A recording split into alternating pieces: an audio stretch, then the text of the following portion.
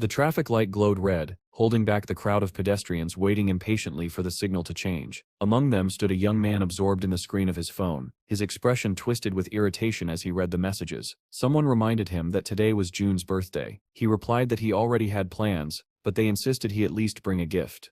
At last, the light flicked green, releasing the crowd across the road. Even as he walked, a nearby chat asked where he was. He told them to go without him. One friend even offered to buy him food, but he refused. Caught in the tide of people, the young man bumped shoulders hard with an older passerby. The man snapped at him to watch where he was going, and the boy apologized quietly. He sighed to himself, thinking the day was already bad enough without strangers crashing into him. He tried to remember what June liked so he could choose a gift, but before he could gather his thoughts, a deafening roar rolled across the area. People stopped and looked around in confusion. Someone wondered out loud if it was an earthquake. Then lightning, massive beyond imagination, tore down from the sky. The crowd froze in disbelief. From the point of impact, a shock wave burst outward, sweeping away everything in its path. Panic erupted, cars exploded, buildings collapsed, and people sprinted forward, leaping over debris. Another colossal bolt struck a nearby building, and it too began to crumble as shattered glass blasted outward. Screams filled the air. People ran in every direction, trying to escape the falling wreckage,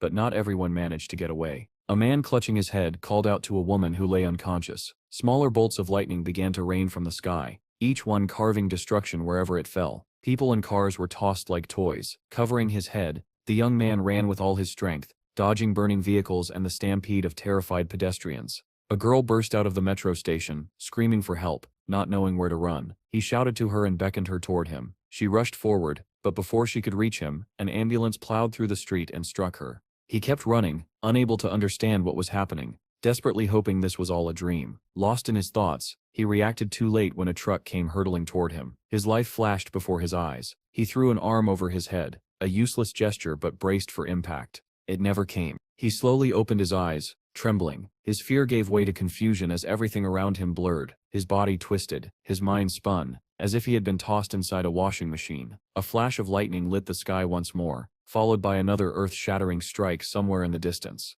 His eyes snapped open fully. He looked around without moving, trying to understand. A moment ago he had been hit by a truck, hadn't he? With effort, he rolled onto his back, and what he saw made his breath catch. Above him hung two moons, one blue and one red. Enormous griffin-like birds soared across the sky. Naked and lying on unfamiliar ground, he could only stare in disbelief. Then came a terrible roar. He scrambled to his feet and turned toward the sound. As he stepped closer, his jaw clenched in shock. A massive bear was roaring furiously, foam flying from its mouth, while a pack of wolves circled it. Two wolves clamped onto its paw, and others crouched, ready to strike. Eyes wide, he watched the violent struggle, until suddenly the scene shattered. Instead of the bear, a doctor in a white coat stood before him, calmly writing in a notebook. The doctor repeated his question. Had the boy really awakened on another planet with two moons and witnessed wolves attacking a bear? Realizing how absurd it sounded, the young man lowered his eyes and said nothing. Jotting down the answer, the doctor asked the next logical question. How had he managed to return from that other world? The boy understood the question perfectly, but he had no idea how to answer. The wolves tore into the bear with brutal precision, sinking their fangs into its neck and ripping away chunks of flesh. Under the relentless assault, the bear's massive body lifted off the ground before crashing back down with a roar that sent stones flying in every direction. The pack moved as one. The largest wolves charged forward while the smaller ones stayed behind, surrounding the fallen bear and tearing it apart. Hidden between the rocks, our hero watched in terrified silence. He was so focused on the carnage that he failed to notice a snow-white wolf cub sneaking up behind him. The cub stared at him with calm curiosity, showing neither threat nor friendliness. Panic surged through him, and he cursed inwardly as fear filled his eyes. He bolted. Running with everything he had, he leapt over rocks as dust clouds burst beneath his feet. Dawn crept across the sky, painting it orange. But he could not slow down. His lungs burned, sweat stung his eyes, and every breath felt like fire. Still, he ran. Then, without warning, a translucent message appeared before his eyes, visible only to him. It read, "Your physique has increased by 1. He stared at it in confusion, unable to understand what it meant. Distracted, he never noticed the rock jutting from the ground until his foot caught on it. He stumbled and fell, straight onto a slope. Instead of hitting the ground once, he tumbled down the hill, crashing through bushes before finally dropping off a small ledge and landing headfirst into thick grass. He lay there coughing uncontrollably, tears and sweat dripping onto the earth. When he finally caught his breath, he wondered whether the strange sounds he heard were real or just illusions from exhaustion. Then something caught his eye.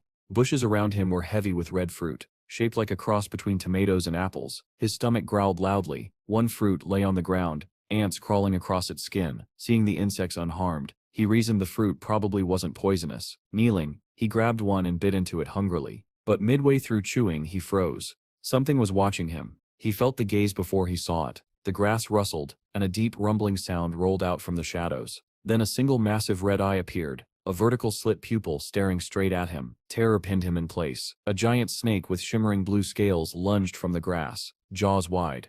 Paralyzed by shock, he stared into its eyes, accepting his fate.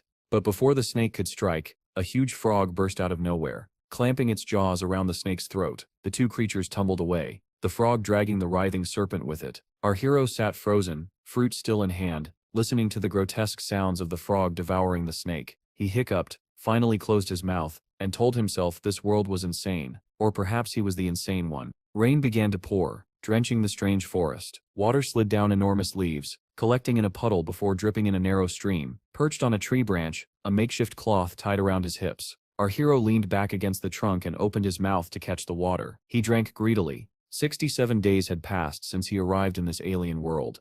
Below him, the same wolf pack still prowled, tracking him without rest. He watched them with weary resignation, knowing they could catch him at any moment. But wolves were only one of the dangers. He needed a safer place. Night fell again, and the two familiar moons lit the sky. A year passed. Now stronger and more resilient, he discovered a giant bunch of bananas, each one as large as he was. With great effort, he tore a single banana free. It slipped from his grasp, but he caught it before it fell.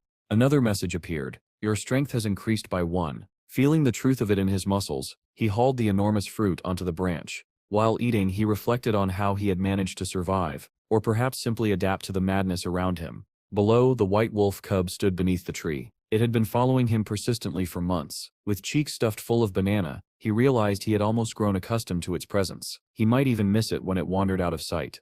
A warm stream of liquid suddenly slid down his back. Startled, he looked upward and immediately cursed under his breath. At the top of the tree sat a massive gorilla, baring its teeth as it began to descend with startling speed. Drool sprayed from its mouth as it lunged downward, swinging its enormous fists. Our hero tensed, watching the creature surge toward him. With one mighty blow, both fists slammed into the branch where he sat, shattering it into splinters. But he reacted in time, grabbing the hanging liana with one hand, while still managing to keep hold of his banana with the other. Dangling in the air, he cast an indifferent glance at the gorilla and muttered that perhaps she'd get lucky next time. But luck wasn't on her side. The branch she landed on snapped beneath her weight, sending her plummeting. The white wolf cub below watched wide-eyed as the giant body fell and landed right beside him. The impact blasted rocks and branches outward, and the cub was thrown back by the shockwave. Still clinging to the liana, our hero noticed the wolf cub's injury. A branch had pierced its paw. Before he could react, the gorilla, astonishingly still alive, slammed a massive hand into the ground and pushed herself upright. Her attention shifted from him to the cub. The wolf bristled, refusing to retreat even as the gorilla growled, lowering her gaze to him. She raised a massive fist. The blow sent the cub flying with a pained whine. Then something blurred through the air. Our hero, having let go of the liana, launched himself toward the gorilla. He landed on her back, and gripping his makeshift stick, drove it into her eye. Blood gushed as she roared in agony. But she was far from defeated. With both hands she grabbed him by the shoulders and hurled him like a rag doll. He slammed into the cliffside, the impact knocking the air out of him. Struggling to breathe, he managed to see the white cub scrambling to its feet and running. The gorilla charged again, flattening everything in her path. He stared at her through pain-blurred vision, bitterness curling his lips. He muttered that it had been foolish to get into this fight at all. The memory shattered as the doctor's voice cut through. Why had he done it? Why risk himself? Our hero sighed and replied that he could not keep running forever. Constant escape solved nothing. The doctor stared, unsure how to respond. Then the boy smiled faintly and added that wherever one went, there was always a ruler. In the memory, he sat slumped against a tree, unable to move. The gorilla thundered toward him, ready to crush his skull, until a massive white wolf launched from the side, jaws snapping for the gorilla's throat. Stunned,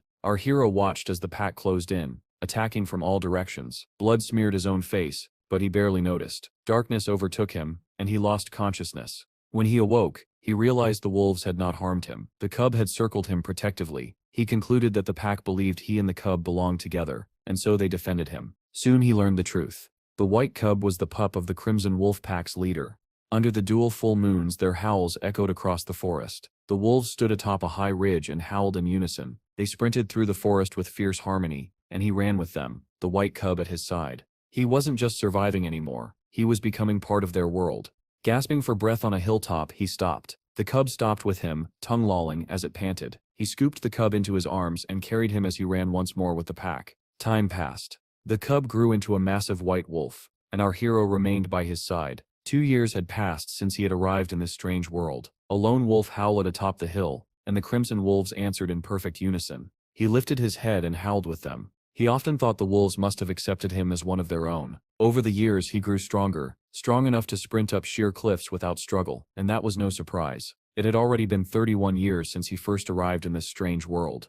A giant snake suddenly burst from the rocks below and slithered rapidly uphill after him, but he had anticipated this. Drawing his knife, he muttered that even after all this time he still had no idea how to escape this world. He had never found the slightest trace of civilization. With one swift motion, he slashed the snake open from its jaws almost to its tail. The wolves below leapt in to finish the job, tearing apart the rest of the creature. Soon after, they hunted a boar. Running alongside the wolves, he felt fully integrated into the pack, participating in their endless battles for territory. He swung from the vines while watching the wolves chase the boar. Then he leapt, letting out a hunting roar. Mid-air, he released the liana, drew his knife, and plunged down onto the boar's head. The blade slid in effortlessly. A flock of birds burst into the cloudless blue sky as he stood atop a hill. Realizing 120 years had passed, he was certain now, he was the only human on this planet. He remembered mourning fallen wolves. He had made countless furry companions and lost just as many. Sitting on the cliff with a blood-soaked knife, he realized he no longer knew how long he had been here. Centuries had passed. He did not understand how he was still alive. The doctor's voice intruded on the memory, concluding that even after 500 years and becoming the wolves' leader, he had found no civilization at all. So how had he returned to Earth? Our hero Sit's gaze drifted back into the memory. On a moonlit hilltop, a pack of crimson wolves charged toward an opposing tribe of gorillas. Both sides bristled, growled, and prepared for war. He ran with the wolves, wearing crude boots he had fashioned over the centuries. The two forces collided, howling and roaring as the battle erupted. He looked like a beast himself now. Knife in hand, he pushed off the ground with all his strength. Suspended in the air, he drew back his arm to strike a gorilla. Then a thunderclap shook the battlefield. The sound was unmistakable. It was the same sound he had heard on Earth, all those centuries ago. He froze in disbelief. His consciousness twisted, spiraling away as the world distorted around him. Everything slowed. The battle, the roar, the charging gorilla. Lightning struck the ground where he stood and swallowed him whole. When the flash faded, he was gone. Only his ancient knife remained. Suddenly, a ruined city appeared. Cracked buildings lined a broken road where 3 people walked cautiously. A radio in one of their hands beeped repeatedly. One of them halted. Great. A woman with long hair turned and said, "We stature going this way." The device screeched louder. Her companion protested. "But Captain," she cut him off, explaining that the spatial energy readings were off the charts. "Send the coordinates to portal control. Now," the other man ordered. The youngest pressed a button on his instrument. Coordinates sent. A pillar of light exploded open before them. "The portal is opening," someone shouted. All 3 scrambled back. One muttered that they had no idea what might come out. Another admitted he had a very bad feeling. They sprinted away, but the shockwave blasted outward, throwing them like ragdolls. Coughing, one man screamed in terror that the portal had opened. Another clung to a wall, shouting that he didn't want to die. Only the woman stood firm. She turned toward the portal, hand gripping the hilt of her katana. "I selt buy time. Run," she barked. One of the boys fumbled with his device, calling the bureau for emergency backup. The portal glowed like a blazing red circle as the woman faced it head-on. "Come on," she thought fiercely. "Come out, I'll tear you apart." A silhouette stepped into view within the crimson glow. Her breath caught. Her defiance faltered. She stared as the haze dissolved and a human figure became visible. It was him. Her fear melted into stunned disbelief. "Is that truly a human?" she whispered, as a tremor ran through her body. Our hero, after centuries living like a beast, stumbled out of the portal in utter confusion. His instincts, sharpened by 1,000 years among predators, lashed out first. He opened his mouth and released a deafening scream. It sounded nothing like a human voice. It was the roar of a wild animal. The girl standing before the portal froze in absolute shock. Her hand gripped the hilt of her katana so tightly that her knuckles turned white. She had prepared herself to face an unknown enemy, but the creature emerging from the portal, this man radiated a primal, suffocating pressure that made her tremble. Steve snarled at her, his eyes sharp and predatory. She could hardly believe he was human at all. Her instincts screamed that this was a beast, not a man. But then the roar abruptly stopped. Steve's strength drained. He sank to his knees, then collapsed entirely as the portal's fading hum quieted behind him. The two men who had called for reinforcements approached cautiously. They stared at the unconscious figure on the ground, astonished that a human had come through. The girl's fear eased, replaced by bewilderment. What had she just witnessed? What kind of power did this man possess? She looked at his sleeping face and admitted silently that she had never felt such overwhelming pressure, not even in the highest level dungeons. She could not understand who or what he was. One of her companions radioed in, saying reinforcements were no longer needed. Someone had returned, and they needed medical support immediately. Steve sat on a hospital couch as the doctor switched off his recorder. The man smiled gratefully and said he would pass Steve's testimony to the Bureau of Awakened People. Steve's vitals were normal. He would be discharged soon. Steve lowered his head and quietly called the doctor by name. The doctor, already at the door, paused in surprise. Steve told him that for the first time in 1,000 years he was speaking to a civilized human being and thanked him for listening. The doctor replied that Steve had shared an extraordinary story and that the world should be thanking a hero who survived a millennia-long ordeal. Steve watched him leave, suspicion flickering in his eyes. The door clicked shut. Down the hallway, the doctor walked to his office, deep in thought. He found Steve fascinating. His story was so vivid and detailed that he could have been a novelist, but all the same he had to file the report. The Bureau of Awakened People towered over the city, several high-rises with helipads dotting their roofs. In the captain's office, the girl with the katana, Jean, scanned a file. "Is this information correct?" she asked. The captain blinked. "What step's wrong?" "This says he sits rank F." The captain nodded. "A rare case. If he were rank E, the state would grant us benefits." John frowned. "Rank 5 means he sits basically an ordinary civilian. Someone like that shouldn't sit even be able to cross a portal."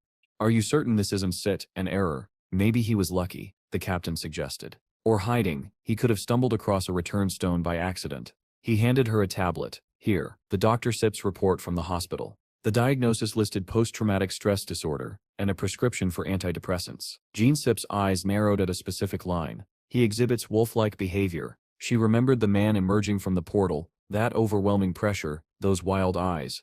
At the time, she had trusted her instincts. Now she wondered if she had imagined it. Everything seemed too surreal. "This is his file," she confirmed. "Yes." Regardless of the details, the captain said, "We still treat him as a returned." Jean requested permission to deliver the documents personally. The captain stared, confused why she insisted, but she simply replied, "I need to see it with my own eyes." Though years had passed, the hospital looked the same as any other. Steve lay on his bed, thinking, 2 weeks since his return. 2 weeks in a world he once belonged to, yet now felt alien. He had long wished for this day, but now that he was here, he didn't know what to do. A nurse entered with a food tray, telling him it was time to eat. His stomach growled loudly. Only now did he realize he was starving. The dishes looked delicious, and he decided survival came first. A knock sounded. The door opened immediately, and Jean stepped inside. She stopped cold. Steve was squatting on the couch, eating like a feral animal. No cutlery, no restraint, just raw instinct guiding his movements. When he glanced at her, it was only briefly, as if assessing a presence near his food. Jan managed to greet him. Steve paused mid-bite and muttered, "That smell, that blonde hair." He crouched beside her, sniffing lightly. "You seem familiar." Jean stiffened. "I stamped the first person you saw when you returned." She remembered how he looked emerging from the portal, a predator. Even now, watching him devour food, she questioned her instincts. Was he dangerous, or simply broken? Steve licked the tray clean and set it aside. "The food is good." Then he asked, "What is this Bureau of Awakened you mentioned?" Jean blinked. "Why are you speaking so casually to me?" Steve stared in confusion, then replied simply, "I seppen 1,000 years older than you." Jean remembered the doctor's diagnosis, wolf-like behavior, and looked away. Reminding herself that Steve was technically still a patient, she placed the papers before him and explained that the Bureau of Awakened People existed to help individuals like him adapt. Everything he needed to know was written in the document. All he had to do was read carefully and sign the consent form. Steve picked up the pen and immediately sniffed it. Jean stared at him. "Why do you keep sniffing everything?" He replied, almost offended. 1,000 years have passed, and you still use pens." Jean snapped, "Sign it. Don't draw with it." He apologized softly and added, "Useps is still the same as you were 1,000 years ago." She muttered a curse, called him a Neanderthal, and thinking he really was just an idiot, pointed once again to where he needed to sign. While she waited, she noticed him doodling instead, sketching a wolf on the corner of the page. Slightly embarrassed to interrupt, she asked, "Did you learn to draw there?" "I already knew how," he replied. "And did you learn anything else?" She pressed. "Magic, voodoo, martial arts?" He blinked at her. I lived in the forest to survive. John finished the sentence for him, annoyed. So you spent 10 years running for your life. Steve stopped drawing. 10 years? What are you talking about? To become a real returnee, someone who can pass through the portal, you need to kill monsters and absorb their spatial energy, but you probably just stumbled onto a travel stone. She sighed. I misread the situation. Steve repeated in disbelief. 10? I wasn't set in the jungle for 10 years. I was there for 1,000. John Sepp's voice rose. Stop joking. You Steph been gone since 2015. It's Sepp's 2025. 10 years. Steve snatched the documents, flipping through them frantically. The dates were there, clear, undeniable. Only 10 years had passed on Earth. He felt the world tilt beneath him. Jan tossed him a card. Your awakened ID. Half of your medical expenses will be subsidized, so read the documents, and when you recover, go back to your family. She left without waiting for a reply. Steve stared at the closed door. Family. A word he had forgotten. He clutched the documents, trembling as he read. If only 10 years had passed, were they still alive? His eyes widened when he reached the page listing his relatives. His mother, his father, both dead.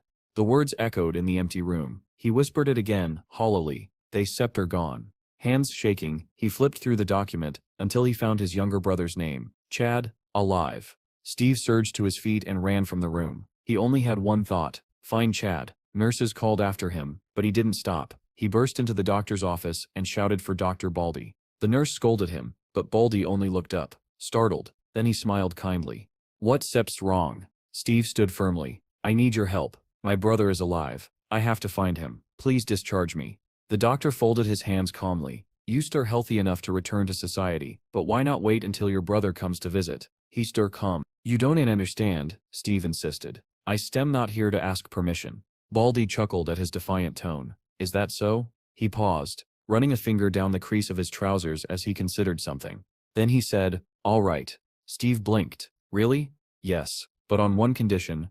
Moments later, Steve sat in the back seat of a taxi, thanking the doctor repeatedly and promising he would never forget the favor. Baldy stood beside the vehicle, looking rather pleased with himself. He instructed the driver, he hasn't set fully recovered. Make sure he arrives safely. The taxi pulled away, and Steve's journey to find his brother began. The yellow taxi rumbled away into traffic while Dr. Baldy and the nurse watched from the curb. The nurse crossed her arms and scolded him gently. You paid his hospital bill, bought him clothes, even paid for his taxi. Why? We usually just let frank patients take care of themselves. And why does he call you Dr. Baldy like you steer old friends? The doctor chuckled. Why? I stem not even sure myself. Maybe, he thought for a moment, smiling faintly. Maybe I want to keep listening to his story. The nurse blinked in disbelief. Why listen to that nonsense?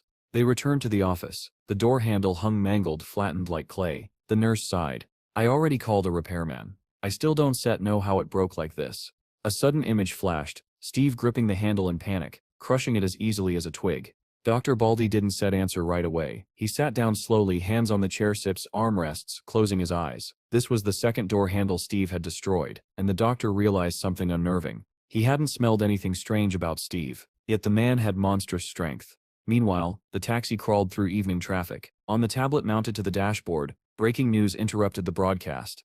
A reporter announced that due to miscalculating a portal's appearance time, monsters had emerged into an unprotected field. The screen showed a towering, nightmarish creature with rows of teeth, and a second twisting mouth growing from within the first. The ministry had deployed the Army and Air Force. The situation was contained in 50 minutes, but at a heavy cost. 2 tanks destroyed, 12 soldiers and awakened dead. The broadcast ended, replaced by the flashy intro to a fighting show, League of Zoom, a televised battle club for awakened warriors. 2 C-rank fighters appeared on screen. The commentator said the winner would challenge the world's second-ranked warrior. Steve watched quietly, not understanding any of it. The driver, however, was thrilled. Look at that footwork. If I were awakened, I set quit this taxi job and join a guild. Steve asked calmly, are there hunting grounds here too? The driver nearly swerved. Hunting grounds? What, did you hit your head that hard? Steve didn't argue. He only said, just explain it without beating around the bush. So the driver did. 10 years ago, the day of the great catastrophe, portals opened all over the world, monsters poured in. Helicopters tried to shoot them down, but it didn't matter. 10% of humanity died that day. Steve Sepp's chest tightened. Since then, the driver continued, the military can handle everything, so mercenaries awakened fight the monsters instead. They get licenses, get paid, join guilds. Steve asked, how does one get a mercenary license? The driver laughed. Not just anyone. You have to be awakened and pass the Bureau Sits exam. Steve absorbed this new reality. It felt more alien than the world of wolves. By sunset, the taxi reached the outskirts of the city. Narrow streets, small houses, old cars lining the curbs. The driver parked beside a two-story brick home. "This is it," he said. "Spend time with your little brother." Steve thanked him, swallowing hard. He approached the house slowly, heart pounding. Was Chad really just behind that door? An elderly woman at the window noticed him and leaned out, annoyed. "Who are you?" "I came to see Chad," Steve answered. The old woman froze when she heard the name. She stared at him closely, her expression shifting from shock to anger. "You brat." Still wet behind the ears. "How dare you speak to your elders like that?" Steve blinked in confusion, completely lost. He waited for an explanation but none came. The woman simply glared at him like he had offended her somehow. And Steve, who had fought beasts and survived a 1,000-year nightmare, found himself utterly baffled by an old woman in a window. The old woman snapped that no Chad lived here and barked at Steve to leave immediately. She slammed the window shut, leaving him standing on the doorstep in pure confusion. Maybe he was at the wrong house. But then he heard shouting inside. "Those creditors keep coming here. I'm sick of it." And a child-sip's trembling voice answered, "Has that scary man come back?" Steve froze. A child afraid of a loan collector? His confusion deepened as he listened. The old woman soothed the child, saying the man hadn't returned yet. Steve couldn't understand how this world supposedly civilized could terrify a child who had done nothing wrong. He approached the front door. Inside, the old woman muttered that the boy's father worked non-stop, yet their debts only grew. The child asked, "Is Daddy drowning in debt?" And the woman quickly hushed him, telling him to keep eating. A mailbox hung crookedly beside the door, stuffed full of envelopes. Steve took one out. The name on it, Chad. The sender, a debt collection agency. Steve Sepp's stomach tightened. Chad, a debtor? He stepped away, unwilling to trouble the old woman further. As he walked down the street, he mulled over what he'd learned. In the wild world, strength was law, but here, money was strength. And without it, even a child suffered. His fists clenched. He needed power, real power, if he was going to survive in this world and help his brother. Lost in heavy thoughts, he arrived at the Bureau of the Awakened. He entered without issue, and approached the scanning terminal. When he placed his ID card down, a message appeared. "Does not match." A bored receptionist at the checkpoint looked up. "Your mercenary application was rejected. You don't meet the requirements." Steve frowned. "But I sep an awakened Frank." "Oh, you start at rank F, alright," she said, "but you don't have enough awakening points." "I just came out of the portal 2 weeks ago," he insisted. She laughed. "Normal people can go through portals, they be ripped apart." "I felt that pain before," Steve murmured. "Leave the fantasies at home," she sighed. "Go to school or earn points in the field, then come back when you're properly awakened." Steve drifted toward the reward wall, reading the poster, goblins. $500 each. He read it twice, not understanding what goblins they meant. Exhausted, he stared blankly. He needed answers, and money. From above, the city looked divided, tall walls carved through every district. He remembered asking a taxi driver about them earlier. "Oh yeah," the driver said, "they surround the whole city. Check the Maps app." "What app?" Steve had asked, causing the driver to stare at him like he'd grown another head. The driver explained the city's structure, 12 districts, gates separating them, and gates leading out to the fields. Steve realized he absolutely needed a phone. The taxi stopped at a massive gate, marked 27. The driver pointed ahead. "This is the field gate. Good luck, man." Steve thanked him and stepped out, staring at the towering structure. According to what he had learned, crossing through these gates meant entering the hunting grounds, hostile zones filled with monsters. He walked through the checkpoint cautiously, then approached 2 armed soldiers guarding the entrance. "What brings you here?" one soldier asked. Steve replied firmly, "I in here to hunt." The soldier scowled. "License?" Steve lowered his head. "I don't have one." The second soldier stepped forward. "Civilians are banned from entering the field." But before anything else could be said, a loud commotion erupted from the entrance. "Close the gate," someone shouted. "It's too late," another voice yelled. An SUV blasted out of the field, smashing through barriers. A grotesque creature clung to the driver's neck, its fangs buried deep. The vehicle swerved violently, flipping and slamming into a concrete wall with bone-shattering force. A soldier grabbed his radio, screaming, calling Special Squad. "We have a breach." The others advanced slowly toward the overturned vehicle in a tight formation, weapons raised. The commanding officer barked orders to establish a line. Something inside the SUV twitched. The soldiers held their breath. Steve stood behind them watching the scene unfold, yet compared to the horrors he had survived for centuries, he felt a familiar deadly calm settling over him. Something was coming out. The soldiers steadied their rifles as something inside the overturned SUV began to move. "Take aim," the commanding officer shouted. A massive green hand, bleeding, clawed, and inhuman, smashed through the shattered window. Then the creature pulled itself out, its long fangs glinting as it growled. "Fire!" The soldiers unleashed a deafening barrage. Explosions of gunfire echoed through the gate as dozens of bullets tore into the creature. It screeched, shaking under the impact, its body shredded with holes before collapsing atop the wreckage. "Cease fire. All clear. Call an ambulance."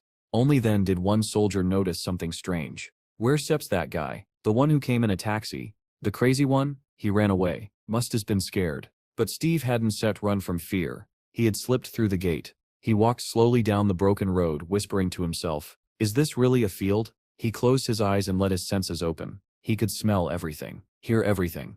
The field was alive, and he felt all of it. He climbed a rubble-covered hill, staring at the ruined buildings stretching across the horizon. The sun painted the sky orange as it set behind the shattered silhouettes of a fallen city. Darkness soon followed, and he stood still beneath it, feeling a familiar comfort. Night. A world he understood. He stepped forward off the cliff without hesitation. His body plummeted. His eyes closed. Now, the hunt begins. He landed hard, one knee striking the asphalt. Dust exploded around him. The ground cracked beneath the force, yet he rose smoothly, ignoring the damage. Hand to the ground. Leaning forward, he lunged. The pavement detonated beneath his feet as he surged ahead. So fast he became a blur. The dust trail behind him was the only sign of his passage. He leapt upward, ascending the height of an entire building. But midway, something felt wrong. His breath faltered. His strength dipped. He barely managed to grab the edge of the roof. Panting, he pulled himself up and wondered if returning to Earth had weakened him. Under the full moon's glow, he stood at the rooftop edge, hands tucked in his pockets. Concentrating, he sniffed the air. Something answered. He turned his head toward it. He jumped off the building, landing lightly, then sprinted toward the source of the scent, the same building he had noticed earlier from atop the hill. Inside that crumbling structure, a white wolf, its fur stained crimson with blood, was cornered. 3 monsters surrounded it, their eyes gleaming with triumph. The largest growled deeply, savoring its imminent kill. But the wolf refused to bow. It pressed itself against the wall, snarling defiantly. Steve approached quietly, step by step. The wolf met his gaze. "Do you want help?" he asked silently. And in the wolf's eyes he saw the answer. Yes. The monsters lunged. Steve smirked. He rushed forward with a speed that blurred his outline. "You're all my prey now," he growled. His fist connected with the first monster's skull. Crack. And it dropped instantly, its head splitting open like a crushed watermelon. Suddenly, a glowing message materialized before his eyes. "Searching for your class. Searching for your class. System error." More windows popped up, multiplying rapidly. "What?" Steve muttered. "System error?" He waved dismissively. "Delete." And they vanished instantly. Along with his distraction went the monster's patience. A pack surrounded him, teeth bared. One monster charged. Steve struck once. Its teeth shattered into powder. Another lunged. Steve slammed a fist into its skull and sent it flying. The third tried to flee, scrambling up the wall in terror, but a sound behind it made it turn. Steve was already there. He grabbed its head with one hand, stopping it cold, and hurled it down. The creature hit the ground with a heavy broken gasp. The battlefield fell silent, except for Steve's steady breathing and the soft growl of the white wolf behind him. The hunt had only just begun. The monster's neck snapped on impact, its body collapsing in a heap. Steve leapt down after it, landing lightly beside the corpse. Dust settled around him. And then another glowing window appeared. "Your class is derated. Resetting statistics. Impossible. Failed to obtain new abilities. Fatal error." Steve stared at the last message, his eyes widening. He remembered this error hundreds of years ago in the jungle. When his constitution reached its maximum, the system had stopped increasing it. No matter how much he trained or fought, he never received another improvement message. And now he realized something else. Statuses existed on Earth too. "Maybe that's why I feel weaker," he muttered. Another window blinked into existence. "Access to store. Open." "A store?" Steve whispered, stunned. He pressed the button. A new interface appeared. Velk points. 7. Water bottle. 1 Velk. Bread rye. 2 Velk. "That's it?" Steve groaned. Still, he chose water and bread. A bottle and bun materialized in front of him, hovering in midair before dropping softly at his feet. A faint whine snapped him out of his thoughts. The white she-wolf, bleeding heavily, lay against the wall, a small wolf cub crying beside her. Steve approached slowly so as not to frighten them. Kneeling beside the she-wolf, he stroked her muzzle. She was dying. Her breaths were short and ragged. "Poison," the cub whimpered. Steve sighed. "I didn't come here to be a babysitter," he said softly. Talk to me. But the she-wolf could no longer respond. Her eyes fluttered shut. The wolf cub stared at him with impossibly sad eyes. Steve sighed again. Fine, I get it, he muttered. Maybe this meeting was meant to be. Instead of taking the water, he reached into his jacket and pulled out the rye bun. He placed it gently in front of the cub. Eat. While the cub ate, Steve returned to the battlefield. 7 dead monsters. He counted them all. A car would have been useful, he said with a tired exhale. The sun rose over the ruined city, painting the world gold. Steve stood with his eyes closed, soaking in the warmth. Later, he sat beneath a large tree. The cub slept curled in his lap. Before him lay the freshly covered grave of the she-wolf. He stroked the pup's back. It's Step's time to go. At gate 27, chaos erupted. Cars were backed up. Drivers argued with soldiers about quarantine procedures. Suddenly, everyone fell silent. Heads turned. Eyes widened. A soldier whispered, "Is that?" From the gate, Steve walked out, calm, steady, carrying a wolf cub in one arm, and strapped across his back. 7 monster corpses, still dripping blood. A driver gaped. He carried all that by himself? Another choked. Did he kill them alone? The soldier finally recognized him. It's Tim. Steve marched straight into the Bureau of Awakened People and returned to the clerk who had denied him earlier. Her jaw hung open as she calculated his earnings. For 7 goblins, that sits $350,000. 3 heliotrope minerals, $60,000. Quarantine and puppy vaccinations, deducting $200. Total payout, $410,000. Steve blinked. What sipsed heliotrope? She held up a glowing red stone. This is taken from a goblin sit's heart. Value depends on size and energy. She added, since you don't sit have a bank account, you sell get cash, but you should open one. You said we're capable. Steve stared at the thick stack of bills in his hands. If I keep hunting, money won't set to be a problem. Meanwhile, somewhere else in the city, a white van pulled up to a small corner store. The driver greeted the owner. Where sips Chad? Haven't seen him lately. Part-time job, the young man replied. Poor kid Sep's suffering from debt. Field work is tough, Chad admitted, but the pay Sep's worth it. The owner handed him a chocolate bar. Bill likes these. Chad handed over a bottle of beer. Count that too. The van rolled off again. Chad, cheerful and humming to himself, was on his way home, completely unaware that his older brother, whom he thought long dead, was finally back in the world, and getting closer with every step. Suddenly, someone behind Chad called his name. He turned, startled by the familiar voice, but before he could react, a baton struck him brutally from behind. Chad collapsed, the groceries spilling out of his bag across the ground. The man holding the baton grinned cruelly, saying he was glad to see Chad again. He added that they were starting to think Chad had abandoned the child and run away. Blood trickled down Chad's forehead as he stared at the group of men in terror. The quiet neighborhood filled with sobs and the dull sound of blows. The man with the baton looked Chad over and commented mockingly that the boy's face had improved. Then he lowered the baton to his shoulder and began shouting. He complained that he had lost count of how many times he had come here for the money. Chad apologized repeatedly, trying to endure the pain. He held out a wad of cash. Everything he had earned, $240,000. The man counted it aloud, $160 for the month, $120 in interest, gasoline, dry cleaning. He sat down on the steps, unimpressed. Too little. 2 more men stood behind Chad, blocking his escape. Hearing this, Chad trembled violently, tears welled in his eyes. I shall get the rest, I swear. 3 days, please. I shall get it in 3 days. The man struck him again. And do you know how much interest builds in 3 days? He raised the baton once more. If you lie to me again, he never finished the sentence. A voice cut through the street like a blade. Hey, freak. Everyone turned. Steve approached with calm, steady steps, and beside him padded a small white wolf cub. The man frowned and demanded to know who he was, but Chad had already recognized him. His breath caught. His eyes widened. His voice broke. Big, brother. Steve's face was carved in stone. No smile, no softness, only a cold, controlled fury burning behind his eyes. He saw only one thing, his little brother on the ground. Chad rose shakily from his knees, unable to believe who stood before him. The bandit stared between them, confused. Steve took one step, then another. He stopped before Chad, knelt down, and looked him directly in the eyes.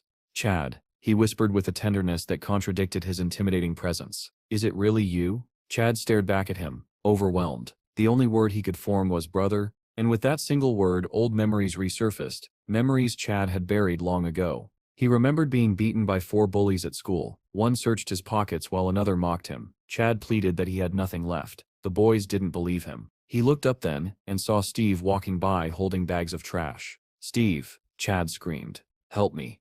The bullies turned in surprise, but Steve only walked past them toward the dumpsters. He didn't even glance at his brother. He simply threw away the trash and walked back, ignoring Chad as he begged. The bullies resumed beating him, telling him that real friends were supposed to help with money. Chad cried through the pain, watching Steve walk away. His brother had abandoned him once, and Chad never forgot that feeling. Later, when the red domes appeared over the city and monsters began crawling out, Chad was home watching the news. The broadcast was interrupted by a violent knock at the door. Chad ran in fear, thinking, "Mom?" But it wasn't his mother. It was his aunt and uncle. They said they couldn't reach his parents and asked where Steve was. Before anyone could answer, an explosion ripped through the hallway. The blast threw Chad across the room. The wall collapsed, stones flying everywhere. A monster with 3 long snake-like necks rose above the destroyed street. As people screamed in terror, Chad lay bleeding on the floor, paralyzed with fear. Through the broken wall, a giant monstrous eye stared directly inside. He held his breath, certain he would die. But the monster didn't see him and moved on. Sitting in the wreckage, Chad thought bitterly that he no longer cared if Steve vanished from the world entirely. And now, seeing his brother standing before him after 10 years, he realized that these were the exact thoughts he had carried all this time. Steve smiled faintly. "You still gotten older, Chad." Chad still stared at Steve in disbelief. For 10 years he had truly believed his older brother was dead. Now Steve stood before him, alive.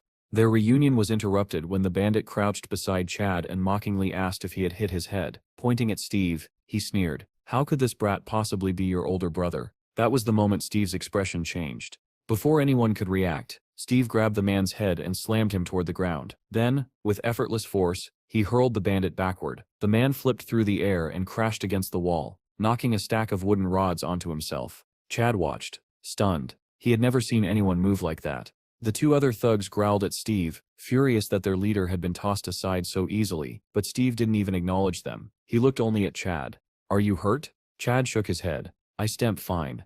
The bandits took Steve's calmness as disrespect. One rushed forward and kicked Steve in the neck. Steve didn't flinch, didn't react, didn't even look at him. A heartbeat later, the thug screamed as he was launched sideways, his leg twisting into an unnatural shape. He collapsed onto the pavement, clutching his shattered limb. The last thug froze where he stood, trembling. He immediately understood. Steve was awakened. Steve turned his gaze on him. "You, come here." The boy backed away in terror, babbling that he never attacked anyone and had tried to stop the others. Steve wasn't interested in harming him. He pulled a wad of cash from his pocket and dropped it on the ground. "Take it," he said coldly, "and get out."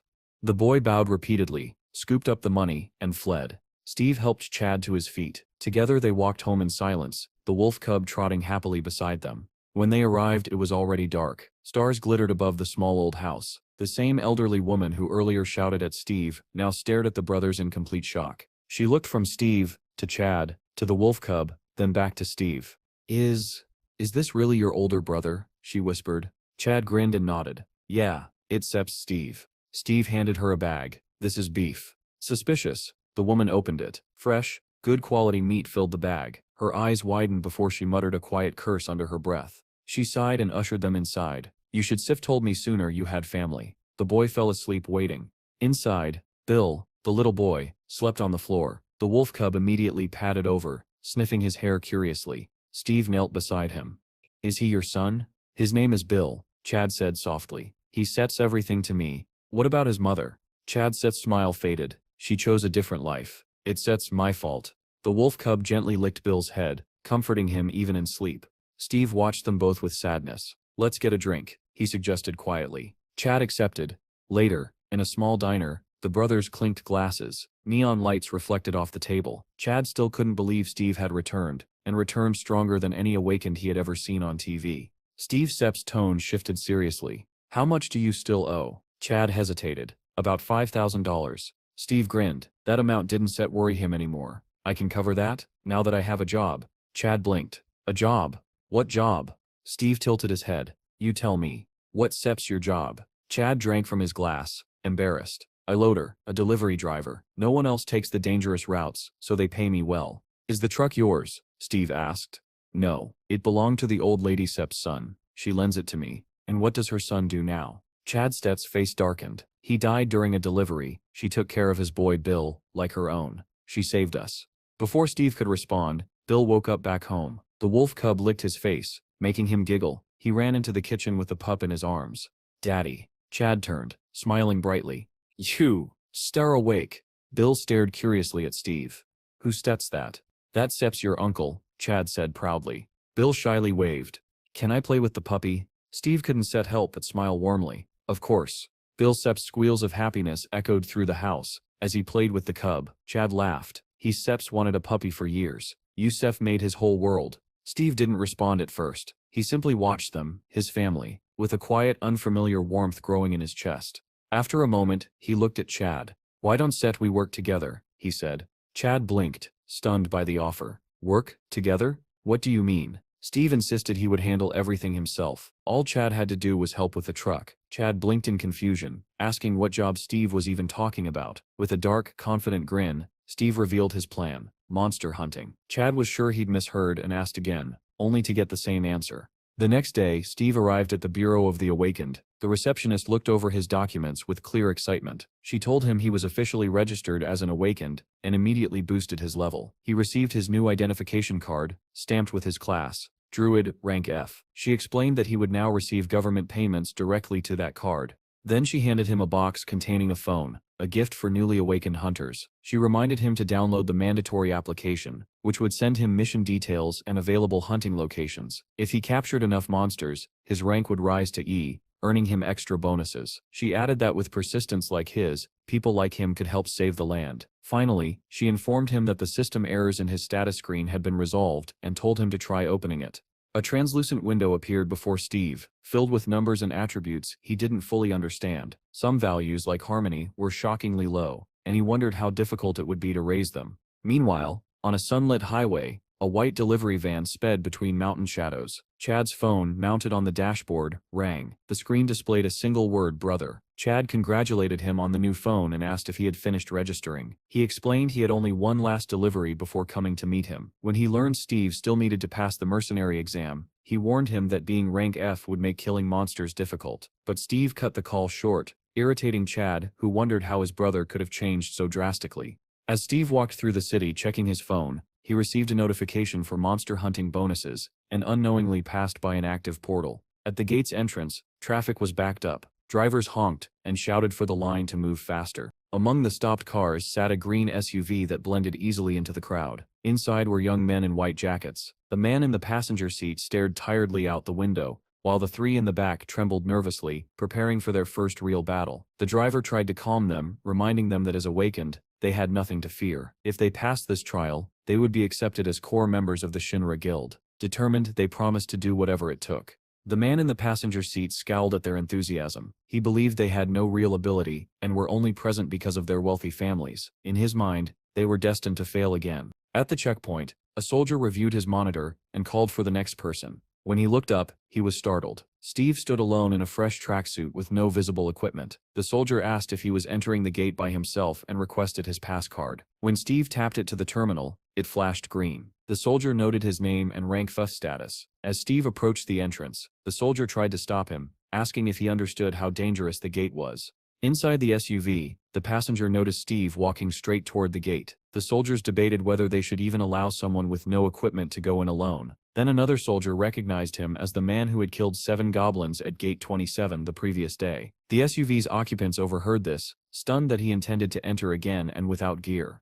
Once the system unfroze, the soldier waved the SUV forward. The man in the passenger seat abruptly ordered the driver to chase Steve, startling him, but the driver obeyed, accelerating through the gate. They turned the same corner Steve had taken, but as the SUV screeched to a stop, the men stared in disbelief. The path ahead was empty. Steve had vanished completely. The driver looked around in confusion, trying to understand how someone they were seconds away from catching had disappeared without a trace. The man watching from the shadows wore a sinister smile, convinced he had found an easy target. But at that very moment, Steve was already sprinting through the forest, kicking up clouds of dust with every long, powerful stride. When he finally slowed to a stop, he planted one foot forward, bent over with his hands on his hips, and tried to catch his breath. The run told him everything he needed to know. His body truly had weakened. Opening his status menu only confirmed it. If he wanted to survive, training was unavoidable. Then he heard something ahead. Steve straightened, focusing on the faint noise. Voices. Human voices. One snarled, "Come on, attack, coward."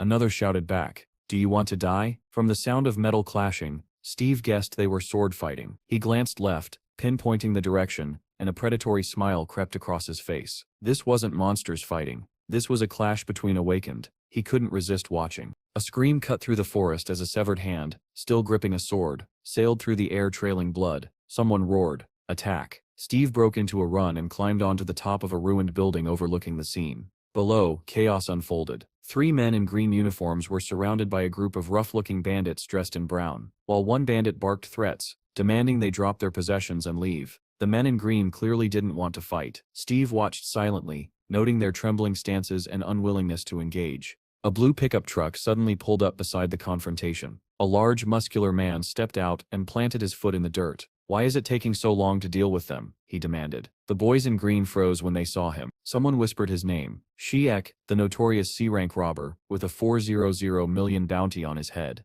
That number caught Steve's attention. 400 million. Even he couldn't pretend that wasn't impressive. The bandits mocked the green-uniformed boys, saying they should have surrendered earlier. Now it was too late. Sheikh rubbed his hands together and smirked, introducing himself and daring anyone brave enough to catch him. The boys in green panicked, realizing the stories were true. One even begged to leave everything behind if they'd be allowed to walk away. Sheikh dashed forward without warning. Too late. That's not fun anymore. One of the green-uniformed boys tried to stop him, voice full of terror, insisting they didn't care about their belongings anymore. Before Sheikh could strike, a figure dropped from above. Steve landed between the two groups with a heavy thud, hands still buried casually in his pockets. Dust billowed around him. Everyone froze. Sheikh, the boys in green, even the bandits in brown. Steve stepped forward as the dust settled. Sheikh asked who he thought he was. An angel descending from heaven, but Steve ignored the taunt. He pointed at him and asked only one thing. Is the bounty really 400 million? Towering over him, Sheikh demanded to know who he was. Steve replied with a cold seriousness, I just need the money. The bandits recoiled, dumbfounded. The boys in green stared at him as if he'd lost his mind. Sheikh burst out laughing, delighted by the absurdity. With a sneer, he asked if Steve actually thought he was from the commission. Steve didn't answer. He simply stared. Then Sheikh's eyes glowed red. He told Steve that anyone who looked into his eyes for 5 seconds would be unable to move. Steve stood frozen in shock as his own body began to glow a faint shade of red. He couldn't understand what was happening. One of the boys in green recognized the technique and went pale with fear. Sheikh chuckled, confident his ability had worked, and ordered the green-uniformed boys to seize Steve. Cautiously, the boys approached him. Why did you interfere? They demanded. Behind them the bandits stood ready, though far less certain. But then something impossible happened. Steve moved. In one swift motion, he struck Sheikh. Everyone froze. The bandits gaped. The boys in green stared wide-eyed. No one understood how Steve had broken the immobilization skill. And the most shocked of all was Sheikh himself, unable to comprehend how this newcomer, this rank theft nobody, had just landed a blow on him. Steve tightened his other fist, preparing to strike again. His lips curled into a feral, animalistic grin. That's just magic, he said, as if dismissing Sheikh's ability entirely. Sheikh flinched at his tone, staring at Steve in disbelief. Teeth clenched. You're funny, Steve added, raising his fist as his eyes glowed bright blue. Sheikh's own red eyes widened in fear. He tried to regain control, roaring, Stop. His eyes flashed red. To everyone's surprise, Steve's body froze. His fist halted mere centimeters from Sheikh's face. With a smug smile, Sheikh taunted him, claiming he wasn't so simple after all. Drawing a knife from his belt, he swung it, and advised Steve never to let his guard down. But before the blade even reached its target, Sheikh's nose smashed against Steve's rising knee. The knife tumbled from his hands. What else can you do besides that pathetic trick? Steve asked, almost disappointed. Anything more interesting? He threw a punch at Sheikh's face. The man tried to trigger his magic again, starting the incantation, but never finished it. Steve silenced him with a brutal hook, knocking out several teeth. A second blow crashed into Sheikh's solar plexus, forcing the air from his lungs. The final kick struck his ribs, folding him over. Steve grabbed Sheikh's jacket, and with a single decisive movement, flipped the large man over his shoulder. Sheikh crashed through a nearby window, shattering the glass and scattering shards across the ground. Breathing evenly, a faint smile on his lips, Steve said. Too easy. The men in green stared in disbelief, unable to comprehend how Steve had taken down Sheikh so effortlessly. With Sheikh unconscious, Steve turned to the brown-clad bandits holding their swords out defensively. Are you planning to attack? He asked. They vigorously shook their heads, insisting it was all a misunderstanding. Steve ordered them to gather together, and they rushed to the spot he pointed to. He then asked the green-uniformed boys if they had any rope. One grinned nervously and said he did. Steve turned back to the bandits and asked how much they would pay for their freedom. They panicked, babbling that there was no bounty on them, that Sheikh was the only wanted man, and that they were victims who had been threatened. Meanwhile, Shek regained consciousness and listened in outrage as the men claimed Steve was now rich thanks to capturing him. Tears welled in his eyes as he shouted that they were traitors, leeches who clung to him for their share. Steve looked down at him, surprised he was awake already. The green-uniformed boys spoke up, insisting the brown-clad bandits were lying and that capturing all of them would earn a higher reward, but the bandits objected, insisting they were only servants. Shek tried appealing to Steve directly, asking if the government's rules didn't bother him. He said that inside this place, Steve was free to do anything, and if Steve spared him, he would consider Steve a king. Before he could finish, Steve's sneaker slammed into his face. "Sleep a little longer," Steve said. Shek collapsed again, unconscious, a clear imprint of Steve's shoe marking his cheek. Steve turned to the bandits. "There's a reward for them too?" he asked. The green-uniformed boy confirmed they were all criminals. The bandits wilted with despair as Steve commented that there were far too many of them. One of the green-uniformed boys brightened suddenly, saying they had a truck. Steve liked that idea. With a wicked smile, he wished the bandits good night. The forest filled with the sounds of fists, groans, and desperate protests, some insisting there was no bounty on them even as they were knocked out. Soon a red pickup truck sped down the ruined highway, its bed stacked with tied-up bandits like firewood. The driver glanced gratefully at Steve. "Thank you for saving us," he said. "I didn't want to save you," Steve replied flatly. The boys in the back protested, saying that, whether he wanted to or not, he had helped them. That made him their savior. Steve sighed and accepted it since arguing seemed pointless. On the way, he asked the driver about his abilities. The man said he had the skills of a fencer, a stalker, and a scout. Steve was stunned. 3 abilities. The driver explained he had started with one and learned the others through practice. Steve sat back thinking, skills could be acquired? The idea intrigued him. The driver was equally confused, wondering how Steve didn't already know something so basic. Remembering the moment Shek had shouted, "Stop," and how effective it was, Steve concluded that learning a magic-type skill might be a very good idea.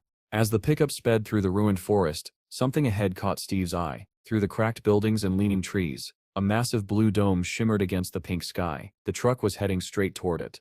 "Is that the portal?" Steve asked. The driver stared at him as if he had asked where the sun came from. "That SIP's a level 1 portal, the easiest kind. It SIP's where we were headed in the first place." Steve sighed, disappointed. "Too bad I don't still have a mercenary license yet. Otherwise I could go in." The driver almost choked. "You don't still have a license? At all?" Steve, missing the shock in his tone, simply answered, "Not yet." The driver kept glancing at him in disbelief.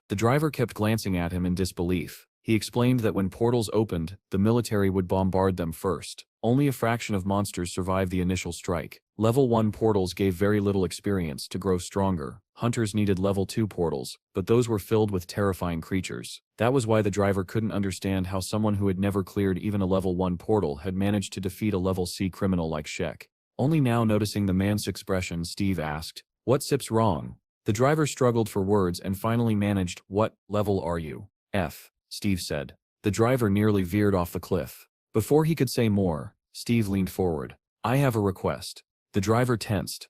Up ahead, the military had set up a perimeter around the portal. Tanks, armored vehicles, and ambulances were stationed nearby. As the haze inside the portal thinned, the first silhouette appeared. One of the boys from the green SUV. 4 others followed him, and one supported a blonde teammate, whose arm had been reduced to a bloody stump. The team hurried toward the medics. The captain, jaw clenched with rage, complained loudly that guilds accepting members like this should be wiped out. Another tried to calm him, saying many younger awakened behaved this way now, but the captain wasn't comforted. He believed rich kids bought monsters through underground brokers, pretended to finish them off, then hired bounty hunters to boost their levels before joining guilds. When monsters were stronger than expected, casualties followed. He was tired of a world ruled by money. As he approached the soldiers, he asked why there was so much noise in the level 1 zone. The soldier replied that 10 robbers had been caught, among them the notorious Sheik.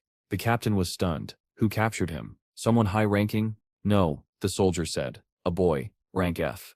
The captain and his partner froze. How? The soldier explained casually. He beat him up, broke his nose, cheekbones, ribs, both sides. The captain immediately remembered the lone figure who had entered the gate without equipment. His blood ran cold.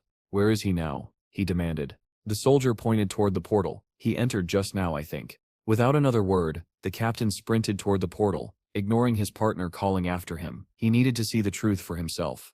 Reaching the checkpoint soldier, he shouted his rank. The soldier turned, startled, and asked what the matter was. "The man who captured Sheik," the captain said. "Did he enter the portal?" Right then, Steve stepped out of the portal with one of the rescued boys. "That didn't set hurt at all," Steve said. looking down at his clothes, and these didn't set disappear. The boy explained, items made in our world can set pass through portals. These clothes are crafted from otherworld materials. They set are extremely expensive. Steve wasn't listening. Something behind them caught his eye, a glowing doorway suspended in the air. What seps that? That seps the portal gate, the boy said. Inside the portal splits into 38 subportals. We entered number 24. As Steve watched, the glowing door vanished. Why did it disappear? He asked. They need to clear the area first, the boy replied. Then it reappears. Clear it? You mean kill everything inside?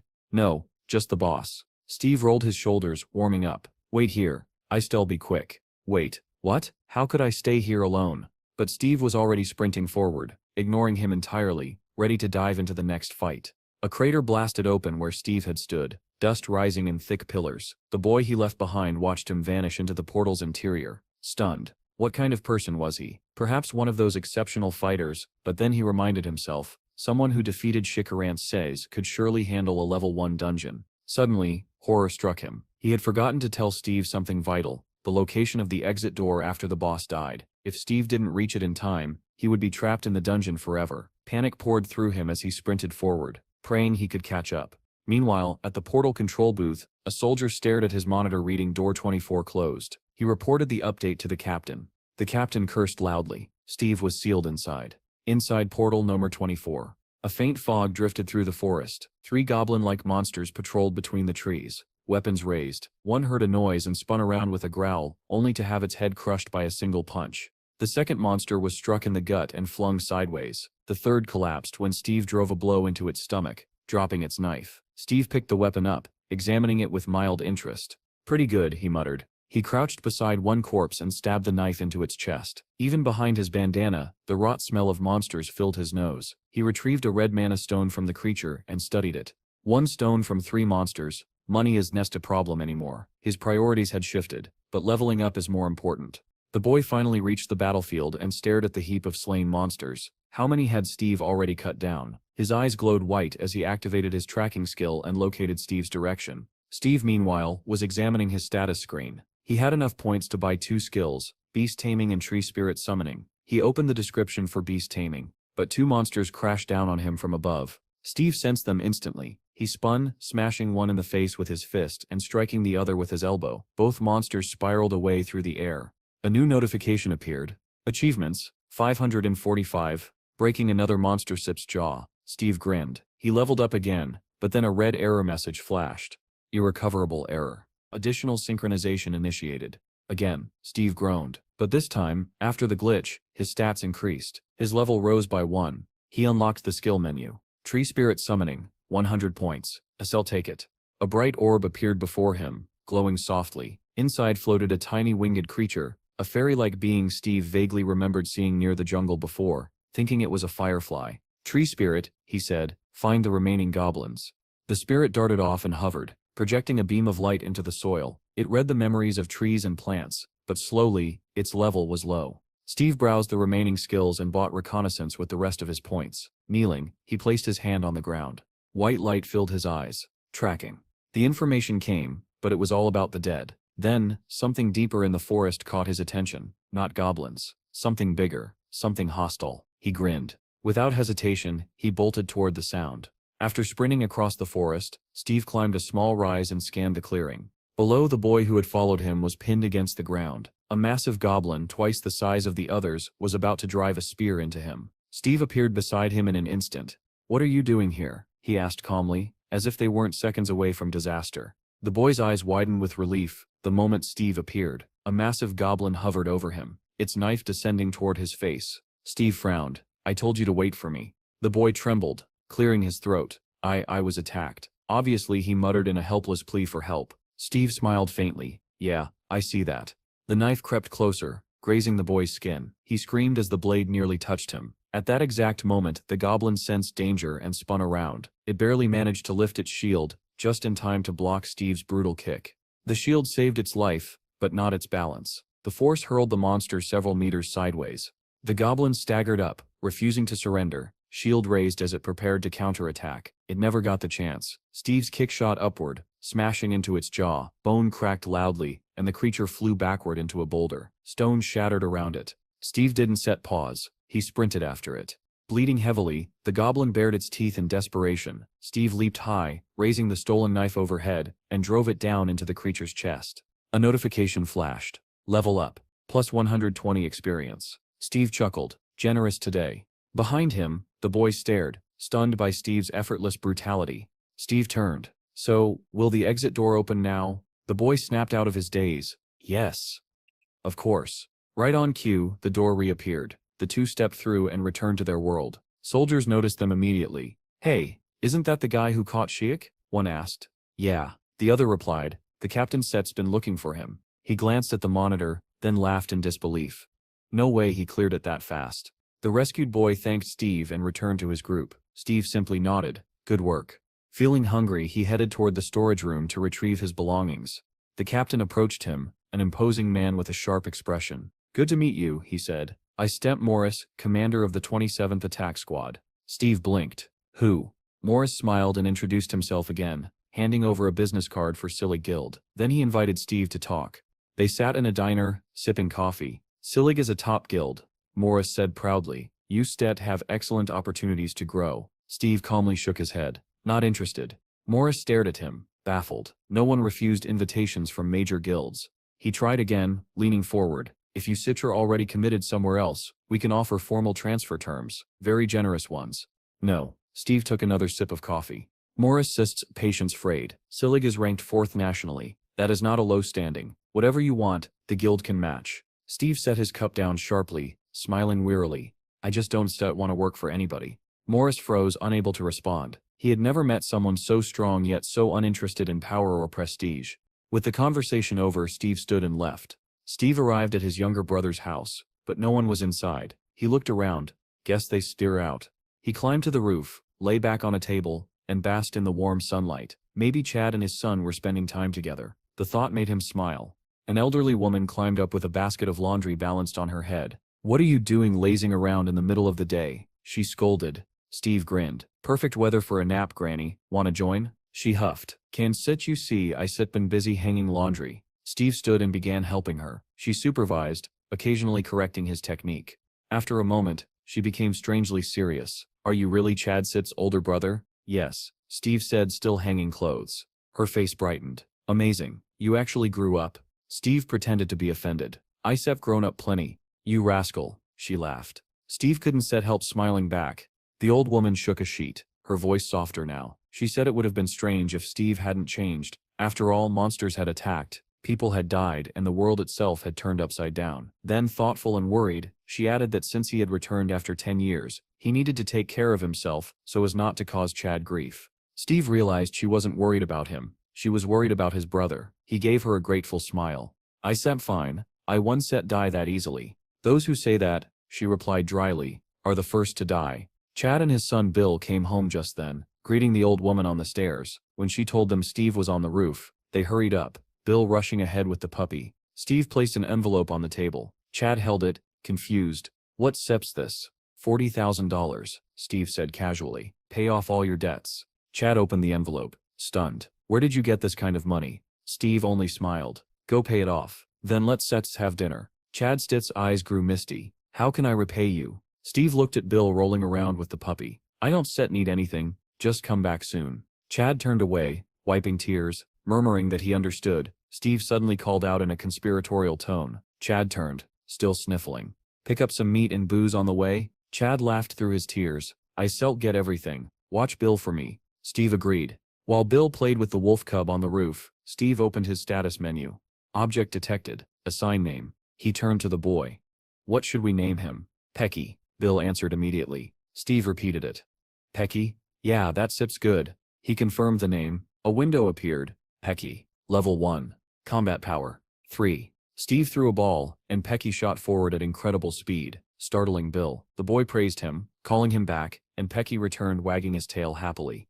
As the sun set, the two lay down on the table, exhausted. Bill murmured, Why is Dad taking so long? Steve stared downward. He should be here by now. He noticed Chad's truck had arrived in the parking lot, but Chad wasn't coming out. Let's go meet him, Steve said. Bill sprinted ahead and called out joyfully to his father's silhouette, but as they got closer, their smiles died. Chad was soaked in blood. It dripped from his head, nose, and mouth. Bill froze. Dad?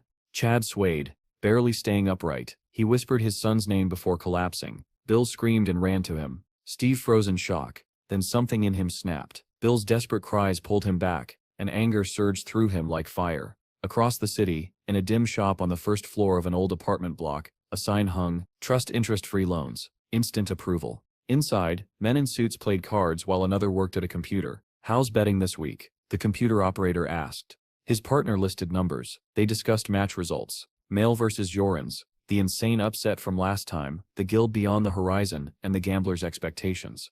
Then a noise outside. Everyone fell silent. "What's going on out there?" the man at the computer barked. Two men went to check. The door slammed open. A figure stepped in, face covered in blood.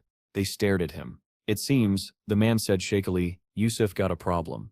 A hand clamped over his head from behind. He screamed as he was yanked backward. His body vanished from the doorway, flung like a rag doll into the darkness. Panic erupted. What the hell was that? Is someone attacking us?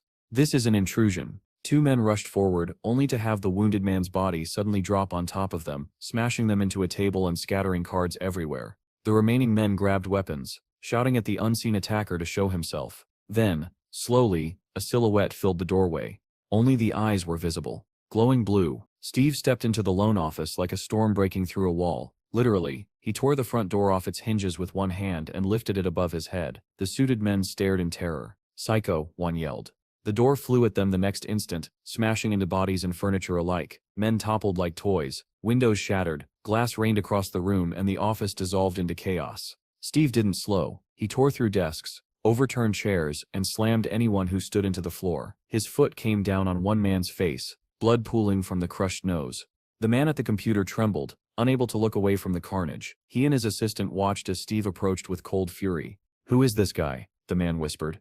I think he sips awakened," the assistant stammered, "and I think I sip seen him before." He never finished. Steve kicked the table they sat at, sending both men crashing backward with screams. One howled that his leg was pinned under the heavy wood. Steve swept the monitor and keyboard aside, climbed onto the table, crouched down and asked, voice low and dangerous, "Are you Mr. Scott?" Mr. Scott, drenched in sweat, nodded wildly. Yes, I stem Scott. Who are you?" Steve slammed an envelope onto the table. "I sipping here to pay off Chad Sip's debt." Scott Sepp's eyes bulged. He sputtered that Steve must be insane, that awakened ones couldn't just attack innocent civilians. "You one-stet get away with this." Steve Sepp's palm smashed across his face. Teeth flew. "Is that," Steve said calmly, hitting the other cheek, "how you treat someone who comes to pay you?" Another slap. Another. Scott's head snapped from side to side as Steve lectured him. "You could have taken the money and stayed quiet, but no, you had to act tough. You had to cross the line." Blood dripped from Scott's mouth as he begged for mercy. Steve Sepp's eyes glowed. "So what will it be? Accept the payment quietly, or get beaten to death?" "I'll do it. I'll do everything," Scott cried, lisping through broken teeth. Every man in the room dropped to his knees, heads bowed. In trembling unison they shouted, "The debt of Mr. Chad has been paid." "Louder," Steve ordered. They screamed it this time. Steve nodded. "If I ever see you again, you die. Avoid me." They collapsed into deep bows as Steve jumped down from the table. As his footsteps faded, Scott seethed. Rage twisted his swollen face. One of the men peeked up. "He set's gone." Scott grinned despite the blood. "Does Steve really think he has no connections? Those two are dead already." Morris entered another office where two analysts sat. He told the manager it was urgent. The kid at the computer asked what he needed. "Pull up a profile," Morris said. Steve Sepp's information appeared on screen. "He sets a top-level newcomer," Morris said. The kid blinked. "Rank F. Registered today and still top level?" "Exactly. Impressive. Isn't said it." But when they attempted to access classified details, the screen flashed. "Access denied." Both stared at it. "Why would his file be locked?" the kid asked. "Try digging illegally," Morris said. The kid rummaged through hidden systems, bypassing firewalls. Finally, got it. They read Steve's history and stared in disbelief. "He sets really level F. And missing for 10 years. Why is all this sealed?" They scrolled to his combat data. The kid choked. "What kind of bread and water is this?" "What?" Morris demanded. The kid pointed at the entry. "It says he beat Sheck using only bread and water." They both imagined Steve throwing buns and water bottles at the giant criminal while Sheik begged him to stop. "Suspicious," the kid muttered. 10 years gone. Restricted data. Maybe he sips a government agent. Or a hunter, Morris said, eyes narrowing. Either way, Steve Yinning was far from ordinary, and the world was just beginning to notice. The man in the office didn't want to accept the boy's conclusion that Steve might actually be a government agent, but the boy smirked, saying that at this point it was almost guaranteed. He had already dug up everything he could about Steve, and Morris realized that Steve's cold, distant demeanor now made more sense. With a sigh, Morris suggested they go out for coffee, though his mind still churned. Why would an agent get involved in something like this? He didn't have an answer. He merely asked the boy to keep watching Steve. The boy insisted Morris surrender instead, completely misunderstanding the captain's intentions. Morris snapped back that he only wanted Steve monitored for unusual activity, but the boy stubbornly refused to understand, thinking Morris was trying to hide something. Steve arrived at the hospital. Chad sat by the window, head wrapped in bandages, but smiling when he saw him. Steve placed a pile of fast food on the table. "Why did you buy so much again?" Chad asked. "It'll help you recover faster." Steve shrugged. Chad chuckled and said the bandages would come off tomorrow. He asked if Steve's exam was also the next day. "Yeah. If you pass and join a guild, it'll be great," Chad said hopefully. Steve closed his eyes. In the jungle, he had been the king of the forest, living by his own strength, not relying on others. Could he really join a guild and live under someone else's authority again? Chad sensed his hesitation. "Want me to research guilds for you?" "No need," Steve said. "I stem planning to start my own guild." Chad stared at him. "You stared creating one? Not joining?" Steve just nodded. The day of the exam. The exam was held at the Bureau of the Awakened. Jean, the blonde swordswoman with a katana, was walking through the corridor when the department head called her name. He immediately launched into frustration. 2 riots in your district this week. If a portal had opened, the entire city would have been wiped out. Jane wasn't surprised. "Can't set you handle anything without me." His anger turned to pleading. "Please. I septum dealing with portals every morning. I septum exhausted." "Write a resignation letter," Jean said dryly.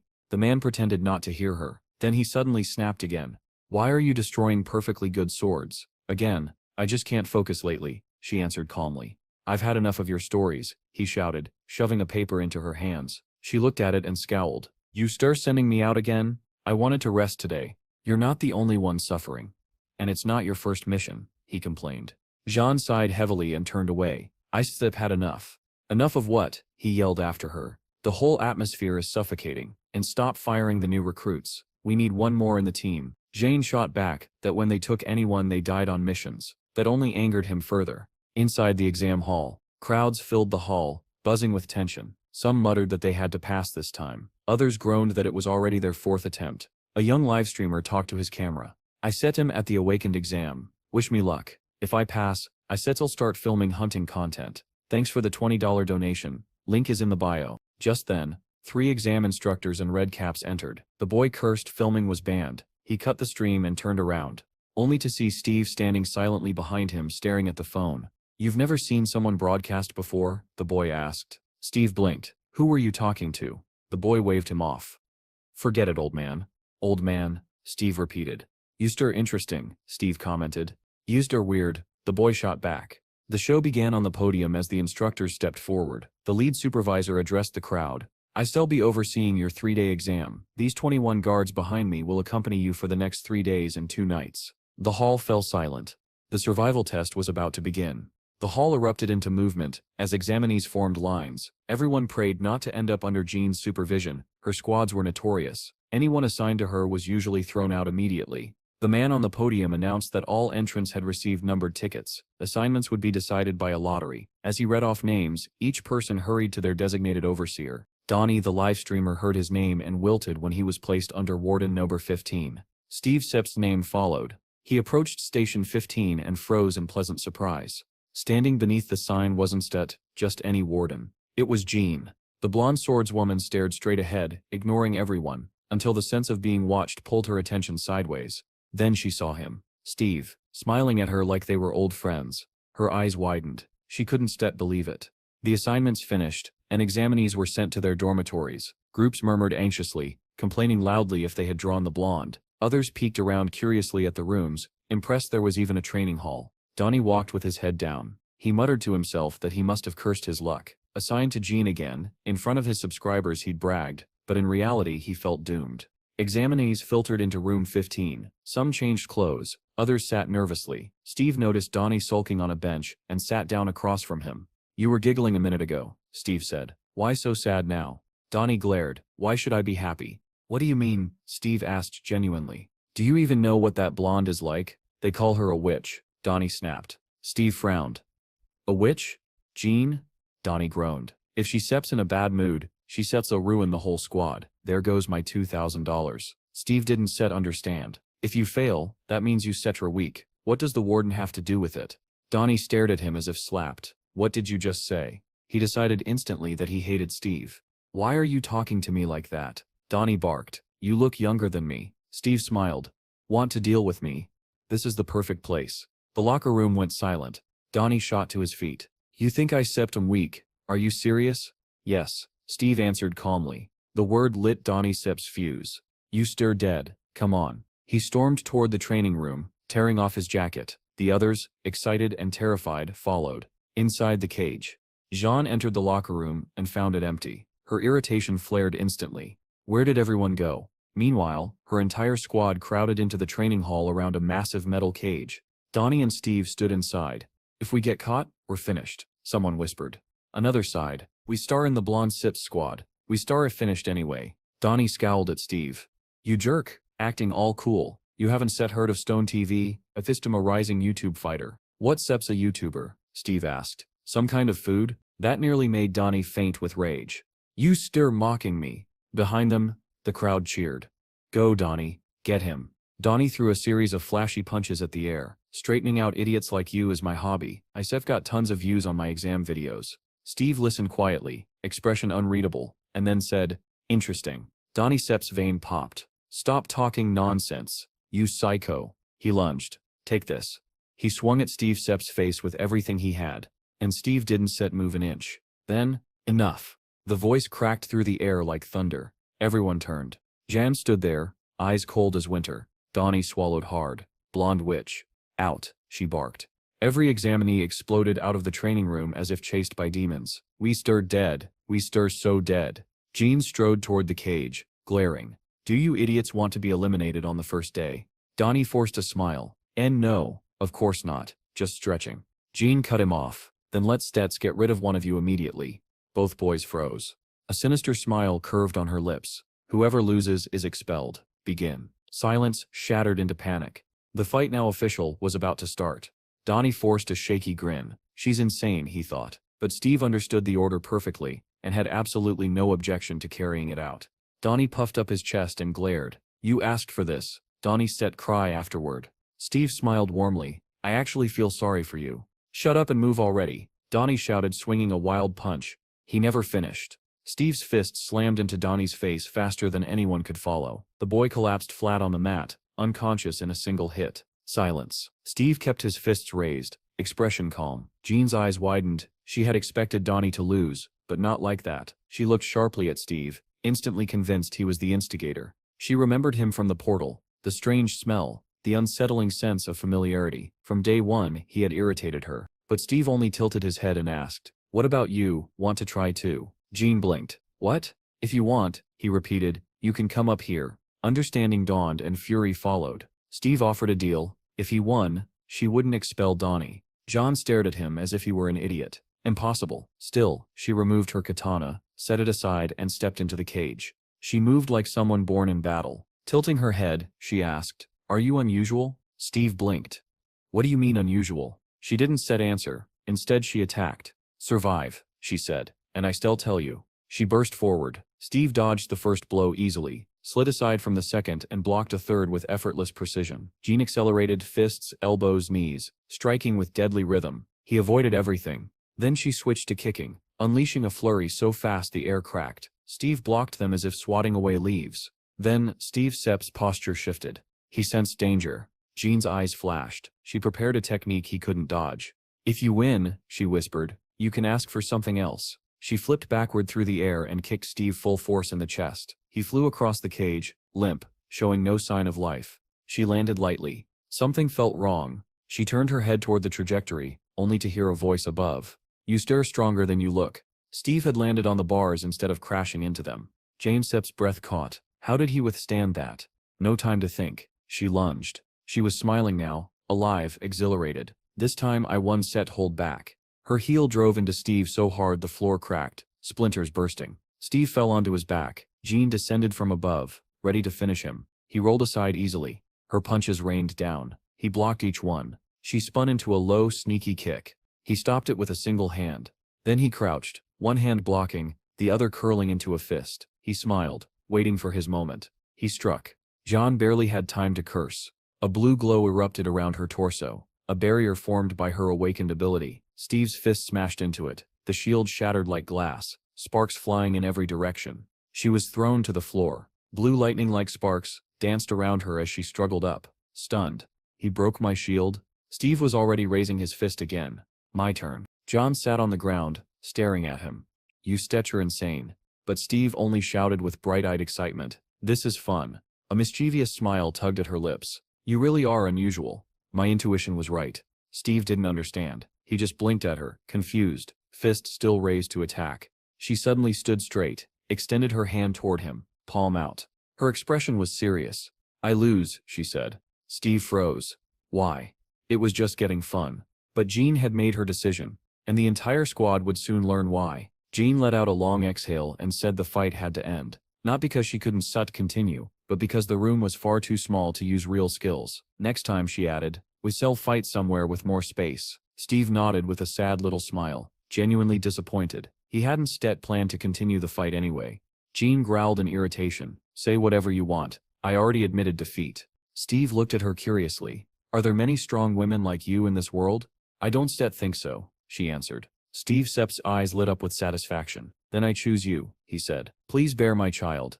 Jean froze. What did you just say? Steve repeated the offer calmly, as if it were the most natural thing in the world. A slap cracked through the cage so loudly that Donnie woke up on the floor. John marched out, muttering curses, glaring daggers at Steve. Donnie blinked in confusion. Why was Steve getting hit? Why was he lying on the floor? Slowly, memory returned. The first punch, the instant defeat, the threat of expulsion. He collapsed to his knees. How humiliating, thrown out before even taking the exam. Then he noticed Steve walking past and glared at him. You feel better after humiliating me? Donnie snapped through tears. Steve gave him a gentle smile. You didn't lose. Donnie blinked. What? From above, unseen by the students, a surveillance camera quietly recorded everything. In another room, the man with glasses stared at the footage, stunned. Did Jean really lose? Back in the training room, Steve told Donnie, go on, and walked away. But Jean said the loser gets kicked out. How am I supposed to stay? Donnie shouted after him. I asked her not to kick you out, Steve replied simply. Donnie stared blankly, his cheeks still swollen. What? Why did she hit you then? He added. Steve only shrugged. None of your business. He kept walking, leaving Donnie behind in dazed confusion. Then a thought struck Donnie. Did they agree that I could stay if Steve survived her strike? Tears welled up, his face twisted with gratitude. That man, he's a real man. He burst into tears. Brother. Wiping his eyes, he ran after him. Let's go together. Suddenly a voice echoed through the speakers. Awaken Steve Yinin, report to the Warden Sip's office. Both boys froze. Is that your name? Donnie asked. Seems like it, Steve replied. Steve knocked, entered, and sat across from the man who had just witnessed the entire fight footage. The warden placed a recorder on the table. Everything said in this room will be recorded. Steve swallowed nervously. I just saw your sparring session with Jean. She Sep's a B rank awakened. Are you unusual? She asked me the same thing, Steve replied. What does that even mean? The man stared. You really don't know. He began explaining. There were 3 known planets connected to Earth through the bridging portals. Aruka, a peaceful world of elves and dwarves, where earthlings learned magic, crafting, and artifact making. Kushan, a divided world where the Man tribes and the Chungwan people battled for dominance. If the portal opened in Man territory, war. If it opened elsewhere, exchange. Midul, home to warlike orcs and terrifying monsters. When a portal opened there, battles erupted instantly. People who return with powers from these worlds, he continued, cannot be measured by normal awakened rankings. We call them unusuals. Steve listened with polite boredom. When the explanation ended, he said, that Sep's all pretty complicated. But then he added quietly, actually, it's Sep's not just 3 planets. The warden blinked. What do you mean? His mind raced. He can be from one of those 3. Was he raised in a dungeon? No. That wouldn't make him capable of defeating a B rank. Where did you come from? The man finally asked. Steve answered plainly, I already told that bald doctor everything. I lived 1,000 years with wolves. The warden dropped his pen. And the recorder kept running. The warden stared at Steve in stunned silence, replaying the wolf story in his head. 1,000 years. Wolves. B-rank defeat. None of it made sense, and yet Steve had said it with absolute sincerity. Steve tilted his head. So is the conversation over? The man jolted out of his thoughts. Yes. Yes, you may return to the dormitory. He tried to smile but his face twitched. Steve thanked him and left. The moment Steve closed the door, the warden slumped back and muttered, so the rumors might be true. Just then, a man entered and saluted. Senior Sergeant Sheldon reporting. The warden instructed Sheldon to take over as Warden 15.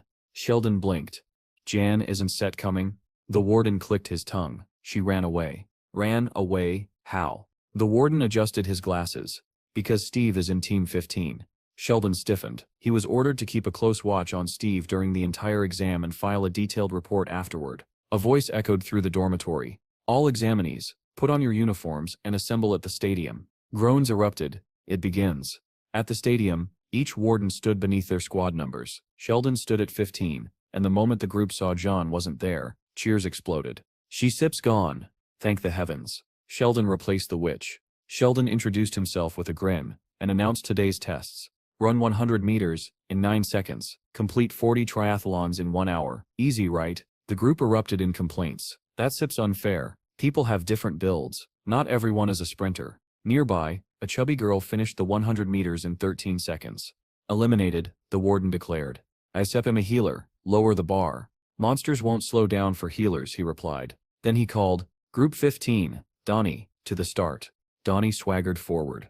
9 seconds, child's play. His teammates panicked, but Donnie grinned and flashed a victory sign at Steve.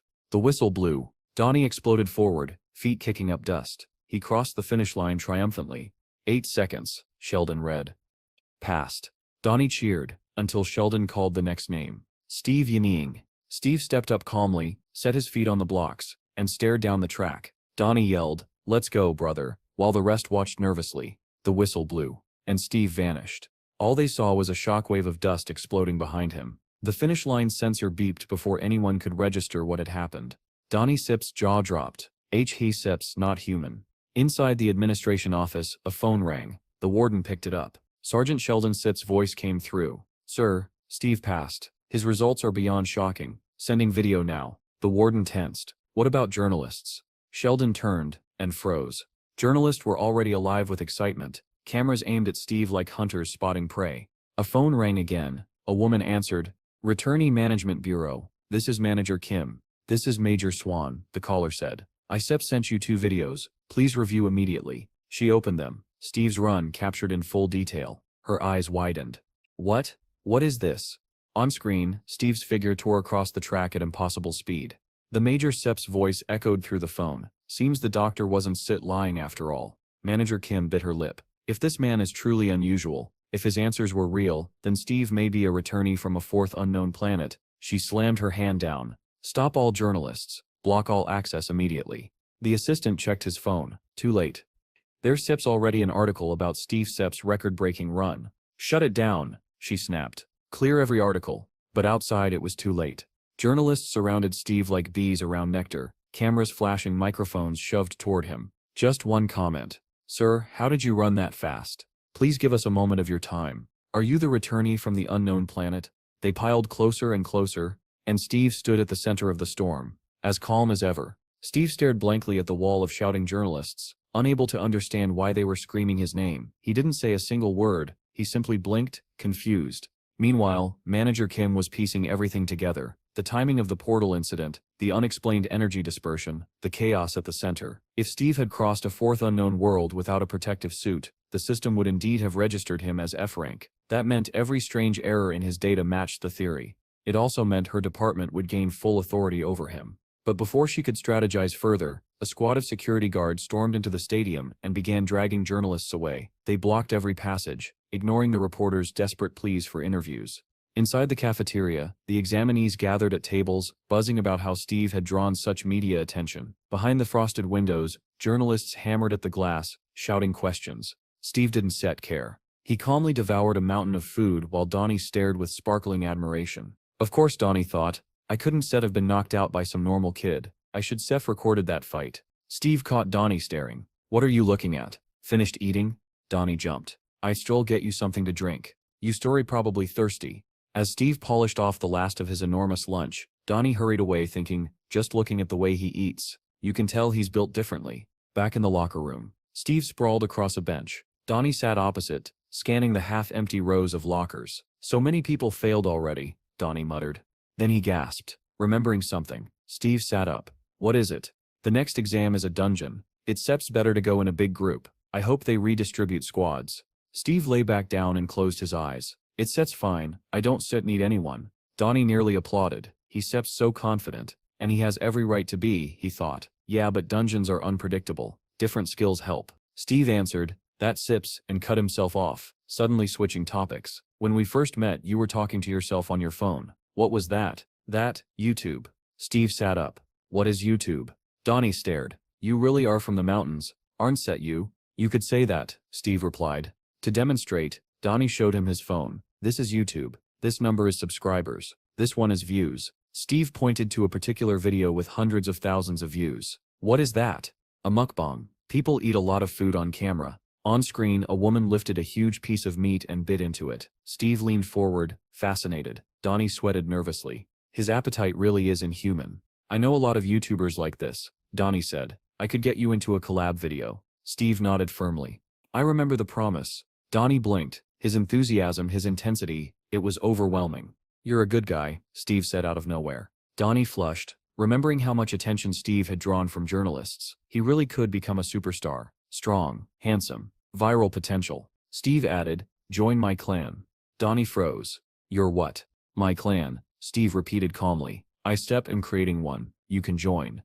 Donnie stared speechlessly. His mind stalled. His childhood flashed before his eyes. The cheap boxing gloves, the endless sparring, the constant failures in the license exam, the friends who told him awakening was his only way out, now that boxing couldn't feed a family. And now, this.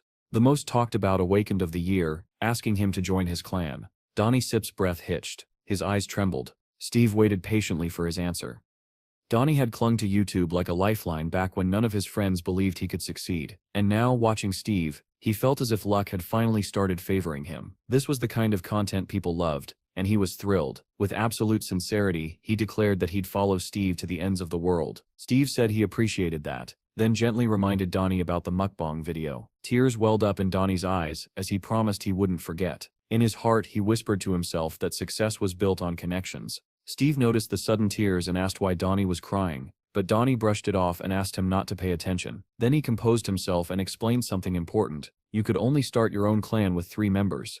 Before Steve could reply, the locker room door burst open. Someone stepped inside. The boys turned around, confused, studying the figure in the doorway. It was a bald man dressed like a monk, a weapon strapped across his back. The boys eyed him warily, waiting for him to speak. Donnie broke the silence first, asking where the monk had come from. The man introduced himself as Munch from Team 15, ending his sentence with a calm Muma Buddha. The boys exchanged surprised looks. Donnie asked how a Buddhist monk could possibly be a hunter, but Munch didn't answer. He simply stared at them in silence.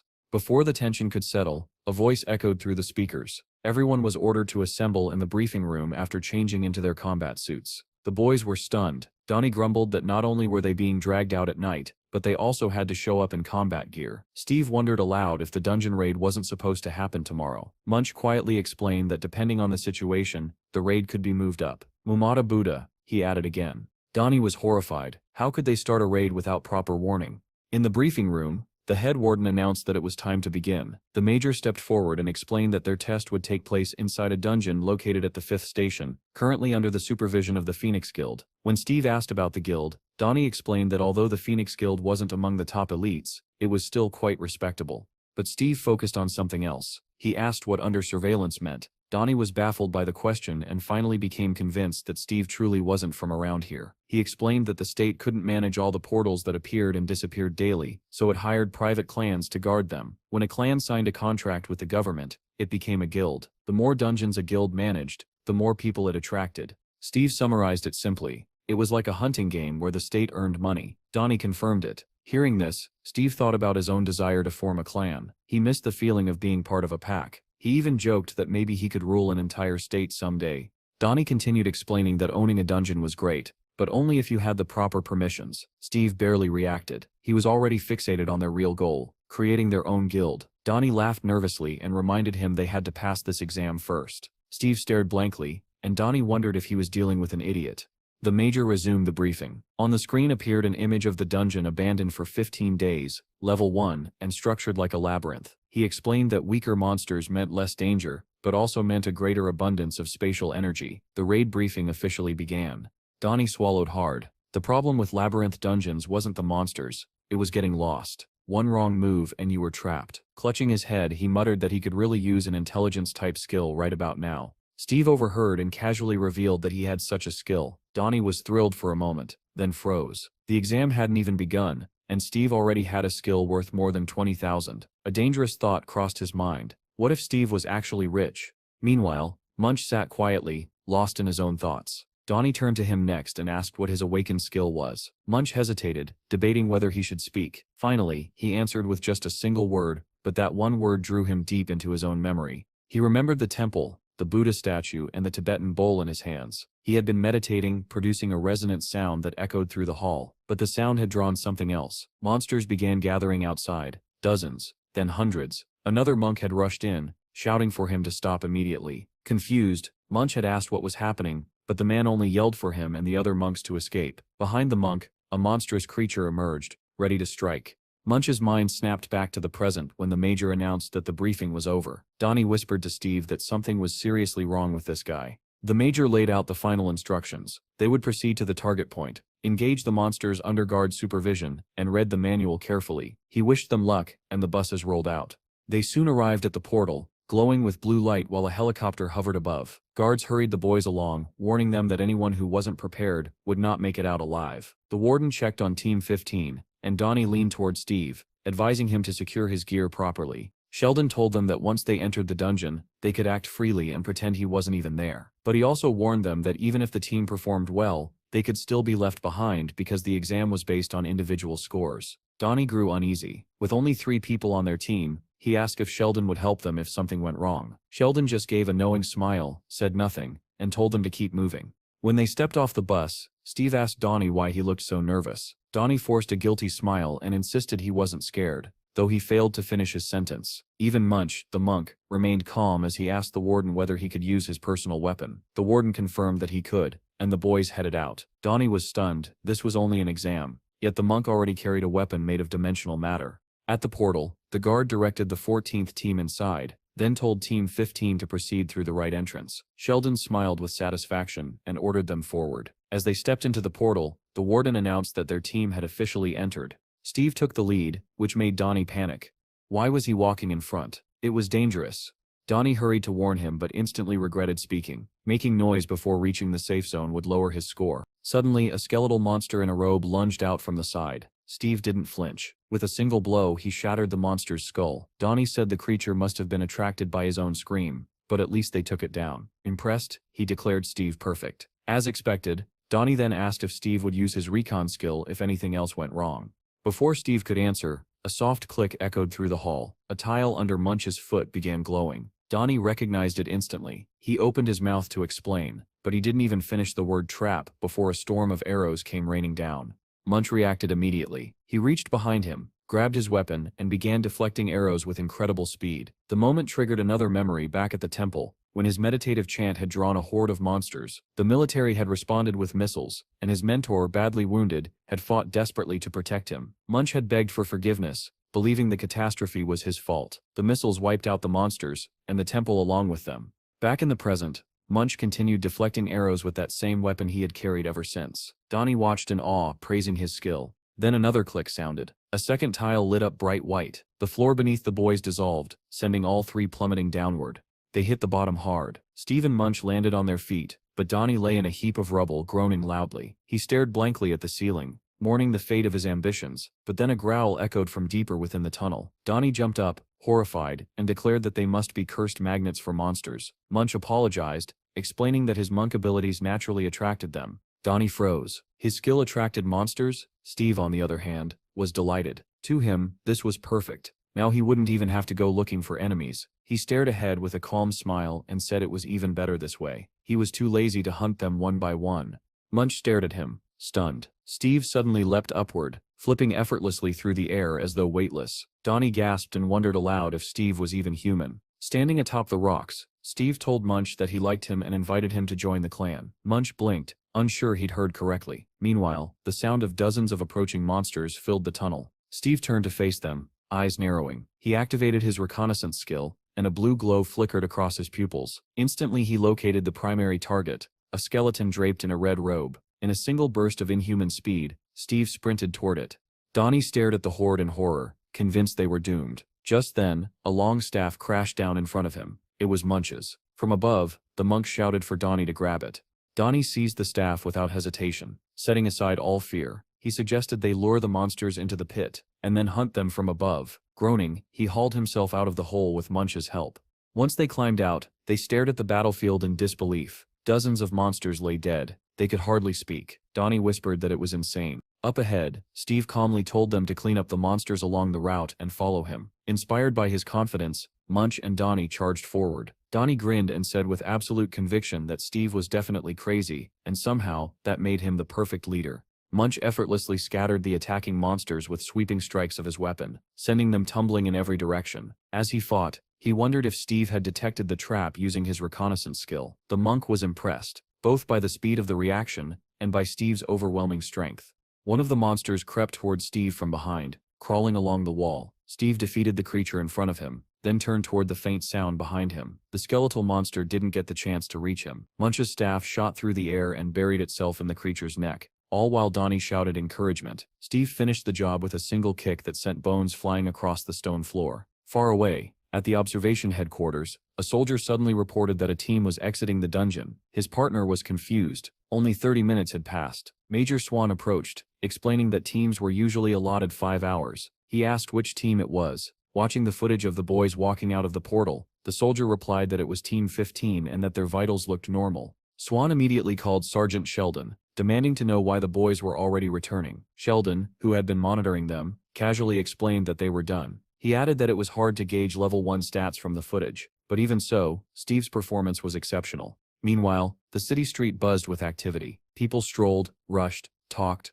argued, and in the middle of it all was Donnie, filming with a camera in hand. He spoke enthusiastically to his viewers, promising a behind-the-scenes look at life inside Steve's clan. He read a comment aloud asking what he would show that day, and with great excitement he announced that they were celebrating a housewarming party. From inside the newly registered clan building, Donnie's cheerful voice introduced the clan's food manager, an unofficial breadwinner. A grandmother appeared on camera chopping greens. Donnie asked her to greet the viewers. Her focused expression twisted into a fierce glare as she raised her knife and told him to leave before she made him part of dinner. Donnie froze as his ear began to bleed slightly from fear, but he didn't dare argue. Inside, Bill sat at the table with his father and asked why the grandma wanted to let someone in for dinner. Donnie read comments, insisting she looked like a gangster, and he hurried to clarify that she wasn't one. Another viewer asked why they had a Buddha statue. Donnie explained that it belonged to the third member of the clan, the monk they had seen before, whose mysterious power attracted people. He walked into another room with the camera and greeted the others. Steve turned to wave. Donnie pointed the camera at Munch, who was sitting at a dining table piled with food. Donnie introduced him as the clan's monk and asked him to say hello. Munch looked embarrassed, unable to speak. Eventually he gathered the courage to lift his staff and show it to the audience, saying he'd been through a lot. But before he could finish, a loud scream interrupted him. A white truck screeched to a stop in front of the house. Chad leaned out the window and shouted to Steve that everything was ready. The boys ran outside, grinning. Donnie rushed after them asking about the bill. Soon a white van was speeding through a rundown district, with a quadcopter hovering above, filming. Steve spotted it and asked what it was, offering to smash it. Donnie sighed and admitted he didn't even know what a drone was. Inside the van, the driver announced that they were headed for the 4th station, the 30th Gate quest. He pointed out the glowing blue portal and explained that this would be the clan's first official quest. Donnie, smiling, said his skill was video memory and promised to upload everything to YouTube later. The boys stepped through the portal. Immediately they were surrounded by bats. Steve was baffled. Donnie explained that this dungeon belonged to the bats. He then asked whether Steve had a long-range skill. Steve said no. Donnie frowned, wondering how they were supposed to catch airborne monsters without one. Munch, who had been silent this whole time, told them confidently to leave it to him. Steve and Donnie exchanged skeptical looks. Then Munch knelt, placed his bowl on the ground, and began striking it with his staff. A sharp ringing sound filled the cave.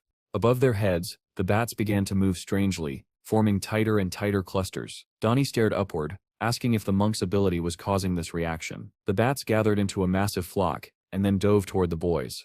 Every single one of them aimed straight for Munch. Calmly, the monk rose to his feet and lifted his staff. Flames erupted as he swung it, creating a blazing ring in front of him that incinerated the swarming creatures. Then from the darkness, an enormous bat emerged, far larger than the rest. Donnie shouted with exhilaration that they had finally reached the dungeon's final challenge. Steve struck the giant bat with a single decisive blow, slicing the creature cleanly in half. As the remaining bats fell, Donnie exhaled in satisfaction and declared the mission complete. Seated atop a mountain of monster corpses, Steve quietly noted that the door ahead had opened. They should hurry. Donnie, still thrilled, said he would record everything. Back at headquarters, a young man approached a girl who was staring wearily at her monitor. He reported that they had examined all 4 headquarters stations, capable of completing 20 missions per day, and now Steve's clan had gone so far as to incinerate a nearby dungeon. Reading the storm of comments under Donnie's latest video, the girl clutched her head, frustrated. They had barely imposed an embargo, and yet Steve's clan already had a streamer broadcasting everything. The young man added that the video had jumped to 3rd place in trending and asked if they needed to step in. The girl replied that she was aware of its popularity, but then something on the screen caught her eye. It was a clip of a fight, a Russian fighter, known as the Bear, squaring off against a mysterious figure called Hero. The video claimed Hero had defeated him with a special move, and was now naming his next opponent. The next challenger, a tall dark-haired man, looked powerful, confident, and strangely unusual. The clip posed a question: what would happen if the authorities were forced to intervene, and what if this opponent marked the beginning of Hero's reappearance? Suddenly the girl rose from her seat and told the young man to prepare for contact with Steve. Grabbing her jacket with determination, she announced that she would handle the meeting personally.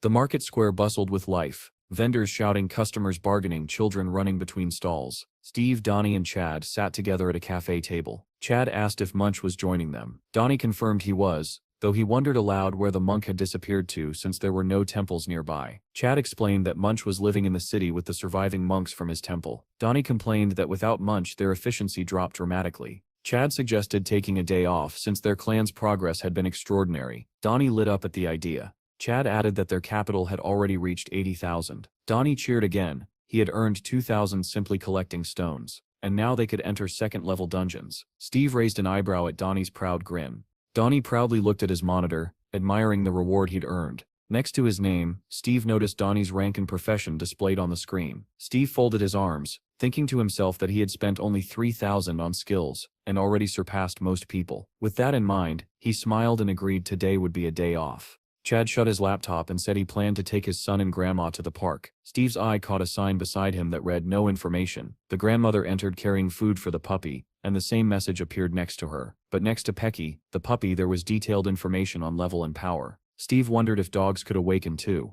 After thinking it over, Steve called his younger brother. The boy answered in surprise, saying he had been repairing his old car lately, but it was expensive and difficult. Steve smiled and suggested that he simply buy a new one. The boy's eyes lit up immediately. With a sly grin, Steve agreed to help. He called Pecky as well, and the puppy's tail wagged furiously.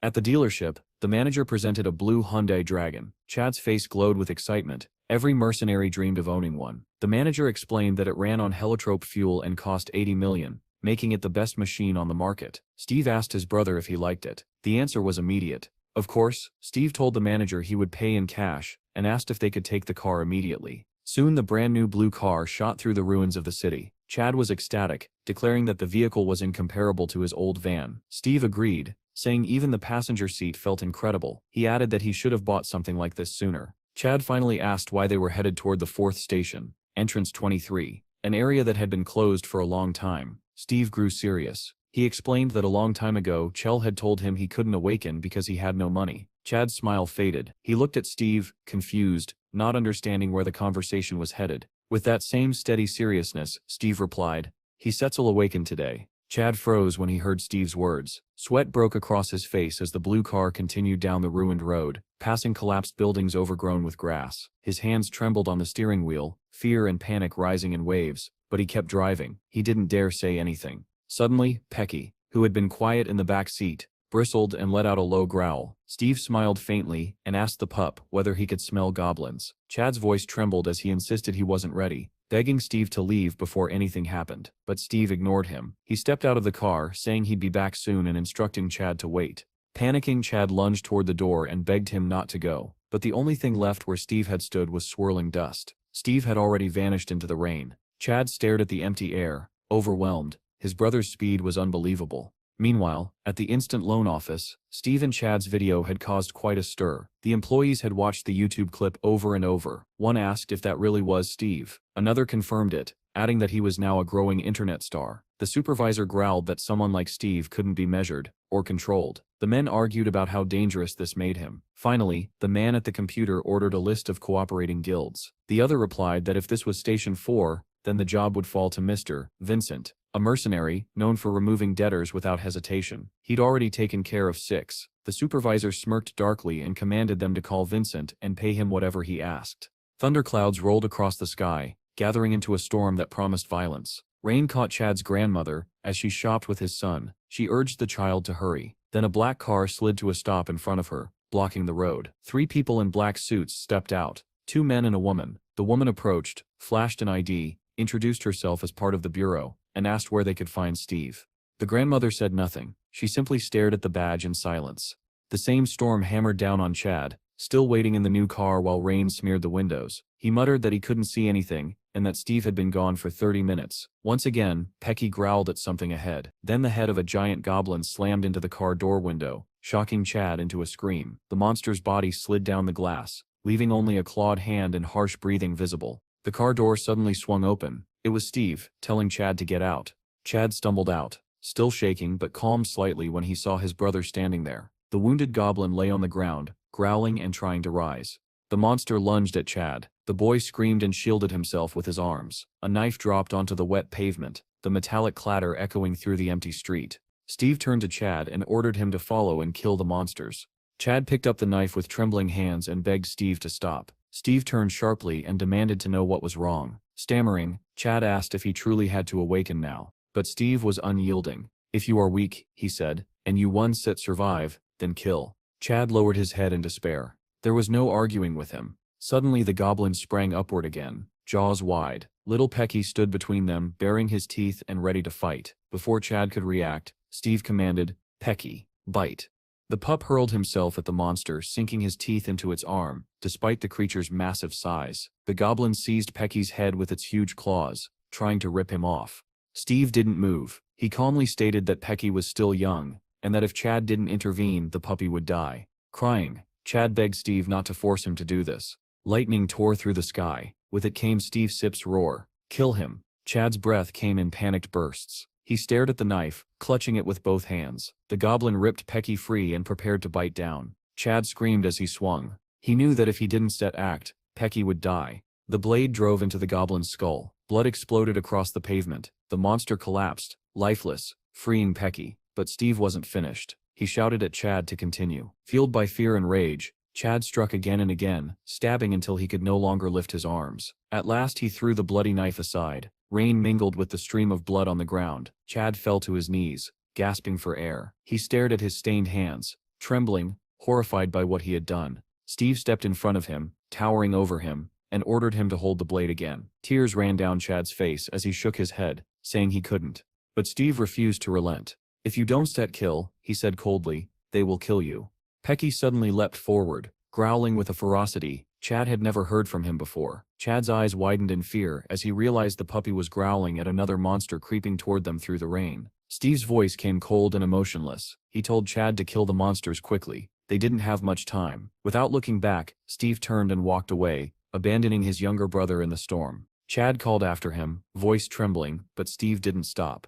A memory hit Chad like a punch. Years ago he had been bullied by older kids, beaten and mocked, while Steve walked past with his head down, pretending not to see. Back then, as now, Chad had reached out for him, begging him not to leave. And just like the past, Steve kept walking. In the present, the rain blurred Chad's vision, but not enough to hide Steve's disappearing silhouette. Tears streamed down Chad's cheeks, and he called for his brother again, knowing he would not turn back. Then something changed.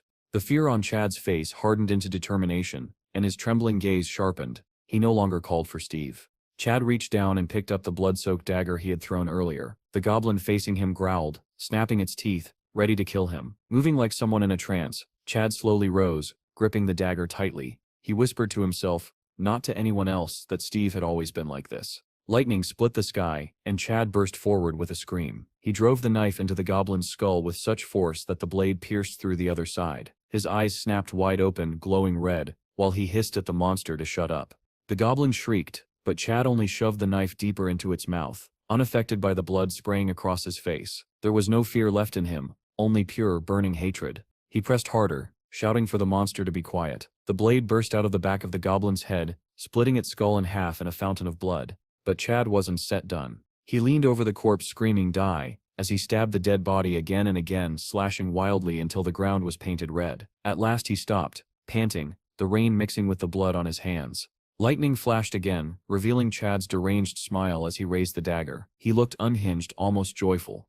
Another goblin lunged at him, grabbing the hand that held the blade. Its dripping jaws snapped inches from Chad's face. They toppled to the ground together. Chad thrust the dagger into its mouth and sliced upward, severing the creature's artery. Another geyser of blood drenched him. With the monster dead, Chad stood, muttering to himself about the sticky feeling on his arm, the sensation of cutting through flesh. His smile twisted into something unrecognizable. He whispered, "Nonsense. What are you doing? Donset, save me." Then he burst into manic laughter. High above, Steve sat on a rooftop, watching the transformation. He saw Chad's awakened status appear, cold-blooded killer. Even Steve was taken aback. Looking down at the drenched, laughing boy, he commented casually that his little brother was cute. Then, louder, he asked Chad whether he had been working part-time at a slaughterhouse. Chad was nearly unrecognizable, eyes wild, filled with murderous hunger, but Steve didn't react to any of it. He simply told him to get up. Still giggling, Chad obeyed, though the madness in his gaze remained. Steve declared the battle finished. Behind him, the ground was littered with half-dead goblins, dozens, maybe hundreds, wheezing and twitching in the rain.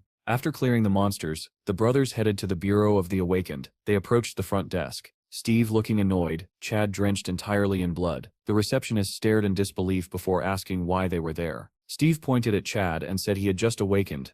The receptionist instructed that Chad needed a shower, then a quarantine check, and finally a strength measurement test on the 3rd floor.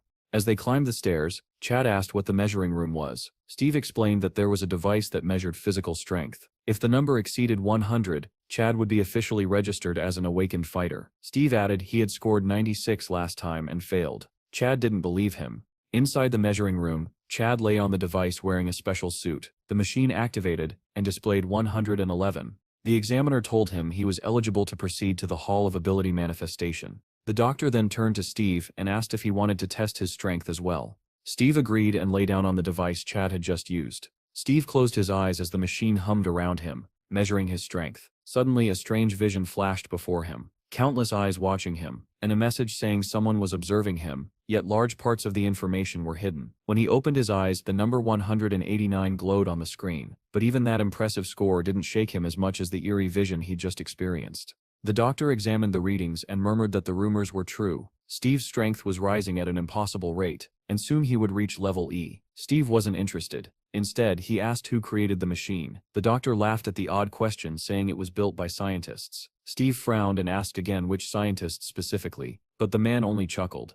Downstairs, the receptionist handed Chad an awakened ID card inside a small box containing a phone. She explained the phone was a gift and that he'd scored high enough to qualify as a mercenary. Steve congratulated him, and Chad shyly thanked him. Steve asked whether Chad had seen anything unusual during the test. Chad shook his head. He'd seen nothing. Steve assumed it meant he was simply too sensitive. He then asked what Chad's awakened skill was. Chad lowered his head, clearly disappointed, and muttered, "Decapitation." Before Steve could comment, a familiar blonde woman passed by with several subordinates around her. Steve immediately noticed and ran after her, calling out with cheerful excitement, "Blondie!" Her subordinates froze, shocked. One demanded to know who dared address their leader like that and whether he had a death wish. Another recognized Steve, and suddenly all of them realized who he was.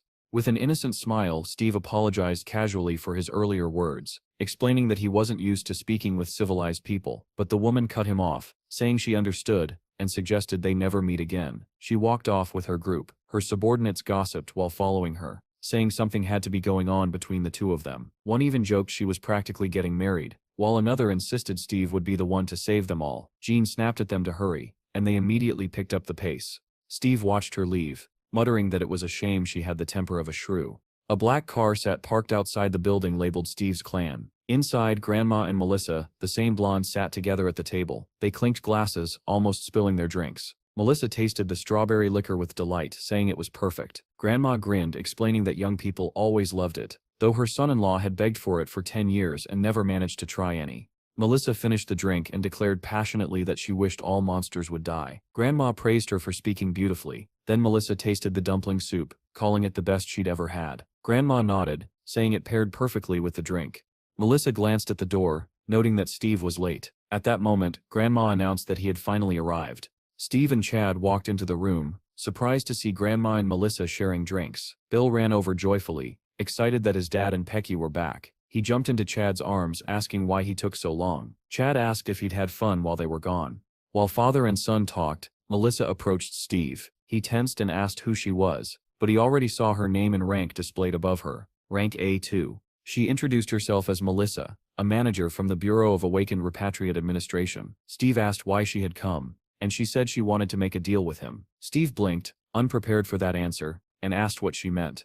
Melissa leaned closer and asked if he knew the official name for a repatriate. Steve admitted he had no idea. She explained that repatriates like him were officially called coordinators. The title surprised him, yet it intrigued him. She then asked whether he had returned through a red portal. Steve said he had. Melissa explained that a red portal meant the repatriate had fulfilled the condition for safe return. Steve didn't understand, so she continued a portal that turned red would appear again and would work both ways. Steve asked where it would appear. Melissa raised her finger and pointed directly at him. Steve stared back, confused. Melissa clarified, the portal appears next to the coordinator. In this case, next to you. Steve rubbed his chin thoughtfully. Memories of the wolf pack he had lived with for 10,000 years flickered through his mind. He wondered if he could see them again. Melissa continued, their administration believed Steve's portal led to what they were calling a fourth new planet. If their theory was correct, their country would possess the only planetary portal to this fourth world. Steve didn't care about politics. He only cared about one thing. When will the portal appear? Melissa answered calmly, in 99 days. Steve asked Melissa directly what she wanted from him. She replied calmly that until the portal opened, Steve would be forbidden from leaving the country. Steve wasn't expecting such a restriction, and demanded to know why. Melissa didn't sugarcoat it. She said they couldn't allow him to become the second hero. Steve frowned. He didn't recognize the name. He asked who Hero was. Melissa stared at him, surprised he didn't know the story. She explained that Hero was the strongest awakened in the world, rank 1, and he had once been a citizen of their country. Steve asked what that meant. Melissa explained that in the early days of the disaster, the government had detained many repatriates due to the unknown risks. Hero, who had returned as a rank B, escaped confinement. The portal to planet Kachun, now located in another country, was created by him. If Steve activated a portal while abroad, the dimensional industry could collapse, and their country would face catastrophic losses. Steve quietly processed everything. Then, with typical bluntness, he asked the only thing that mattered to him, so what do I get in return? Melissa was ready for the question. She asked what he wanted. Steve answered without hesitation. He wanted to elevate his clan into a guild and expand its territory. Donnie, listening secretly from behind the wall, nearly fainted from shock at the scale of the negotiation. Melissa did not object. She told Steve he could ask anything else. Steve then remembered his most important question. How will I know when the portal appears? Melissa explained that they would send an agent who specialized in detecting small energy fractures. One of their best. Steve was intrigued.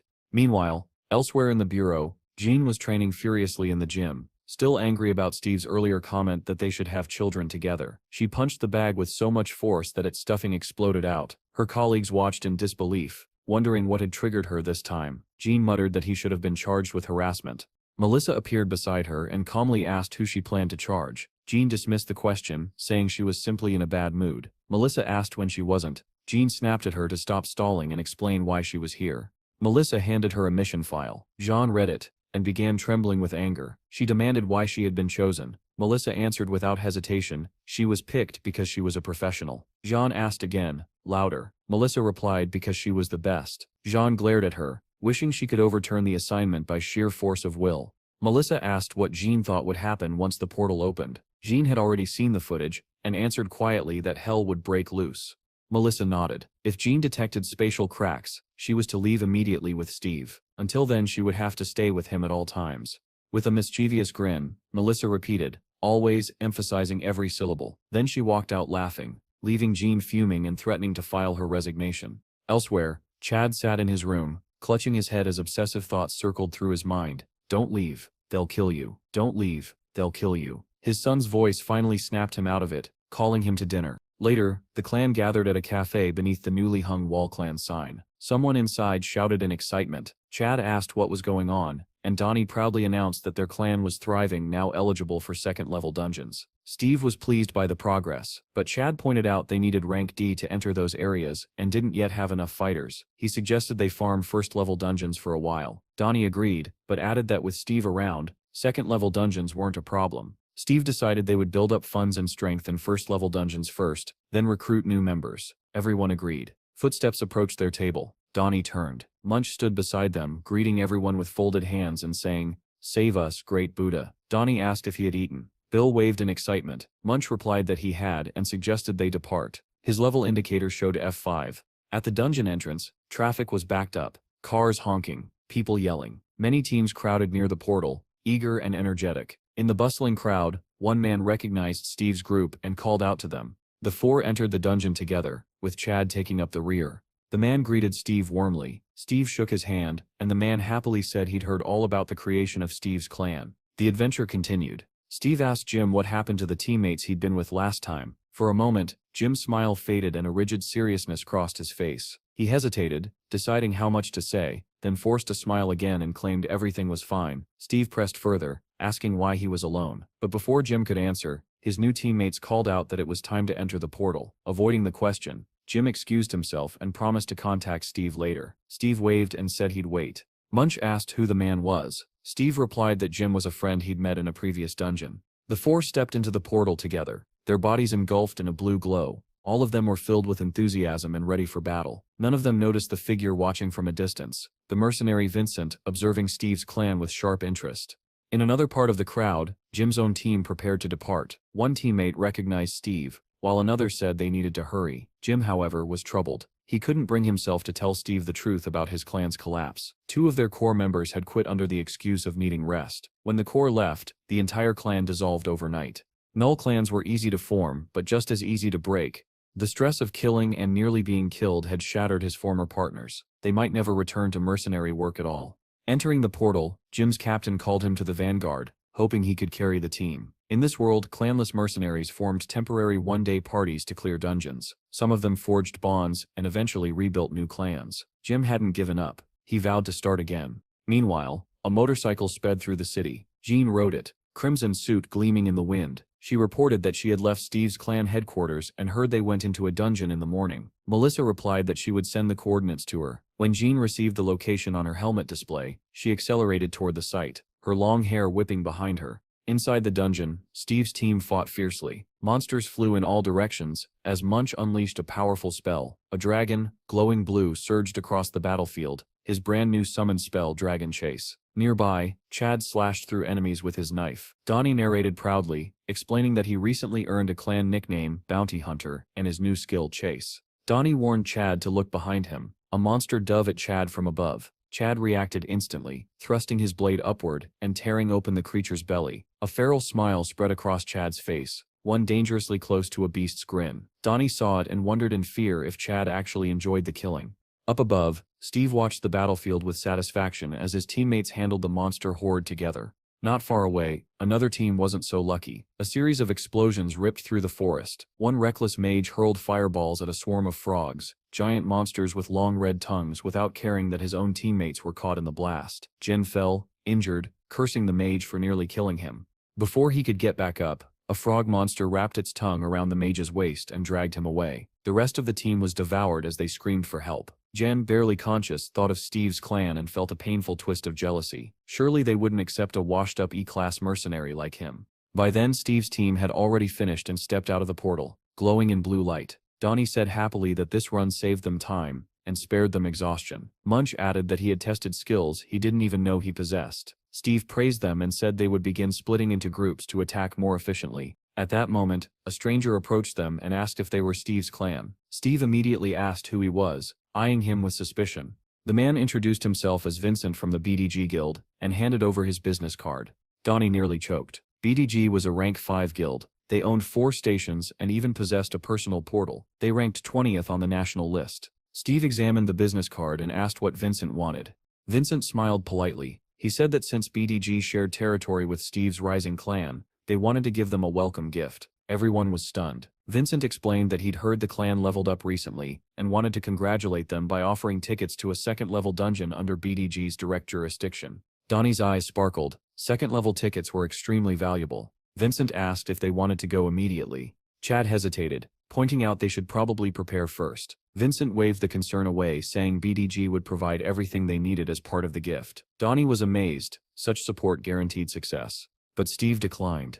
He said they would farm first-level dungeons to train teamwork. He alone would handle the second-level descent for now. It would be more efficient. Vincent smiled, a little too satisfied, before hiding it. The clan agreed with Steve's plan. Vincent gestured toward a brown SUV and invited them into his vehicle. Their next challenge was about to begin. The SUV rumbled toward the dungeon entrance, passing destroyed buildings tangled with overgrown vines. Vincent radioed ahead, saying they would use entrance #47. The operator confirmed they were cleared to enter immediately. Steve noticed the empty surroundings and commented that there were no mercenaries nearby. Vincent agreed, explaining that this portal had appeared only recently. He had taken care of all the arrangements, so Steve could step inside without delay. Steve said it was very kind. Vincent smiled and replied that if Steve's clan continued using BDG portals in the future, they would consider it a favor repaid. Steve, after a moment of thought, said the two guilds were indeed neighbors. When they arrived, Vincent asked a worker if everything was ready. The worker nodded and handed Steve a backpack filled with supplies. Steve slung it over his shoulder, turned to Vincent, and said that if he came back alive, they'd have lunch together. Vincent waved and promised they would share a drink when he returned. Steve pressed a switch on his suit. A helmet materialized around his head. With steady confidence, he stepped into the portal, swallowed by blue light. Vincent's expression twisted into a satisfied whistle. The smile froze when he heard the roar of a motorcycle behind him. A woman in a red suit skidded to a stop. She yanked off her helmet. Sheen. She demanded to know whether the person who entered the portal was Steve. Vincent confirmed it and asked who she was. Jean didn't bother answering. She sprinted toward the portal and declared she was going in after him as a member of Steve's clan. Vincent shrugged and told her to go ahead. As she disappeared into the blue glow, Vincent remembered a conversation with a creditor. He had quoted a fee of $2 billion to handle both Steve and the girl. The creditor complained it was too expensive. It wasn't even murder. Vincent argued that killing Steve wasn't simple work. A public figure brought public consequences, risks, costs. Jean, unaware of any of this, entered the portal boldly. Earlier that day, she had arrived at Steve's headquarters and asked the others where Steve was. Chad explained that he'd gone into a dungeon. Jan jumped on her motorcycle immediately and followed the SUV. Melissa watched everything remotely via monitor feeds. When Jan asked why she had to chase after him, Melissa said she needed to observe Steve's skills personally. Jan protested. She wasn't even suited up, but Melissa reminded her about the bracelet. Jan snarled that she treasured her equipment. Melissa coolly said she'd double her bonus. Jan cursed and stormed into the portal. Inside, Steve had already arrived. He stood still, noting how different the atmosphere felt here. The portal flashed again behind him. Before he could turn, Jean Sepp's furious voice pierced the cavern. Dawn Set, turn around. Stay still. Steve obeyed, facing forward while glancing sideways at the portal. Jean pressed her bracelet. A dark substance spread across her hand, forming a combat suit over her body. She muttered angrily about her terrible mood. She swore she'd demand triple pay for this assignment. Then she noticed Steve staring directly at her the entire time. Outraged, she screamed that she told him not to look, and called him a pervert. Steve flushed and insisted he was just admiring her bracelet. Did it have inventory functions? Jean's face turned red. She demanded to know how long he had been looking. Her rank, B8, appeared beside her. Steve suddenly remembered something. On the day he returned from the other world, she had seen him naked too. He grinned smugly and said they were even now. Jean snapped that she hadn't seen him by choice back then. Steve changed the subject and asked why she had come. His first guess was, "Did you want to fight me?" Jean said Melissa had sent someone to monitor him. Steve remembered and said Melissa promised to send a professional. Jean, flustered, admitted that she was that professional. Steve raised an eyebrow and said, "It doesn't seem like it." John bristled and said she rushed here in casual clothes because she didn't want to be late. Steve told her seriously. Dawn Set, interfere. Jan replied she wouldn't. She was only an observer. Then, something pulsed through her nerves. A warning. She said they had company. Steve turned and a lumbering monster came into view. A giant orc in a loincloth, holding an axe. Its aura alone was far stronger than any creature from earlier dungeons. It didn't charge immediately. It watched. Jan whispered that this orc was incredibly strong. She said Steve was extremely unlucky to meet an orc boss at the very start of a second-level dungeon. But Steve remained unfazed. "There are 4 of them," he said. Jan Set's head whipped toward him. "What?" Roars erupted around them from every direction. The ground trembled as more orcs approached. Jan stared at Steve in disbelief. "This can be real. Not in a second-level dungeon." Steve smiled. "Second-level dungeon? That SIP's what you SIP are calling it?" John froze. What? What do you mean? Their situation was about to become much worse. Steve asked Jean if she hadn't felt the abnormality when passing through the portal. Was she truly a pro? Jean bristled with irritation and tried to excuse herself, saying the disruption was because of the bracelet. Steve stepped forward, preparing to sprint. He told her to stay out of his hunt. The next instant, he shot forward with such explosive speed that the ground cracked apart beneath him. The shockwave knocked Jean off balance. Shielding her face, she stared in disbelief. What kind of insane speed is that? Steve appeared in front of the nearest orc, and struck its chest with a powerful blow. As the orc staggered back, dazed, Steve spun, seized the axe from its hands, and prepared his next strike. The creature dropped to one knee, rubbing its head. But the echoes of approaching orcs grew louder from every direction. Steve swung the axe. The orc's skull split cleanly in half. Another orc charged forward. Enraged by the death of its kin, Steve swung again, driving the axe through its body and unleashing a fountain of blood. Yet another orc barreled toward him. Steve leapt onto a rock, sprinted along its edge, and the monster ran below, searching for him. After a short sprint, Steve launched himself off the cliff toward a tangle of vines. Grabbing them mid-air, he watched the orc scanning around in confusion below. Steve released the vine and dropped straight behind the creature, unseen. Meanwhile, far away, Vincent called the client. He said they should transfer the remaining payment. Even a sea-level mercenary would struggle to survive a dungeon like this. The client grinned when asked what level this dungeon actually was. Inside the dungeon, Steve plunged a dagger into another orc's skull. Jean watched from a distance, stunned at what she was seeing. Steve crouched beside the corpse, completely ignoring the next orc running at full speed toward him. Steve muttered with excitement that the dungeon's level didn't matter as long as he could kill everything inside. The new orc swung its axe inches from Steve's head, but Steve dodged effortlessly and struck its chest with enough force to send it flying. A second strike crushed its skull. Helmet soaked in blood, Steve stared at the dying orc and saw a notification plus 32 points. He grinned. This dungeon was a treasure trove. Without looking, he tossed Jean the backpack he'd received earlier. She caught it. Startled, Steve asked her to help collect bloodstones. Then he walked off toward another corpse, leaving her baffled. Jane watched him with a mixture of confusion and growing horror. He was just an F rank, yet he was massacring the battlefield. The conclusion formed itself: Steve was completely insane. A twitch ran up Jane's spine. She sensed something and turned her head sharply, activating her reconnaissance skill. Her eyes glowed blue. Steve, meanwhile, pried a massive bloodstone from a corpse and proudly showed her its size. Jane ground her teeth. Not now. Steve blinked, confused, and asked why. Jean threw the backpack to the ground and said that even if he killed 4 orc bosses, the portal still wouldn't open. The bag only contained stones. Steve began stuffing bloodstones inside, saying that in that case, he'd put them all there. Jean rubbed her head in frustration, wondering what exactly was wrong with this man. Unable to take it anymore, she snapped. This is a 4th level dungeon. If the difficulty were any higher, even together we wouldn't get out alive. Steve froze. So Vincent had sent him into a 4th level dungeon for free. Jane watched him, horrified. Half of what she'd said had flown over his head. Steve, delighted, shouted that if he survived, he would definitely pay for Vincent's dinner. Jane stared at him like he was out of his mind.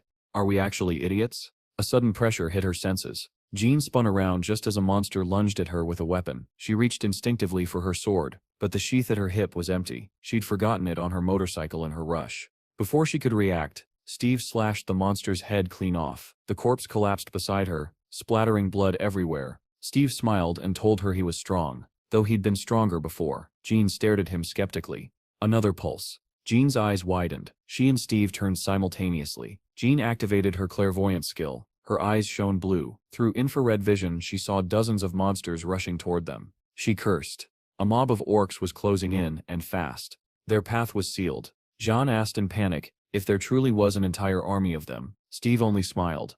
Even without Munch here, the monsters were coming straight to him. Jean snapped at him to be quiet. The first wave arrived. Orc riders mounted on snarling wolves. Jean shouted that it looked like nothing but orcs. But Steve wasn't listening. His eyes sparkled. He was thrilled by the sight of the harnessed wolves.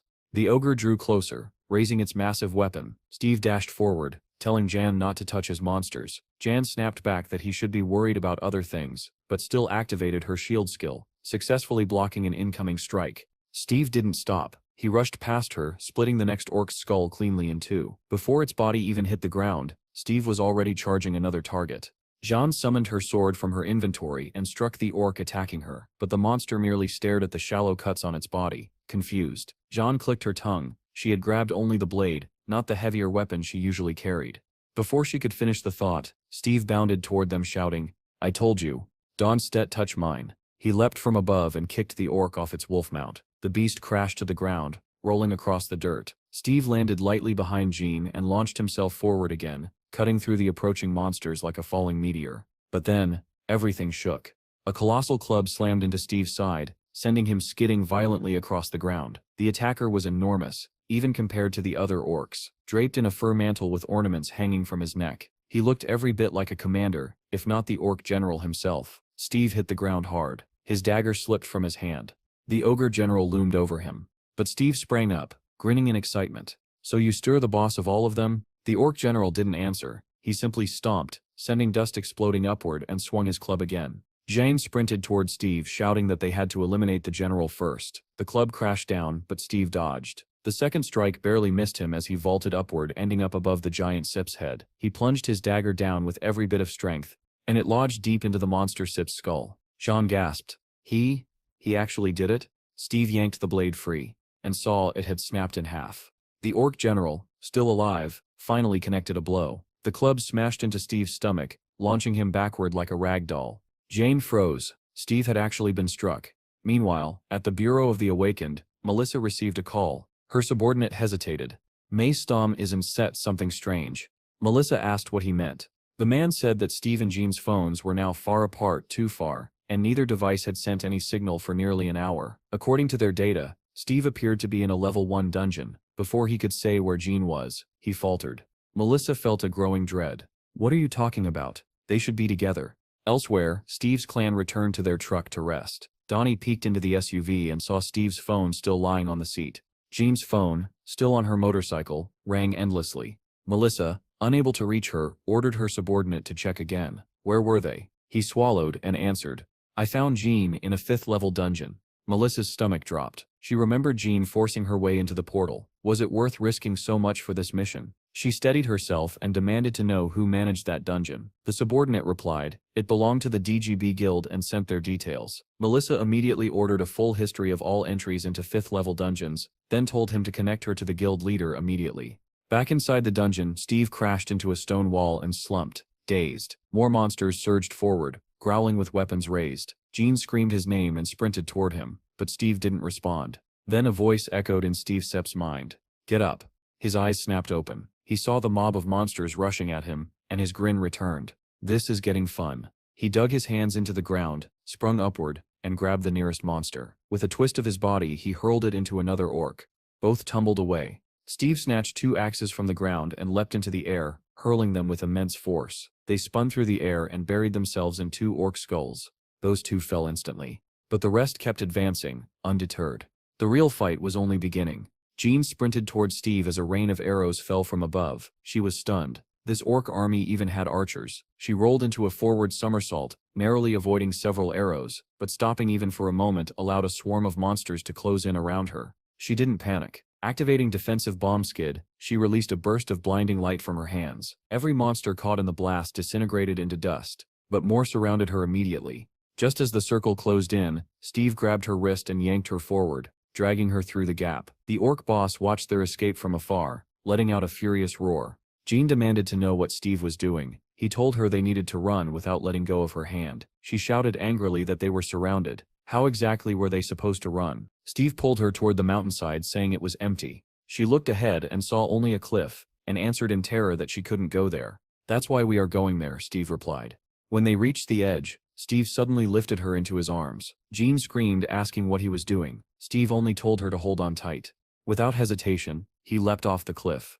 They plummeted downward. Several orcs leapt after them, but only to fall to their deaths. Steve landed on both feet, the impact cracking the earth beneath him. The orcs that followed crashed against the ground around them, their bodies shattered. Jean clung to him in shock, realizing she was still alive. Steve sighed, dropped his hands, and let her fall unceremoniously to the ground.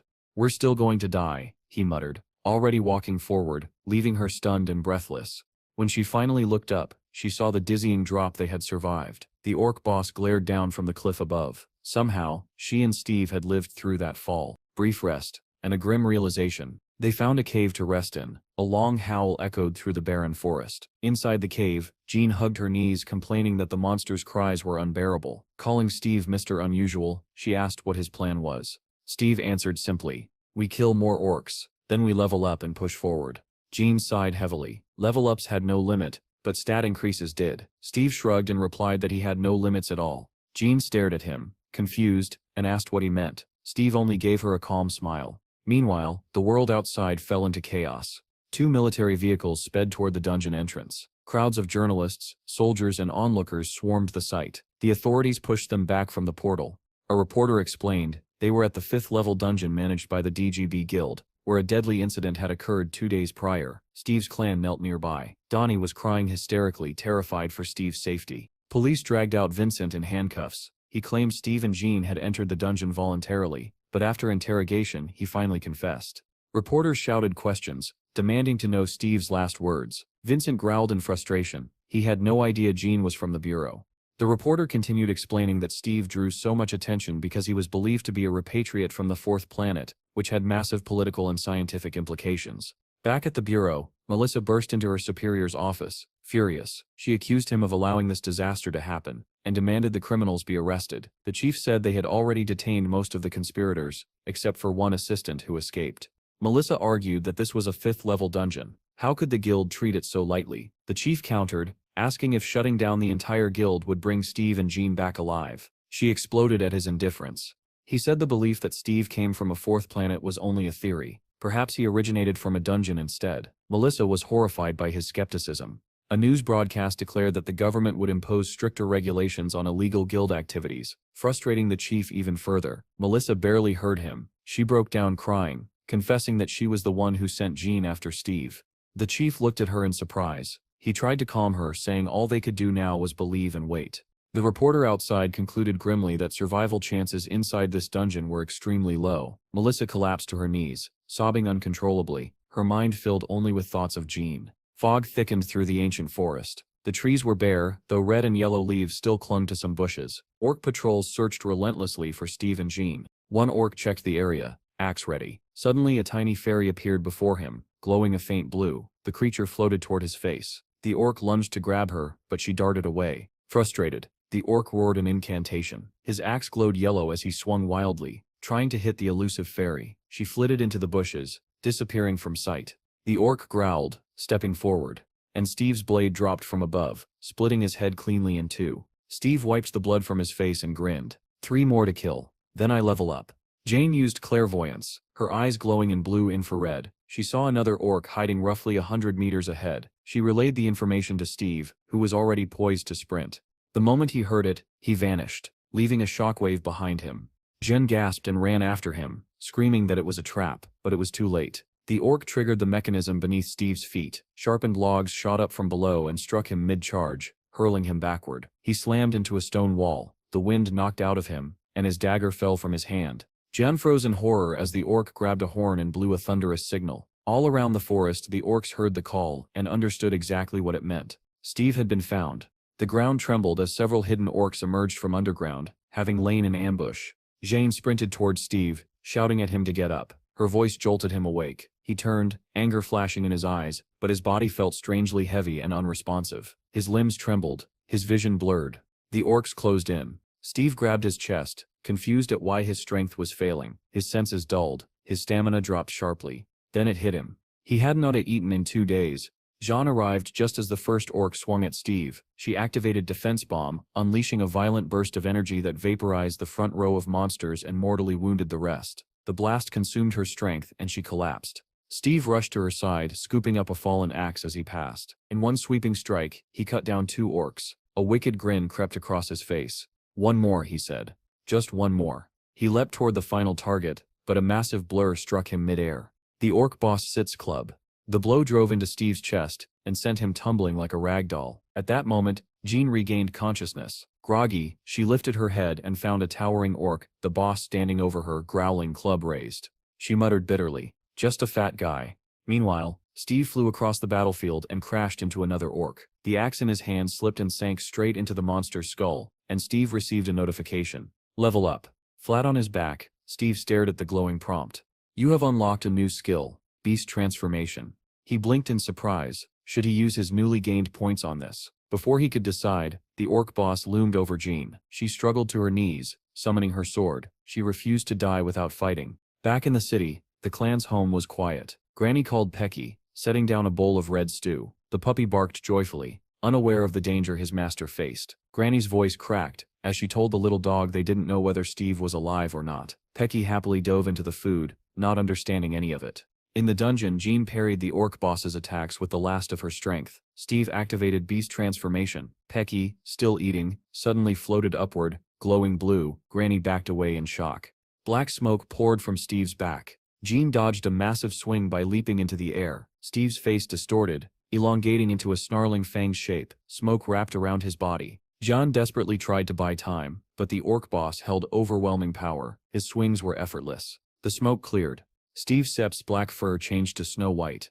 Jean misstepped. The orc boss struck her full force, sending her flying. Her sword clattered across the stone floor as she hit the ground helplessly. The orc boss charged toward her. She curled up, bracing for death. Something massive landed between them. A white-furred half-wolf clad in black armor slammed its claw into the orc boss, pinning him to the ground. Jean stared, stunned. The creature was as large as the orc boss, and effortlessly overpowering him. Steve unleashed a barrage of strikes, pounding the orc's head until it was nothing but pulp. Even after the monster stopped moving, Steve kept hammering, driving the corpse deeper into the earth.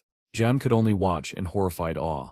Steve then tore into the orc boss's body, devouring chunks of flesh. A notification appeared before his eyes, plus 45 points. When he finally looked toward Jean, the girl met his gaze in terrified silence. She studied the enormous werewolf. "Steve," she whispered. The beast opened its blood-stained jaws, barked. Once, then again, then several more times. Jean blinked. "He sits barking, so he sits not a wolf. He sits a dog?"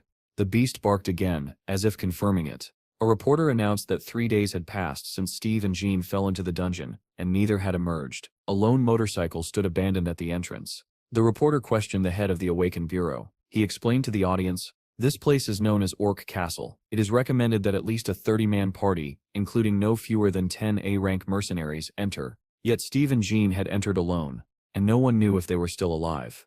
The broadcast continued. As the reporter explained the dangers of the dungeon, the camera operator muttered under his breath that this entire situation was a circus. He claimed the government had practically sent Steve to die just to get rid of troublesome guilds. He grumbled about how long he still had to film this interview. The host asked how many people Steve might disrupt if he somehow survived and returned. The operator scoffed. How could Steve return? He was no hero. He was only level F. By tomorrow, headlines would write about how their country had lost its standing in the rankings. Back at Steve Sepp's clan house, Pecky suddenly reverted into an ordinary puppy again, barking happily. Granny recoiled in fear, asking what on earth had just happened. Jean, like Granny, was shaken by what she had witnessed. Steve shifted back into human form and explained calmly that he could merge with the animals he tamed. It wasn't transformation, it was unification. He turned toward Jean, who stood frozen in disbelief, and asked why she was still staring. They had to collect everything they could and escape. But Jean answered in a trembling voice that it was useless. Steve frowned, unable to understand. Jean said quietly that this place would be their grave. Rain began to fall, drenching the sky in a cold gray haze. Steve asked what she meant. Jean pointed out that they had already killed the boss, yet the portal remained closed. What did he think that meant? Realization struck Steve. The portal hadn't set opened. He gestured toward the crushed corpse of the orc boss, and asked if she was seriously implying that this thing wasn't the true boss. John replied without hesitation, yes, someone even stronger existed in the dungeon. Steve grinned, intrigued, and demanded to know who this mysterious someone was, the one who made her talk about graves. Jean's expression hardened. In the pounding rain, she began her story. 3 years ago, when Jean had just reached level B, she joined a 20-person raid. 10 of them were A-rank mercenaries from the Bureau. Together, they descended into a 5th-level dungeon. Jean walked in the middle of the formation, her face tense with concentration. Suddenly, the man ahead of her, Tim, turned back and stared at her. Jean blinked, wondering what was wrong. Tim asked about her ankle. She flushed with embarrassment and said it was nothing. It had healed. Tim smiled warmly and said he was glad. From behind, Melissa teased them. She said they were a cute couple, and this was exactly why couples shouldn't join missions together. The squad stormed the orc castle. Explosives detonated, blasting apart one of the fortress walls. A horde of orcs charged out, racing toward them. An officer barked orders to push toward the tower. He assigned Melissa to defend the right flank at 3 o'clock. Melissa unleashed a flaming spell, turning dozens of orcs to ash. She shouted that the flank was secure. Another mercenary yelled that the defenses were weakening at 4 o'clock. He tried to report his position, but an orc struck him before he could finish. Jean picked up his call and screamed that they needed backup. Melissa sprinted toward Jean, demanding she hold out a bit longer, but Jean was knocked off her feet. She hit the ground hard, crying out in pain. A massive orc approached her, teeth bared, weapon raised. Jean froze, paralyzed in terror. Before the killing blow landed, Tim hurled a spell that turned the orcs surrounding her into stone dust. Melissa arrived moments later, blasting through the orcs with fireballs and clearing the path. Explosions erupted everywhere. But the orcs kept coming. Melissa shouted at Jean and Tim to look at the 2 o'clock direction. They turned and saw another squad of orcs rushing toward them. Tim smiled reassuringly and told Jean to keep moving. Jean tried to warn him, her voice trembling, but Tim grabbed her hand and pulled her along, saying they could talk once outside. But something felt wrong. Jean sensed a presence, a crushing pressure watching them. Then she saw it. A towering orc with 3 eyes appeared in the distance. One blinding flash later, Tim's arm, still holding his sword, was severed and flung across the battlefield. Jane tumbled forward, barely catching herself before falling flat. She lifted her head just as a sword stabbed the ground inches from her stomach. Chaos erupted. Every mercenary turned, horror etched into their faces. Tim Sip's body lay behind Jean, face pale, blood covering him. Above him stood the real ruler of the dungeon. The Orc King, clad in iron armor, weapon raised high. Tim Sip's glassy eyes turned toward Jean. With his remaining strength, he whispered one word: sword. Jean didn't understand. But then she remembered their training in the dojo, and Tim Sip's voice echoed in her mind. Put part of your soul into the blade. Like a fan cannot live without the wind, your sword, your faith, and your heart must become one. The memory ended, and Jean trembled. She knew exactly who was waiting for them in this dungeon now. The 3-eyed Orc King. Tim smiled warmly at her and said, "Here sits the sword, Jean." The Orc King swung his massive spear downward, and blood sprayed in all directions. When Jean finished her story, she lowered her head and discreetly wiped away her tears. Steve placed a reassuring hand on her shoulder, and gently turned her toward him without saying a word. He rested his palm on her head, trying to comfort her, then pulled her close and murmured, "So that's what happened." Outside, far from the dungeon, the sword Jean had left behind on her motorcycle suddenly began to glow. Heat radiated from the blade and white smoke curled into the air as if the weapon itself mourned. On a live broadcast, Donnie sobbed uncontrollably, mourning Steve and shouting that he couldn't imagine life without him. Commentators argued heatedly over what had occurred. Some refused to believe Steve was dead, others insisted that even he couldn't survive a 5th-level dungeon. Still others loudly wished for him to slay every last orc and return triumphantly. Beside Donnie, Melissa sat with red, swollen eyes, silently grieving for Jean. The reporter announced that the great shaman would perform a ritual for the safe return of the missing. A volunteer raid force of high-ranking mercenaries was already assembling, eager for revenge. Among them was Morris, who thought bitterly that if Steve had joined a proper guild, none of this would have happened. Still, he believed this was the right thing to do. Far away, in another living room, a long-haired man watched the broadcast. A woman draped her arms around his neck and asked what he was watching. He answered casually that it was a channel from his homeland. The man was none other than the world-renowned hero. He scoffed that the shows in this country remained as boring as ever. Steve and Jean shared a makeshift feast in their cave hideout. Steve marveled that after leveling up, the store suddenly offered better food options. He handed her a steak sandwich, and Jean remarked that with such an assortment, he could open a fast food chain. Chewing through another burger, Steve teased that she was a secret foodie. Jean paused mid-bite and asked if eating 12 servings was really a lot. Embarrassed by her own appetite, she set the remaining burger aside and mumbled that she was full. Steve blinked, baffled at how she could possibly be done after so little, while he was already on sandwich number 22. He insisted she continue eating, but Jean gave him a soft smile and said she was grateful all the same. The glow of the campfire dimmed and was replaced by drifting fireflies. Steve asked if she had truly been the one who took up Tim's sword and defeated the Orc King back then. Jan answered with sorrow that she had lost consciousness. When she awoke in a hospital, she learned the Orc King had only been defeated after 2 elderly A-rank mercenaries sacrificed their lives. His power was like the combined force of 5 Orc chieftains at once. Steve nodded grimly. "So there steps an orc like that here. Where is he?" Jane replied that the Orc King resided inside the Orc Castle, more than a kilometer away. As she spoke, the tiny fairy who had scouted for them earlier fluttered into the cave. It whispered something in Steve's ear, and he broke into a satisfied grin. "I found the fortress," he said.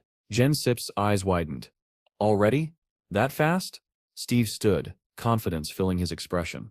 "Let's go." Jean hesitated. "And the plan?" Steve Sip's smile hardened. "Find and kill." Jane let out a tired laugh, saying she would have smacked him for that answer if she had the strength. Chaos erupted within the orc castle. Roars echoed across the wooden battlements as the drawbridge lowered over the moat. Dozens of orc warriors thundered out on armored wolves.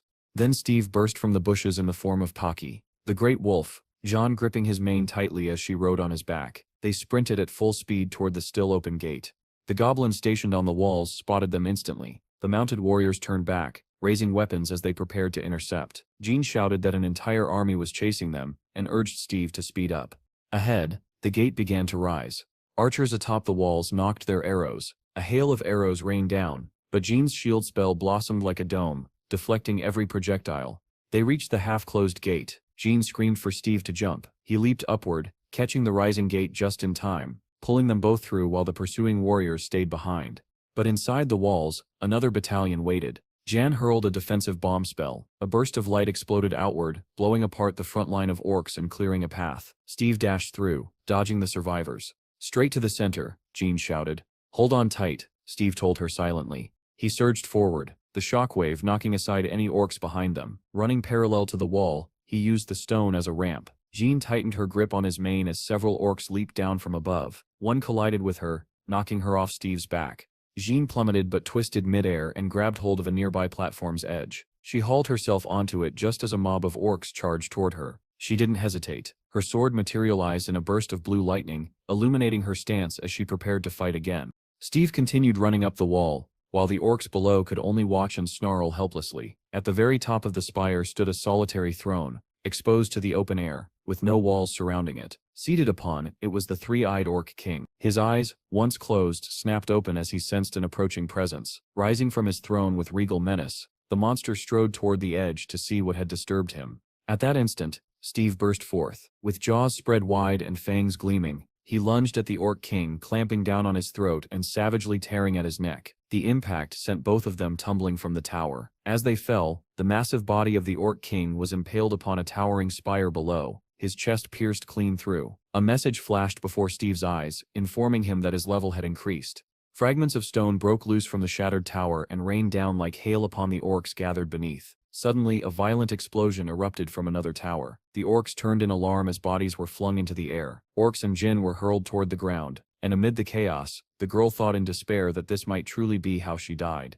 Then, without warning, a white paw tipped with sharp claws seized her hand. She looked up in shock to see Steve. He yanked her toward him just before they struck the ground, then surged forward at full speed as the orcs gave chase. After they had gained some distance, the girl asked what had happened to the king. Steve answered calmly that he had killed him. He tossed her onto his back and told her it was time to leave. As he prepared to sprint, Jean grabbed his mane and demanded to know if he had truly slain the king. Steve told her to scan the area. Activating her clairvoyance skill, Jean stared in disbelief and announced that the portal had opened. She could hardly believe that Steve had defeated the Orc King and done so in such a short time. Meanwhile, far below, one of the monitoring devices began to beep, and a timer appeared on its screen. A member of the DGB guild could only groan in shock as he realized what he was seeing. He managed to mutter that this was the 127th dungeon. His partner, equally stunned, demanded to know what that meant. Donnie noticed the countdown hovering above the dungeon and asked in confusion what it signified. When Melissa heard the announcement that the portal explosion countdown had begun in dungeon number 127, tears filled her eyes as she realized that Jean might still be alive. Around the portal, the crowd erupted into thunderous shouts as the countdown began. Steve asked Jean if she had located the portal. Slightly disoriented, she replied that she had. Regaining her focus, she reported that it was at 11 o'clock, 700 meters from the castle, with only 10 minutes remaining before the explosion. They surged forward at once,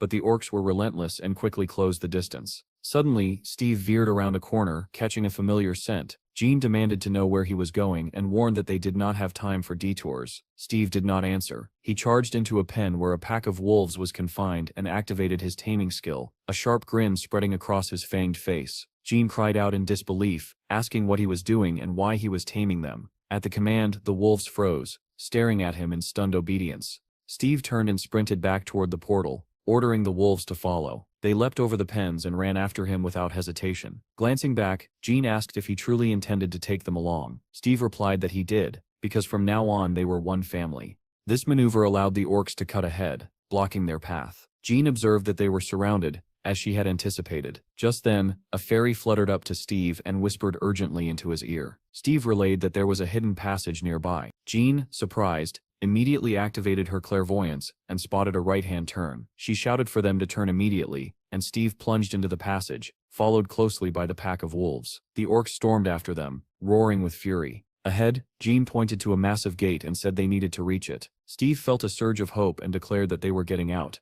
Accelerating even more, together with the wolves, they burst through the gate and raced across a bridge. Jean warned that there was only 1 minute left before the portal exploded.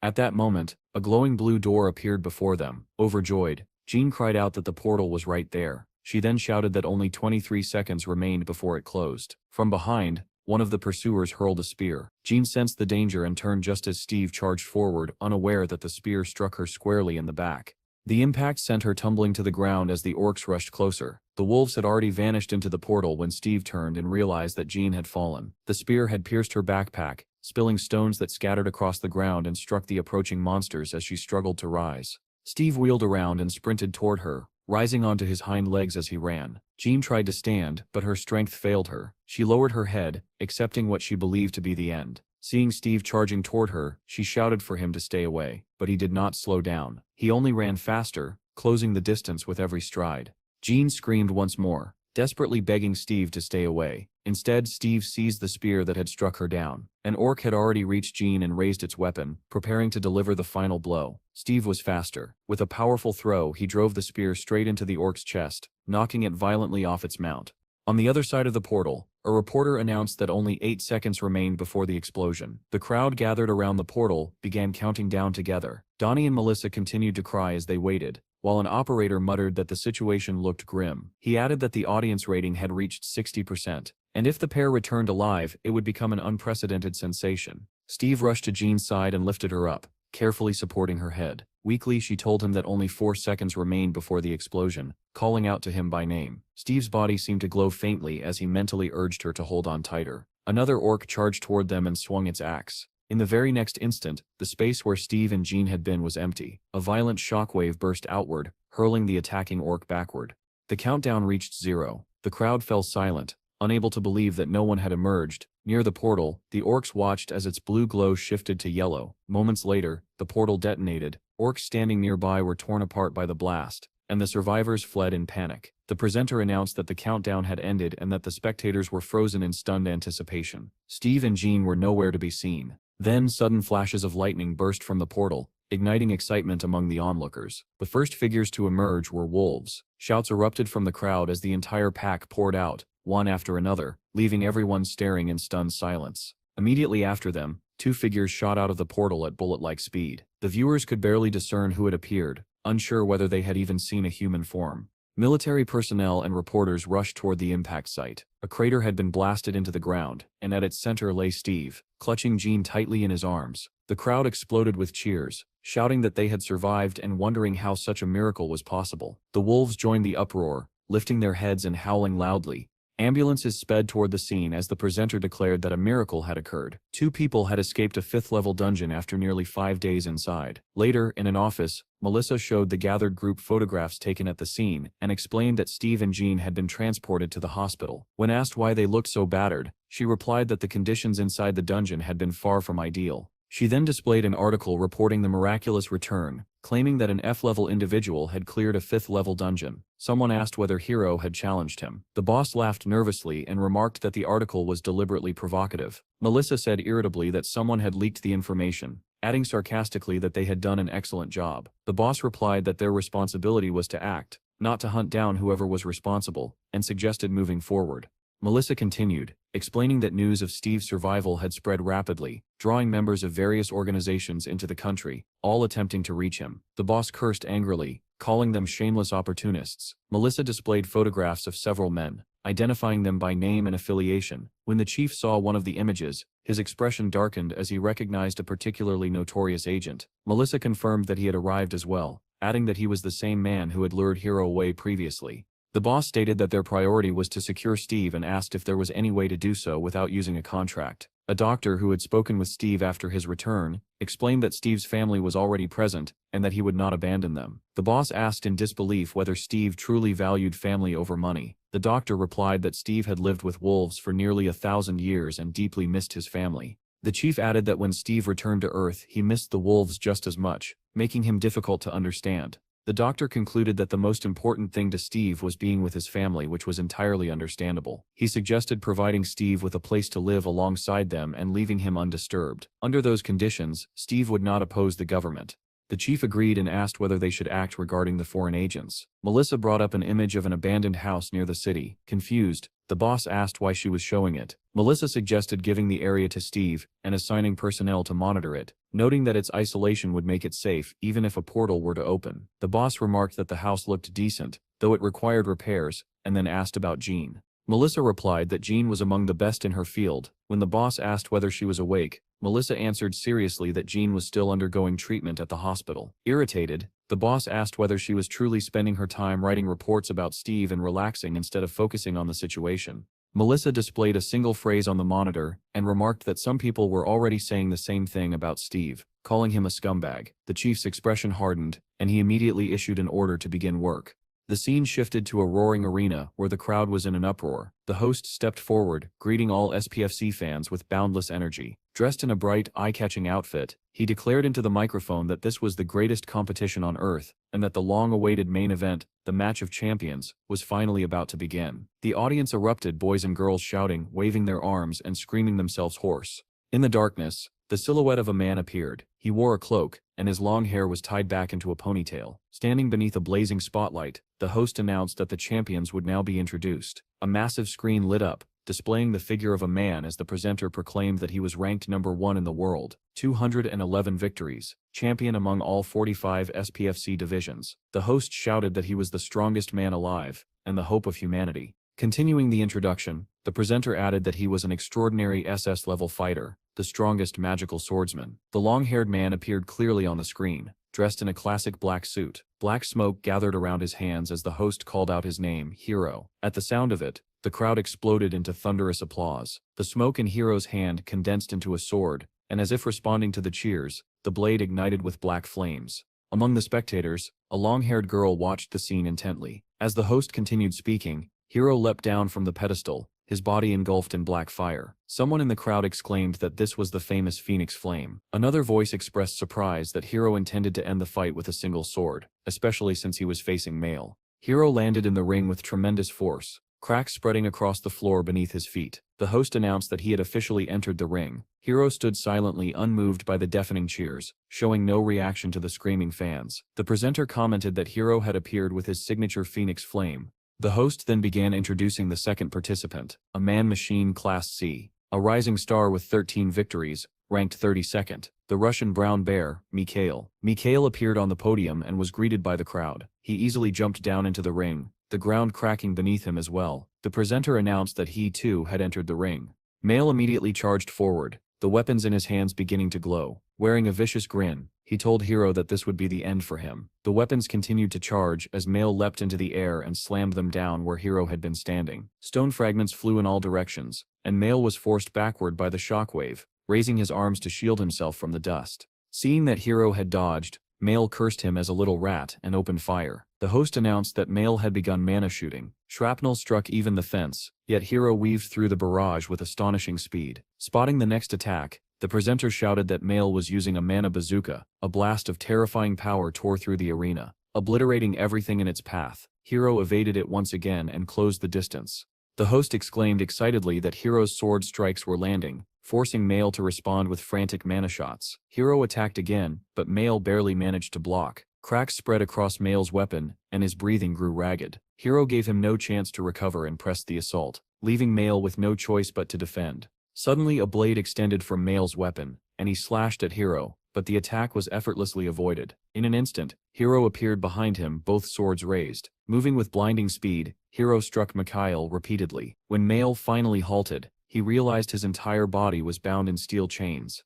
Mikhail grinned smugly and declared that he had caught him. As he prepared to fire, he screamed that Hero Sip's bones would shatter. Hero replied calmly, "The seventh note, Male. You Stev already lost." In the next moment, Male let out a strangled wheeze as blood spilled from his mouth. Cuts opened across his entire body, blood gushing out as he screamed in agony. The audience stared in shock as the massive bear-like Male collapsed to the ground. Hiro shook off the chains as if they weighed nothing. The crowd erupted. The host, stunned, demanded to know what had just happened, and then declared the result.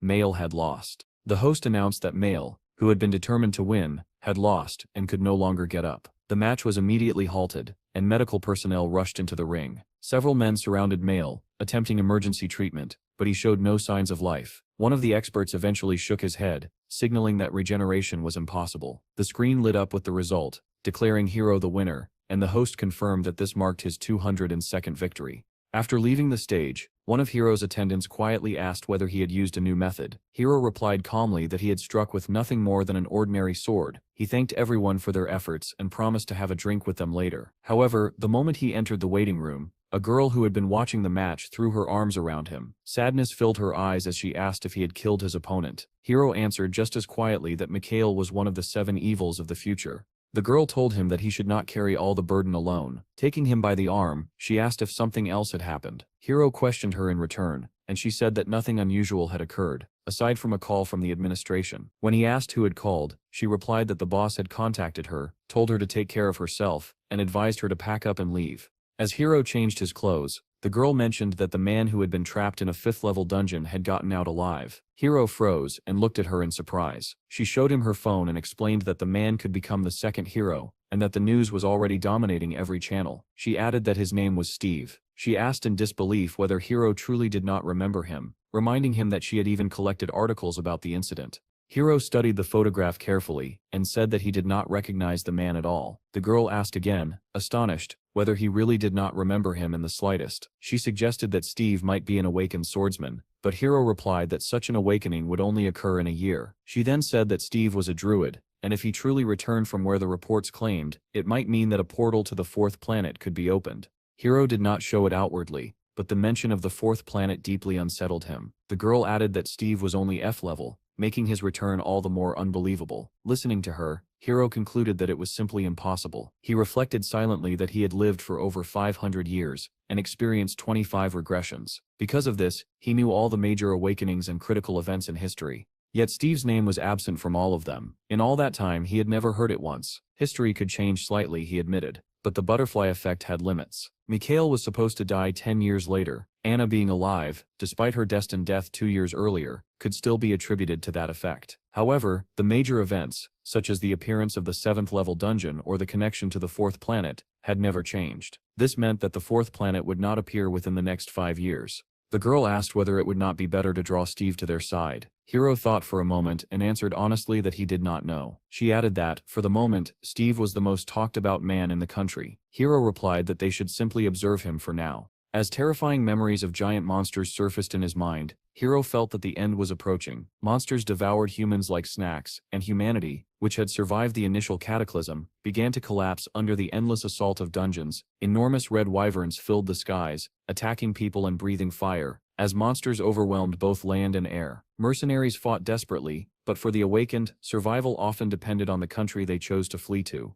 That was why Hiro remained in this nation, even though he was labeled a traitor by his homeland. As long as the dungeons here were managed by truly capable people, this land would offer the greatest chance of survival. Refugees would arrive by boat, relieved to have escaped, and when they saw him, they would believe they were saved. He imagined that his surviving compatriots would one day call him a savior rather than a traitor. In his thoughts they would chant his name, calling him a hero, and a faint smile formed on his lips. The girl noticed the smile and looked at him in surprise. Embarrassed, Hiro said it was nothing, merely an act. Anna did not understand what he meant, and he explained that it was only a deception. She did not believe him, and said that it was not only the Ministry of Defense that was eager to claim him. Hiro replied that if Steve survived the coming end, there would still be time to recruit him, once again suggesting patience. Shinsum Hospital stood as one of the few buildings still intact in the city. Melissa entered Jean's room without knocking, interrupting her reading. She approached the blonde and asked whether it hurt. Jean replied that it still hurt badly. Melissa did not believe her, remarking that something felt off, but Jean insisted once more that the pain was severe. The brunette scoffed and said that the entire hospital was gossiping about a masked man who visited her every night. She asked if it was Steve. Jean quickly changed the subject and asked whether Melissa had bought what she requested. Melissa placed a bag on the table and said she had been lucky enough to find both food and a man for her. Jean pulled the food and a jar of coffee out of the bag, but displeasure flickered across her face. She shook her head and said she wanted a different flavor. Melissa replied that it was the same color. Jean looked at the box in disappointment and added that she wanted a different kind of chicken. Melissa's patience snapped. Her palm glowed white as she said sharply, "Eat what they give you." Despite her complaints, Jean ate the chicken and drank the coffee. Leaning back against the pillow, she patted her stomach contentedly and said that she was full. Melissa smiled irritably and remarked that since Jean was full, it was time to get back to work. Jean had already closed her eyes, however, and murmured sleepily that she would start after taking a short nap. Melissa's palm glowed once again as she leaned closer with an ominous smile and warned her not to talk nonsense. The next moment, the ward was flooded with blinding light, and Jean's scream echoed through the room. Meanwhile, at CIA headquarters, a large screen displayed the news that Hero had finally defeated Mail. The man standing before the monitor stared in disbelief, unable to comprehend how Mail could have been defeated. Another man nearby commented that Hero was steadily progressing and might soon reach the SSS level. The next report stated that after returning from the dungeon, Steve had not appeared anywhere, not even during raids. A photograph was shown, taken recently, depicting Steve feeding pigeons. The man examined the image and asked where the photo had been taken and what Steve was doing there. He was told that Steve went there often. The man asked whether Steve was lonely, surprised that he appeared to be talking to pigeons. The subordinate replied vaguely that it looked like unrequited love or something similar. The man grew irritated and said he could introduce Steve to countless beautiful women. He added that, regardless, it was impossible for Steve to be taken by anyone else and demanded confirmation that this was understood. The subordinate replied that earlier that morning, a special group had already been dispatched to the country where Steve lived. He hesitated and added uneasily that the sky was currently unstable. The man frowned, not understanding what he meant, and asked him to explain. High above, a massive airliner cut through the clouds beneath an azure sky. Inside, a girl sat beside her mother, staring eagerly out the window. Suddenly, she tugged at her mother's sleeve and pointed, saying a beautiful bird was flying outside. The woman looked up from her reading and peered through the window. Curiosity quickly turned to terror as she saw a red monster with a fanged maw gliding alongside the plane. It was a small wyvern, circling the aircraft as if playing. Other passengers noticed it as well, and gathered near the windows, murmuring in confusion at the strange sight. Two men among them immediately recognized the danger. One whispered that it was a wyvern, and the other added that even a small one was deadly. One of them said that this meant the wyvern dungeon had opened, and that it needed to be reported as soon as they landed. His words cut off abruptly when an enormous wyvern, larger than the airplane itself, appeared outside the window. It rose alongside the aircraft, opened its jaws and unleashed a torrent of fire. The plane ignited instantly, its structure beginning to melt. Having finished its attack, the wyvern flew onward, joining a swarm of monsters that darkened the sky. Soon after, the news reported that an explosion had occurred at the wyvern dungeon and that countless monsters had escaped. At the same time, two SUVs drove along a dirt road. Someone asked whether they had truly entered the wilderness. Chad, who was driving, replied that they had, but Donnie sounded doubtful, and soon others began to question it as well. Donnie stared ahead nervously and asked Steve whether the building in front of them was a cursed house. Steve saw nothing unusual. Donnie pointed at the two-story structure ahead, and Munch let out a heavy sigh. As they approached, someone exclaimed that the house really did look cursed. Ivy covered its walls, the windows were cracked, and a raven perched ominously on the roof. After getting out of the vehicles, everyone complained loudly, saying the place did not even look suitable for spending a single night. Donnie asked whether there was any internet reception, while Jean said in fear that she thought she had seen a ghost on the second floor. The group groaned at the idea of sleeping there, convinced the building would collapse the moment they stepped inside. Jean continued insisting that there was a ghost, prompting Jean to angrily tell Melissa that she could not live in a place like this. Melissa told her to quiet down and then turned to Steve, asking whether they were disappointed because they had expected something better. She smiled broadly and said that restoration work would begin the next day. Steve replied calmly that he did not need any repairs. He said he liked everything just the way it was, and asked if he could move in immediately. Jean grabbed him by the jacket and tugged him closer, demanding to know if he had gone mad. Melissa interrupted, remarking that people with wild instincts often had a unique perspective, and suggested that they mark the territory. Steve did not understand at first, but the girls explained that they could do whatever they wanted within their territory. Steve liked the idea, and his hand began to glow. Fireflies gathered around him as everyone else watched in weary silence. Melissa asked in surprise what was happening, and Jean replied calmly that it was the tree spirit. The stream of fireflies pulsed, growing and shrinking, until tiny fairies emerged and scattered in every direction. Melissa asked what he was doing, and Jean answered that she had told him to mark the territory. The little fairies spread out along the perimeter, tossing seeds into the ground. Shoots sprouted instantly, and trees began to grow at an astonishing speed. The members of Steve's group stared in awe. Chad muttered that massive trees had appeared in the blink of an eye. Someone said in disbelief that they now had a fence. When the spirits finally returned, Steve announced that the work was done. He said the territory extended roughly a kilometer from the house. Melissa laughed nervously and said it was wonderful. Stepping closer, she declared that the area would be designated as Steve's guild territory, and that everything within it belonged to them. Steve replied that aside from the restriction on traveling abroad, everything sounded fine. Melissa immediately stated that the restriction was non-negotiable. She added that their first priority was Steve's family. Jean snorted quietly at the remark, though Steve did not notice and said he was satisfied. Melissa nodded and said that in that case he needed to sign a contract. She handed him a stack of papers and a pen. Jean stepped in and warned that it needed to be read carefully, but Melissa pushed her aside and pointed to where Steve should sign. Melissa praised Steve and handed him his copy of the contract. She shook his hand and suggested that he work hard until the portal opened. Steve replied that he would keep his promise, and Melissa asked him to trust the government. As she prepared to leave, she reminded Jean to behave herself. Jean retorted that she would run away if no one was sent the next day to fix the house. The two girls exchanged irritated glances, and Jean stuck out her tongue at Melissa's retreating figure. The SUV drove back through the newly grown forest. Melissa let out a heavy sigh, muttering that Jean was a brat. The driver asked whether it was really possible to manage such a vast territory with so few people. Melissa replied that if they could not handle it alone, reinforcements would be sent. She then ordered a raid list of level 5 or higher to be compiled and placed on standby. Far out at sea, several motorboats sped toward a large vessel and opened fire. A man shouted into the radio, reporting under the call sign Coral Emerald that they were under pirate attack and requesting immediate assistance. Another ship responded that it had received their coordinates, that help would arrive in 2 hours, and instructed them to shut down their engines once the pirates boarded. The pirates drew close and began climbing onto the ship. A soldier reported that they were already on board and that their numbers were increasing. The captain ordered the engines shut down, all power cut, and the crew to gather in the staff compartment. Suddenly, the ship lurched violently, and the crew struggled to stay on their feet. In horror, they watched as something from the sea scattered the pirate boats in all directions. The next instant, a massive tentacle surged upward toward the ship.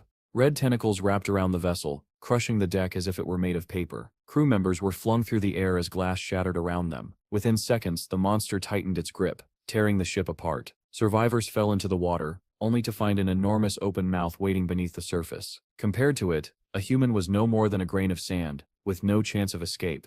As the tentacled monster dragged the wreckage to the ocean floor, another creature, resembling a shark with multiple tails, swam past and rejoined a massive school of similar beasts. Not long after, a relief ship and a helicopter arrived at the scene. They reported that despite patrolling a 10-mile radius, no trace of the vessel could be found. Moments later, that ship met the same fate, as tentacles rose from the depths and wrapped around it. Back at Steve's guild house, fireflies drifted among the trees, helping them grow even taller. The ringing of a phone echoed through the house, coming from Jean's room, where she slept soundly. Without opening her eyes, she answered groggily. Melissa's voice came through the line, remarking that she was getting a real taste of life. Jean scratched her stomach lazily and asked what she wanted, saying she was already working.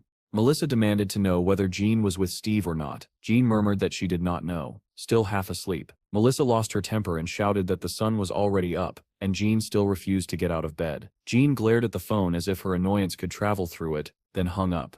After making herself some coffee, Jean stepped out onto the balcony and looked at the towering trees. Sipping from her mug, she thought about how much Steve had planted. Overnight, the tree nearest the house had grown several times taller than the building itself, surrounded by drifting fireflies. Nearby, Steve watched over the pack of wolves while opening his system interface. He assigned names to them, choosing food-related titles. Each wolf displayed an energy level and information about where it had been tamed. Reading one status warning that excessive energy could lead to a loss of sanity, Steve paused thoughtfully, realizing that reckless leveling could be dangerous. At that moment, Jean approached and asked what he was doing. Steve explained that he was naming new members. Jean looked surprised and asked if he meant the wolves. Yawning, she said he should have woken her and asked why he had gone out alone. Pico, now noticeably larger, ran over to them. Jean commented on how fast he was growing, and asked about the younger wolves. Steve replied that they had gone out for breakfast, and were probably near the dungeon. Jean praised their diligence, especially in such heat. Steve gestured toward the forest and asked her if she wanted to take a walk. Jean tilted her head in surprise and asked him again. In the next instant, Steve transformed into a massive white beast and extended a paw toward her. Jean jumped onto his back without hesitation, and Steve told her that he wanted to show her something. Smiling, she teased him, asking whether he really intended to boast about his achievements, but Steve ignored the question and simply told her to hold on tighter. In his beast form, Steve surged forward at tremendous speed. Jean struggled to keep her balance and shouted for him to slow down. The wolf sprinted after them, trying desperately to keep up, while Jean screamed that she had lost her shoes. Not far away, within the forest where Steve's guild had settled, several journalists had set up tents. When they heard the wolves howling, one of them complained that there was nothing worth filming here and added that the heat was unbearable. Another grumbled that his company had sent him here for a story, yet he had not seen his salary in over a month. Turning to the others, he asked whether any of them had been in this forest before. One colleague pointed towards several cameras and said they belonged to the military police, adding grimly that before the police arrived, they might all be eaten by wolves. Someone else remarked that it was impossible to predict when a portal would open, which was why not only journalists, but also influential figures, had been banned from entering the area. Suddenly the SUV Steve had bought for Chad appeared on the road. The journalists immediately recognized it as Steve's car and began searching for him excitedly. The vehicle sped past them without stopping. Chad commented that even the scorching heat could not stop journalists, while Donnie wondered aloud whose channel was getting more attention, his or Steve's. Scrolling through the comments, he saw some viewers discussing Steve, astonished that he was only F level, while others were still arguing about the battle between hero and male. Donnie suddenly gasped, startling Chad, but when asked what was wrong, he awkwardly claimed it was nothing. In truth, Donnie was staring at the screen as donations from several major countries poured in, totaling 4 billion. He noticed that most of the funds were coming from Europe and hesitated, unsure whether to tell Steve.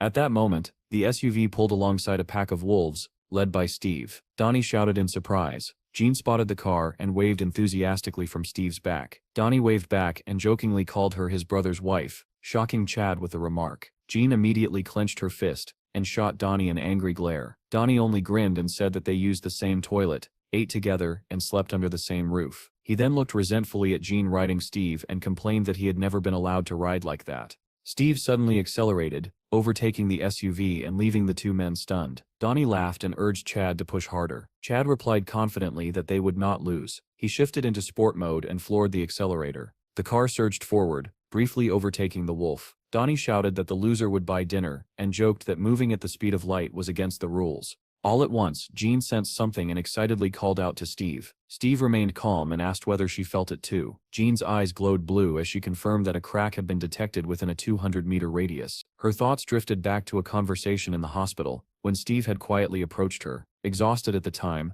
she had still asked him what planet he came from. Looking out the window without turning back, Steve had replied that he was from the planet of the animal kingdom. Jean had asked whether there was truly nothing there but animals. Steve had answered that, in hindsight, it was a beautiful and romantic place, saturated with more than 700 times the energy of Earth. Jean had been stunned by the figure. Steve had continued, explaining that it was a realm of eternal survival, where the struggle for dominance never ceased, and that anyone who ruled had to be at least U-class. Even after becoming their leader, he still believed he needed to accept their challenges. Jean had mused that if a portal bridge existed, it might allow entry and exit without restriction, and if the beings on the other side were warlike, this world could soon become a battlefield. The thought of a war against beasts of Class C and above had filled her with dread.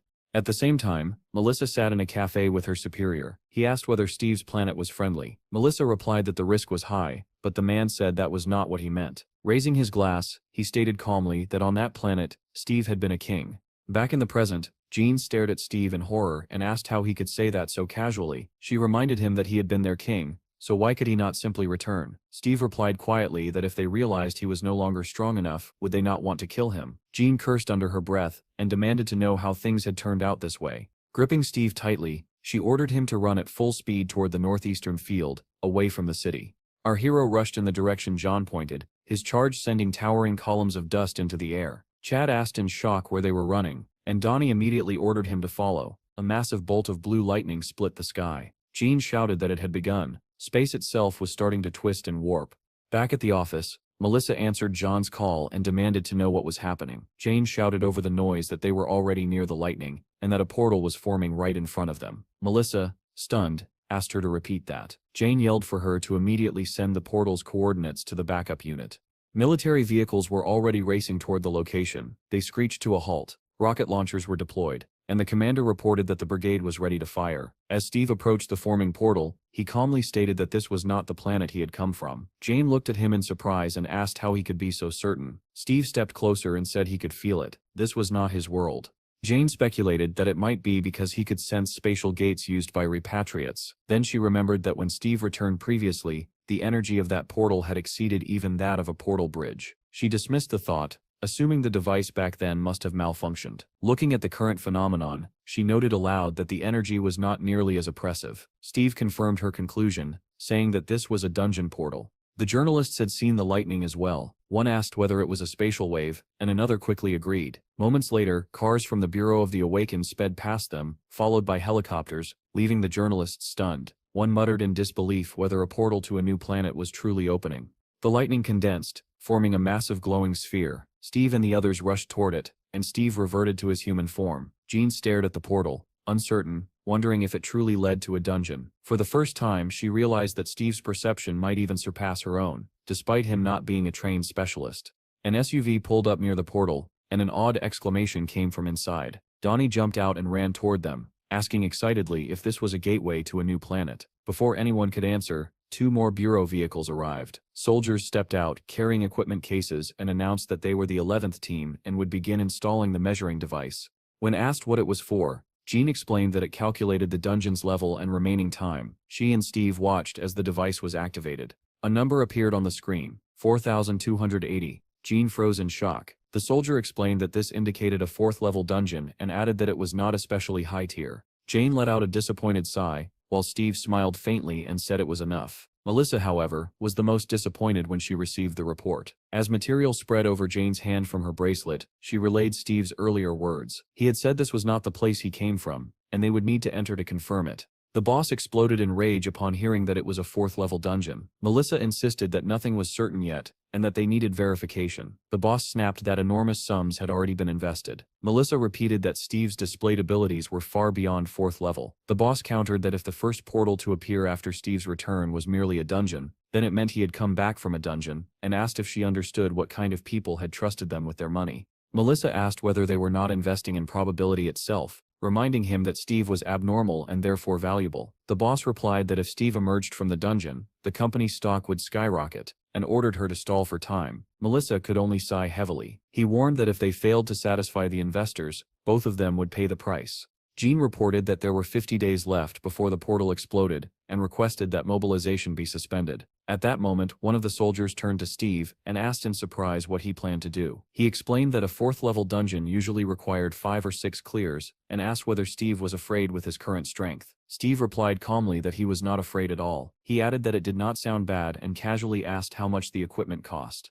The soldier blinked and asked if he meant the measuring device. He explained that each guild had one, and that a new unit cost around 30 million. Steve remarked that it was expensive, and the soldier agreed. He then produced a contract, explaining that he had recently received approval to gift permanent equipment, and asked Steve to sign. Steve looked at him in surprise and asked why he was being given such a gift so easily. The soldier smiled awkwardly and chose his words carefully. He said that even if Steve never returned from a new planet, the government would never abandon him, and that foreign powers were already interested in him as well. Steve looked even more surprised. The soldier spoke with enthusiasm, saying that his country considered Steve family, calling him a priceless gem. The remark made Jean feel slightly sick. Steve replied that no one from abroad had contacted him, which shocked the soldier. At that moment, Donnie stepped into the conversation, his face glowing with excitement. Pulling Steve aside, he said that an actual war was raging overseas. Steve had no idea, since he rarely used the internet, but Donnie had been collecting donations sent by fans. Before Donnie could finish, Steve interrupted him calmly and asked a single question. How much had he collected?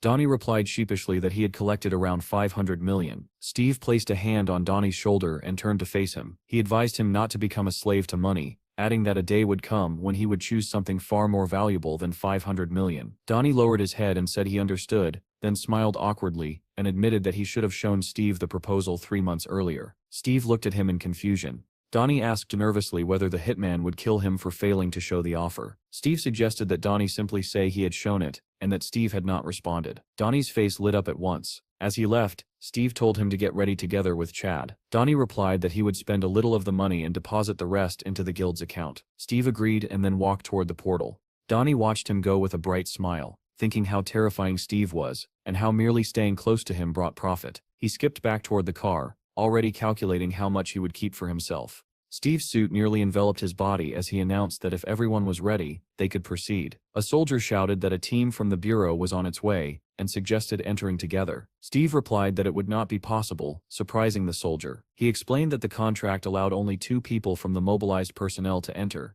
and the same rule applied to hunting. Jean nodded and said everything was clear, urging them to move. The soldier turned to Jean and asked whether there would be enough personnel for the dungeon. She replied calmly that he could simply record the operation. Pico ran up to Steve, and Steve asked if he wanted to warm up as well. Giving the order to advance, Steve stepped into the portal. On the other side, the group paused to take in their surroundings. Jean asked what he thought, and whether this was the same world. Steve replied thoughtfully that he could not tell yet. Jean activated her clairvoyance skill while Steve studied the bare trees around them, saying that the place felt familiar.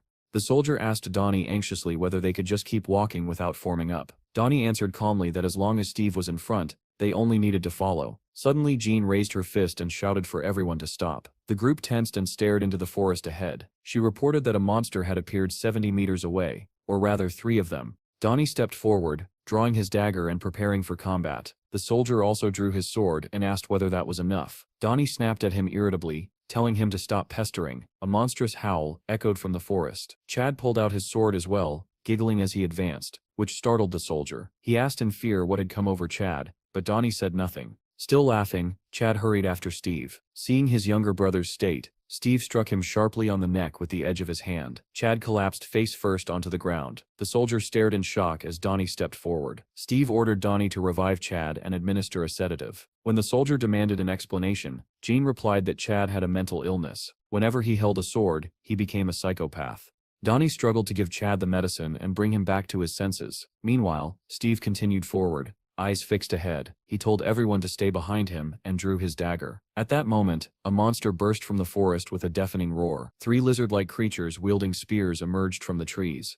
Donnie shouted that they were lizardmen, and Jean ordered everyone to defend themselves. Steve charged forward, his dagger glowing brightly. The soldier's eyes glowed red as he announced that he had begun recording. The 3 monsters attacked at once. Steve severed the first monster's head with a single strike. He sliced the second cleanly in half, as though it were paper. The third was stabbed through the stomach. Steve stopped, having finished them all, and received a message informing him that he had gained 84 experience points. The rest of the group formed a defensive circle, staring in disbelief at Steve, who had already ended the fight. The soldier wondered in shock whether such speed could really exist. Steve instructed Donnie and Chad to collect the trophies. Donnie obeyed immediately, while Chad continued to chuckle. He butchered the corpses with savage enthusiasm, splattering blood everywhere, including onto Donnie. The soldier remarked in disbelief that Chad had seemed normal until he picked up a weapon. Jean snapped at him to move faster. Steve warned the 2 of them that next time they would need to manage themselves and told them to focus. As they extracted blood crystals from the monsters, the boys nodded in agreement.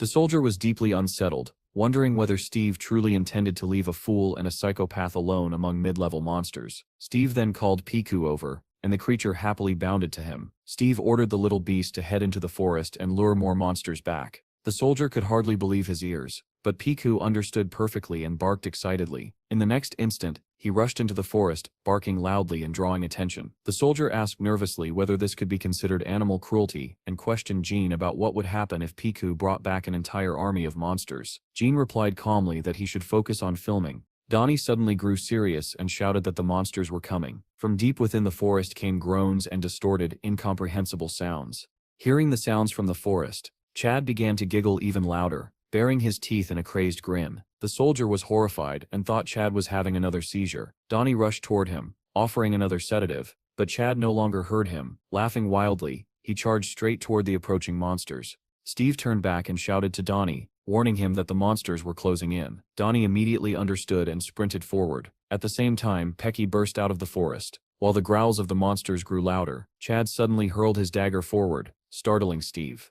A spear flew right after the puppy. It slammed into the ground beside Pecky, making him bark furiously, while Chad's dagger struck one of the charging monsters squarely in the head. The lizard creature collapsed instantly. Another monster shouted something in its own language as it prepared to strike, but Chad was already rushing toward it, gripping 2 shining daggers. He closed the distance in a blink, slashing as the monster raised its spear. Steve arrived at that moment, knocking aside the arm holding the weapon. While Steve restrained it, Chad delivered a clean blow to the lizard's head. Beside them, Pecky sank his teeth into the monster, his jaws strengthening as his level rose. Suddenly, the soldier shouted in terror, warning of danger nearby. A massive tooth-filled maw opened beside Chad as he focused on killing yet another monster. Steve and Chad turned just in time to see lightning tear through the creature's head. Donnie stood in the distance, holding a sniper rifle and providing cover. He fired again, piercing the monster with multiple shots. Chad screamed and slashed twice, carving deep wounds into its body. The next second, the monster collapsed into 3 pieces, and Chad's level rose to E1.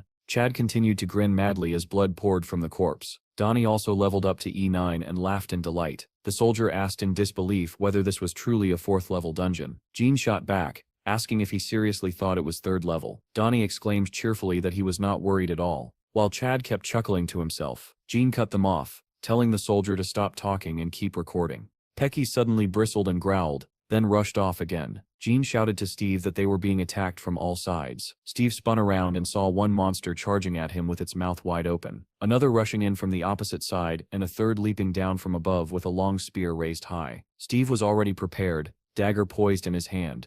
Elsewhere, a white car approached Steve's house, but was blocked by journalists camping nearby. One of them stepped forward and saluted Melissa. She snapped angrily, asking what he thought he was doing and whether he wanted to die. The journalist replied calmly that he would move if she asked, and explained that he had seen Cedric arrive at the head of a squad. Melissa asked sharply what that had to do with anything. The journalist replied that Cedric's presence meant the dungeon was 4th level. Melissa said nothing, fixing him with a cold stare that spoke louder than words. The journalist quickly dispersed the crowd so the car could pass, waved politely, and thanked her. When the others asked what she had said, he replied that it was a 4th level dungeon, and that they should prepare. Inside the car, the driver asked whether this information was secret. Melissa asked why that mattered, and then questioned what was more important to them, Steve's life or the money. The driver hesitated before answering Steve. Melissa nodded and said that was enough. She added that once Steve was officially recorded as having returned from a dungeon, those parasites would stop bothering her. When the driver asked nervously whether everything would be fine, given what the boss had said, Melissa replied that this was exactly why they needed to find a loophole. Meanwhile, Squad 13 assembled at the portal and reported that they were ready. A tall, muscular man with white hair inspected them carefully and asked if everyone was fully equipped. They answered in unison that they were. Smiling broadly, the man said that it was time to have some fun. At that moment, an employee ran over and announced that they had been ordered to wait. Cedric scowled and demanded an explanation. A car arrived at the portal, and Melissa stepped out. She greeted Cedric with a polite smile, but he ignored it and asked bluntly what this meant. Melissa replied calmly that entry into the dungeon was currently prohibited, and that no one was allowed inside without Steve's authorization. Cedric bristled and asked what she meant by unauthorized, pointing out that his team had dropped everything to rush here. Melissa replied evenly that circumstances had changed. Cedric argued that the contract included reconnaissance rights and questioned the logic of blocking the team. Melissa smiled faintly and said that it simply meant a few more clauses would be added. She explained that she was there to prevent unnecessary trouble, and that she was acting on the boss's orders. Cedric cursed loudly, demanding to know why everything had to be so complicated. Melissa suggested they continue the discussion in the car. Elsewhere, the boss studied an article claiming Steve had returned from a 3rd-level dungeon and reassured the chairman over the phone, calling it a misunderstanding and asking for more time. The phone rang again immediately after. The chief clutched his head, saying he might die from stress, and shouted, asking whether anyone had managed to contact Melissa. Despite the chaos surrounding the portal, the city remained bathed in bright sunlight under a clear blue sky. In his office, the doctor scrolled through an article about Steve's return and the shattered dream of a new planet. He frowned at the mention of a 4th-level dungeon and wondered whether this was sabotage. As he read, he muttered that Steve's life was not some television drama. He recalled Steve's story of hiding on a beach, finding fruit trees, and surviving on abundant sea life. Steve had been attacked by monsters from the sea, which was unmistakably an ocean. The doctor frowned, thinking it impossible for a 4th-level dungeon to contain a sea. He considered the theory that dungeons could form from fractures within the planet itself. He remembered the day Steve burst into his office, breaking the door handle, and begged him to find his brother. The doctor had agreed on one condition, that Steve tell him the story of how he became king of the wolves and later went to war with the gorillas. An ordinary F-level repatriate, claiming to have ruled a planet for 500 years. Who would believe that? The doctor realized he might have dismissed something extraordinary too quickly. Meanwhile, Steve was cutting through monsters with terrifying efficiency, leaping high into the air and slaughtering them mid-flight. Heads flew, necks were severed, and bodies were torn open. By the time he landed, every monster lay dead. The soldier was stunned by the speed and coordination, noting that all the attackers had been neutralized almost instantly. Steve turned to the others and asked why they were still standing there, ordering them to gather the loot. After collecting the spoils, the group moved on, carefully surveying the area. Jean remarked that the place was strangely beautiful. Donnie added that the rocks glittered like diamonds, though the atmosphere felt heavy. Steve said this was definitely a new location, yet it felt oddly familiar. As they approached a large stone, they noticed an inscription carved into it, written in their own language. It read, "No way back. Leopard territory." Steve stared around in shock, as if trying to recall a distant memory. Jean asked whether Donnie was joking, but he denied it emphatically. She narrowed her eyes in disbelief, then turned to the soldier and asked whether he was still recording. He replied that the recording had ended. Jean demanded to know where their language had come from. Turning around, she realized Steve had already climbed ahead among the rocks. She ordered the others to move. The group followed Steve upward until they reached a cave entrance. Steve stood frozen there, confusion etched across his face. The others were stunned to find a cave in such a place, and the soldier grew tense, fearing an ambush. Steve summoned the spirit of the tree and thousands of fireflies poured from his body. Everyone froze in shock as Donnie exclaimed in disbelief. The fireflies illuminated the cave walls, revealing that they were completely covered in inscriptions, all written in their language. The group stared in astonishment, realizing that someone like them had once lived here. Donnie read aloud, "I want to eat chicken. I want to eat soup," and asked whether some underground Robinson Crusoe had lived here. The soldier read another line slowly and intently, "I want to see a person." Suddenly, everyone went silent as they noticed another inscription carved nearby. "How I want a woman. I really want affection." The soldier muttered that this pervert had written an entire novel on the cave walls. Everyone studied the inscriptions and agreed that the author had been overflowing with desire. The soldier waved his hand and said he could not read any more of it. They laughed, and Donnie pointed at one of the drawings, asking what those burning mushrooms were supposed to be. Another inscription caught their attention. It read, "I want to see the faces of even those I hate. I want to see my hated father and mother, and my little brother Chad." Donnie froze and exclaimed in shock that Chad's name was written there. At that moment, the younger brother read the next line carved into the stone. Steve was here. The realization hit them instantly. The soldier and Donnie understood who the author was, and the smiles vanished from their faces. Jean, who had been quietly observing, turned with a composed expression. She looked at Steve, who had remained silent the entire time, staring at the inscriptions as if transfixed. Donnie remarked that the drawings resembled ancient cave art, and the soldier added that the creator had impressive skill. Jean stepped closer to Steve and asked whether this was the place he had once lived. Steve did not respond. His eyes were fixed on another carving. The inscription read, 500 years have passed since I became the ruler. For the last 100 years, Kuro could not defeat Steve. Beside it was a roughly drawn map. Steve instantly remembered Kuro, the enormous black tiger he had fought countless times. In his mind he saw the beast's yellow eyes, just as vivid as they had been during their endless battles. Jean asked how he was feeling, but Steve continued staring in shock at another scene carved into the wall. It depicted the Third Lunar War, the guerrilla clan, led by Jack, rising in rebellion. When the third moon rose, the final battle would begin. He remembered the last clash with the gigantic gorilla, the certainty that only one of them would survive. Steve could hardly believe what he was seeing. Donnie continued exploring the cave, and announced that there were knives lying around. The group examined the blades and realized they were carved from stone, not artifacts. Suddenly Steve turned and sprinted toward the cave entrance, startling everyone. Donnie shouted after him, asking where he was going. Jean immediately chased after him, trying to stop him or at least keep up. Donnie yelled that Steve must be offended because the soldier had laughed at the drawings, but the soldier protested that they had all laughed together. Steve ran straight up the steep cliff, moving with impossible speed. He reached the mountain's peak and looked around, stunned. He could not believe his eyes and struggled to understand what had happened to the land. Jane climbed up after him and called his name. Catching her breath, she asked what he saw and whether this was the place he once lived. Steve answered slowly that it seemed to be, but something was terribly wrong. Jane pressed him to explain. Steve pointed in one direction and said there used to be a snow-covered mountain there. He pointed another way and said fruit trees once stood there. Then he gestured toward the fog-shrouded distance and said that there had been a sea there. Jean was genuinely shocked at the mention of a sea existing inside a dungeon. Steve explained that it was called the Sea of Roar, and that it was extremely dangerous. Jean could not believe that such a thing could exist in a fourth-level dungeon. She asked about the writing on the walls, whether he had left it himself. Steve nodded and said they were his notes, his attempts to remember civilization. He had written them while hiding from beasts, and even after changing habitats, he always returned to this cave to write more. Jean asked whether the lizardmen had existed back then. Steve replied that they had not. She then asked about his animal companions. Steve stared into the distance and quietly repeated her words. My friends, he said this was leopard territory, and that they would never abandon it because of some lizard men.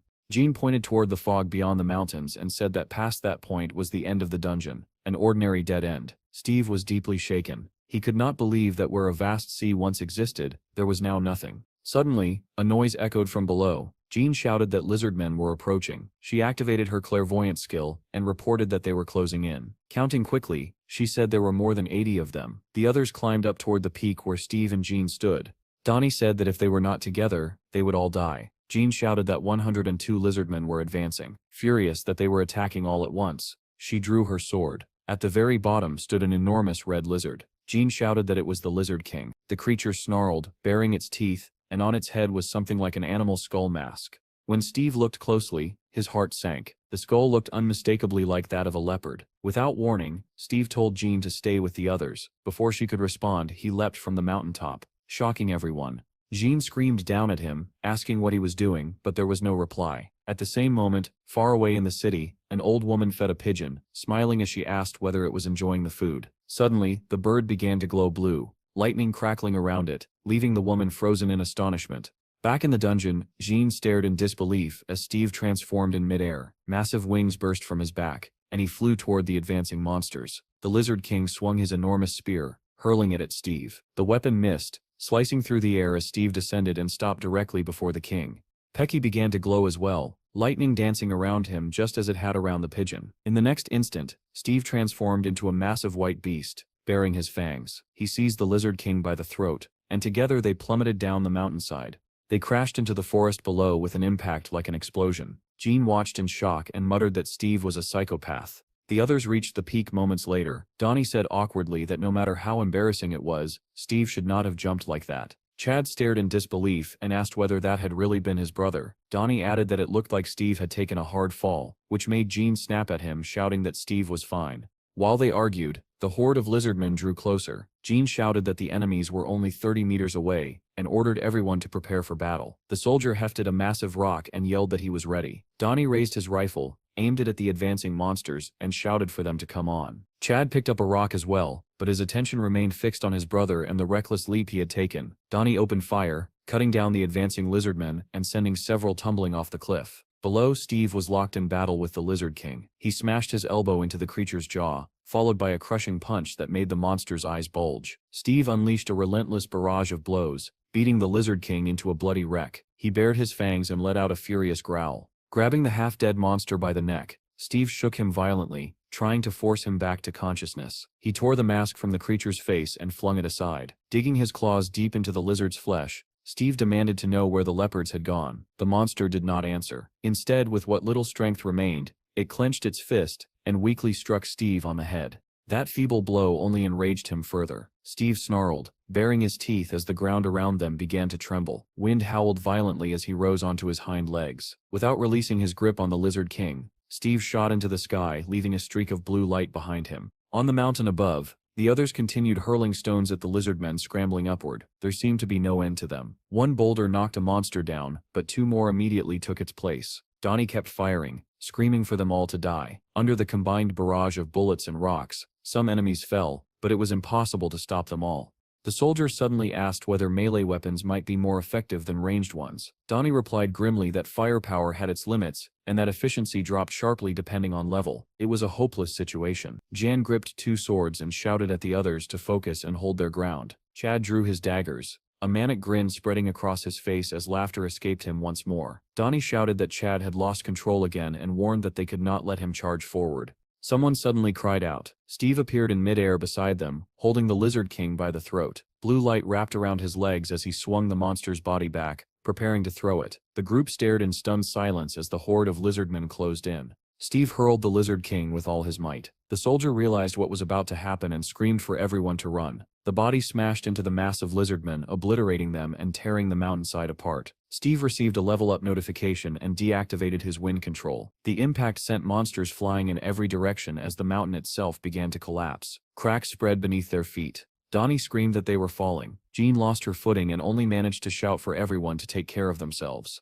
The soldier fell as well, tears of terror filling his eyes. With a thunderous roar, the mountain split apart. Rocks and boulders cascaded downward as the peak broke in two. Jean managed to land safely on a remaining ledge, dust billowing around her. She rose quickly and searched for survivors. Spotting a hand sticking out from the rubble, she rushed over, asking if everything was all right. The soldier was buried under stones but managed to raise his hand and say his name was Henry and that he was alive. Donnie gasped that they had almost died. Chad lay sprawled on the ground as Pecky ran to his side. Suddenly, Steve appeared beside them in human form and calmly told them it was time to leave because the portal had already opened. Seeing him alive, the others rushed toward him in relief, having thought he could not have survived the fall. Henry tilted his head in disbelief and asked how that was even possible. At the portal, Melissa stood with her assistants and Squad 11, led by Cedric. One by one, Steve and his group emerged from the portal, bathed in blue light. Melissa smiled faintly and announced that they were leaving. Steve's group stepped out in heavy silence as the surrounding soldiers watched closely. Steve avoided everyone's gaze, confusion clouding his usually composed expression. Cedric asked if he was Steve and sneered that he could barely drag himself along, but Melissa ignored him and called out to Steve. He looked at her with the same dazed expression. She stepped closer, greeting him and about to speak, when before everyone's eyes, Steve transformed into a dove and flew away. The soldiers stared in disbelief. One asked if Steve had really turned into a dove. Another said he thought he was hallucinating, and Cedric joked that it would probably taste good fried. Melissa asked whether Steve had ever turned into a dog. Jean only let out a long sigh. Melissa asked Jean what had happened. Jean replied that if Melissa had come to negotiate, it was better to leave. The brunette frowned and asked about the video. Jean called Henry and told him to escort Melissa back to headquarters. She then added that the blonde should go as well. Melissa explained that surveillance on Steve had ended and that an order for Jean's transfer had already been issued. Jan exploded in anger, demanding to know where she was being sent this time. Melissa replied calmly that Jean was being reassigned to a frontline offensive near the middle line, where the situation was serious. Jean clenched her teeth but did not argue. Henry told the group that 4 people would remain behind to operate the portal and that it would be sufficient. Chad shook his hand and said he would treat them as guests. Henry suggested hiring staff soon. Chad thanked him and smiled warmly. Henry returned the smile though uneasily, wondering what Chad was truly like beneath the surface.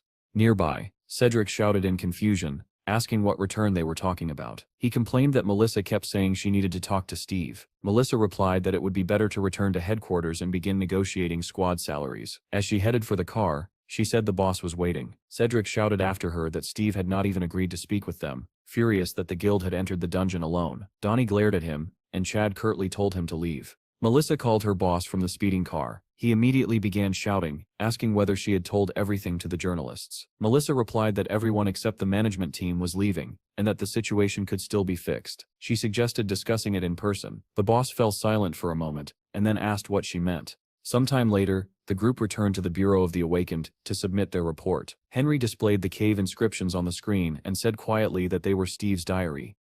Back at Steve's guild, the tree nearby had grown larger and larger, deer roamed freely, and even elephants had begun appearing in the forest. Refugees had set up camp near the guild, along with orphans sheltered by Munch. Everyone was astonished to see elephants wandering around, as well as an abundance of fruits and vegetables growing everywhere. The children stared at apples forming on branches, and asked excitedly whether they could really eat them. Munch calmly ordered that they would also need to dig a pond. The children cheered joyfully, running around and shouting at everything they discovered. Some pointed out clusters of grapes, while others yelled that they were going to eat all the bananas. Near the portal, the Bureau of the Reincarnated had set up modular camps. One official reported that 37 squads of 20 people had spent 28 hours inside the dungeon, while Steve's guild had cleared it in just 2.5 hours. Another added that the guild's 8th run had taken only 11 minutes. Melissa was furious. She calculated that if they ran the dungeon 10 hours a day, they would clear it entirely in 4 days. What angered her most was that she knew they had agreed too quickly. There should have been limits on the number of raids. Meanwhile, Jim was proudly showing off his new weapon, the Hellblade. The others agreed that it suited him perfectly. Steve said it was a welcome gift, and asked whether he liked it. Jim was delighted. He said he loved it, especially since his old sword had grown dull, and Steve had simply handed him such a powerful replacement. Donnie added that the blade's true power would only be unlocked at rank B. Until then it would not reveal everything it was capable of. Jim smiled and said he would work hard to reach that level as soon as possible, thanking Steve sincerely. Munch then turned to Steve and said he wanted to ask for something as well. He complained that his staff did not deal enough damage, and that he wanted a weapon with a higher critical hit rate. Jim quietly asked Donnie whether Munch was really a monk. Donnie replied that he had once thought the man was a nun. Chad continued taking his medicine in silence. Munch explained that he wanted a winged spear, but his level was too low to afford one. Steve asked whether he meant the spear that cost 120 million and automatically upgraded with rank. A gleaming spear suddenly appeared in Steve's hand, shining brilliantly. The others gasped and excitedly confirmed that it really was a winged spear. Steve handed it to Munch, who immediately tested its balance with a few swings. Loudly, Munch declared his gratitude and swore to repay it with endless curses and the blood of his enemies. Jim quietly asked Donnie what kind of curses he meant. Donnie replied that Munch specialized in powerful debuffs. Steve then asked Donnie whether he needed anything. Donnie shook his head, lifted the rifle in his hands, and said he had already bought what he wanted and needed nothing else. The others began asking Steve why there was an elephant wandering around his house. Steve admitted he had no idea. Jim remarked that Steve needed to get used to the fact that an F-rank team was casually roaming a 4th-level dungeon now. Steve turned to his brother and asked about the medication. Jim asked why it mattered. Donnie replied bluntly that if he did not take it willingly he would be forced to. 2 blades appeared in Chad Sip's hands, shrouded in a cold blue glow. The wild smile on his face deepened as he calmly said, "Let Sips begin." Elsewhere, Hiro was still waiting for an answer to his question about why he could not return to his home country. Anna explained that all air travel had been suspended. Hiro frowned, saying this was the first he had heard of it, and asked what had happened. Anna handed him a tablet and showed him the news. The report described how a wyvern nest had been destroyed, and a passenger plane had been shot down shortly afterward. She added that it was not only air routes that were affected, sea routes had also been shut down, and another article detailed a ship that had mysteriously gone missing. Hiro stared at the screen in disbelief. In his mind he questioned why the wyverns had broken out so early. At that moment his phone rang. It was the minister, and his tone was urgent. The minister said Hiro's group needed to depart immediately because a 7th-level dungeon had just opened. Hiro could hardly believe what he was hearing. A 7th-level dungeon was not supposed to open yet. Anna was equally stunned. According to their predictions, the dungeon should not have appeared for another 5 months. Hiro looked thoughtfully at the screen of his phone. He realized that events were accelerating. According to his notes, the wyverns were supposed to break out in 3 months, and the military would need at least another month to suppress them. But if the 7th-level dungeon was not sealed now, a global crisis would erupt.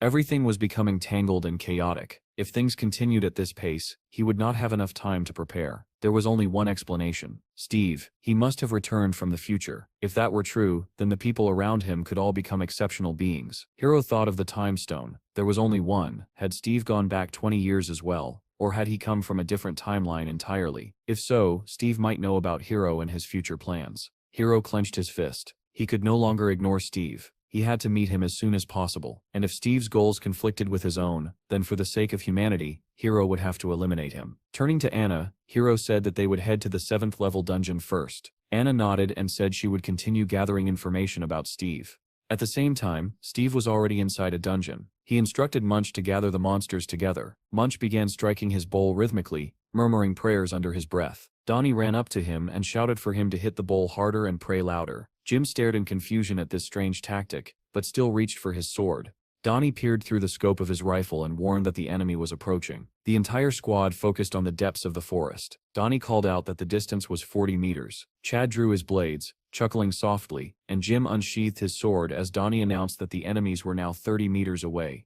A moment later, a crowd of lizard men burst out of the forest, charging toward them with spears raised. Donnie shouted that there were 125 of them. Steve summoned spirits with one hand, sending them flying toward the monsters, while activating the tornado skill with the other. The lizard men were lifted into the air, spinning violently as water and wind twisted around them. Donnie yelled that one had broken free, but he calmly took aim and shot it down with a single precise bullet. Laughing, he announced that he had already earned 13 points, but the monsters kept coming, and Donnie shouted that there were too many of them.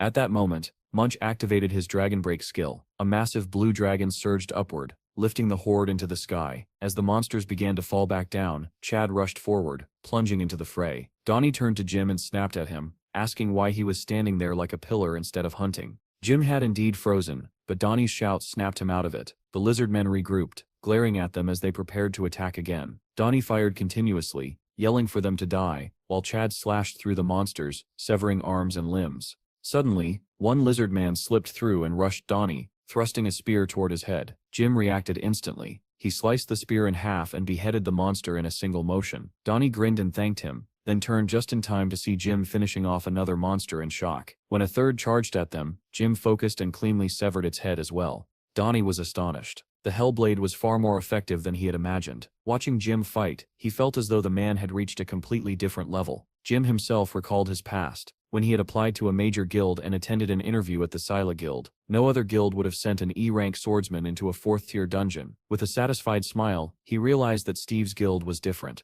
Suddenly, a massive lizard man appeared beside him and roared directly into his face. Seeing the mask on its head, Jim instantly recognized it as the Lizard King. At that moment, Chad struck from behind, severing one of the monster's arms. Jim gathered all his strength at the tip of his blade and cried out as he swung.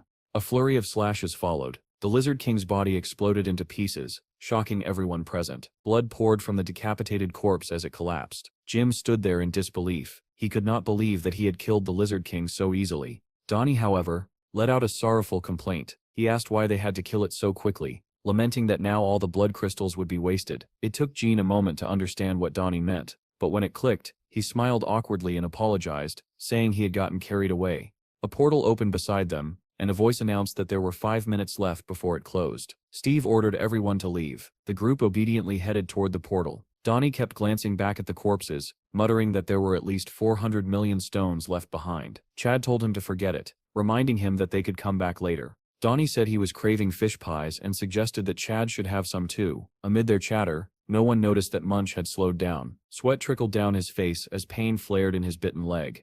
Elsewhere, another team was conducting cleanup operations in the dungeon. At headquarters, a soldier asked Group 2 for a status report. They replied that Sector 3 had been explored by 30%, and added that if Steve had discovered anything important, he would have already marked it.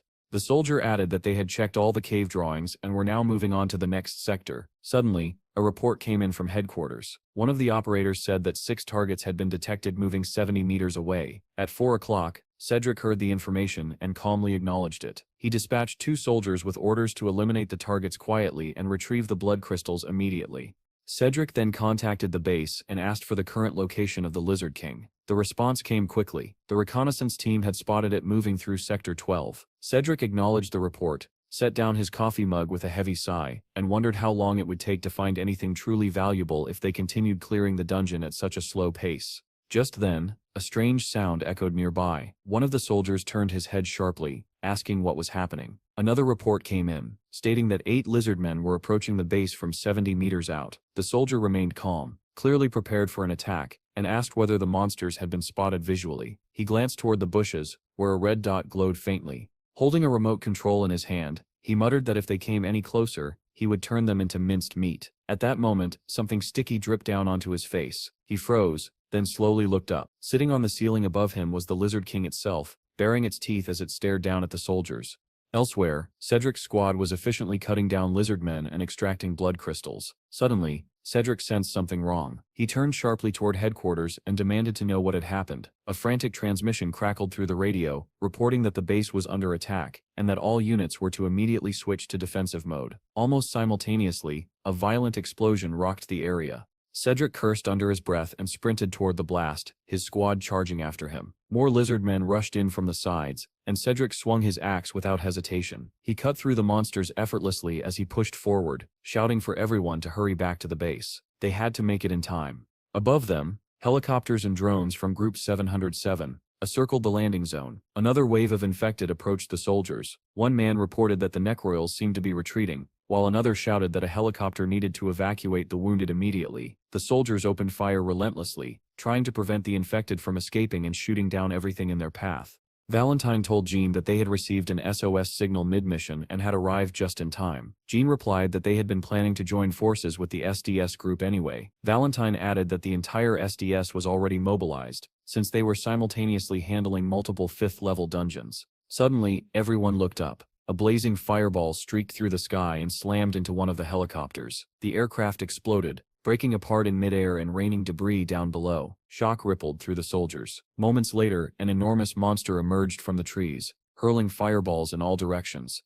Back at the Capitol's defense headquarters, a soldier finished playing the footage on a darkened screen and told Melissa that the recording ended there. He explained that it was the last transmission sent by a soldier with a data relay skill. Melissa frowned and said that, in the end, they had learned nothing new. The soldier replied that a full report would only be available once the area was completely cleared. Melissa's expression darkened. She demanded to know why the squads had changed their route and ended up in that location. The soldier began to explain that if the instructors deemed it a mistake, but Melissa cut him off, shouting angrily. She demanded to know who had given the order to enter the Necrel red zone. Her voice trembled with fury as she said that if that idiot came back alive, she would kill him herself. She tried calling again, but only heard the automated message saying that the subscriber's device was turned off. Melissa let out a long, weary sigh and muttered aloud why Jean always seemed to be dragged into disasters like this. Unseen by her, the phone she was calling lay shattered in a pool of blood.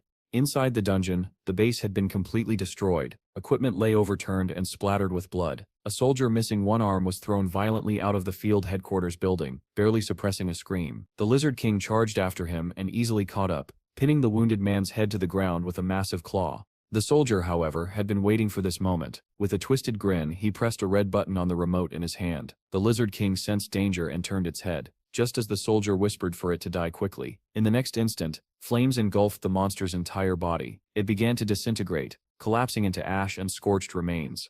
Cedric and his squad finally reached the base and froze in shock at the sight of the Lizard King's severed head. One of the soldiers reported that a portal had appeared 120 meters away, with 10 minutes remaining before it closed. Cedric clenched his jaw in anger, calling the entire situation a disgrace, especially for an operation under the capital's defense command. Elsewhere, Melissa was driving when she received a call through her headset. A soldier reported that the first group had returned. 2 were dead, and 2 more were critically injured. Melissa was stunned by the casualty count, and asked how such losses could occur in a 4th-level dungeon. The sergeant explained that they had split into 2 teams for cleanup and reconnaissance. He added that they planned to go back in again after 2 hours. Melissa told him to make them wait while she searched for reinforcements and asked what the other groups were doing. The reply was that all other squads were currently engaged in raids. She asked whether they had recovered any valuable items. The soldier said they were fully occupied defending the base and had no additional reports. He added that they had confirmed a time discrepancy. Group 1 had spent 48 hours inside the dungeon, while only 24 hours had passed outside. Melissa fell silent. She recalled her own experience entering the dungeon, where time had seemed to pass at double speed. Steve's disappearance for 10 years meant that he had spent 20 years inside the dungeon. Melissa recalled his words about needing 1,000 years of training to become strong. Now she felt they had already confirmed the truth behind those words. If time flowed at double speed, then his training in reality should have taken 500 years. She could not understand how Steve had managed to spend 1,000 years there. She muttered aloud that Steve's guild was already far ahead of them. Even if they increased the number of mercenaries, they would still need to rush desperately just to catch up. A report came in stating that Steve's group had cleared the dungeon 50 times in just 7 hours. They were now leaving the dungeon on the island and heading to the Awaken Bureau to update their warriors' files. Melissa stared at the report in shock as she watched them leave. Meanwhile, Chad was driving, and his level rose to E0. The others were asleep in the back seat, their levels having increased as well. Donnie reached E1, Munch reached D0, and Jim reached D2. Steve turned to Jim and asked whether he was tired. Embarrassed, Jim replied that everything felt unreal, like a dream. Steve was surprised and asked what he meant. Jim admitted sheepishly that he had been sitting idle for 14 years. He had never entered 3rd or 4th level dungeons before, yet today he had entered a 4th level dungeon 50 times. Even the lizard men he killed in droves were as strong as the bosses from the 1st and 2nd levels. After 3 years of grinding, he had barely reached rank E, but in Steve's guild he rose to rank D in a single day. If he had joined the Scylla guild, he would not even have had time to complete the training. "Isn't this a dream?" Jim asked, blushing. Steve seriously offered to pinch him, but Jim quickly declined. The car arrived at the Awaken Bureau, and Chad shouted for everyone to wake up. Steve told the groggy group to finish quickly so they could go eat lobsters afterward. Inside the energy measurement room, lightning flashed as before, and faint eyes seemed to peer out from within it. Steve kept hearing voices from the machine, and felt that the louder it became, the clearer the voices sounded. He remembered Melissa mentioning that the device had been created by an English scientist, and that she would inform him when a meeting could be arranged. Steve felt a strong urge to fly to England to meet the man. Donnie glanced at Steve's results, and remarked that his numbers were far higher than C rank, so he did not understand why Steve had only been assigned that rank. Still, he congratulated him. Steve was startled by the realization that they had only just discovered his level, which meant he was the only one capable of seeing other people's levels. He approached an employee and asked who had created their internal interface. Donnie said in surprise that it seemed to appear automatically after awakening. The employee replied that it was more of an internal myth. They called it the Godstone.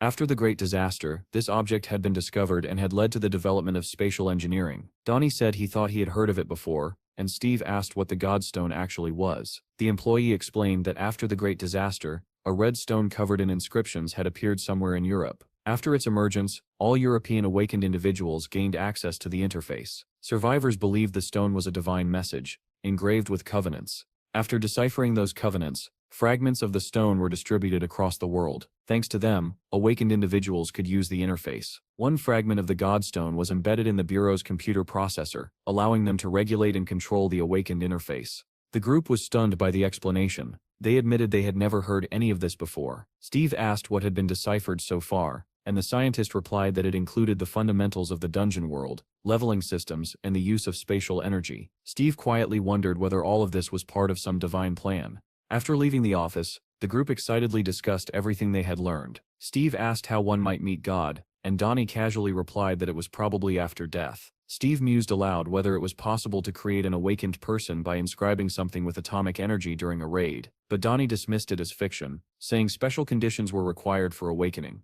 Steve changed the subject and congratulated everyone on leveling up. Jim was still muttering that it felt unreal, and Steve asked how many times he planned to repeat that. Chad announced that he had reached level 0, stunning the others. Steve then asked his brother whether he remembered the orc dungeon, and Chad asked whether Steve really wanted to go there again. Steve replied that now that he had leveled up, he was strong enough to tame even more wolves. It was time to expand the family again. Donnie asked what they should do next, and Steve instructed them to go on raids with Jim so he could gain experience faster and build teamwork. Jim thanked him, calling him captain, and said it felt good to raid with Steve. Donnie cheerfully added that, since their levels had increased, their government subsidies would also rise. Chad questioned why they even needed those payments when they had already developed so much in the dungeon. Donnie paused, then admitted he had a point. They were already rich. Munch estimated that they had earned about 5 billion, and Donnie added that they had also collected a large number of blood crystals. Chad turned to Jim and said he had forgotten to explain something. The guild took half of the income, and the remaining half was divided among the raid participants. Jim was shocked when he saw that 500 million had been transferred to him. He protested that he had not done much. Donnie laughed and said that Steve was just a very generous person, but Jim still found the terms hard to accept. Suddenly, Steve loudly announced that he was hungry and told everyone to go eat lobsters. At that exact moment, Donnie grabbed his head and screamed that he had forgotten something. The others stared at him in surprise and asked what was wrong. Tears welled up in Donnie's eyes as he said that it looked like he was going to be killed. The group was stunned and asked why. Sometime later, they arrived in Cleveland, where crowds were growing and a portal shimmered in the distance. The group gathered around Donnie's laptop. Jim was shocked by the amount of money displayed, and Chad froze when he saw who the transfers were from. Donnie sobbed and said the money was most likely sent by the Yakuza. Chad asked what business the Yakuza could possibly have with a returning hunter. Donnie explained that, judging by the messages, they were interested in Steve's ability to grow plants. Vast areas of cultivated land had been destroyed. Most food now came from the planet Aruka, and Steve's skill could solve any country's food crisis. Donnie smiled weakly and said that as long as they stayed close to Steve, no crisis would be frightening. Steve asked why Donnie thought he would be killed. Donnie explained that they had sent the money because they wanted to talk. If he did not show up within 2 days, they would kill him. Steve said calmly that he had already made it clear he would not meet them. Donnie replied that they never backed down, and that he himself had once sent them a drunk message, claiming that Steve did not have enough money to meet them. Jim clicked his tongue in shock. Steve calmly asked what was needed. Donnie begged him to record a video message for the sponsors, otherwise, they would do something terrible to him. Steve immediately agreed. Donnie jumped up and bowed deeply, thanking Steve and promising to donate all the money for the benefit of the guild. With tears in his eyes, he added that it would even be worth renaming the channel to Steve's Guild. Our hero said they should finish this quickly and go eat lobsters. The others immediately supported him, admitting that they were already starving. Donnie set up the camera and started recording. He greeted the audience, introduced himself, then pulled Steve into the frame and introduced him as the man they had been waiting for all this time. He said that Steve personally wanted to say a few words to the sponsor. After that, Donnie stepped out of the frame, leaving Steve alone. Steve looked straight into the camera and said bluntly, without any preamble, "I'm not going anywhere." With that, he turned away and added that it was over. Now it was time to eat lobsters. Donnie stood there in a daze and asked if that was really all. The others were just as confused. Jim said that Steve had gotten straight to the point, while Munch urged everyone to hurry up because he was hungry. At that moment, Donnie's phone buzzed. He read the message aloud. If Steve did not want to go to them, then they would come themselves. They asked whether Steve was fine with that. The group turned in surprise. Donnie said that they were prepared to meet Steve here and wanted a serious discussion. Steve replied casually that he did not mind. As they were leaving, he added that if they truly wanted to come, who was going to stop them? At the cafe, Chad asked which country the messages were coming from. Donnie replied that it seemed to be the same country Hero had gone to. None of them noticed that a man at the neighboring table was watching them intently. Night slowly settled over the city, and cars rushed along the busy streets. Inside one of those cars, a man was speaking to his boss, telling him that he was already on his way. After ending the call, he scowled and muttered that the old man was getting on his nerves. Turning to the driver, he said he was exhausted, and that they would go to the club instead. Another call came in, and he answered it with obvious irritation. It was someone from the cafe. The caller reported that he had found Steve. The man asked sharply where he was. The answer came that after dinner with his guild, Steve was heading to a dungeon. When asked which one, the caller said it looked like the dungeon where an incident had recently occurred. The man smiled suddenly, and told his subordinate to keep Steve there. Soon after, a bell rang inside the DGB Guild building. A man sitting in a chair answered a call from the director, and asked how he could help. The director said that there was a member named Grace in the Vita group, and during her last interview, she mentioned that she liked Steve. The man confirmed that this was true. The director continued, saying that they were about to release a new song, and that this time he wanted to make use of a scandal to create a stir. The man frowned and asked whether this was really about black PR. Without answering, the director told the driver to turn around because they needed to pick up a client. The car swerved sharply and sped off. Another call came in. The man answered and greeted the caller as the chairman. The chairman immediately shouted at him, calling him a little freak, and demanding to know why he was not there yet. The man replied that he was currently focused on work with the State Security Department group, and asked why his father was swearing at him. The chairman yelled again, accusing him of plotting something behind his back. He ordered him to drive straight to him and warned that if he stopped anywhere else, he would not live. The man calmly replied that there was no need to worry. After all, he was his son, and also the deputy of the State Security Department Corporation. He promised that this time he would definitely do something beneficial for the corporation. The chairman shouted again, saying he had no idea what the man was talking about. With a satisfied grin, the man replied that he wanted to recruit Steve. The chairman roared that it was not that simple and added that he had already sent a manager there. Unable to tolerate his father's shouting any longer, the man snapped that he had his own matters to handle and hung up. Staring at the phone screen, he felt irritated by how little trust his father had in him. Soon after, Grace called him, addressing him as her brother. His tone softened immediately, and he asked how she was doing. She asked whether it was true that he wanted to introduce her to Steve. He replied that he was already on his way to pick her up and told her to come out. After ending the call, he recalled his argument with his father and felt even angrier at the manager. How dare that old fox interfere with his plans? Young people should talk to young people. Even Steve would not be able to resist the charm of an idol from the Vita group. If he succeeded, he would no longer have to bow his head to his father. His power would be limitless. Elsewhere, deep inside a dungeon, darkness covered the area. Tall buildings were overgrown with grass, and strange noises echoed throughout the ruins. A helicopter circled overhead while monsters watched it through broken windows. Glowing spheres shot out from the helicopter, each one a device emitting infrared light. Images appeared on the helicopter screen. The pilot reported that goblins were everywhere. It felt like searching for a needle in a haystack. He wondered why highly trained soldiers with top-tier equipment had been sent to look for just one man. Suddenly, a human figure appeared on the ultraviolet display. The pilot shouted to the left, and one of the glowing spheres turned, bathing the area in red light. The beam revealed a man crouched in a corner, a large scar cutting across his face. The man cursed angrily, shouting that they had already taken advantage of him once, and now this was happening again. Soldiers shouted from the helicopter, ordering him to stay where he was and promising to extract him. The pilot cursed, noticing that goblins were closing in from all directions. At that moment, a goblin's face appeared right in front of the scarred man. One pilot shouted to accelerate and save him. The man fired wildly with his pistol, screaming in terror. After killing the closest goblins, he bolted sideways, trying to escape. The goblins chased him relentlessly and quickly closed the distance. Outside the window, the helicopter drew closer to his position. The man ran with all his strength, but a goblin caught up and swung its axe. He turned and fired again, forcing it back, then ran up a staircase, continuing to shoot to keep them from following. Misfortune struck. He stumbled and fell hard onto the floor. The gun flew from his hand and skidded away. Before he could even stand up, a goblin lunged at him, jaws wide open. In the next instant, the goblin's head exploded from a gunshot. Glass shattered as a squad of soldiers burst through the windows of the building, storming into the room where the chase had reached its climax. The captain announced that it was a State Security Department unit, and ordered his men to surround the target. The scarred man realized there was nowhere left to run and cursed furiously.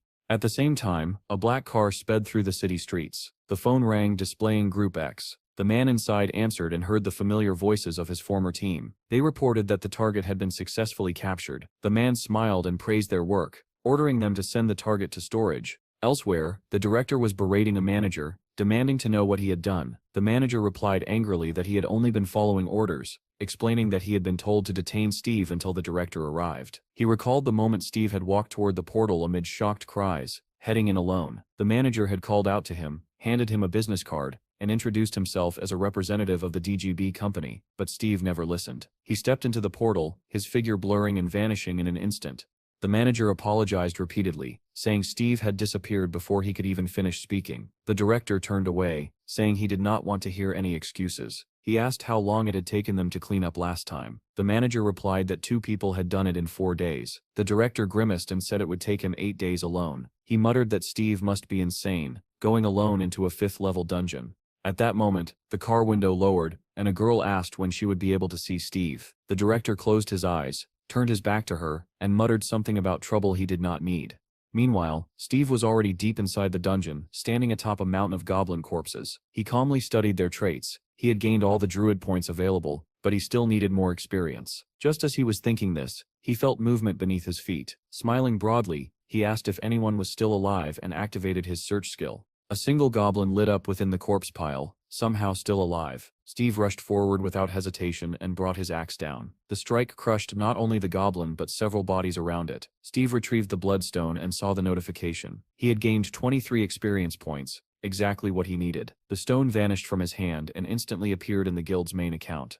With enough points accumulated, the interface offered to open a hunting ground for 5,000 points. Steve accepted. A map appeared, asking him to select a location. Zooming in, he discovered an area labeled Steve's Land. He selected it, and the system confirmed the hunting ground had been successfully established. He then opened the information panel on his tamed creatures. The capacity was 100. So far he had tamed 24, one of which was marked as a hybrid. Steve raised an eyebrow, and guessed that this referred to P.E.K.K.A. Another squad of orcs was approaching. The interface prompted him to assign a summoning command. The orcs charged forward, roaring and swinging their weapons, but Steve barely paid them any attention. He calmly raised his hand toward them. A blue glow spread across his palm as he said, "Summon beasts." Lightning and radiant rays burst forth, illuminating the battlefield. Even so, the orcs continued rushing forward fearlessly. From the blue light, the outline of a wolf's jaws emerged, rows of sharp teeth gleaming. One by one, wolves appeared on the battlefield. Steve smiled in satisfaction. The entire wolf pack surged forward, crashing into the orcs, while a dove circled overhead as if calmly observing the fight. Steve followed behind the wolves, dagger in hand, his expression relaxed. He smiled and said that today he would fill all 100 slots. Elsewhere, music thundered through a club, as young people danced wildly. The director, however, complained that the mood felt strangely gloomy and ordered that more girls be invited. The manager called again, and the director answered irritably. What he heard made him scoff. He accused the manager of being drunk. How could Steve have returned from the dungeon in just 2 hours? When the manager added that Steve had gone back into the dungeon again, the director was even more incredulous. According to the saleswoman, this was already the 2nd time. That meant Steve had cleared the dungeon in about 2 hours. The director dismissed it as nonsense, deciding the manager had completely lost his mind. Grace was looking at her tablet when the director called her. She looked up in surprise and asked if he meant right now. Back in the dungeon, Steve was enjoying himself, cutting orcs down one after another. Suddenly he noticed a volley of arrows raining down toward the wolves. He ordered them to return. Blue portals opened, and the wolves leapt through them. The arrows struck the orcs instead, who screamed in agony as they tried to flee. Steve leapt backward, and shot into the air. 2 white wings spread behind him. As the orcs shouted in their own language, Steve flew straight toward the archers. Circling above them, he dove and activated the tornado skill. Shimmering funnels of wind lifted the archers, and spun them helplessly. Then Steve sensed something else. From above, a massive presence descended rapidly. He rushed toward the landing point as the tornado continued tearing through the battlefield. The Orc King slammed into the ground, just as Steve arrived. Steve muttered that it was time for the Grey Wolves and summoned one. In an instant, his form transformed into a massive white wolf. The Orc King shouted something in his language, but Steve barked back that he did not understand and slammed his fist into the monster's face. The Orc King was hurled backward. Steve triggered the tornado again, lifting the Orc King into the air. In wolf form, he leapt upward, caught up to the rising body, and struck it with all his strength. The Orc King plummeted downward, smashing into the ground in a cloud of dust. Steve landed atop the fallen monster and delivered the final blow. A notification rang out. His level had increased, and he gained 238 experience points. A portal opened 500 meters away, with 15 minutes before it closed. Steve darted aside as the remaining orcs began recovering from the tornado. He sprinted past the wolf pack and activated the taming skill. The orcs finally regained their senses and gave chase. but Steve and his newly tamed wolves were already racing toward the portal. One by one, the wolves leapt into the small portals. Steve opened along the way. Steve himself entered the portal. When he emerged, he was back in human form. He noted that the side effects were far milder than when he transformed into P.E.K.K.A. Checking the interface, he saw that he had tamed 88 wolves. One more run would let him fill all the remaining slots and raise his hunting level further. Suddenly, a girl wearing a cap appeared in front of him. Steve stopped in surprise and asked what she wanted. She introduced herself as Grace and asked if he was Steve. Onlookers immediately recognized her, and murmurs spread through the crowd. People whispered excitedly, speculating whether the two were dating. The manager quickly called the director, announcing that they had finally met. The director asked eagerly whether they had managed to catch Steve. The manager replied that Grace was making progress, and that Steve was responding to her. The director laughed in satisfaction, saying that of course he would respond. He was a man after all. Grace took Steve by the arm, and the manager exclaimed that they were heading to a cafe. The director said nothing else was to be expected from her and told him to keep watching closely. The man in the car shouted for the driver to speed up, and the vehicle surged forward. Meanwhile, Steve was busier than ever. When the director finally arrived, he asked in disbelief where Steve had gone. Grace sat at the table, crying softly. Between sobs, she said she had come here with him. Steve calmly replied that he only wanted to wet his throat and had left immediately. The director screamed in disbelief. How could this happen? And Grace broke down in tears once more. In the next video, he showed Kithel flying into the air and hurling the Lizard King down onto the mountainside. Henry explained that filming inside the cave had been impossible, but they had still managed to capture footage of Steve growing wings. He added that Steve could even blend in with animals. After that, Henry turned off the screen and said the recording was finished. Cedric slammed his hand down angrily and said they had completely lost their minds. Defeating the Lizard King was not something that could be done so easily. The boss calmly stated that the combat power of a mature Lizard King should be around level B. Henry immediately corrected him, saying it was Class A, and pointed out that Steve had knocked it down effortlessly. The boss folded his hands in front of him and concluded that this meant Steve's strength was already above level C. Gene then reported the data. Steve's current spatial energy was rated at level E, his base combat power at C++, and after transformation, his strength depended entirely on the animal form he used. At the lowest estimate, Bud's power reached the weakest tier of SS level. It was also confirmed that Steve's growth depended on the removal of certain restrictions, something that did not apply to other awakened individuals. Cedric asked again about these lifted restrictions, remarking that everyone about Steve seemed abnormal. Jean shrugged and admitted she had no idea. The boss then asked what Steve's performance had been like before all this. Cedric mused that if all the missing people returned like Steve, their country would undoubtedly become a superpower. Henry countered that anyone going in without proper equipment would die, and that finding another person like Steve was extremely unlikely. The boss brought the discussion back on track. It seemed increasingly likely that Steve was a returnee from dungeon number 4. Jean firmly stated that they still could not confirm this. The boss sighed and admitted that he disliked this conclusion as well, but the fact remained that no new planet had been discovered. What mattered more was whether the secret behind Steve's success lay within that dungeon. Melissa, who had been silent until then, nodded in agreement. The boss added that Steve had already signed a contract, so why was he interfering with the intelligence service? Cedric sneered and said Steve was simply trying to prevent them from uncovering the secret of his strength, calling him selfish. Jean tried to interject, saying that was not the real issue, but Melissa cut her off and asked whether they were considering further negotiations.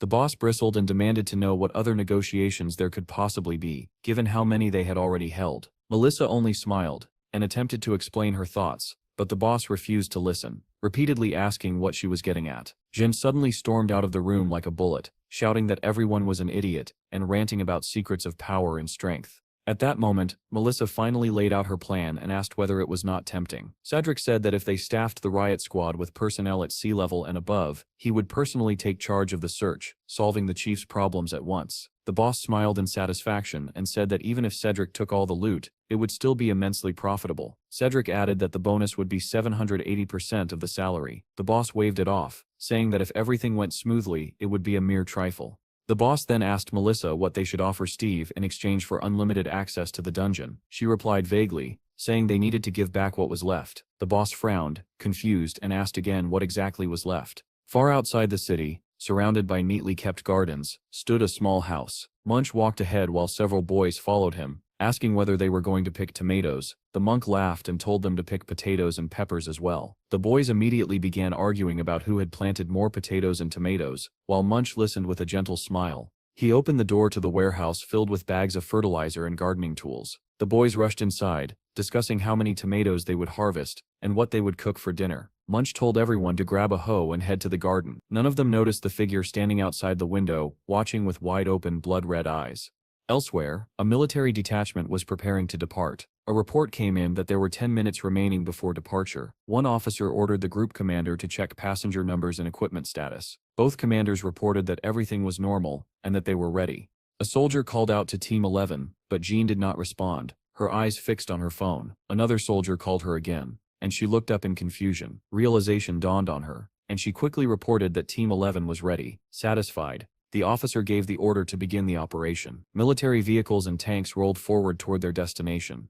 Inside one of the vehicles, Jean continued staring at her phone, letting out a heavy sigh. A soldier remarked that nearby dungeons were exploding one after another, and that it was pure hell, then asked why no detection team had been sent to the front lines. Jean replied coldly that they should write their wills and send them to their families, while the signal still existed. The soldiers were irritated by her answer, and demanded to know why she would say something like that. Back at Steve's guild house, the place no longer felt haunted. Granny, Bill, and Pi were running around, having just stolen the laundry. Steve himself was asleep on a pile of grass that looked more like a nest, completely unaware of Jean calling his name. In the next room, Donnie frowned, thinking Steve had slept far too long, which was unlike him. He glanced at his laptop, assuming that now everyone knew Steve was not from a new planet. The sponsorship would stop. But when he opened the account, he shouted in shock at the amount of money displayed.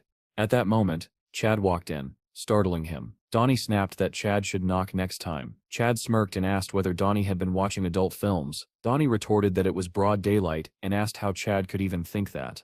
Chad then asked whether Munch had called. Donnie said no. Chad looked worried, saying he could not reach him and feared something had happened. Donnie remained calm and replied that Munch was probably enjoying himself with the kids. He then noticed the bag in Chad's hand and asked what it was. Chad explained that Grandma felt weak, so he had bought her some medicine. Donnie laughed and joked that it sounded like Steve's fiancée. Chad then asked whether Donnie thought Steve had been sleeping too long. He said he was just about to wake him up. At that moment, Steve had already awakened and was sitting on the floor, lost in thought about what had happened inside the dungeon. He had believed that when the portal opened he would see his friends again, but the world he returned to felt like nothing more than a grain of sand. He remembered that he had not encountered any old companions there, only infected monsters. His thoughts drifted to the family of red wolves and the joy they shared while hunting together. He recalled the massive black tiger, Kuro, with whom he had fought countless battles over territory. He also remembered Jack, the giant gorilla. It was in the midst of that fierce battle that Steve had returned to Earth. Smiling faintly, he wondered where they all were now, where they had gone, and whether they had truly fled to other places after being frightened away by the great snake. Our hero stopped his thoughts with a quiet resolve. No matter what, if fate had truly bound them together, they would meet again sooner or later. Just then, Chad entered the room. Seeing that Steve was already awake, he invited him to lunch. Steve readily agreed, adding that while he had been asleep, he had not even realized how hungry he was.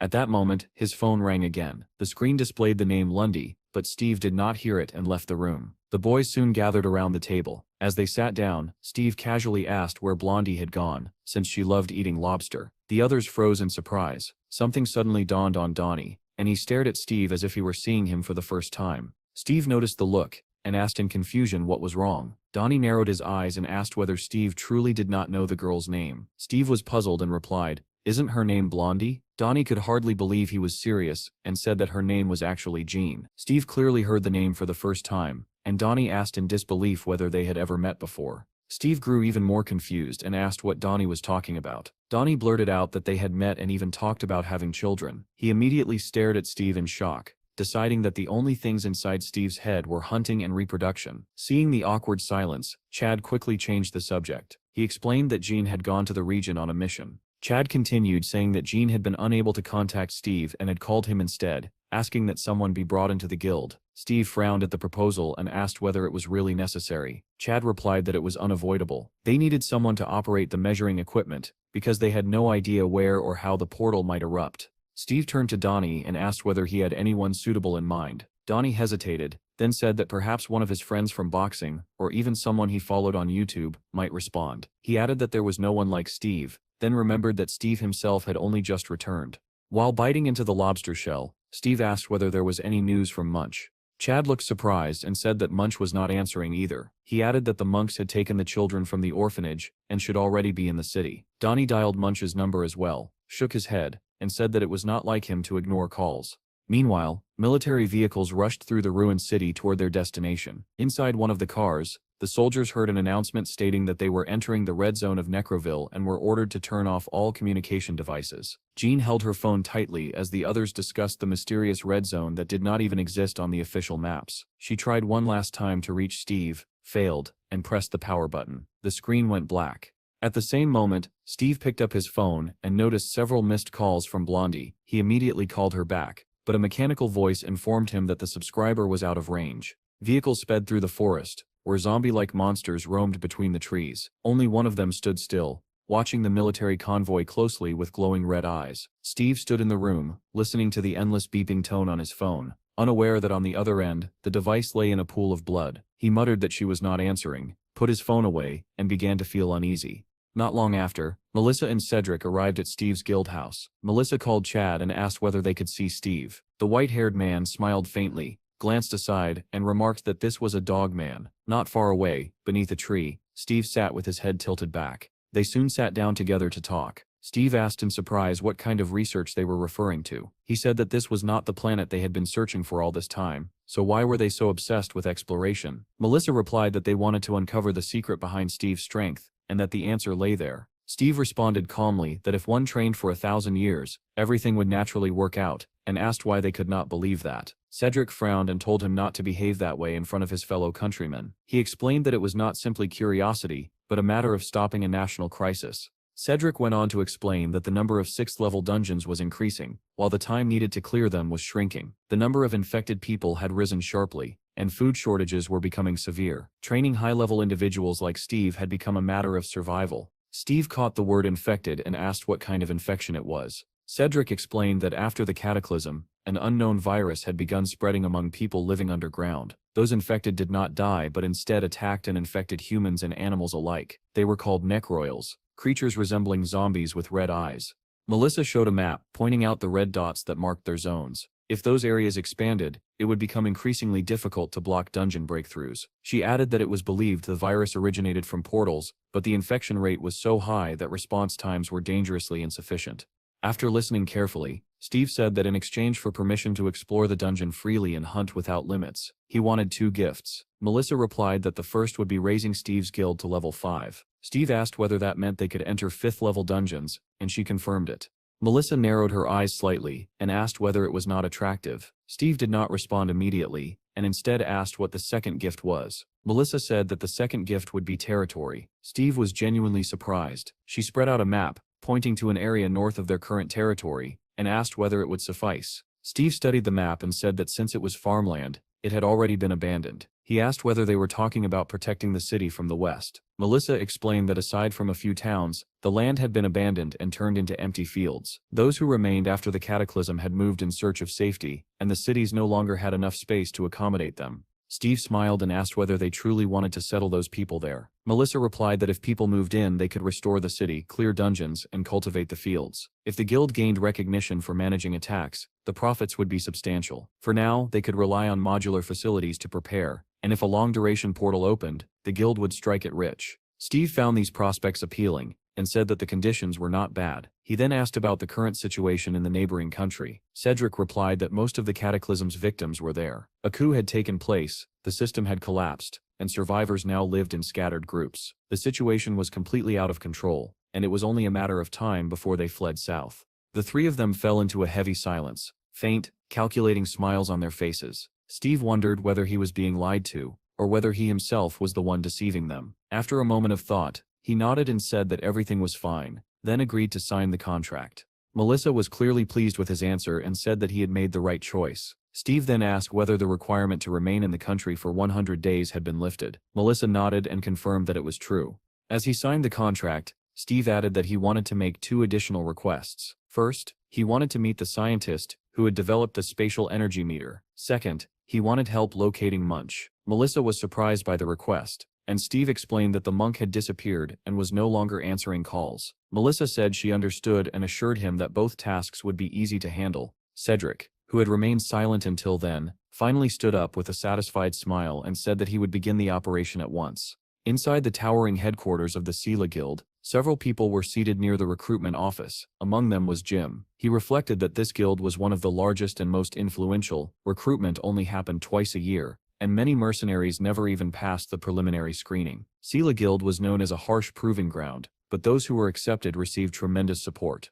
Jim had seized this opportunity because his own guild had already disbanded. When he received the message saying he had passed the test, he felt that all those years wandering between small clans had not been in vain. Still, as he waited, he grew increasingly nervous. He knew this was not the end. Out of the 50 candidates who reached the final stage, only 10 would be chosen. He clenched his fists and reminded himself not to lose confidence. This might be his only chance. His thoughts were interrupted by another message. He stared at the screen in shock.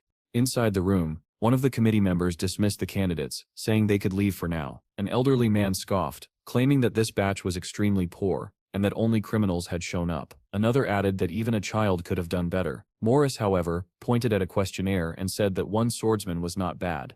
The document was Jim's evaluation. After reviewing it, the committee members all agreed that he was indeed promising. The old man expressed surprise that Jim had only reached level E after 3 years. Morris countered that he could still be promoted and even offered to personally train him. The order was given to call in the next group. The attendant stepped into the corridor and called for candidates numbered 46 through 50. However, when they entered, there were only 4 people standing before the committee. The attendant frowned and asked why there were only 4. Morris immediately asked where Jim was. One of the candidates replied that Jim had suddenly run out.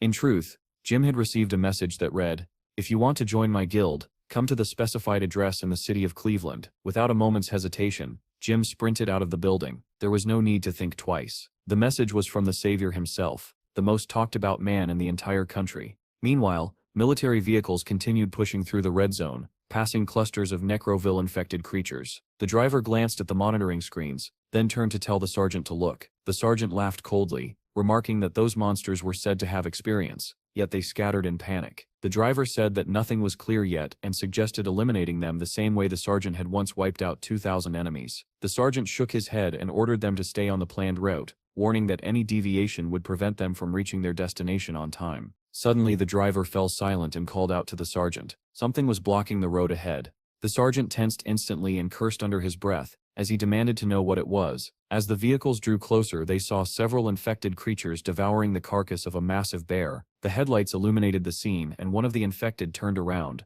glaring at the convoy with glowing red eyes. The sergeant said they would turn them to dust with a protean missile. The driver hesitated, warning that it would alert everything nearby, but the sergeant insisted they had no time. Just ahead lay an active combat zone. The driver said nothing more and pressed a button on the dashboard. A rocket launcher unfolded from the roof of the vehicle. The sergeant gave the firing order, and 4 missiles streaked into the mass of infected. The creatures barely had time to react before the explosions tore them apart. The tanks surged forward, crushing bodies beneath their treads. The surviving infected let out furious growls, drawing even more monsters from the surrounding area. The tanks readied their weapons as the horde rushed forward, howling and clawing as they tried to catch the vehicles.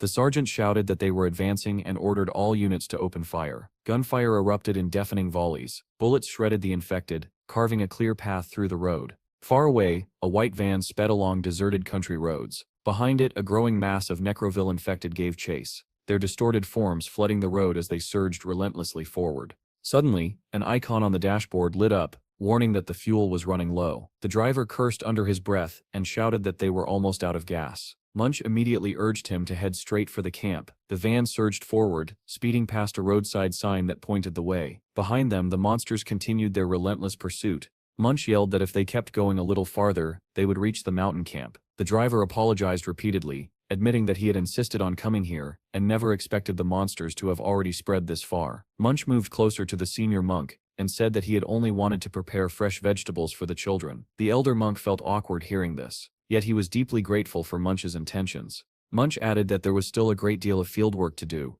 but first they had to shake off their pursuers so they could eat peacefully with the children. The senior monk agreed, saying that the children were probably hungry by now. Behind them, the infected kept chasing the van, letting out hoarse, inhuman sounds. They finally drove up to the camp. Munch shouted that the gate was open and told everyone to break through quickly. He turned around, pulled back the curtain, and peered into the depths of the van. He asked the boys whether they could run fast, because once the vehicle stopped, they would need to sprint with all their strength. The children trembled in fear, and the women nearby could only let out heavy sighs. Munch, however, was resolute. This time he was determined to save everyone. The monsters closed in as the van screeched to a halt. The passengers jumped out and ran forward in a desperate rush. The infected were already right behind them. Munch carried 2 children as he ran, when suddenly he heard something closing in from behind. He turned his head and saw one of the monsters almost catching up, its arms stretching forward as it wheezed heavily. Munch set the children down and shouted at them to keep running without looking back. In the next instant, he turned toward the monster and grabbed his bat. He swung it with all his strength. There was a sickening crunch, and the creature's jaw was smashed clean off. With astonishing speed, Munch charged straight into the horde, scattering the zombies in all directions.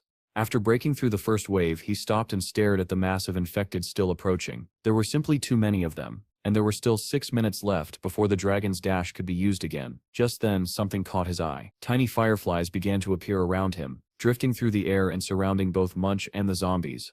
In the next moment, towering columns of wind erupted from the ground. Tornadoes formed, lifting the monsters screaming into the air. Everyone froze in shock as the infected were swept up and spun violently overhead. Munch stood stunned, fireflies glowing all around him, when he sensed someone behind him. A figure stood calmly on the roof of a nearby building. Steve was watching the scene unfold and remarked that the ability was very useful. Munch and the others turned toward the voice, staring up at him in disbelief. Steve stood with his hands in his pockets against the clear blue sky. Seeing him, Munch cried out that he was their benefactor. Steve casually told him to move away so he would not get caught in the suction. Steve intensified the tornado skill. The monsters began spinning even faster, and the fireflies shone brighter and brighter, turning the scene into something like a vast canvas embroidered with precious gems. Steve watched with sparkling eyes and said that he liked it. Elsewhere, the military convoy continued firing at the monsters. The sergeant, his voice tight with tension, shouted into the radio that he was requesting access to the military network. He reported that they were being pursued by necroils and urgently requested reinforcements at their location. At that moment, a barrage of stones rained down, and dozens of monsters swarmed around the tank. The infected clawed at the cockpit, trying to force their way inside. The sergeant shouted for everyone to hold on. More stones flew, and the number of monsters only increased. They climbed onto the tank, fell off, and immediately scrambled back up again. Suddenly, the tank rolled over a raised cobblestone, and the massive vehicle tipped violently onto its side. The soldiers in the vehicles behind saw the first tank overturn, and immediately ordered everyone to turn back. In another vehicle, Jean was sitting quietly when she noticed her sword begin to glow faintly. A report crackled over the radio that the lead vehicle had overturned. The convoy stopped, and the soldiers demanded to know what had happened. One of them nervously told the captain that they seemed to be in deep trouble. The necroils began climbing onto the next vehicle, covering it like a swarm of insects. Jean pressed a button on the control screen, opening the armored window shutter. Her eyes widened in terror as she met the gaze of glowing red eyes right outside the glass. The infected surrounded the vehicle, piling onto it in a writhing mass. Jean ordered everyone to unlock the doors immediately. One soldier muttered that it was no wonder he had nightmares the night before. The driver turned his head away from the zombie-smeared windshield and said that he was unlocking the rear door. The door began to open slowly. The wheezing breaths of the infected filled the air. Jean shouted for everyone to step back. Rotting hands reached through the opening, clawing desperately at the gap. The soldiers stared in horror, wondering how they were supposed to break through this nightmare and survive. Jean ordered everyone to move straight toward Vehicle 7 and kill anything that stood in their way. A yellow sphere of light flared to life in her hand as she shouted for everyone to disperse. In the next instant, a column of blazing yellow fire burst out from the car, sweeping through the infected and erasing everything in its path.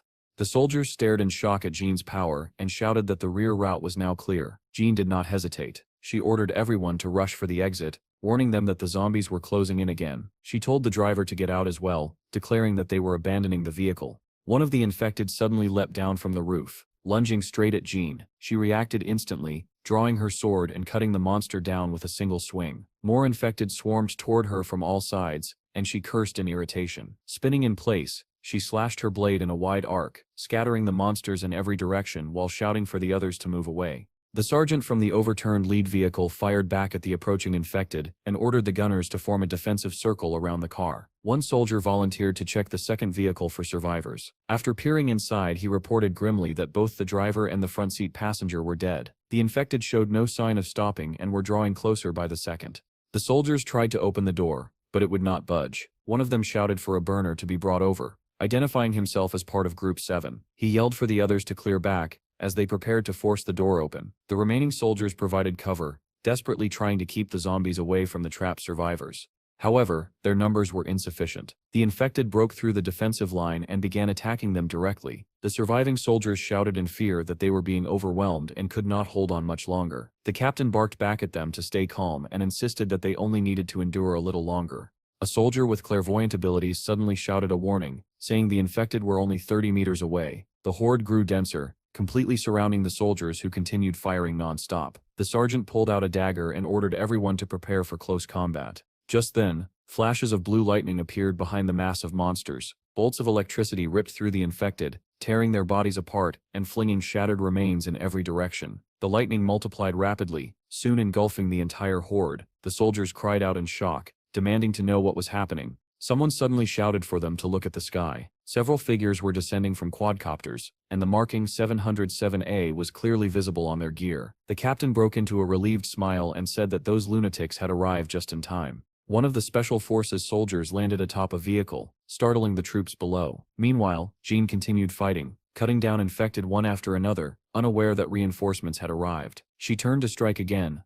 only for her sword to be intercepted by someone who appeared behind her. Jean froze for a moment, then realized it was Valentine. The soldier who had landed on the car announced that he would handle the rest and activated a device mounted on his back. Valentine placed a hand on Jean's head and pulled her close, calling out loudly, "Shield." At the same time, the soldier atop the vehicle opened fire, launching massive red orbs from his weapon. The glowing spheres flew toward the approaching infected without immediately exploding. Then the soldier shouted, "Fire." The orbs detonated simultaneously, ripping the monsters apart in a chain of violent explosions. Flesh, rock, and shattered trees were hurled into the air. At the very center of the devastation, Jean and Valentine remained unharmed. Soon, everything in the area where the monsters had stood was burning or exploding. Drones and helicopters circled overhead, attempting to contact the soldiers on the ground. They requested a head count once the wounded and dead were tallied. Suddenly, one of the helicopter pilots reported that an unknown object was approaching them at extreme speed. Elsewhere, infected bodies fell from the sky after being flung upward by a raging whirlwind. Steve smiled at Munch, who stared at him in stunned silence. The air around them shimmered with glowing fireflies,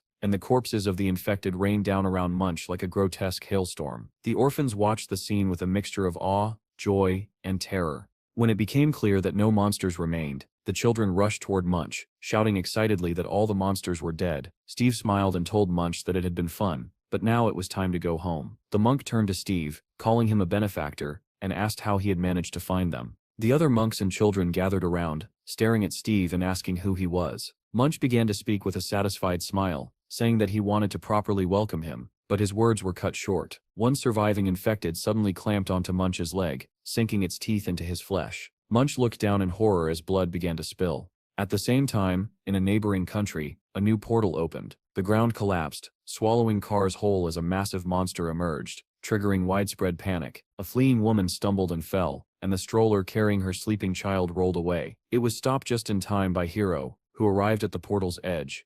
The residents erupted in cheers, shouting his name in relief as he stepped forward. Men dressed in black suits, swords in hand, quickly surrounded the monster. The creature raised its head and unleashed several fireballs. One of the men activated a stealth skill, black flames wrapping around his swords. A fireball suddenly flew toward him and exploded nearby. The monster continued hurling fireballs, blasting apart everything in its surroundings. Yet where one black-clad fighter had stood, several more appeared. Someone shouted in disbelief that they were clones. While the clones distracted the monster, Hero closed the distance and cut straight through its body. His movements were smooth and precise, as if he already knew exactly where to strike next. He unleashed a rapid series of slashes, carving the monster into multiple pieces that tumbled to the ground. The creature collapsed completely, its massive body breaking apart. The people who witnessed the victory erupted in cheers, shouting the name of their hero again and again. They cried out that it was Hero's team, and that they had saved them once more. Military vehicles raced toward the portal as news broadcasts reported that a giant monster had emerged and caused massive destruction, but that heavy casualties had been avoided thanks to Hero's team. Anna praised Hero for a job well done and asked what he was looking at as he stood silently, gazing ahead.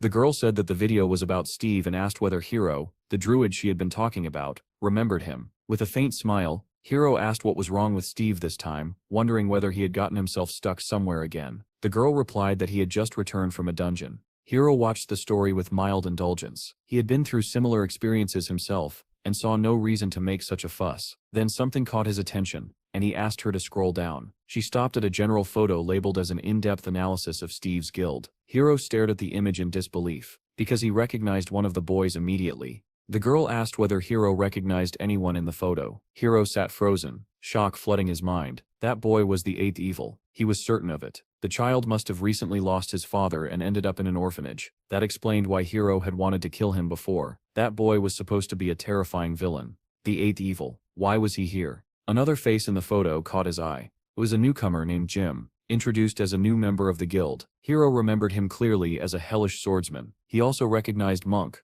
whom he knew as the immortal destroyer monk. Hiro could not understand how or why all these people had gathered under one guild. The girl continued showing him videos, explaining that she had collected everything so he could see it for himself. Anna added that, in her opinion, no one seemed to be in control of the situation. One video showed Steve effortlessly slaughtering a horde of monsters attacking him. Another showed Steve battling the Lizard King and smashing the massive creature into a mountain. Hiro was stunned. The girl pointed out that this level of strength was absurd for someone from an F-level dungeon. Hiro agreed. This was clearly not the power of an ordinary person from such a place. Anna suggested that Steve might be special in the same way Hiro was. Hiro wondered aloud whether Steve had awakened, but had never been registered in the database. He found the idea hard to believe, yet everything fit too perfectly. Steve was a regressor, just like him. Perhaps Steve had returned to the past to gather all these villains into one guild, but why? Suddenly Hiro realized that Steve might be trying to change the future, just as he was. The thought horrified him. If that were true, then the flawless plan Hiro had created after traveling back in time could be completely ruined. Anna noticed his unease and asked whether everything was all right. Hiro let out a heavy sigh. He had planned to go there only after the apocalypse. Now he was clearly shaken.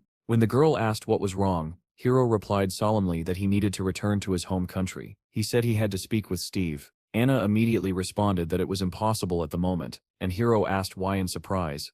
Suddenly, Grace shouted that Steve had rejected her because she was weak, and that he did not like weak people. However, the director misunderstood her words and immediately asked whether she had used illegal substances. The girl jumped up from her chair, slammed her hands on the table, and shouted that she had not. Without looking back, she turned around and walked toward the exit, declaring that she would throw everything to hell and that she would become a hunter as well. The director then asked the manager what had really happened. The manager calmly relayed Steve's words, explaining that Steve believed his girlfriend should be strong. Hearing this, the director began to panic and muttered that everything was going wrong. The manager tried to reassure him, saying that there were suitable awakened women within their clan. The director asked who he was referring to, and the manager replied that, for example, the red-haired woman was rank A and extremely strong.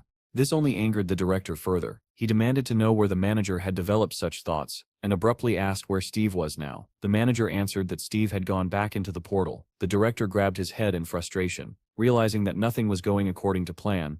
At that moment, the manager pointed behind the director and said that Steve had already come out. Their hero was standing beside the portal, studying something on an interface that only he could see. Steve smiled faintly as he looked ahead, while the director stared in disbelief. Only a few minutes had passed. The director rushed toward Steve, saying that this time they could not let him go. He ran as fast as he could, calling out Steve's name. Steve stopped and asked what they needed. The director replied that they needed to talk, and reached into his inner jacket pocket, trying to introduce himself. However, Steve did not listen. Without saying a single word, he turned and stepped into the portal again. The director froze and asked in shock whether Steve had simply ignored him. The manager confirmed that he apparently had. Losing his temper, the director began cursing Steve and moved as if to follow him into the portal. But the manager quickly stopped him. The director shouted, asking if he had seen how Steve ignored him, while the manager tried to calm him down. Just then, a voice cut through the tension and said, "Enough." The director angrily demanded to know who had spoken. A man stood before him, surrounded by several men in black suits. The director immediately recognized him and greeted Chandler's secretary. The secretary said that there were too many eyes watching now and suggested that they end the matter there.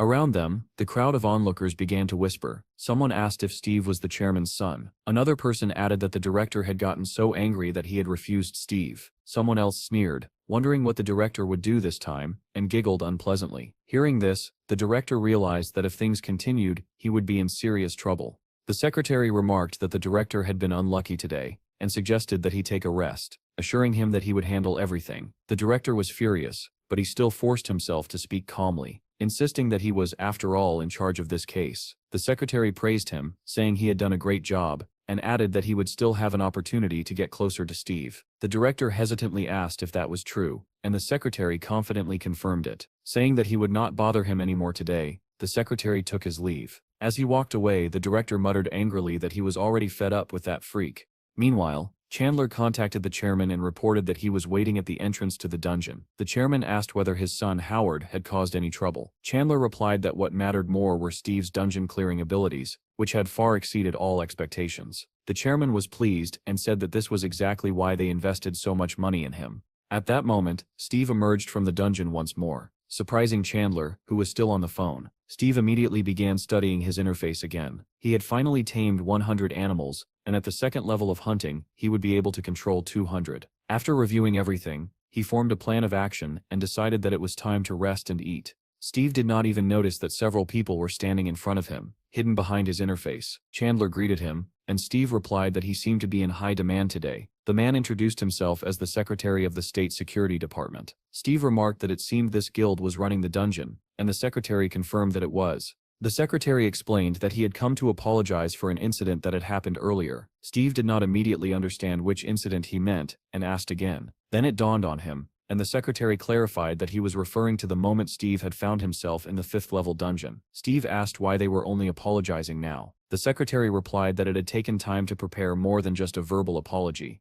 He added that they also wanted to thank Steve, explaining that thanks to him, the value of their dungeons had risen sharply. The surrounding crowd listened with interest, wondering who this man was and why he was speaking with Steve. Chandler then said that they had something prepared for him, but suggested continuing the conversation at a restaurant first. Steve liked the idea, and admitted that he was very hungry. The secretary said that the cars were ready. Steve commented that they were good cars, and the secretary asked whether he liked them. That night, Steve's guild looked magical. The tree had grown even taller, and fireflies drifted through the air. The boys returned home in high spirits, talking about what a wonderful day it had been. There were good drinks and delicious lobsters. Jean said that Munch not drinking was understandable, but it was a shame about Chad, who never got a drink. Donnie joked that it would be great to hire a driver, and the others agreed at once. Suddenly Donnie's expression changed. He cursed under his breath, and Chad immediately asked what had happened. The boy admitted that he was supposed to arrange a meeting with those who wanted to join the guild, but he had completely forgotten about it because of the drinking and the food. Munch said that he had to go to the construction office that day, and added anxiously that maybe they would end up doing the same thing again tomorrow. Donnie laughed and replied that they would repeat it every day, drinking and eating lobster. He opened the chat and showed them that it was already filled with curses. The boy then turned to Chad and asked whether he was not the one responsible for recruiting new members. Chad admitted that it was true, explaining that he still did not have a license, and within the guild, he was officially listed as a doorman. Jim was shocked by this, while Munch said that Chad needed to apply for a license first. Chad replied that they could apply for it tomorrow. Jim sighed and said that difficult times were coming, because they still had to go on raids.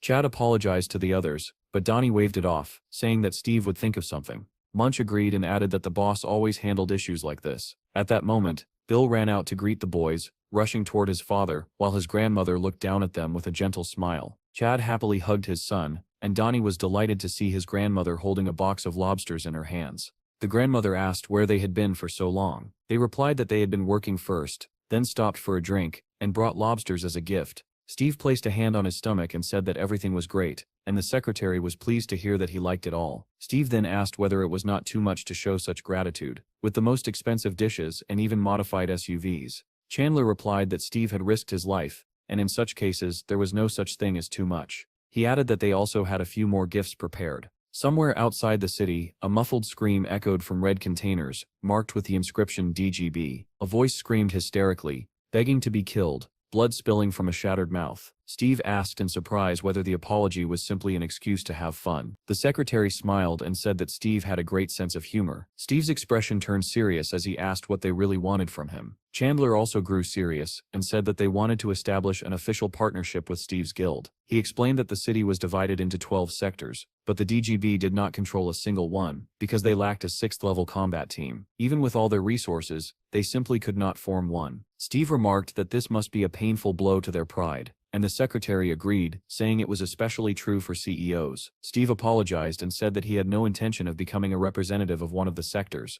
but the secretary quickly clarified that this was not what he was offering. With a conspiratorial smile, Chandler said that together with Steve's guild, they wanted to open a 13th sector. He explained that all sectors were built around 6th-level guilds, but now they were struggling to handle the increasing number of 6th-level dungeons. Because of this, residents were becoming uneasy. But what would happen if a 13th sector appeared? A place where people would not be in constant danger. People would flock there, and housing prices would skyrocket. Chandler added that they were confident Steve's guild could be the one to give people hope. Chandler then asked whether Steve's guild perhaps had problems they were struggling to solve. Steve admitted that his guild lacked capital, workers, and experience. All they could really do was enter dungeons. Chandler responded that his organization would handle management, government relations, and everything else. Steve pointed out that while they had capital and experience, they lacked strength. The secretary replied that they saw immense potential in Steve's guild, and asked whether his comrades could handle such a responsibility. Steve thought about the members of his guild and wondered how they would manage. Chandler asked why the best guilds receive support, not from the government, but from major corporations, and added that they could not find a better partner than Steve. Steve realized that this would mean monopolizing and fully utilizing underground space, and the idea sounded appealing. The secretary, however, believed that Steve's guild could not yet handle such a burden alone. Was this not the best possible offer? Steve replied that he would think about it,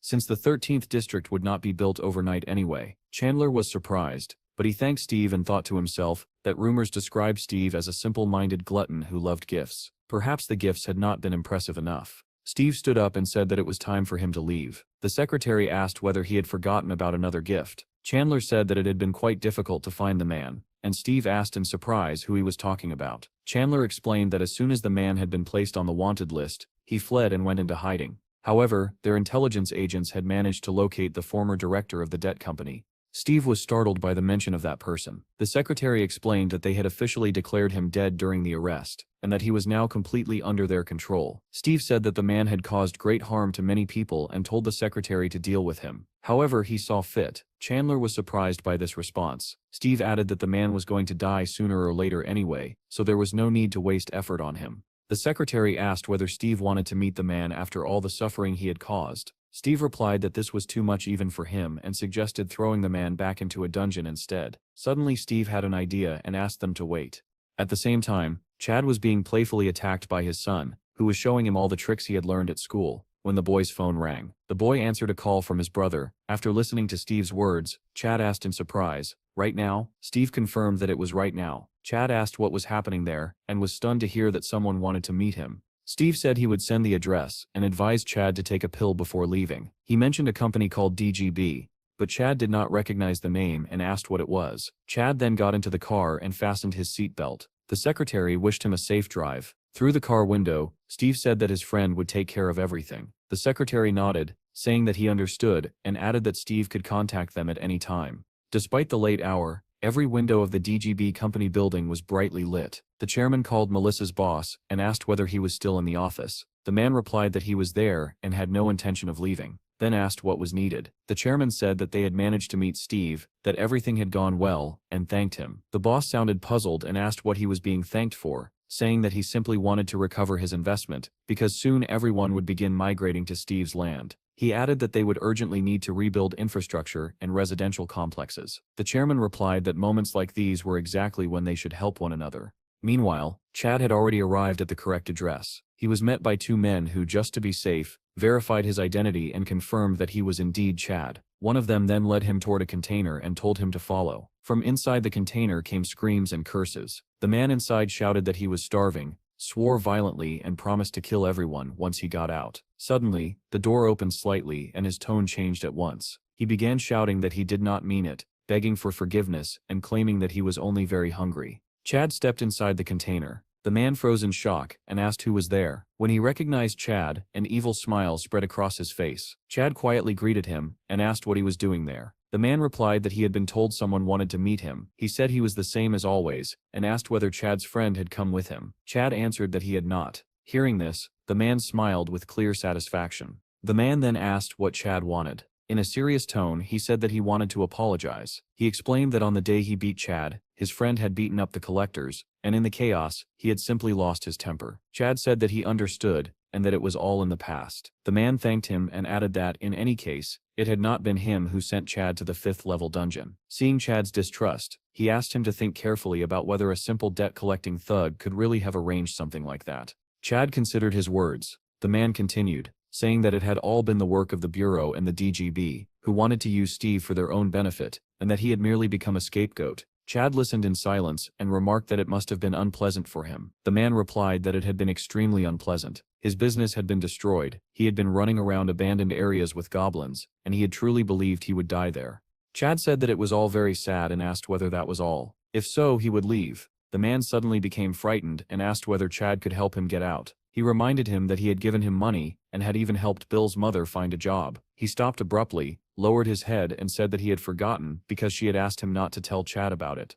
Chad's calm expression vanished, replaced by shock. He asked what job the man was talking about. The man explained that he had managed an employment center for a long time, and that she had come to him, begging him to help her find work. Memories flooded back. He recalled the day they had burst into Chad's apartment, when only Bill's mother had been there, clutching the baby to her chest. He had asked where Chad had disappeared to again and complained that the interest was piling up, that too much had already been taken, and that it was sad for the family to suffer because of one person. The woman had trembled and cried, begging them not to kill anyone. The man had grabbed her by the face and said that they could not kill such a beauty. He had asked whether Chad was really worth her suffering and whether they even had food. He then told her that he could help her find a job, that a hardworking woman like her could pay off the debt in 3 months. She had turned away, still crying, begging them not to kill. He had taken out money, asked whether she was tired of living like that, and said that in their world a woman's life could change in the blink of an eye. He had left the money and a slip of paper with his number, telling her to call when she decided. As he was leaving, he had added that if her husband was not there next time, she would have to pay herself. She had watched them leave in terror, sobbing quietly.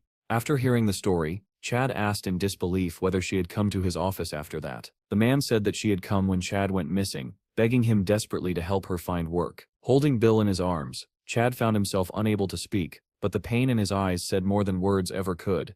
He remembered coming home one day, hearing his son cry and finding a note. It said that she was tired of living like this with him and asked him not to look for her anymore. Through clenched teeth, Chad asked whether the man knew where she was now. The man said that if Chad let him go, he would show him where she lived.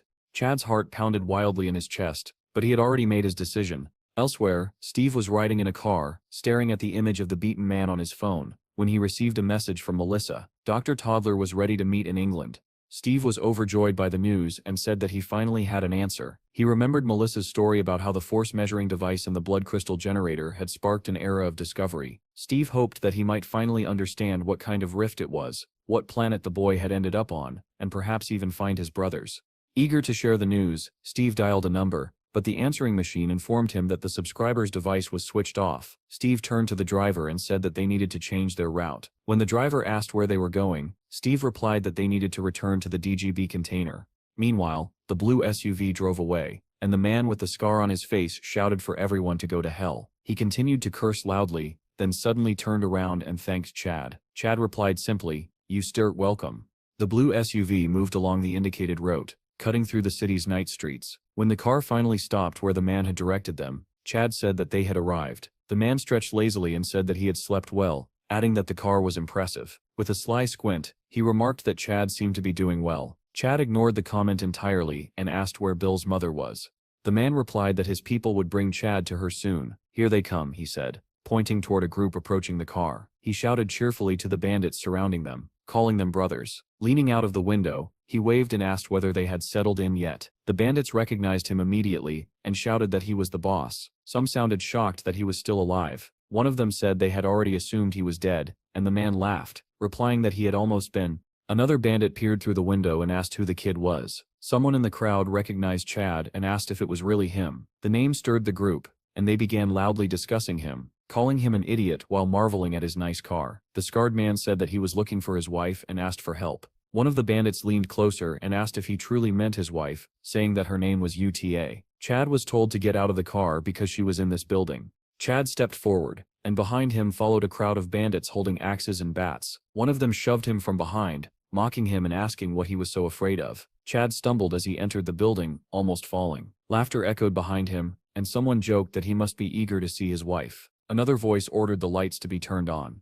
The room was suddenly flooded with bright light, blinding Chad for a moment. When his eyes adjusted, he realized he was standing in front of a crusher, splattered with something dark red. He frowned. The scarred man casually explained that there used to be a grinding factory here. One bandit said that UTA was in the second one, while another added that there were more than 200 corpses here anyway, and it was hard to remember them all. Chad turned around to ask where Bill's mother was, but before he could speak, one of the thugs smashed a bat into his head. Chad was sent flying to the floor, blood pouring from the wound. The scarred man sneered and said Chad was stupid for not realizing the truth. They had killed her and chopped her into pieces. He added that they had helped UTA, but she had given nothing back. calling her an ungrateful creature. Another bandit laughed and said that if she had not been so foolish, she might have survived, and that they were doing Chad a favor. Chad tried to push himself up from the floor. The scarred man said coldly that his wife no longer mattered. He began beating Chad, screaming that it was all Chad's fault. Chad and his brother had ruined his business. Some bandits shouted for him to calm down, warning that if he killed Chad too soon, there would be no fun left. The man ignored them, screaming that it was all because of Chad and asking how he was supposed to kill him. With a crazed smile, he asked Chad whether he knew how long he had dreamed of this moment. Chad did not answer. He coughed violently and was mocked as a stubborn bastard. Someone suggested pouring water on him if he passed out. Chad's thoughts drifted, and he remembered his childhood, when he used to say he would kill everyone while playing games. Back then, he believed his problems would disappear after school. As an adult, he was still playing games, still wishing death on others. He imagined himself killing enemies in virtual worlds, thinking that the only escape from his miserable life was inside a game. Only UTA had ever treated him with kindness. She had been the first to ask him out, yet even after their child was born, he had not changed. He continued venting his anger through video games, while his wife and son slept nearby. Now he realized how he had tormented UTA with endless bitterness, and how worthless he had been. A bandit turned on the grinder and shouted that everything was ready. The scarred man told Chad to get up, saying he was tired of beating him and that he would soon be reunited with his wife. Chad thought that if he could see her again, he would beg for another chance. The man said they would do to Chad what they had done to her. Break his knees and slowly lower him into the grinder. He turned to a bandit holding a sledgehammer and told him to begin, warning Chad to grit his teeth because it was going to hurt. Chad quietly said, "Thank you." The man scoffed, saying Chad was a bastard who deserved to suffer. Yet the blows did not hurt at all. Suddenly the bandit screamed, dropped the sledgehammer and staggered back. Chad had risen to his feet in an instant, calmly severing the bandit's hands. Blood sprayed everywhere as the man screamed. The daggers in Chad's hands were now clearly visible. The bandit stared in horror. Chad said quietly that when Bill's mother left, he had promised himself he would never do this again. Understanding dawned too late. With a sinister smile, Chad said that now he would not let any of them leave alive. The bandits began screaming that he was awakened, and that they had to run. But there was no escape. Chad moved through them effortlessly, his blades flashing as he cut them down one by one. The man with the scar watched in disbelief as Chad slaughtered the bandits with a smile on his face. Chad struck down another man in a few swift movements, and the smile on his face only grew wider. The bandits began fleeing from the building in panic, screaming as they ran. A severed head flew out after them, bouncing across the ground. Chad burst out immediately after, gripping his blades tightly. The bandits screamed for everyone to run, but it was useless. Chad closed the distance in an instant, and appeared behind one of them. One of the fleeing men shouted, asking where their snipers were, but where the snipers should have been, Steve was already standing above, calmly looking down with a faint smile. A man dressed in black beside him asked whether his brother was all right. Steve replied that everything was fine and asked them to make sure Chad would not face legal trouble later. One of the men answered that most of these people had negative social value, so the government would not be concerned. Chad did not notice that his brother was nearby. He continued cutting through the bandits, leaving nothing but blood and screams behind him. Sif smiled faintly and said that Chad was now truly awakened and capable of handling everything on his own. On Chad's face was a smile, no longer crazed, but heavy with meaning and anger. Later, the news reported that despite numerous underground breaches, the entire area was becoming safer thanks to the intervention of special military forces. However, many citizens believed that guilds were struggling to cope with the increasing number of dungeons. For now, though, residents could hear the soldiers celebrating their victories. A special unit, Group 707, appeared on screen. Among them was Jean. The broadcast stated that thanks to their actions, the cleanup team had successfully returned. In the live footage, Jean was seen walking safely beside the red-haired girl. Melissa watched the report and scolded Jean aloud, calling him an idiot for not calling her. As the broadcast continued, it mentioned a scandal forming around Grace, who had recently released a new song. A photo appeared showing Grace talking with Steve, and the host asked whether viewers recognized the man beside her. Jean happened to be passing by when the segment aired and stopped to watch. At that moment, Grace became furious on screen and openly insulted Steve. Meanwhile, Cedric emerged from a portal, muttering curses under his breath. A soldier reported that 12 teams had been dispatched to retrieve items, but none had found the treasure that was rumored to exist. Melissa listened silently, her thoughts drifting to the past. She remembered Steve once saying that all they needed was to train for 1,000 years. Then she recalled Cedric's words at the meeting, claiming that Steve simply did not want to reveal his secret. Jean suddenly lost his temper and shouted that Steve was not that kind of person. After piecing together everything she had heard, Melissa realized that instead of focusing on the dungeon, she needed to focus on Steve himself and understand why he was doing all this. Her phone rang. She answered and asked Steve whether they had managed to find his brother. Steve said that everything was fine, then casually asked what happened to awakened people who were bitten by a necroil. Melissa immediately grew concerned and asked whether someone had been bitten. At that very moment, Munch lay in his room, clutching his leg and screaming through clenched teeth. The bite on his leg was bleeding heavily, and a bloody web-like pattern was spreading upward along his skin. Steve replied calmly that no one had been bitten, that he was simply curious. Munch writhed in agony, gripping his leg, but nothing eased the pain. Melissa explained that according to existing data, only 38 cases of such awakenings had been recorded. Steve asked what ultimately happened to them. She said that on the 48th day, 2 had died from leukemia. 26 had simply gone bald. In 7 cases, aside from pain at the bite site,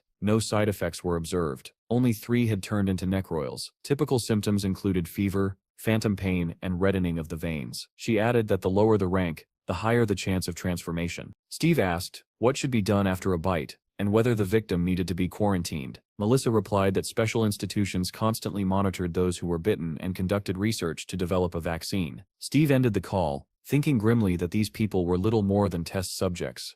Later, Steve walked down a quiet street and noticed a man sitting by the roadside, selling items laid out directly on the ground. The man was writing strange symbols on pieces of paper, his face hidden beneath a hood. He noticed Steve and looked up. Steve greeted him. The man said it had been a long time and asked whether Steve wanted more medicine for his brother. Steve replied that he needed something else. He explained that a friend of his had recently been bitten by a necroil and asked whether the man had a cure, since his previous medicine had helped his brother greatly. The man rummaged through several jars before finally finding the right one. He handed it to Steve and said that a single jar should be enough. Steve read the label. It was called anti-frame. The man instructed him to apply it twice a day, morning and evening, and said it would begin to take effect after about a week. Steve asked about the price. The man said that since this was his second purchase, he would offer a discount. Normally it cost $4 million, but he would sell it for $2 million. Steve said it would be better to take more and asked whether he could buy 10 jars. The man happily agreed. Steve smiled, thanked him and said he owed him a favor. The man added casually that if the bitten person began suffering convulsions, they needed to be struck harder, as it would stop the infection. Steve took the ointment and walked away. Moments later 2 policemen appeared, shouting that selling goods there was illegal. In an instant,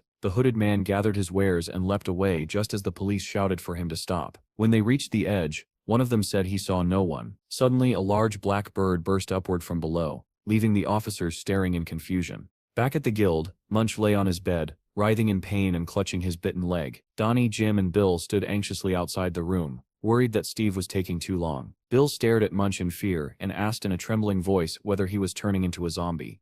Donnie said that it certainly looked like he was. He picked up his phone and hesitated, asking whether he really had to kill him as his finger hovered over the screen. Jim asked what he was holding. Donnie replied that it was the ultimate superweapon and clarified that if he pressed the button, Munch would die. Before anyone could stop him, Bill pressed the button. A blinding light burst from the phone as a super bright flashlight turned on. Donnie put the phone away and all of them froze, staring at Munch. Nothing had changed. Bill asked in disappointment why nothing had happened. Jim looked terrified, and Donnie laughed, admitting that he was just joking. Bill said calmly that he had thought 100 spears would fall on Munch and was disappointed that nothing happened. Suddenly Bill stretched out his hands and shouted as if casting a spell, telling Munch to come back and not become a zombie. Just then, Granny's voice echoed from downstairs, calling everyone to dinner and warning that the soup would get cold. At that moment, Munch, who had been lying motionless, suddenly sat up and grabbed his head. Bill pointed in shock and shouted that Mr. Monk had stood up. Jim asked nervously whether he was really turning into a monster. Donnie replied that he was probably just hungry. A voice suddenly came from behind them asking what they were doing there. The boys turned around at the same time and saw Steve standing in the doorway, holding a green jar. Panic swept through them, and they rushed aside, afraid of Munch. Red veins crept toward Munch's eyes just as Steve struck him hard on the head.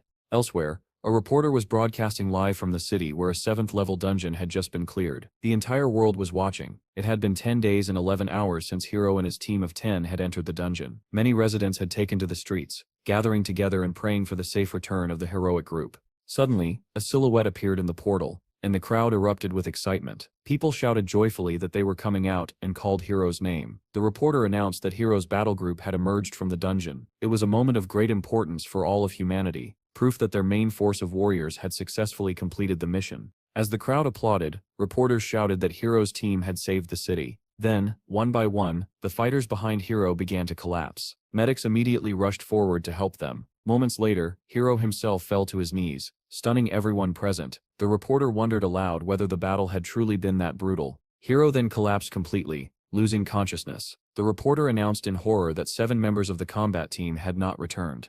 After the dungeon, Hiro was taken to the best hospital in the country. Anna sat beside his bed. When he finally opened his eyes and saw her, he called her name. She stared at him in surprise, then realized he had woken up. Hiro clutched his head and asked for water. After drinking, he let out a long sigh. Anna told him not to blame himself, saying that none of it was his fault. He thought bitterly that she was right. It was not his fault. Anna then said that they had discovered a meeting between Steve and Doug, and that something about it seemed suspicious. Hiro was shocked. Doug was the deputy head of the Bureau of Supernatural Affairs, responsible for national defense. His attention alone was worth more than the entire Awoken Federation, which meant they were interested in Steve. Hiro felt anger surge within him. In his mind, Steve was a bastard. It was Hiro who was supposed to lead the world toward a brighter future, yet Steve could no longer be ignored. 7 people had died in the 7th level dungeon. Still, he was not shaken. He had lost many comrades over time. He had lost the whole world again and again, dying repeatedly. He remembered Anna's death,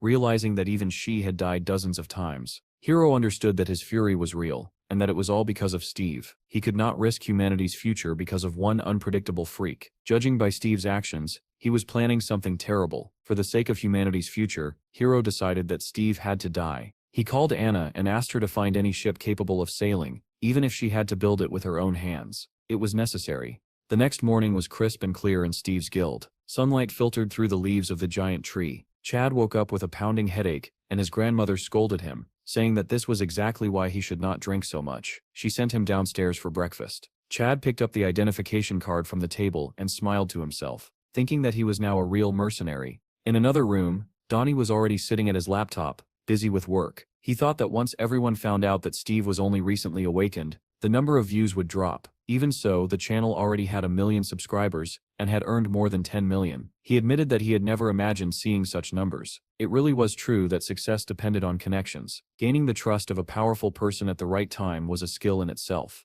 Suddenly, Chad burst into the room, nearly scaring Donnie out of his skin. Chad was clearly enjoying himself and asked whether he was the only one having fun. Donnie snapped back, asking whether Chad had never been taught to knock. Chad apologized with a grin and said that his grandmother was calling him for breakfast. He asked where Jim was. Donnie replied that Jim was training as hard as he could and said that he would come down once he was finished. Out on the training field, Jim stood among several tree stumps. His eyes were closed, as if he were listening to the wind. Suddenly he opened them and began cutting down trees, chaining one skill after another with practiced precision. With a final strike, the last tree fell. Jim frowned and muttered that it was still too slow. Moments later, new trees appeared on the field. Jim clenched his jaw and said that he could no longer hesitate in battle. He activated his skills again and again, determined that he would never let something like this happen again. Meanwhile, Steve and the boys decided to go hunting, driving a pack of wolves to chase deer. One of the boys shouted that whoever caught the deer would win, while another added that the loser would have to collect apples. Steve stood near the temple, facing the senior monk and 2 men in gray robes. He said that the temple was already finished and asked whether it might fall apart. The monk laughed and replied that everything had been built to last and to honor their faith. Steve answered that if anything felt wrong, they should not hesitate to say so. The monk bowed slightly and said they were deeply grateful that Steve had helped them find shelter and that they did not know how to repay such kindness. The deer and the wolves rushed past them in a blur. Bill ran ahead of everyone, shouting excitedly and urging the wolves to go even faster. The boys from the temple chased after them, laughing and calling out encouragement. Steve watched Bill and said quietly that this was the first time he had ever seen him so happy. Before, Bill had always been lonely. There was a time when mothers forbade their children from playing with him, and Bill had heard every word. A woman from the temple approached and said it was already lunchtime, inviting Steve to join them. He declined, saying not today. Steve then asked how Munch was feeling. The monk replied that Munch had been delirious for a long time, but now he was even able to train again. He added that Munch had developed a healthy appetite. Munch stood alone, staring at himself in the mirror, studying the scar around his red eye. He remembered the past, when he had been mocked as a bald macaque, orphaned at a young age. He had been bullied and laughed at by other children. When he realized he was different, he built a wall around himself and shut everyone out. Then the master had taken him in and invited him to live at the temple. Years later, that same master had been killed when goblins attacked and burned the temple. Munch told Steve that when the master died and the temple was destroyed, he felt true hatred for the first time. He admitted that it was then he began to kill. He slaughtered goblins one after another in a frenzy, showing no mercy, hunting them down even in the most hidden places. He said he had committed that sin of his own free will, and did not care where he would go after death. He only wanted to extinguish the burning fury inside him. In his rage, Munch had imagined many things. It felt as though someone was speaking to him, but in truth, it was his own voice telling him that if he truly did not care, he would have died in the dungeon long ago. Turning to Steve, Munch said that Steve had saved him again, calming his hatred by restoring the temple. Suddenly, Munch spoke in a serious tone, saying that he now had a different goal. Steve and the others listened closely, not understanding what he meant. At that moment, Munch summoned a winged spear inside the room,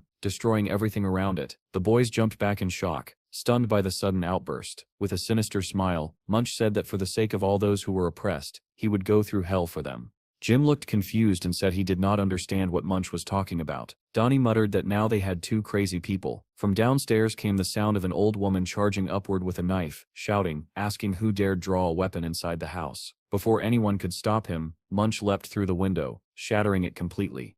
Later, before anyone could catch up, Munch stood alone, staring at his reflection again, listening to someone call his name to come eat. Suddenly he slammed his head into the mirror, and a mad smile spread across his face. That night the full moon hung in the sky, casting a silver trail across the surface of the sea as waves crashed against the rocky shore. A small ship raced across the water. Hiro and Anna stood at the stern. When the vessel reached land, Anna said they had arrived. People were already waiting on the shore, and the women said they would continue the journey by car. Hiro stood silently, staring ahead, thinking that he was following the druid's path. Back at Steve's guild, the boys were discussing whether the monk had returned yet. One said that he had probably been dealt with by the old lady, and another joked that it was not surprising, since he had broken the window. Chad said that the secretary had called, explaining that the city plan had been finalized based on his work. Tomorrow they would receive the map and begin designing the detailed layout of the city. Steve told Chad to keep an eye on them to make sure they did not try anything suspicious. While chewing his breakfast, Jim asked where Steve was planning to go. Steve replied that he was heading to England to meet Dr. Toddler. Donnie shook his head and said that there was currently no way to get there. Steve asked why, and Donnie explained that all air traffic and sea routes had been closed. Steve asked what had happened. Jim said there had been a chain of dungeon breakthroughs, with wyverns taking over the skies and some unknown monster dominating the seas. Steve stiffened and asked for more details. Donnie showed him a video report featuring the wyverns, followed by another report about a giant octopus that could not even be tracked. Chad asked thoughtfully whether Steve could not simply fly himself. Steve replied that he could turn into a pigeon, but only for about 10 minutes. Chad pointed out that it would not be enough to reach England. Steve sighed deeply and said that he had never imagined a day would come when he truly needed powerful wings. He asked how long the situation might last. Jim replied that the National Army was already engaged in extermination efforts, but it would still take at least a month. Steve was shocked by this. Then Donnie suddenly said that there might be another way to get to England. He explained that Steve would need a golden eagle, or rather, an awakened golden eagle. Steve was surprised and asked where such a creature could be found. Donnie said it was possible in a certain closed area. When Steve asked why there, Donnie explained that there was a channel where a man was surviving in the wild, and the northern part of that territory was a paradise for wild animals. One of the videos showed massive awakened beasts, and among them was a golden eagle. Not long after, the blue SUV was already speeding down the road, and someone inside the car exclaimed in disbelief, "Seriously, damn." Steve said that he had nothing better to do anyway, while Donnie replied tearfully that his eyes were already hurting from managing the channel. Our hero told him that he should be happy, but Donnie complained that if they filmed good material here as well, there would only be even more work. Anna was driving the car and suggested that Hiro get some sleep, reminding him that they still had 10 hours of driving ahead. However, he refused. The girl warned that if anyone found out about their actions, it would cause a scandal. Hiro understood that this could spark an intraethnic conflict, and Anna asked why they did not catch him through official channels. He replied that there was no time for that, and that it would be easier to kill him on the spot. Soon, the navigator announced that in 1,200 meters the Necrovilli zone would begin. Anna sighed and said that they would have to drive straight through it. The car rolled onto the highway, which was already becoming overgrown with grass. Steve and Donnie's SUV was still parked there, but the boys were nowhere to be seen. A beast of unprecedented size stood nearby, steam billowing from its nostrils as it bared a mouth full of terrifying teeth. In front of Donnie stood a boar of enormous size, glaring at him with obvious hostility. Steve's voice sounded in his head, asking how he felt. Donnie, trembling, replied that it looked very strong. Steve pressed him for more details, and Donnie added that it clearly did not like people. Our hero liked this answer, and decided that he wanted and needed to tame it. Suddenly the boar lunged at Donnie. Panicking, the boy ran forward and scrambled up a nearby tree. The boar crashed into the trunk head-on, and the impact made the tree sway violently. Donnie shouted for Steve to save him, but at that moment, the boar struck again with its tusks. and the tree began to fall. Donnie tumbled down with it as the boar rushed toward him. He fell onto his back and screamed for help with his eyes tightly shut, only to feel something dripping onto his cheek. When Donnie opened his eyes, he saw a giant rabbit with glowing red eyes standing behind him. Terrified, he began crawling forward. Ahead of him, the boar and Steve were already standing side by side. Realizing that none of the animals were attacking, Donnie asked cautiously whether they were going to eat him. Steve replied that it did not seem that way. Donnie lowered his head in relief and let out a heavy breath.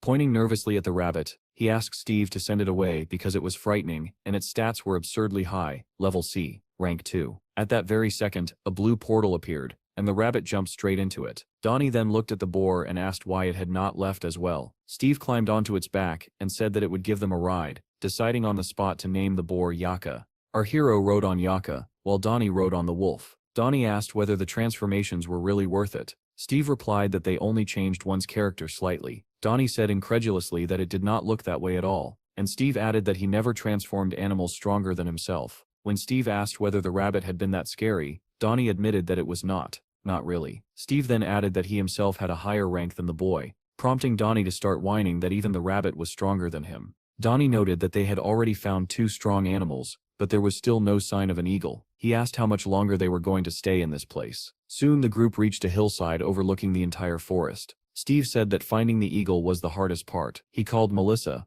who answered and asked how she could help. Steve asked where the blonde was, explaining that he could not reach her directly, and Melissa replied that she was currently in another area. Steve asked her to connect them. Meanwhile, heavy clouds and a leaden sky gathered over a half-ruined city. A soldier shouted to the captain that there were 10 minutes left before the dungeon would be breached. Jean ordered an immediate retreat and demanded to know why they had not received any response to their airstrike request, which had been sent long ago. A transmission came through stating that an airstrike was impossible, and that the artillery was not operational. The soldier cursed and asked why this information was only being reported now. They were then informed that the third battle group would arrive in 10 minutes, and another group in 15. Jean angrily asked whether they were being mocked, since they would have to hold back the spiders themselves. The soldiers replied that it no longer mattered, and that they had to retreat. Irritated, Jean ordered them to take the equipment and leave. The soldiers shouted that they had to get out before the witch changed her mind, and the girl mocked their words, remarking bitterly that this was exactly why no one loved her.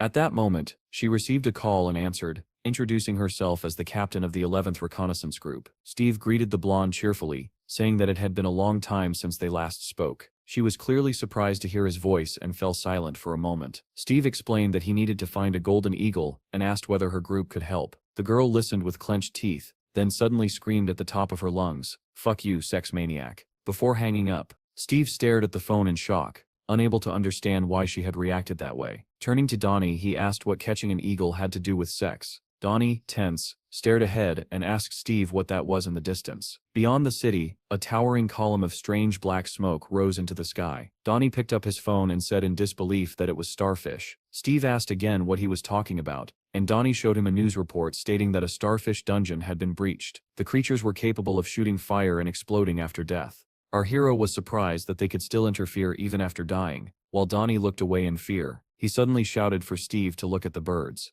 A massive flock flew overhead, fleeing from the direction of the dungeon. Steve, however, seemed to be enjoying the chaos and watched the scene unfold with a faint smile. Donnie pointed out that the fire ahead was spreading rapidly and insisted that they needed to move. Steve remained calm, staring at the advancing flames without any intention of running. The fire surged higher and closer to where they stood. Animals fled desperately into the depths of the forest, running with all their strength. The flames chased after them, nearly brushing against the ones lagging behind as the inferno swallowed everything in its path. Suddenly, the wolf Donnie was riding let out a long, piercing howl. Staring straight ahead, Steve said calmly that the arsonists had arrived. The wall of fire had already caught up with the fleeing animals, and was steadily closing in on even the fastest among them. The boys lifted their heads and Donnie suddenly shouted that there was a golden eagle in the sky. High above them, among a scattered flock of birds, an eagle soared, clearly larger and more majestic than the rest. Steve remarked that it looked impressive and checked the information, noting that it was a C-rank level 6 creature. Fixing his gaze on the eagle, our hero named it Ringo and declared that from now on it would fly with him. Soon after, the news reported that the sudden wildfire had ended unexpectedly due to a natural disaster. Experts claimed that all the starfish had been destroyed by a hurricane along with the fire. Watching the report, Donnie scoffed and muttered that it was nonsense,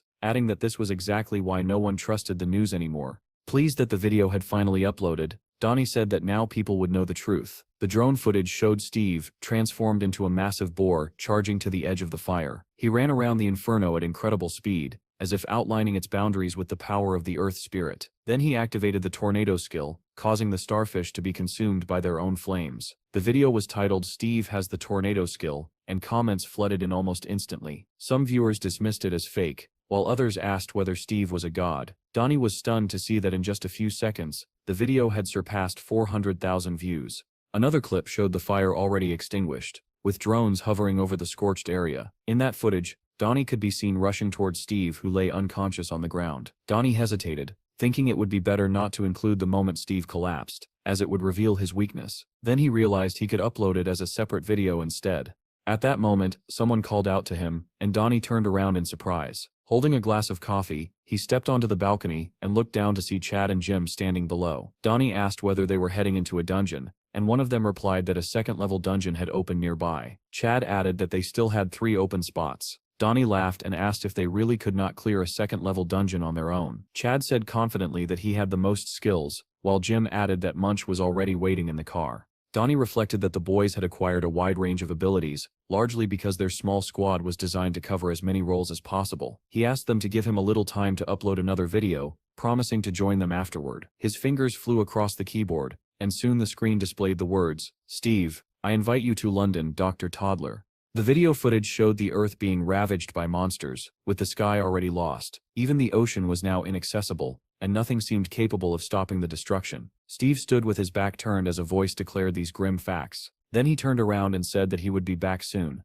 asking someone to keep an eye on the house. In the next frame, massive wings sprouted from his back, and he took off into the sky. The caption read that his adventure continued. The final shots showed Steve flying forward, and Donnie, delighted with the result, decided that it could easily be turned into a full-fledged film. The video spread rapidly across the internet, and was soon being watched in a large motel. Anna carefully watched the clip. Donnie had just uploaded and frowned at the mention of London. Hero stepped out of the shower, drying his hair, and asked what was wrong. Anna replied tensely that it looked like Steve was no longer in the country. She showed him the video, and Hero irritably demanded to know why Steve had fled to London. He reasoned that if Steve truly came from a more distant future, then he already knew all of Hero's plans in advance. Hero concluded that Steve was deliberately avoiding him and staying on guard. If that was the case, then he was not yet ready to meet Hero, and Hero would have to catch him before he completed his preparations. Anna said they could not simply wait for Steve to return. Hero smiled ominously and said that he would drag this freak into the light. When Anna asked how he planned to do that, he replied without hesitation that he would provoke him.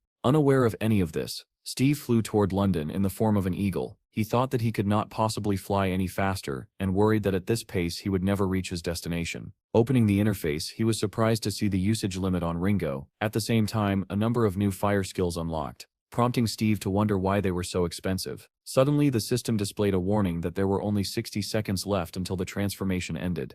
Elsewhere in the forest, between towering trees, the sounds of a chase echoed through the air. A bull charged forward, with 2 men on motorcycles pursuing it closely. One of them shouted not to waste bullets and to aim properly. The other complained that he had already shot the bull 3 times, yet it was still running. They were in danger of running out of fuel. He told Uncle John to get closer and urged him to take the shot. As the motorcycle closed in, the man aimed and said that this would be the end. He fired, and the bullet struck the bull's leg, making it cry out in pain. Even so, the bull did not fall, and continued running. Frustrated, the man asked whether he really needed to empty a machine gun into the animal. Suddenly, the boy called out to his uncle, and pointed at something falling from the sky. Right in front of the bull, something slammed into the ground in a flash of lightning. The impact sent the bull flying backward as stones scattered in all directions. The men rode forward cautiously, scanning their surroundings, and stopped near a crater formed by whatever had fallen. The boy asked what had come down from above, and the uncle replied that it did not matter, as long as they could take the bull.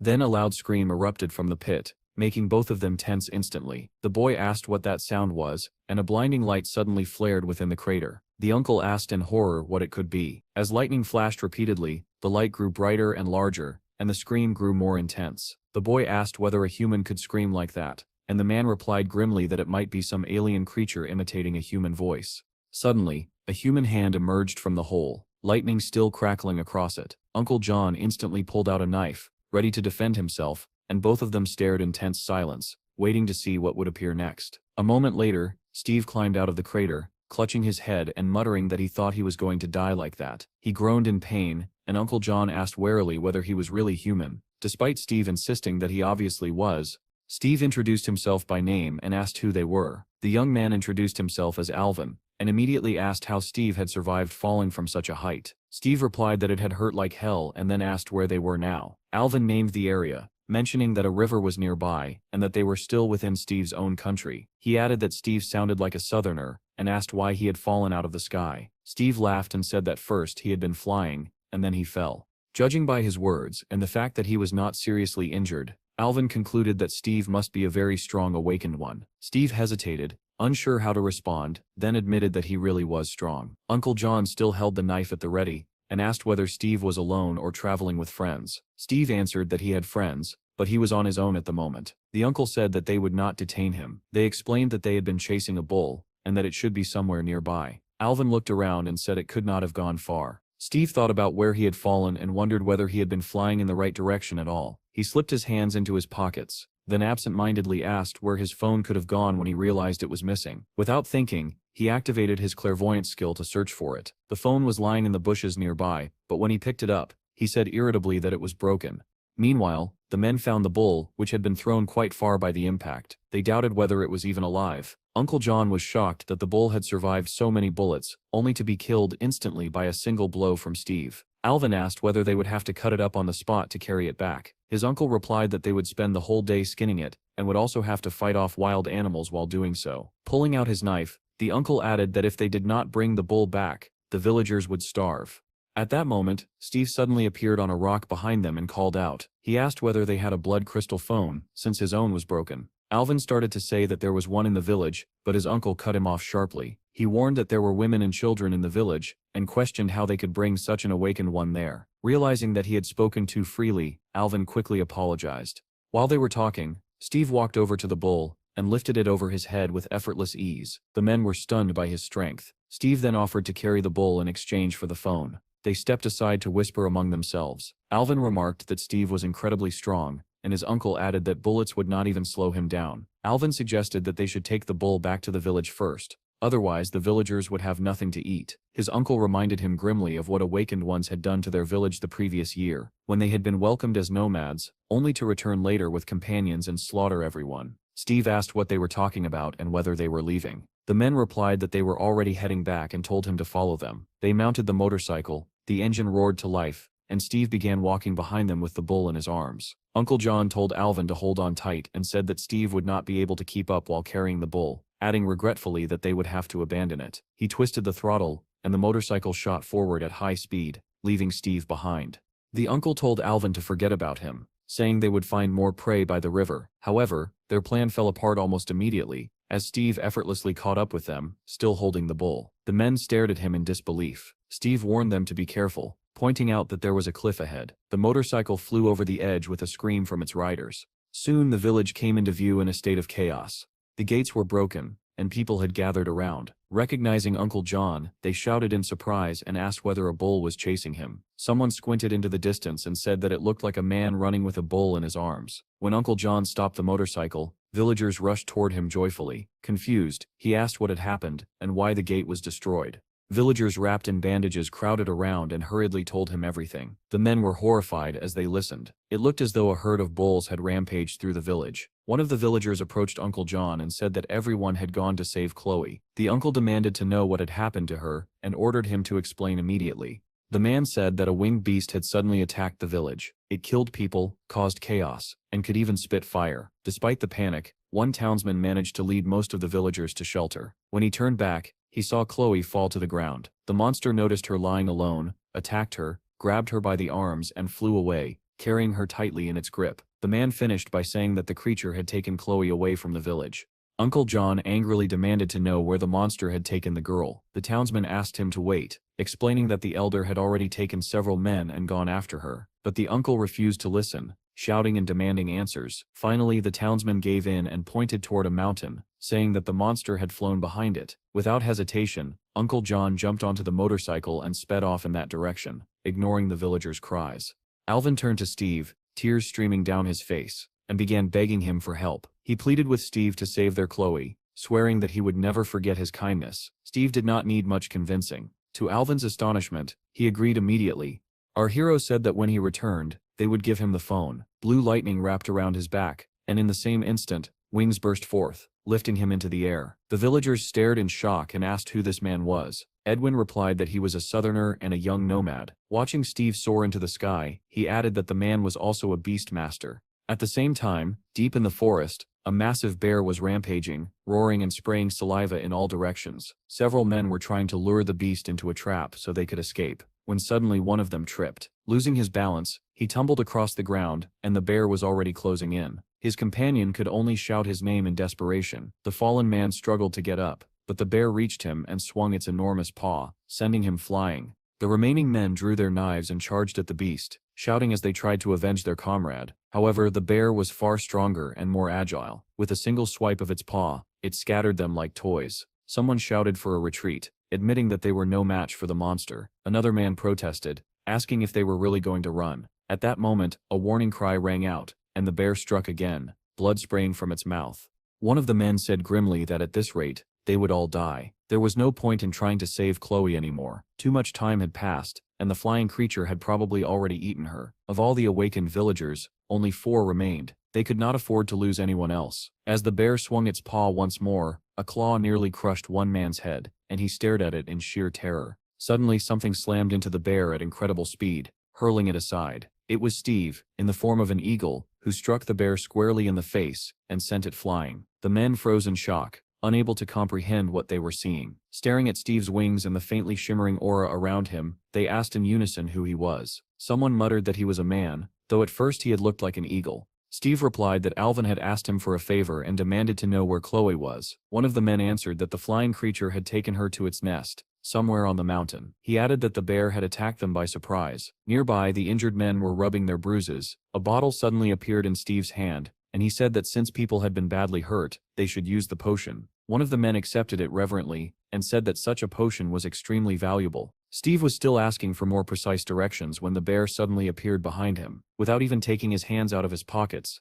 Steve kicked the bear so hard that it was sent flying backward. Following up, he spun around and punched the beast upward in the jaw, flipping it through the air. Steve landed lightly on his feet, and the bear crashed onto its back. Stunned, the men could only watch in disbelief. The bear lay on the ground with its eyes closed. However, judging by its status, its vitality was almost intact. Steve asked whether it was pretending to be dead, and ordered it to open its eyes. Obediently, the bear complied and looked at him. Steve commanded it to stand up and submit. The massive creature immediately sat down before him, its posture radiating submission. The men were stunned, unable to believe that Steve had just tamed such a monstrous beast.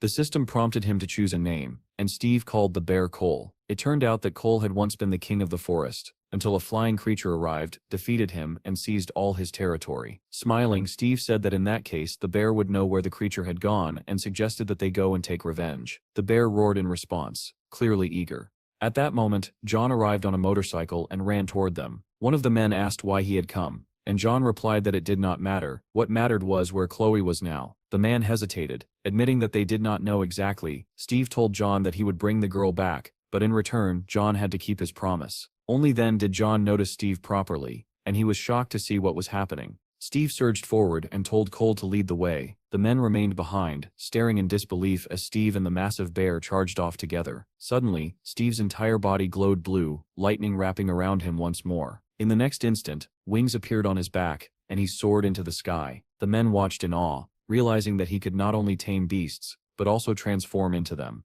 John dropped to his knees, watching Steve disappear into the distance. He clasped his hands together and prayed that Steve would be able to save Chloe. From a nearby cave came the sounds of chewing. A winged monster sat atop a mountain of bones, gripping a half-eaten deer in its claws. In the corner beside the pile of bones, a young girl crouched, crying and calling for her father in terror. The sound of her voice drew the monster's attention, and it turned toward her with a low growl, spraying saliva and blood. Chloe shrank back in fear, covering her face. Suddenly, a massive bear appeared behind the monster. Startled, the creature spun around as the bear charged forward, ready to fight. Behind the bear, a huge eagle swooped down. The monster lunged, baring its fangs, but suddenly its body glowed blue and began to shrink. Steve partially merged with the bear, one of his eyes turning red as he perceived the creature's true nature. It was a wyvern, a young and wounded specimen. The wyvern bit down on Steve's clawed paw, but he immediately smashed it with his other paw. Grabbing the monster by the neck, He hurled it forward with all his strength and followed up with a fireball. The wyvern crashed through the cave wall and plummeted down like a stone.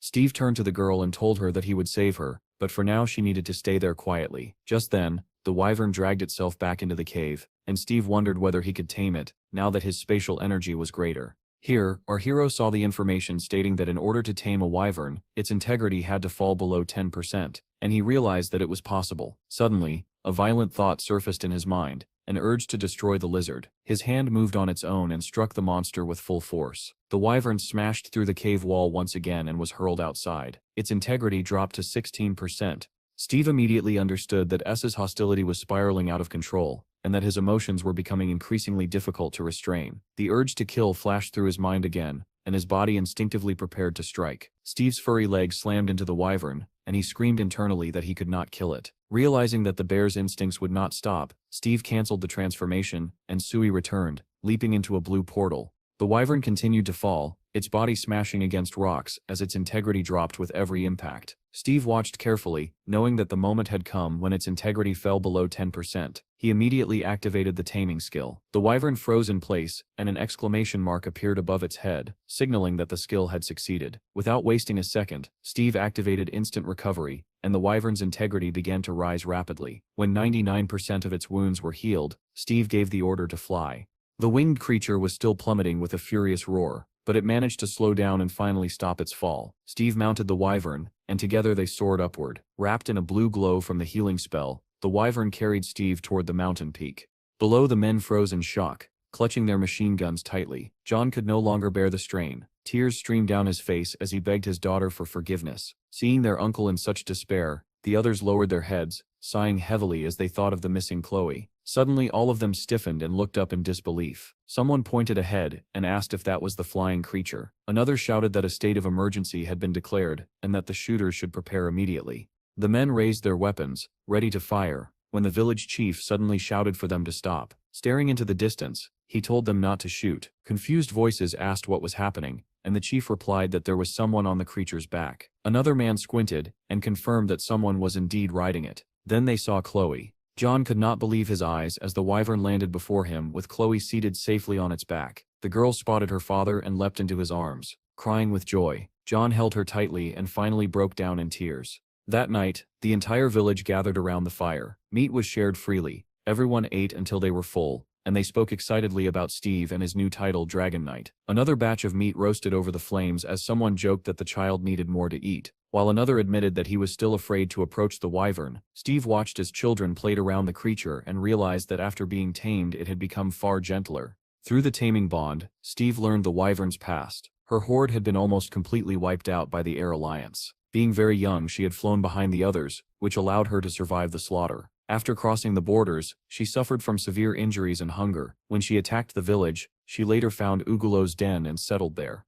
The village chief said that thanks to Steve, they could celebrate that day. Using magic, he had brought them food, healed the wounded, and even repaired damaged houses. The chief explained that even before the government collapsed after the disaster, they had lived in poverty, but they were happy. When they realized that even together they could not survive, they were forced to flee. It became impossible to live in the cities, so they moved deeper into the continent. There had once been many such nomads, but now very few remained. Hunting was nearly impossible, nothing grew from the ground, and monsters and marauders attacked constantly. The chief said that when they first fled, there were 400 of them. 2 years later, only 60 remained. He added that they had planned to move again because it was impossible to stay here any longer. Steve asked with interest whether the continent was safe. They replied that nowhere was truly safe now, as vast territories were overrun by monsters and bandits. However, the chief had heard rumors of protected zones with barriers that sheltered civilians. Still, he said that surviving there without connections would be difficult, especially since they spoke a different language. As simple refugees, it would be a miracle if they reached such places alive. Steve remembered Melissa's words that Asia would soon become one massive battlefield, and that refugees would eventually flood into his lands. The nomads had heard from guards that if people could not protect themselves, they should join those who could, but at a price. The chief stood up and said that everyone was already drunk, suggesting that they spend the night there. He mentioned that they had prepared a room for Steve on the second floor. Alvin added apologetically that it was a bit shabby, but suitable for rest. Steve declined, saying that it was not worth it, and that he needed to leave. The chief worried that it was already late, but Steve reassured him that it was no problem. The man agreed, adding that they had already delayed their savior long enough. Steve modestly replied that it was nothing of the sort.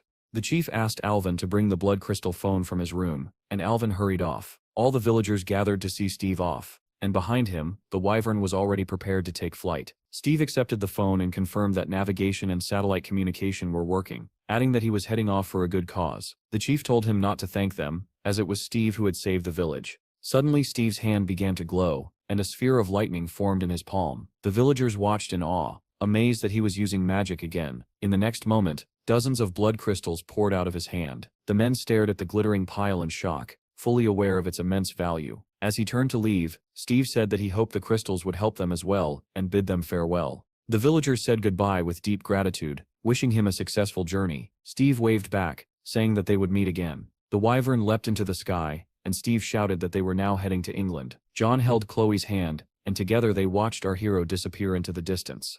Elsewhere, a news presenter greeted viewers and announced a breaking bulletin. Reports confirmed that a horde of wyverns had been destroyed by the Air Force Alliance, and that earlier that morning, the Air Force had encountered yet another wyvern. However, it was soon reported that the last wyvern had been ridden by an awakened one. Viewers erupted in excitement, celebrating the appearance of an unknown dragon knight. The broadcast switched, and the program Quick Report went live. The screen showed the remains of a destroyed bridge where a massive breach had opened. From the portal, 2 enormous fire ants emerged, turning the area into living hell. Suddenly, something rushed onto the bridge, and the presenter urgently asked the cameraman to switch focus. The footage clearly showed a long-haired man wielding 2 swords. The presenters immediately recognized him as Hero and were stunned, questioning what he was doing in a neighboring country. They began debating whether it was truly Hero or just someone who looked like him. Soon after, the news confirmed that the awakened #1 hero had suddenly appeared on a bridge in a neighboring nation. Alongside the Scylla Guild, which had arrived on the scene, he fought and destroyed the monsters for 10 intense minutes.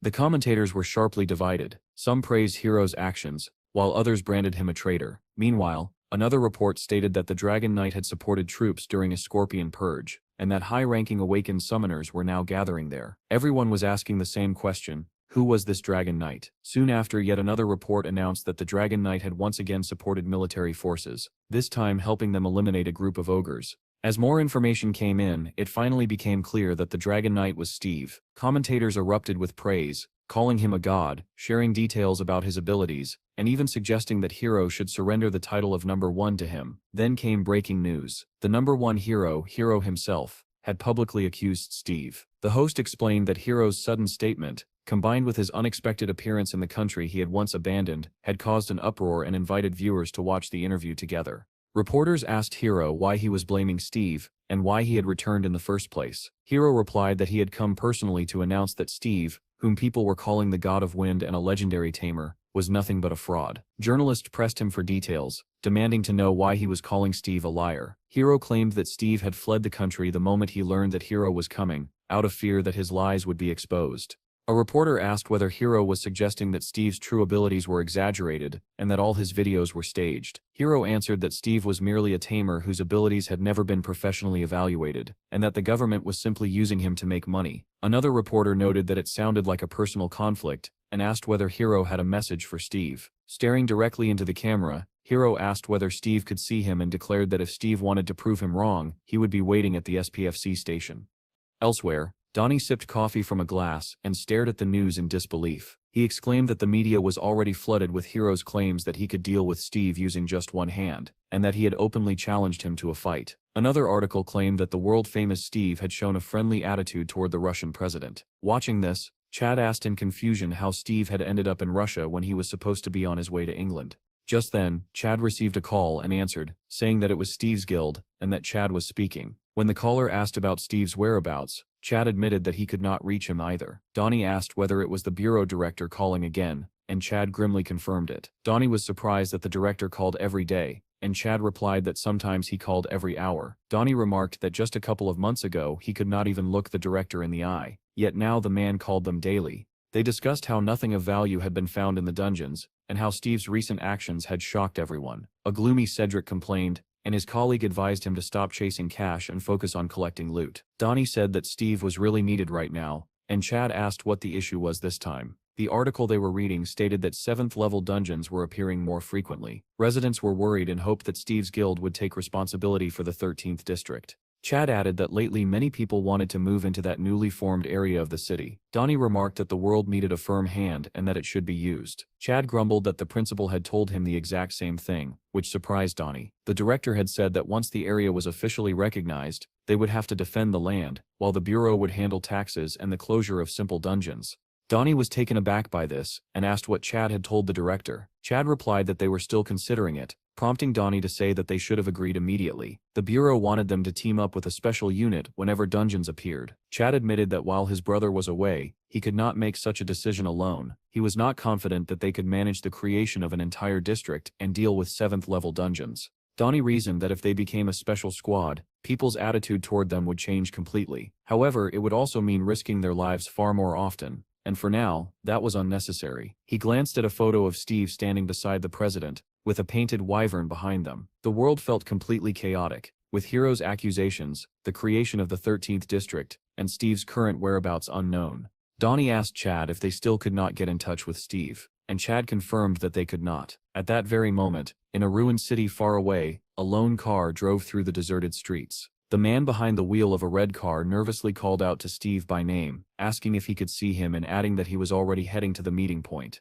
Steve replied, asking whether it was the man in the red car. The gray-haired driver confirmed that it was him and said, "Welcome to London." He then asked whether Steve could see the 3 stone golems chasing his car. Steve answered calmly that he would take care of it. The man thanked him sincerely. Steve descended on his wyvern, watching as the 3 golems thundered after the car. The nearest one swung its massive arm, smashing the ground beside the vehicle and shattering the earth into fragments. In the next instant, a huge fireball slammed into one of the golems, blasting it off its feet. The massive creature was hurled aside, crashing into a building and bringing it down with the impact.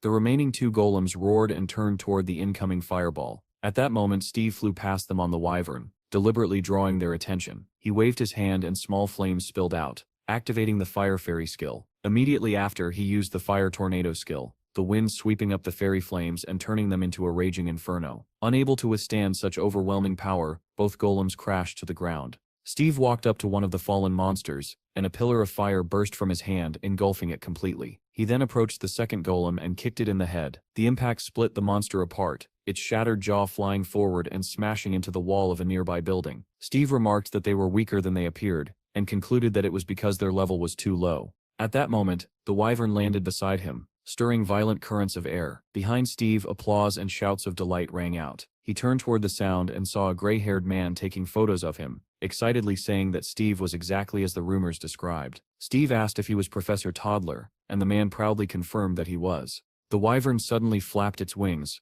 raising a strong gust of wind, and the professor looked at it in amazement. He asked if this was the famous wyvern. Steve replied that the Russians had suggested painting it to distinguish it from other wyverns. The professor said that even witnessing the Dragon Knight for a short time was enough to feel his presence, and sincerely thanked Steve for saving him. Steve responded that the translation of his words worked perfectly, and remarked that the professor must be using a good translator. The man showed him the device and said that as soon as he learned about the meeting, he bought the most expensive translation tool available. Looking around at the ruined surroundings, Steve asked whether this really was London, since everything appeared destroyed. The professor replied that England was not doing well at the moment, and that London was in a particularly terrible state. He added that when the sun disappeared, things only became worse. Steve said he understood, and the professor suggested they leave. Steve opened a portal and ordered Byron, as he called the wyvern, to return. The wyvern slowly entered the portal, and the professor watched in fascination. He remarked that it was a summoning portal for beasts, and looked ahead in surprise. On the other side of the portal, Byron began to emerge among a pack of wolves.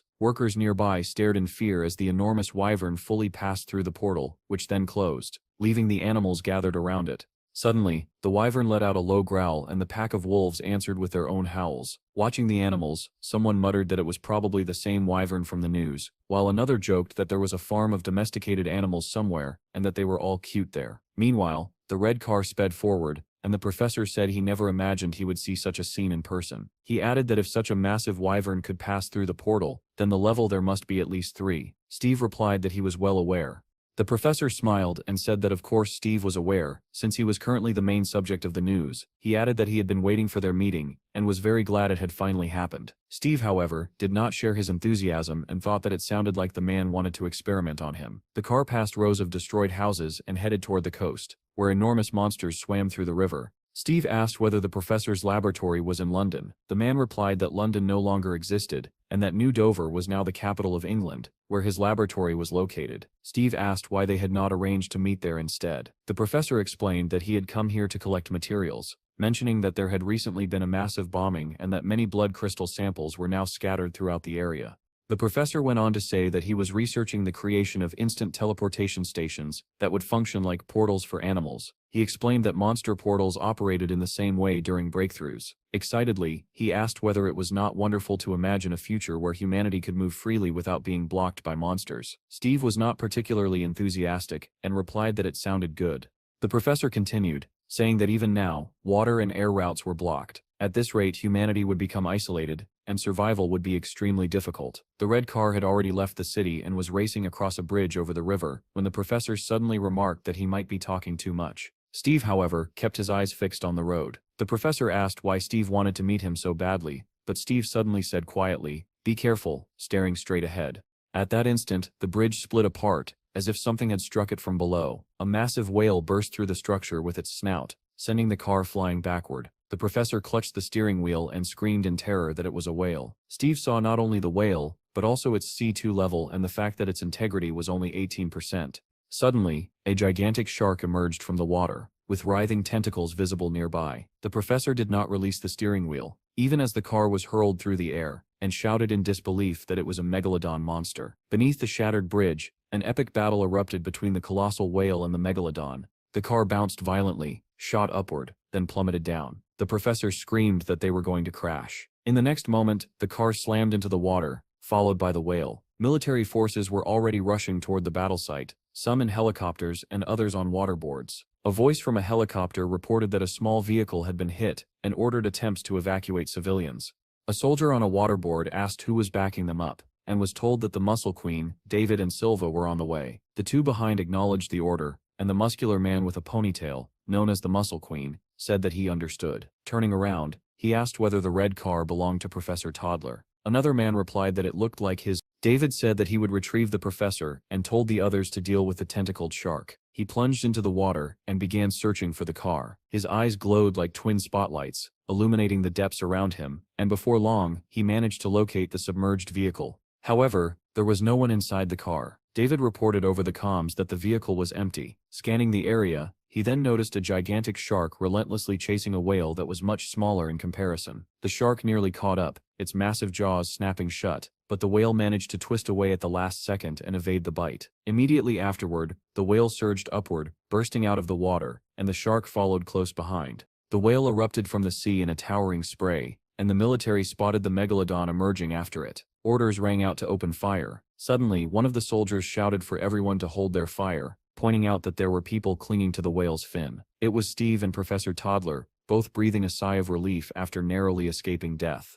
Steve focused on the shark and read its information. It was a level D3 young specimen. He extended his hand and activated the tornado skill. Instantly, a blue glow surrounded the shark, pulling it inward. Watching from the sidelines, the soldiers saw the massive creature become completely engulfed in swirling blue light. One of them remarked that it looked like a tornado and said he had seen something similar on YouTube. The Muscle Queen emerged and exclaimed in surprise that it was the Dragon Knight. Steve summoned the fire fairies, and the tornado transformed into a colossal fire whirlwind. When the military saw that the whale had successfully escaped the shark's pursuit, they opened fire to finish off the monster. Helicopters moved in closer and unleashed a barrage of attacks on the burning megalodon. Steve and the professor continued to cling to the whale's fin, and the professor realized with awe that Steve had trapped the monster in a fire tornado. He was grateful that he could witness such a sight with his own eyes. As the battle concluded, Steve quietly asked the whale whether it felt relieved to finally avenge its mother. The whale did not respond, but it cast a grateful glance at Steve before diving back into the depths. A soldier shouted that the megalodon was falling as the enormous flame-wreathed body plummeted. The moment it slammed into the ground, Steve felt his level increase, and his water attribute skill was cancelled. Later, the scene shifted to a small house perched near a cliff, bathed in bright sunlight. Mugs of coffee and plates of cookies rested on a table. The professor asked whether Steve had slept well, and Steve replied that he had slept wonderfully. Gazing at the sea far below the cliff, Steve remarked that it was a beautiful place, and the professor agreed. Not far away, a whale leapt from the water, sending up waves and spray. The professor commented that blue whales were struggling these days due to frequent monster attacks, but that this one had been lucky to encounter them. Steve smiled and said that honestly, the town really did feel like the end of the world. The professor explained that English forces had been pushed back by monsters for a long time now. With no places left to retreat, the country was in the process of constructing impenetrable walls. He admitted that he was still haunted by what had happened that night. He said he was astonished by Steve's ability to control and command various animals, but even more amazed by the fire tornado, which he had been fortunate enough to see firsthand. Steve calmly sipped his coffee as the professor continued, saying that there had never been an awakened one capable of taming beasts, while also wielding all four attributes: water, fire, earth, and air. Smiling, the professor asked what Steve's life had been like before his awakening. Steve replied that it had been completely ordinary, but everything changed when he ended up in the animal kingdom. Steve then pointed out that it was the professor who had created the device for measuring spatial energy. The professor confirmed that it was indeed his work, and asked whether Steve liked it. Steve asked what laws governed that device, surprising the professor, who asked why he needed to know. Steve explained that every time his strength was measured, he felt as though someone was watching him. Professor Toddler grew tense and remained silent. Steve added that this was also connected to the planet from which he had returned to Earth. As far as he understood, that planet had shattered into pieces and manifested as dungeons, with the fourth-level dungeon being only a small fragment. He continued, saying that instead of friendly animals, the place was now inhabited by lizardmen he had never seen before. He asked what had happened to his comrades, why he himself had not aged a single day in 1,000 years, and who exactly was observing him whenever his energy was measured. The professor listened carefully and finally said that everything Steve had said was true. He explained that all of Steve's questions, his sudden interest in language and writing, and even his return were connected. They opened a hatch in the floor and descended a set of stairs. The professor said that his laboratory was below. Steve remarked that it was quite deep, and the professor replied that it had been built to withstand even a nuclear explosion. Although it was his personal lab, it officially belonged to the government, and Steve was the first outsider ever allowed inside. At the bottom of the stairs, the professor said they had arrived. He entered a password, and the heavy door slowly opened. Standing in the doorway, the professor switched on a flashlight. Steve said nothing, and silently observed the space beyond. Inside was a large room filled with equipment and objects scattered everywhere. Smiling apologetically, the professor said that everything was rather cluttered. Despite its messy appearance, he explained, the laboratory was fully functional. He showed Steve several equipment racks, explaining that they were used to analyze test samples. He then pointed to a robot and said that it could create a physical copy of any object once a code was entered, and that it also recognized voices. On another table lay stones and flasks, which he explained were ore samples taken from dungeons for research. On a nearby screen were notes that Steve had written in a cave. The professor said that all of these had been recovered from dungeons over the past 2 months. With excitement, he added that it was incredible to find a human language inside a dungeon. In fact, in every dungeon they had explored over the last 3 weeks, similar inscriptions had appeared. Steve stared at the professor in shock. He asked whether there were multiple versions of the same dungeon. The professor replied that in different cities around the world, dungeons of varying levels had appeared. In total, 8 such locations had opened globally, ranging from the 2nd to the 5th level. Steve asked whether they were all at different levels, and the professor confirmed that they were, and that they had emerged at different times. Steve remembered Melissa's words, that dungeons tended to open near awakened ones. Perhaps the key was that these were not fragments of a planet, but copies in the form of dungeons. He asked whether the planet had shattered and been duplicated. The professor replied that this was the most logical theory. Steve then asked what had happened to the animals that once lived there. The professor admitted that this question intrigued him as well, and said that this was precisely why he had wanted to speak with Steve. Our hero looked at the professor in surprise as the man suddenly grabbed his hands. With excitement in his voice, the professor said that he had hoped to obtain answers about how dungeons appeared and disappeared by meeting Steve. However, he had recently been contacted by the author of the inscriptions themselves. Smiling broadly, the professor added that after receiving Steve's letter, he had been unable to sit still, waiting eagerly for their meeting. He suggested that they search for the truth together and cheerfully referred to Steve as the Dragon Knight. Steve felt a wave of disappointment and irritation, realizing that the man seemed to know nothing concrete at all. The professor then recalled Steve's interest in the device used to measure spatial energy and offered to show it to him. He began rummaging through one of the boxes, muttering that it should be there somewhere. Suddenly he cried out happily that he had found it and pulled out a strange piece of stone. Holding it up proudly, the professor showed it to Steve. Steve asked what it was, and the professor replied that it was called a memory stone. He explained that Steve needed to hold it in his hands and close his eyes. Without asking further questions, Steve did as instructed. The stone immediately began to glow. Steve closed his eyes and once again saw the familiar inscriptions, along with the unsettling sense that someone was watching him. When he saw the inscription stating that his data was being recorded, he abruptly opened his eyes. The professor asked eagerly how it felt. Steve replied tensely that he felt someone's gaze on him while holding the stone. The professor nodded, saying that everyone reacted differently and that particularly sensitive people often felt discomfort. Steve then asked whether it was possible to make a measuring device out of the stone. The professor confirmed that this was exactly the case, but added that he had not created the stone himself. Steve asked in surprise how that could be, and the professor smiled as he confirmed it. He explained that the stone had fallen near a portal on the day of the Great Catastrophe. It had taken a long time before its usefulness was understood. Steve asked if it had fallen from the sky, and the professor replied that although Europe had suffered terribly during the catastrophe, it had also received a blessing in the form of a divine stone. Thanks to the information contained within it, they had been able to create many advanced devices and begin exploring spatial phenomena.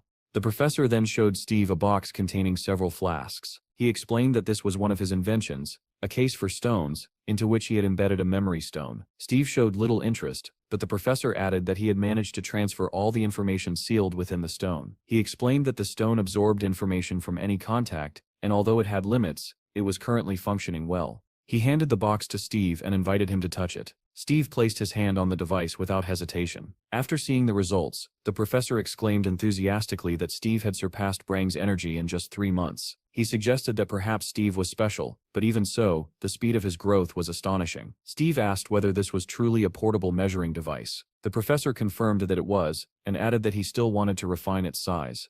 Growing even more excited, the professor said that he had recently developed another device and invited Steve to take a look. He pulled out another box and handed it over. Steve asked whether it had been made using the same stone, and the professor confirmed it, adding that this version had additional functions. He explained that the stone could store a massive amount of information and reveal data related to physical parameters. Steve asked what kind of data he meant. Pointing at indicators for agility, the professor explained that the device could determine strength and agility levels, allowing squads to be formed not only based on energy but also on physical capability. Steve listened thoughtfully as the professor described how this would lead to more effective teams. Smiling happily, the professor asked what Steve thought. Steve realized that until now, no awakened person had been able to see the attributes of others so clearly. The professor said that the sample was complete and that a demonstration was planned for the next day. He invited Steve to participate, and Steve agreed, returning the box to him. Suddenly, the device displaying Steve's strength and agility began to flicker. An error window appeared, and the professor said in surprise that this had not happened the day before. Looking embarrassed, he asked Steve to wait a moment. The professor called the director and explained that the demonstration scheduled for tomorrow would need to be cancelled due to an unexpected malfunction in the device. While he was on the phone, Steve casually read an article about himself and Grace. It included another provocative inscription taken from the cave, and Steve felt a touch of sadness that they had not chosen a different quote. After finishing the call, the professor said that he would like to continue their discussion, but something urgent had come up. Steve asked him directly whether he knew where these stones originated. The professor replied without hesitation that memory stones were mined on the planet Aruka. At the same time, the sun was setting over Steve's guild, bathing the trees and fireflies in an orange glow. Bill and the boys from the monastery were playing in the sand when a man's shadow fell over them. Hero stood above them, holding 2 swords, fresh blood dripping from their blades. Bill froze in fear, and one of the monks whispered that it was blood. The children and young monks slowly stood, staring at Hero. Bill was the first to regain his composure and asked who he was. Hero's clothes and face were smeared with blood, as he calmly asked whether Bill was his name. Unaware of what was unfolding at his guild, Steve asked the professor more about the planet Aruka. The professor explained that the memory stones found on Earth were not special on their own and all resonated at the same wavelength unless split apart. He said that if blood crystals functioned as batteries, then memory stones were data transmission devices. According to him, the High Elves used such stones to maintain communication across vast distances. Steve asked what the professor meant by High Elves, and the man clarified that he was referring to high-ranking elves. He added that the spatial energy measurement device was merely a bonus. Originally, the goal had been to create a communication network for elves, and later adapt that network for Earth. Eventually, they planned to build a planetary-scale portal network to enable communication across the entire world. Smiling, the professor said that they had learned this secret knowledge directly from the elves who had arrived on the planet. According to them, elves on Aruka use stones to determine energy levels, class, and various other characteristics, making it impossible to hide personal information from them. Steve was surprised and wondered whether high elves could see the same information window he could. He opened his interface and immediately saw the professor's full data, including his rank, class, profession, and basic attributes. Suddenly, the information window rippled, and a message appeared stating that there was no signal. Steve frowned in irritation, thinking that the system was acting up again. The professor, unaware of what Steve was seeing, thought that Steve had stopped listening, and concluded that he had talked too much again. He said that the box needed repairs, even if he had to work late, and added that he would not leave the lab until everything was fixed. Steve replied politely that he would not distract him any further. The professor asked Steve to wait for a while, explaining that a guide would soon arrive to show him around the city. As he was leaving, he mentioned that there were many shops along the shopping street, advised Steve not to wander too far, and said that they would continue their discussion the next day. Left alone in the laboratory, Steve began looking around while waiting for the guide. One of the screens displayed information stating that time flowed twice as fast inside dungeons, and that the rock carvings found there were over 200 years old. Steve read the report and realized that this was the extent of their current knowledge. Another screen noted that emotional states changed over time and that signs of emotional instability had been observed. Steve scoffed irritably, calling it all ridiculous. In front of him stood a table covered with memory stones of various shapes. Steve picked one up and once again saw the familiar inscription stating that he was being watched and that his data was being recorded. He thought that perhaps the High Elves knew who was observing him, and might even know the truth about the Great Catastrophe. That thought led him to the realization that he needed to visit the planet Aruka himself. Suddenly, a voice called out from behind him as someone descended the stairs. Steve turned and asked whether the man was the guide. The man introduced himself as William from the Lawrence Corporation, a pioneer in the field of measurements. Steve immediately said that he needed to go somewhere and pointed at a screen, asking whether he could enter what was shown there. William explained that it was the southern portal in London, part of the 11th operational zone of the infantry brigade. He asked whether Steve wanted to participate in clearing that dungeon. Steve agreed without hesitation. Although surprised, William agreed to accompany him. Meanwhile, Professor Toddler remained in his office, trying to understand the error that had occurred earlier. He measured his own values and found no abnormalities, which only deepened his confusion as to why Steve's data had produced an error. He could not understand why the malfunction had appeared so suddenly. At that moment, the office door opened, and a man stepped inside. The professor greeted David and asked what he was doing there. David replied that there was a Dragon Knight nearby and that he could not possibly miss such an event. He asked where Steve was. The professor explained that Steve had encountered some issues and that he had asked a guide to take care of him. David looked disappointed and asked again, just to be sure whether Steve was really gone. The professor confirmed it and then asked David to place his hand on the scanner since he was already there. Realizing that it was some new invention, David complied and placed his hand on the screen. Instantly, information about his strength and agility appeared. The professor exclaimed happily that the device was working perfectly. David recognized the numbers as his physical attributes and studied them with interest. The professor said that he expected nothing less from a C-rank awakened who had reached the limit of strength. David felt flattered but replied modestly that he would be satisfied even with 4-digit results, though he still needed more training. Those words made the professor's eyes widen as a new idea formed in his mind. David said goodbye and left to look for the Dragon Knight, while the professor remained behind, lost in thought over the mention of 4-digit values. He quickly began typing on the keyboard, muttering that 9,999 was the maximum possible number. When he opened Steve's data and increased the upper limit to 9,999, he stared at the screen in shock, and swore under his breath at what he saw. Outside the laboratory, a massive monster was restrained with heavy chains. The chains were anchored to 4 war machines surrounding it. A black car passed by, and a man remarked that the creature had been immobilized for research purposes. Since it would die anyway, the company had decided to purchase it. William was driving, with Steve sitting beside him and calmly observing everything outside the window. When the man finally said that they had arrived, before them stood a portal glowing with blue light, surrounded by a heavily guarded military camp. William explained that this was a 5th-level dungeon filled with giant grasshoppers and that there were only 18 hours left before the dungeon would explode. A nearby screen was broadcasting a video in which a man was yelling at someone wearing a grasshopper costume, threatening to kill him. Moments later, a slogan appeared on the screen that read, "Forward warriors, the crazy grasshopper is waiting for you." William explained that the man in the video was a famous comedian and that squads were trying to earn money by using his popularity.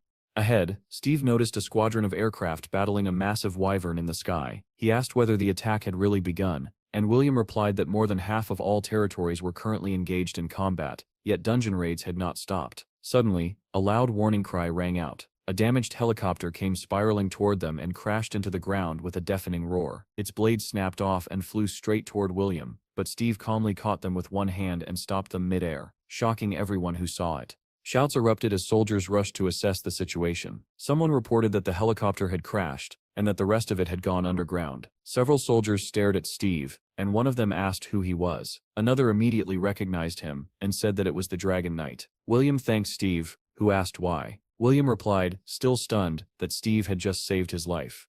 William then said that it could now be said that the issue with the dungeon entrance had been resolved. Suddenly he turned and pointed ahead, saying that they had arrived. He gestured toward a group of uniformed men and explained that they were the Lawrence Corporation's combat team. These were specially selected A-rank awakened, chosen specifically for Steve. William introduced their leader, Robert, the captain of the 2nd Phoenix Squad. Robert greeted Steve politely. However, Steve continued walking forward, saying that it was unnecessary and that he would enter the dungeon alone. William shouted in shock, asking how he could possibly go in by himself. Steve firmly told them not to follow him. William tried to stop him again, reminding him that this was a 5th-level dungeon, but Steve ignored him and stepped straight into the portal, which swallowed him in blue light. Inside, Steve opened his information window and said irritably that it still was not working. After closing it, he remarked that B-rank monsters had energy levels no higher than 1400. William called out to him once more, but Steve no longer listened. As he passed fully into the portal, he transformed into a golden eagle.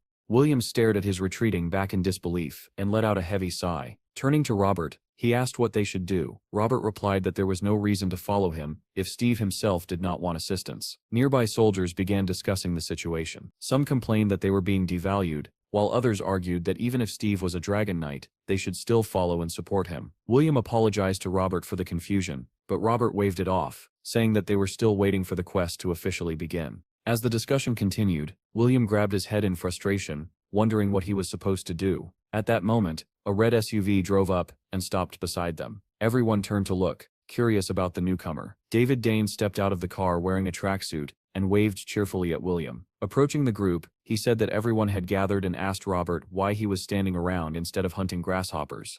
Robert shot back by asking what a hero who was supposed to save the world was doing loitering in a village. David questioned why he was being judged, and Robert replied with a grin that, for now, he could judge the 9th-ranked hero and the #1 in England. He added that they needed to prepare for the quest, and joked that they would meet later at the party. David laughed and asked whether Robert would really be able to see that drunk fool at the farewell party. The soldiers nearby muttered that conversations like this sometimes made them feel sick. After the exchange ended, William approached David with tears in his eyes. David crouched slightly and asked why his dear William was crying and where the Dragon Knight was. William replied in frustration that Steve had just entered the 5th-level dungeon alone. David was surprised, and William added that Steve had moved so quickly that he had not been able to stop him. William asked despairingly what he should do, saying that if anything happened to Steve, he could be fired. To his surprise, David suddenly burst out laughing. He explained that this behavior was exactly what he expected from a Dragon Knight. William insisted again that it was a 5th-level dungeon, but David waved it off, saying he would wait for Steve at the Pink Ice Cream Cafe, and asked William to inform him when Steve came out.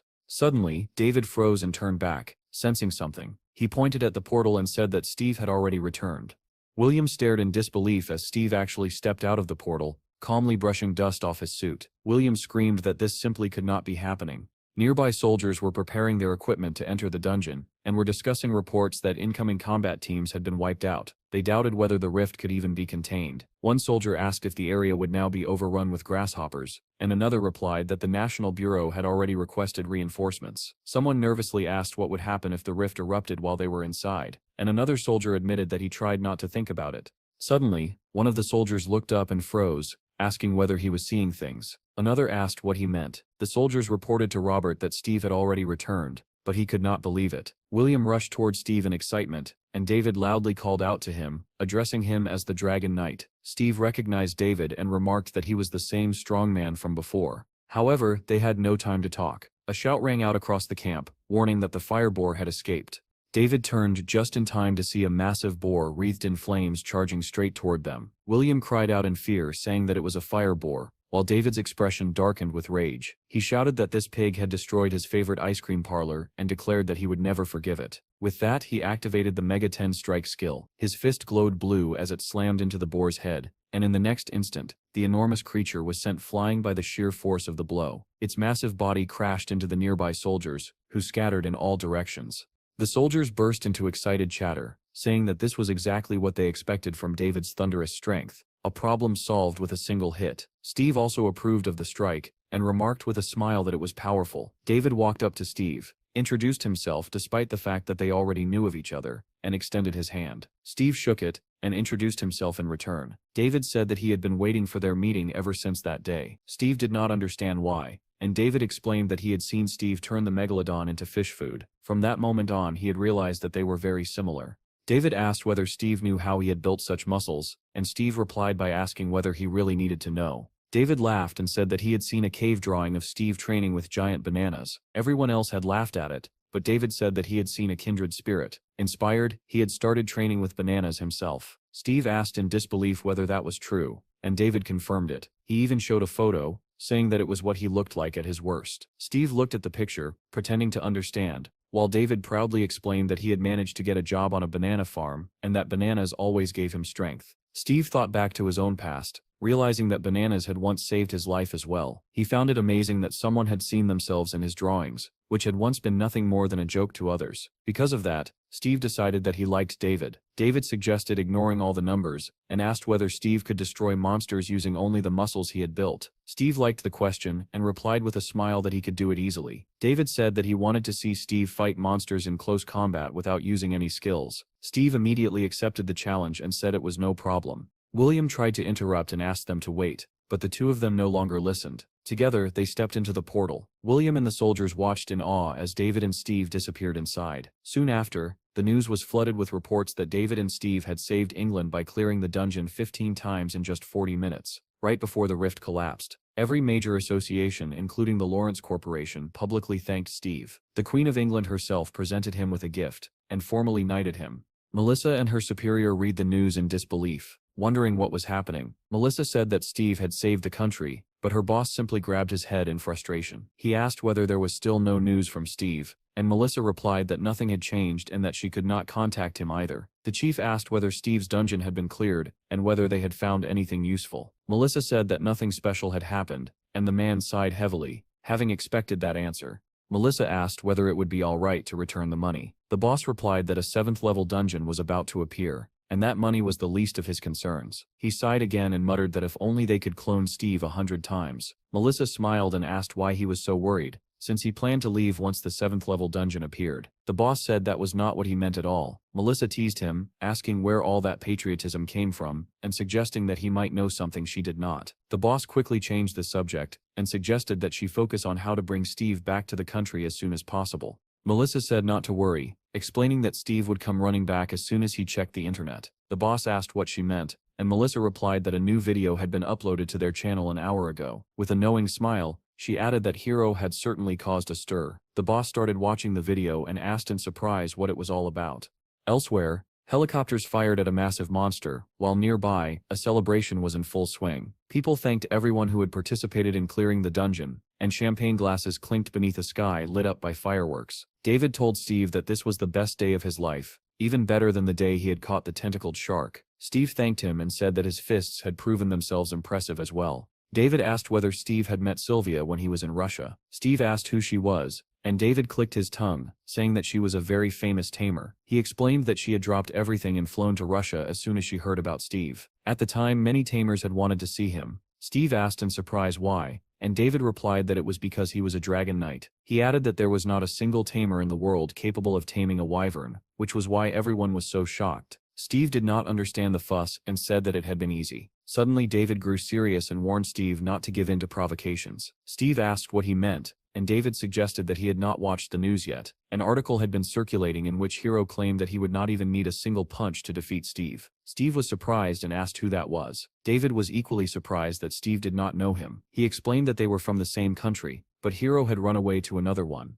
Steve glanced at the article and said that he had never heard of the man. David replied that regardless, Hero was a psychopath and a murderer, and he strongly advised Steve to stay away from him. Our hero tensed up and asked again what David meant by calling him a psycho and a murderer. David replied that the hero was #1 in the world and had done countless good deeds, which was exactly why he wanted to be friends with him. The news was filled with reports about the battle between the hero and David. David said that one day he had finally gotten the chance to speak with him, but he had lost the fight and honestly admitted it. Even in defeat, he said, it had been the best battle of his life. The hero responded angrily, saying that evaluation was a privilege reserved for the strong, not for ignorant people who did not understand how the world worked. Staring at the defeated man with burning eyes, he declared that he would show him the price of arrogance. Frightened, David asked what he meant, but in the next moment the hero unleashed a series of brutal blows. David said that on that day he saw the devil in the hero's eyes. He raised his scarred arm and explained that he had undergone 8 complex surgeries as a result. Steve could hardly believe such cruelty as he listened to David's story. According to the videos, many of those who challenged the hero had died in battle. Even when he won by an overwhelming margin, he killed opponents who had already surrendered. That was why David called him a murderer. Steve asked why he did such things, but David said he did not know and warned him once again not to get involved. Steve then asked what offense he had committed to provoke such hostility. The news claimed that the hero had gone too far and attacked Steve's lands, while the hero himself commented that he was merely defending himself. Steve voiced his shock, wondering aloud if that bastard had truly attacked his territory. David was unaware of this report and looked at Steve with confusion. At that moment, a voice came from Steve's guild building, asking why it had taken so long to contact him. Steve demanded to know what had happened in the guild. Chad explained that Hipro had burst in and declared that if Steve did not return, he would kill everyone. 2 wolves on patrol had already died. Steve listened in shock and asked again who exactly had been killed. He insisted it was impossible, because if they had been attacked, he should have received an alarm signal. He opened the information window, but it showed no alert, and he cursed under his breath. It suddenly dawned on Steve that the problem was not a malfunction in the status window. He wondered what the others had been doing while the pack members were dying. Had the system really been designed so they could not leave a certain area? Steve shouted, demanding to know what everyone had been doing while all of this happened. Chad shouted back, asking what Steve had expected, because the attacker was the hero, the #1 in the world. Our hero began to lose his temper, and Chad urged him to return home immediately. Steve glared at the screen and decided that once he got back, he would put the boys through such harsh training that they would beg for death. David, who had overheard the conversation, asked if Steve was really going back. Steve said he had to leave at once, but David begged him not to do it, saying the hero's plan was obvious. He did not know why the hero was fixated on Steve, but he was certain there was a purpose behind it. It was rare, he said, for a champion to mock a weakling who had not even been given a rank, and misfortune was likely to occur during such a fight. Steve replied that everything would be fine and asked David to say goodbye to Toddler and William for him. David said nothing more, and simply watched Steve with a sad expression. Our hero stretched his hand forward and activated the Wyvern summoning skill. After a few seconds he chuckled in confusion, not understanding what was happening. He shook his hand repeatedly, demanding to know why the summoning was not working. Meanwhile, Toddler watched closely, observing the boy's attempts to activate the skill. The man muttered that he wanted to keep Steve there longer, and wondered why David had brought up the news. He asked Steve through the monitor if he was surprised, and added that he would understand everything later. Impatient, our hero stared at the skills window and watched the countdown. Finally the window responded, and information immediately appeared about an invasion and the deaths of 2 wolves. Steve read the names of the fallen wolves with sorrow. Suddenly the Wyvern summoning skill activated, and a portal opened beside him. In a hall filled with people, a wyvern emerged, sparking loud discussions among the crowd. David watched the creature's appearance with undisguised delight.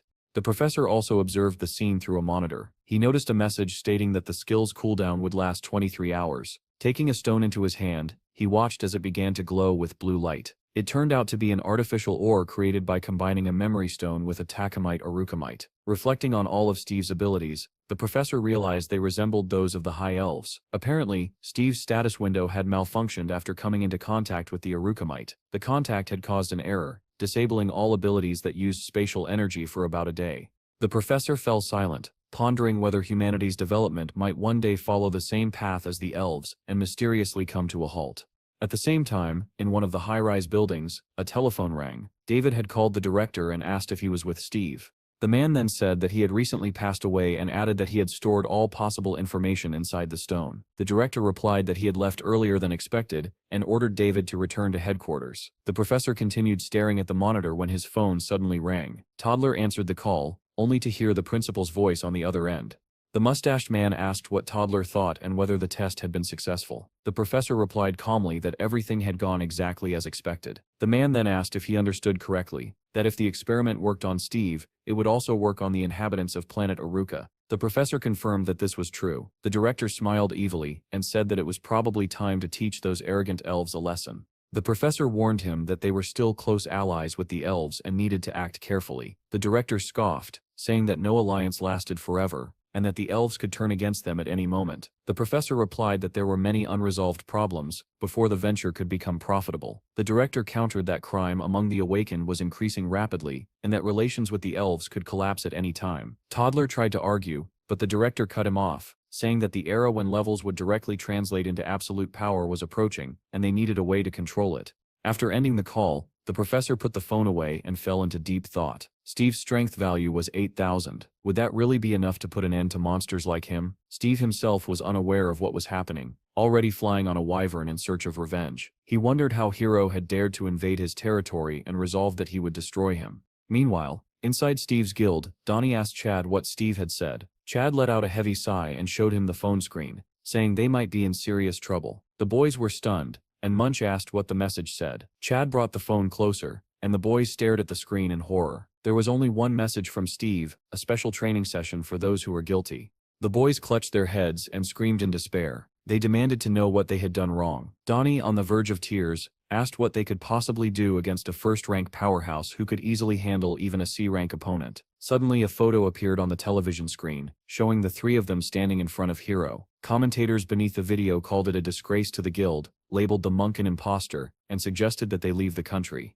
Donnie said it was a still image taken from his video. Chad added sadly that people were calling them weaklings. These comments, he explained, were posted on the Heroes Guild forum. Jim muttered that people really were cruel. With tears in his eyes, Chad said that no one was on their side even though they were the victims. Jim asked Donnie why he had uploaded the video, and Donnie replied that he wanted to expose and condemn Hero. The monk said there was no way to refute claims that the incident had been disgraceful. Donnie responded sarcastically that maybe some people should not drink all night, get into fights with civilians and end up arrested by the bureau. At that, Munch turned away, blushing. The monk said he had only been trying to help a small business when he encountered monsters in human form. Chad added that regardless of the truth, they were not safe anymore, because Steve was furious. Munch said that everyone else had already left the guild to wait out the storm of condemnation. Jim asked what the awakened bureau had said. Donnie replied that there was only one article expressing regret. The boys stared at him in disbelief, shocked that this was all the bureau had done. Jim shouted that a foreigner had illegally entered the country, trespassed on guild territory, attacked people, and caused damage, yet no one held him accountable. Suddenly, Donnie exclaimed that there was another article stating that Hero had returned to his own country. The boys were stunned, unable to believe that he had simply been allowed to leave. Munch clasped his hands together and began praying to the Buddhist god of mercy. Jim said he could not stand it anymore, and wanted to confront the bureau. Chad urged him to calm down, saying that the bureau would likely claim it was none of their business and tell them to resolve it themselves. Jim asked whether Hero was part of a security agency, and worried that this would turn into a personal vendetta. The monk said that the truly humiliated ones were the officials who pushed their responsibilities onto ordinary citizens. Jim said the most shocking thing was that everyone was against them, even though they were clearly the victims. Donnie read an article from the United States suggesting that Steve's guild should relocate to a superpower that could protect them. Chad said the article was right. It was not that they were weak, but that their country was weak. Immigration was the only solution. Donnie said Steve now had to shoulder all of this and wondered if that bastard's eyes had truly seen everything. Hero, covered in blood, had told them to bring Steve to him within 10 days, or they would all die. The boys remembered how they had stood trembling before him. Chad had stuttered that they wanted to comply but could not contact Steve. Jim tearfully admitted that he had been so terrified that his body had frozen and he could not even move. Donnie said that if they had tried to fight back, they would have been killed on the spot. Chad added that if they had fought and died, Steve's situation would have been even worse. In the end, they all agreed that they had made the only possible choice. Donnie then asked about Bill, noticing that the monks had been badly shaken. Chad replied that Bill was fine. He barely spoke now and spent his days alone in his room watching television. He used to wander around the area freely, he added, and even the wolves had been afraid of him. Bill was delighted with Hero, and thrilled that someone so cool had appeared before him. Donnie suggested that they simply wait for Steve to return, confident that he would grind Hero into dust without mercy. Chad turned to Donnie and said there was something they needed to take care of before Steve came back. Donnie did not understand what he meant and asked again what was going on. Soon, he found himself walking through the area with Chad. Donnie asked why it had to be him, and Chad replied that he had nothing better to do than the others. The two of them walked around holding metal detectors. Chad said he was certain they had buried it here before leaving, while Donnie complained that it felt like searching for a needle in a haystack. Suddenly, Chad received a call and answered with a casual greeting. Melissa thanked them for their continued cooperation and said that they had only been able to explore the dungeon thanks to their help. Chad replied that they had signed a contract, so there was no need for gratitude. Melissa asked him not to blame the government for what had happened earlier. Chad responded politely and ended the call. He walked back to Donnie and suggested they move the conversation to the animal farm, but Donnie immediately refused. Chad explained that people like them often planted listening devices in important locations. Donnie asked him not to be too harsh on Melissa, pointing out that she had been taking care of them all along. Chad agreed, but added that there was a saying that the enemy was usually the closest one. Donnie nodded, saying he was right and that there was nothing wrong with being cautious. The animal farm was filled with all kinds of creatures. There was a pack of wolves, an elephant, a bear, a rabbit, and many birds. Looking around, Chad remarked that there were a lot of them now, and Donnie agreed. Below them, a massive bear was wrestling with an equally huge black rabbit. Donnie asked if they were just playing, but Chad did not answer. Chad said that the family was growing while the owner was absent and wondered where Steve was. Donnie recalled reading an article that said Steve had been seen riding a humpback whale somewhere near China. Chad replied that if Steve was in the Sea of Japan, then he was already very close to home. He asked if there was a pond on the farm, and Donnie said that Steve had been taming animals even before the farm existed. Apparently Steve had leveled up his taming skill during his travels. He had even frozen the sea to kill monsters. Suddenly Chad froze and said that he had never seen those before, staring straight ahead. Donnie's eyes widened when he followed Chad's gaze. Two small monkeys were sitting in a tree watching them with clear interest. Donnie asked if those were Japanese monkeys. At that moment, both of them realized what was happening, and horror crept into their voices as they said it was impossible. A news report appeared, stating that Steve had attacked the town where Hero lived. The two of them read the headline aloud in shock. A wyvern flew over the city, drawing surprised looks from the crowd. Steve descended on its back, and people immediately recognized him, shouting that he was a dragon knight. The wyvern suddenly flapped its wings, and people fled in panic, screaming that it was a monster. The live broadcast reported that Steve had attacked the city, while commentators beneath the video fiercely criticized him. Steve shouted loudly, demanding that Hero come out at once. Chad and Donnie watched the broadcast in stunned silence, and Donnie muttered that it was exactly like him. People discussed the situation heatedly, wondering why Steve had come for revenge. Steve shouted again, calling Hero a bastard and ordering him to show himself. The news reported that the Dragon Knight was in the center of the city searching for Hero. Authorities announced that Steve had entered the country illegally. Although his presence had blocked traffic, there had been little actual damage. The awakened Federation Crime Task Force had arrived at the scene. The reporter sounded surprised as a vehicle came into view, saying it looked like Lieutenant Cyrus's team. A man stepped forward, followed by several uniformed officers, and the surrounding crowd began whispering his name. The reporter announced that Team 1 had arrived, and the comments immediately began declaring that Steve was finished. Moments later, the reporter added that a Type 10 tank battalion was on its way, along with an unmanned aerial battalion. Watching all of this unfold, Donnie said in shock that it looked like Steve was in serious trouble. At the same time, officials were urgently gathering inside the local Ministry of Defense building. The operations headquarters was quiet, but everyone moved with speed and precision. One worker reported that the tank battalion was ready. Another confirmed that the combat drone battalion was prepared. A wyvern appeared on one of the screens, and a large red circle was drawn over its back. Another operator announced that the combat satellite had locked onto the target. Two men stood watching the displays. The deputy commander of the Awakened Federation told the Minister of Defense that his people were attempting to recruit Steve. The minister replied that Cyrus had already arrived and suggested they observe for now to see whether Steve was truly at their level. Meanwhile, Cyrus reached the location where Steve had landed and walked toward him amid the excited cries of the crowd. Steve continued shouting for Hero to come out when Cyrus called out to him. Our hero turned toward the voice and looked with interest at the approaching man. Cyrus announced that Steve was under arrest for trespassing, causing public fear and other disturbances. Steve ignored the speech entirely and asked whether the man was Hero. Cyrus introduced himself as an officer from the police department and ordered Steve to dismount from the wyvern and surrender. Our hero looked at him calmly and said that if he was not Hero, then he had better leave immediately. The crowd was stunned by his words, shocked that Steve had openly refused to cooperate with Cyrus. Suddenly, the wyvern and Steve were entangled in black threads that shot out from the red circles on Cyrus's hands. The crowd erupted in cheers, shouting that this was it, the famous Cyrus tie-up. Steve looked down at his body, wrapped tightly in the black threads, and chuckled in surprise. Cyrus shouted for him not to move, warning that the vines would tighten even further. Instead of panicking, our hero continued staring at the strange threads with curiosity. Calmly spreading his arms to the sides, Cyrus leapt forward, preparing to strike, and declared that Steve would now be taken by force. Commentators confidently wrote that it would take Cyrus only 1 minute to deal with Steve and bid him farewell. However, the one who was struck was not Steve but Cyrus himself. Steve's punch landed with terrifying force, sending Cyrus flying into the air as the black vines shattered into countless fragments. The crowd gasped in shock as they watched their hero soar helplessly through the sky. Cyrus crashed to the ground not far from Steve,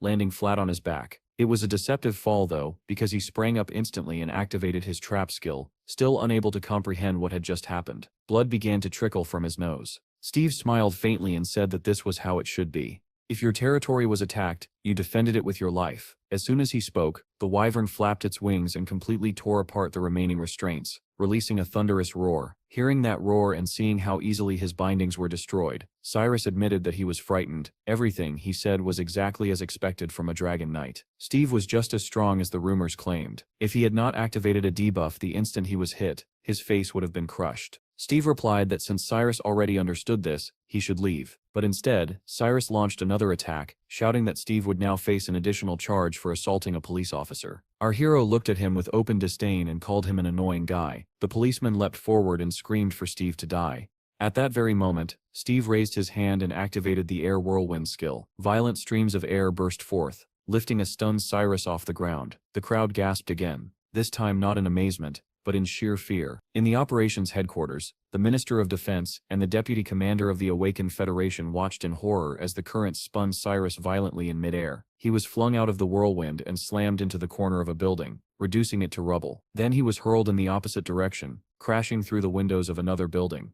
Those watching from headquarters stared at the screens in disbelief. Chad was stunned that Steve had sent Cyrus flying so easily, while Donnie muttered that this was exactly what they expected from their brother. Steve shouted for Hero to come out himself instead of sending minions. At the same time, the wyvern opened its mouth and unleashed a column of fire. Soldiers surrounding the area shouted for Steve to stop, saying they were only there to protect civilians. Commentators were shocked, watching Cyrus being tossed around like a toy, and marveled at Steve's overwhelming power. The Minister of Defense admitted that Steve was even more impressive than he had imagined, and remarked that he seemed like a far more valuable asset than Hero. The Deputy Commander of the Awakened Federation said that Steve had essentially sent them an invitation, and that they would accept it once air travel was restored. Steve then shouted that if they did not bring Hero to him, he would burn everything within a 1-kilometer radius. Hearing this threat, the crowd panicked and began fleeing in all directions, screaming. Inside headquarters, one officer said the civilians were in danger, and suggested eliminating the Dragon Knight using a satellite strike. The minister smiled faintly and asked why everyone was so nervous, remarking that things were getting interesting. He then asked the deputy commander what would happen next,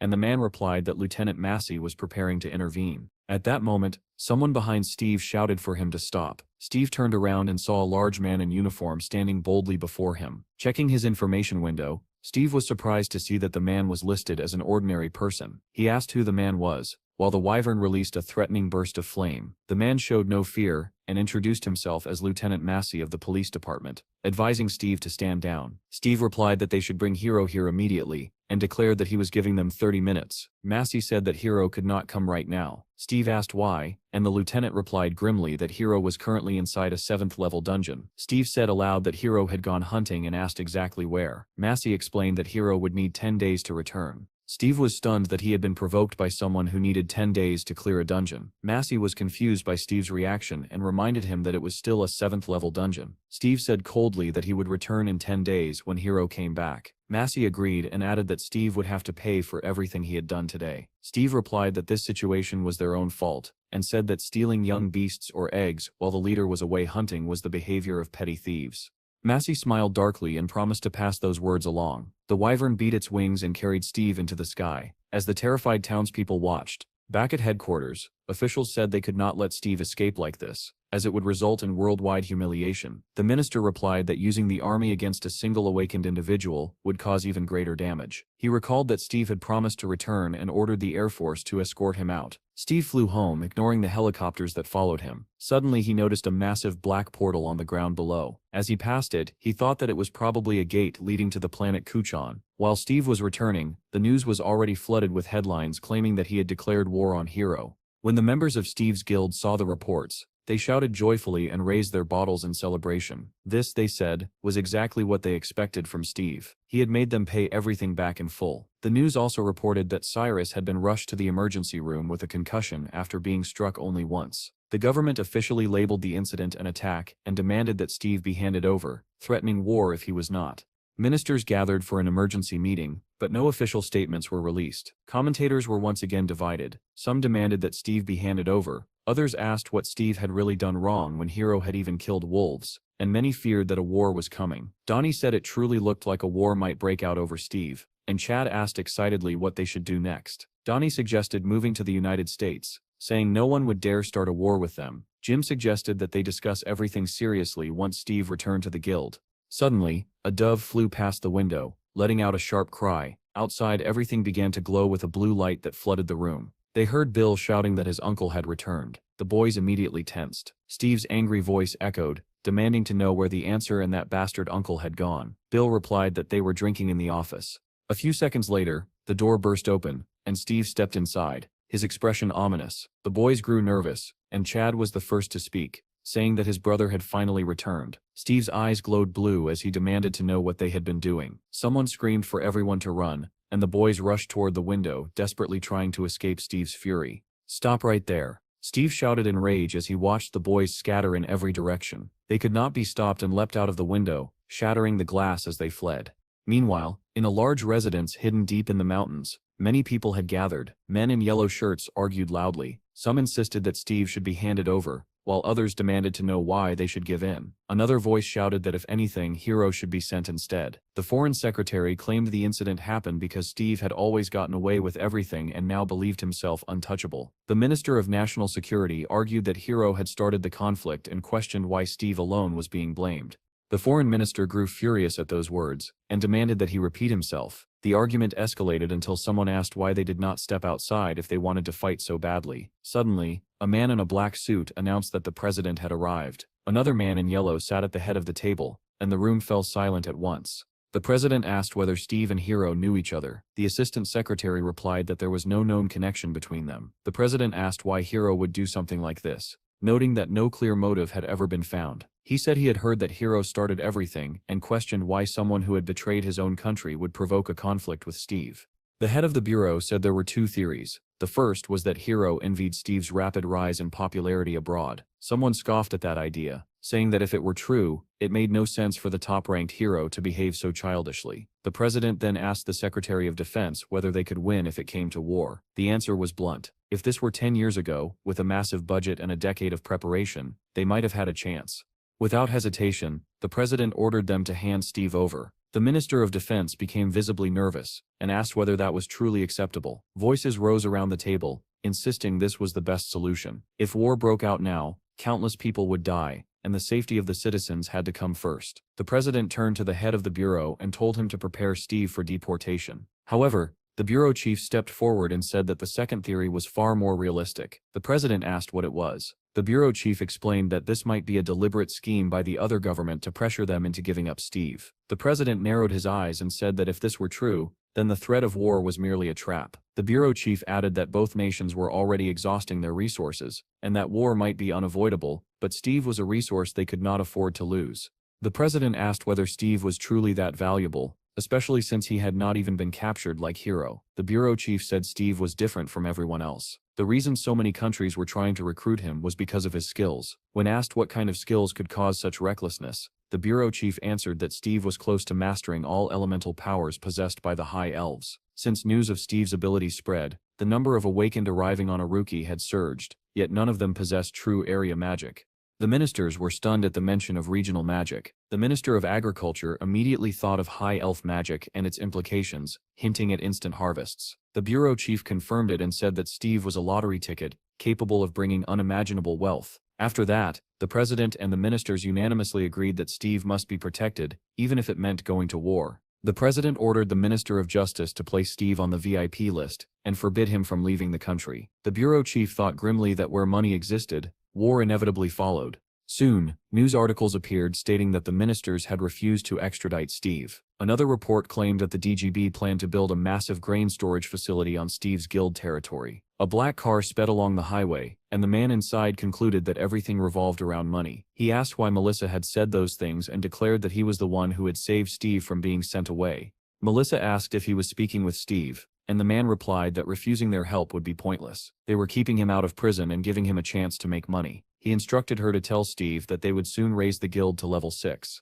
so expanding farmland was now a priority. Their country would become a breadbasket instead of a ruka. Melissa said they had already reached an agreement with Max, and would meet Steve the next day. The man was surprised they had arranged it so quickly, remarking that Max could smell money. He said he was relying on Melissa, and she replied confidently that she always cleaned things up herself, earning an indignant response that he would handle everything later. At the same time, near area number 2, inside a level 3 locust dungeon, a battered Donnie and Chad tumbled out of a portal. Chad collapsed immediately, and Donnie soon followed, unable to remain standing. Jim emerged next, and fell on top of them. Moments later, the monk stumbled out as well, and Steve looked down at the heap of exhausted bodies. He shouted at them to get up, reminding them that they still had 10 rounds left. Chad showed no response, and seemed to be quietly snoring. Steve's anger was rising when his phone rang. It was his grandmother, and he immediately asked what was wrong. She asked whether he was forcing the boys to train during lunch. Steve replied that they had eaten more than enough while he was away. His grandmother said she was handing the phone to Melissa and asked him to talk to her. Melissa said she had heard they were undergoing high-intensity dungeon training for the 3rd consecutive day. Steve confirmed it and asked what she wanted. Melissa said the country's reaction was extremely serious and that they had a good solution. Steve listened in silence, watching the boys lying motionless on the ground. He realized that people lived by their own laws, and that ignoring them could bring consequences. After a moment of thought, he suggested meeting at his home to discuss everything. Above Steve's guild house, the great tree continued to grow taller, casting a pleasant shade over the building. Beneath it stood 3 people, Melissa, Steve, and another man. Melissa introduced him as Max, the head of the SPFC branch. The man greeted Steve politely and said he was very pleased to meet him. Once they sat down at the table, our hero immediately asked what the SPFC wanted from him. Max replied that not long ago the champion had challenged him to a duel and even quoted Hero's words, saying that he would not even need to fight in order to win. Steve was surprised by this and asked whether Hero had really said that. Melissa was equally surprised by Steve's reaction and asked if he truly did not know. Steve replied that he vaguely remembered hearing something like that, and asked why Hero would do such a thing. Max answered without hesitation that it was all about money. He explained that if the fight took place, the profits would be unimaginable and suggested that Steve should not waste time overthinking it, and simply agree. Max added that by accepting Steve could both make a fortune and prevent a war. 2 birds with 1 stone. Steve recalled David's words about Hero being a psychopath and a killer, and that it was best to stay away from him. Our hero then asked whether he could legally kill Hero if he agreed to the duel. Both Melissa and Max were taken aback and could not answer immediately. Max eventually said that according to the rules they would not blame Steve if something happened during the fight, but they would not openly encourage murder either. Melissa told Max that she would contact him again after speaking privately with Steve. Max agreed and said he hoped they would make the right decision. After the car drove away, Melissa waved goodbye and turned back to Steve. She told him that if he did not like the idea, he did not have to accept it, because a war would not start regardless. Steve replied that he actually wanted to agree. Melissa said that Hero's country's intentions were obvious, either to lure Steve away or destroy him. Steve responded that he did not care about their motives, saying that Hero was simply asking for a beating. With a faint smile, he added that as long as it did not violate the law, everything was fine. Melissa then asked what he thought about donating all the winnings to Hero's country to gain their goodwill. Steve immediately understood her hint and agreed without hesitation. Melissa smiled and said she would handle everything with Max herself. She then added that there was one more matter, an official order from the government. She handed Steve a document and explained that once a year, all guilds of level 6 and above were required to gather. Steve looked over the document, and Melissa said she planned to invite him as well. Steve was surprised and pointed out that his guild was not yet level 6. In response, Melissa handed him a figurine marked with the number 6, and said that his guild had officially been promoted. She added that the certificate had been issued by the Bureau, and that the entire job region would be transferred to his guild, along with autonomous territorial rights. Steve was stunned and asked how that was even possible. Melissa explained that once infrastructure was established and people began settling there, the area would officially be transferred to Steve's guild as the 13th district. Steve joked that this meant it was time for him to take action. When he returned to the office and told the others the news, all 4 of them opposed the idea. They believed the government had failed to protect them and had abandoned the land, and now wanted to force them to defend it. Steve replied that the decision had already been made and that the government was interested in developing a city there. Chad asked in disbelief whether Steve had taken the bait, warning that they could be used. Steve replied that they could turn the area into a demilitarized zone and peacefully expand their farmland. Donnie said it was disappointing and suggested they simply take the money and immigrate to the United States. Steve replied that he planned to keep this area as their headquarters, and eventually divide the new territory into sectors. Donnie asked in surprise whether Steve intended for them to manage those sectors. Jim realized that whoever governed a sector would effectively be its mayor, and if Steve appointed leaders directly he would be more like a feudal lord. Donnie loved the idea and enthusiastically repeated the title of castle manager. The monk then read the news, which stated that thanks to Steve's lands their country could become the world's grain center. The boys wondered whether they could truly compete with Aruka's agricultural industry, which had trade gates across the world. Donnie pointed out that Aruka's produce was extremely expensive, and if things went as planned, Steve would become a lord ruling vast territory and earning astronomical profits. Donnie asked whether Steve had signed the contract, reminding him to keep 2 copies so no one could twist the terms later. Steve replied that they could not even protect their own home, questioning which of them deserved to be castle managers. He then added that if they were done eating, it was time for training. At that moment, Donnie suddenly doubled over, screaming that his stomach hurt and that he urgently needed medicine. Steve slowly began to lose his patience at the sight. Before he could say anything, Jim interrupted after reading the news aloud, announcing that Hiro had emerged from the dungeon. The boys immediately started mocking him, welcoming Hiro to hell and declaring that he was finished. The news reported that Hiro's team had cleared the 7th level dungeon in just 8 days. Another article published Hiro's response to Steve's provocation, stating that he would teach Steve some manners. Reports about the upcoming fight between Steve and Hiro flooded in. In an interview, the former world champion said that fighting one-on-one was nothing like clearing dungeons. An SPFC commentator added that Steve had absolutely no experience in one-on-one battles between awakened individuals. Another article stated that the highest bet placed on Steve had reached 240 million. The boys stared at the number in shock, and Munch said they would not have earned that much even if they had cleared the dungeon 100 times. Then Chad asked Donnie to scroll down, noticing something else. Another article revealed that Steve had donated the entire sum to Hiro's country. Donnie screamed in disbelief, asking what was wrong with Steve, and why he would give away his hard-earned money to another country. Chad suggested that it was done to prevent a war, but Donnie argued that it would not stop the hateful comments. Munch added that there was still the winner's payout to consider. Donnie suddenly remembered that the prize money for the winner was double, and Jim asked in shock whether that was even possible. At that moment, Steve appeared behind them and coldly asked what they were doing there. The boys immediately bombarded him with questions, demanding to know why he was giving away all the money when his own life was on the line. Steve cut them off, saying that if they had finished eating, they should follow him. He was going to inspect Jobs' lands.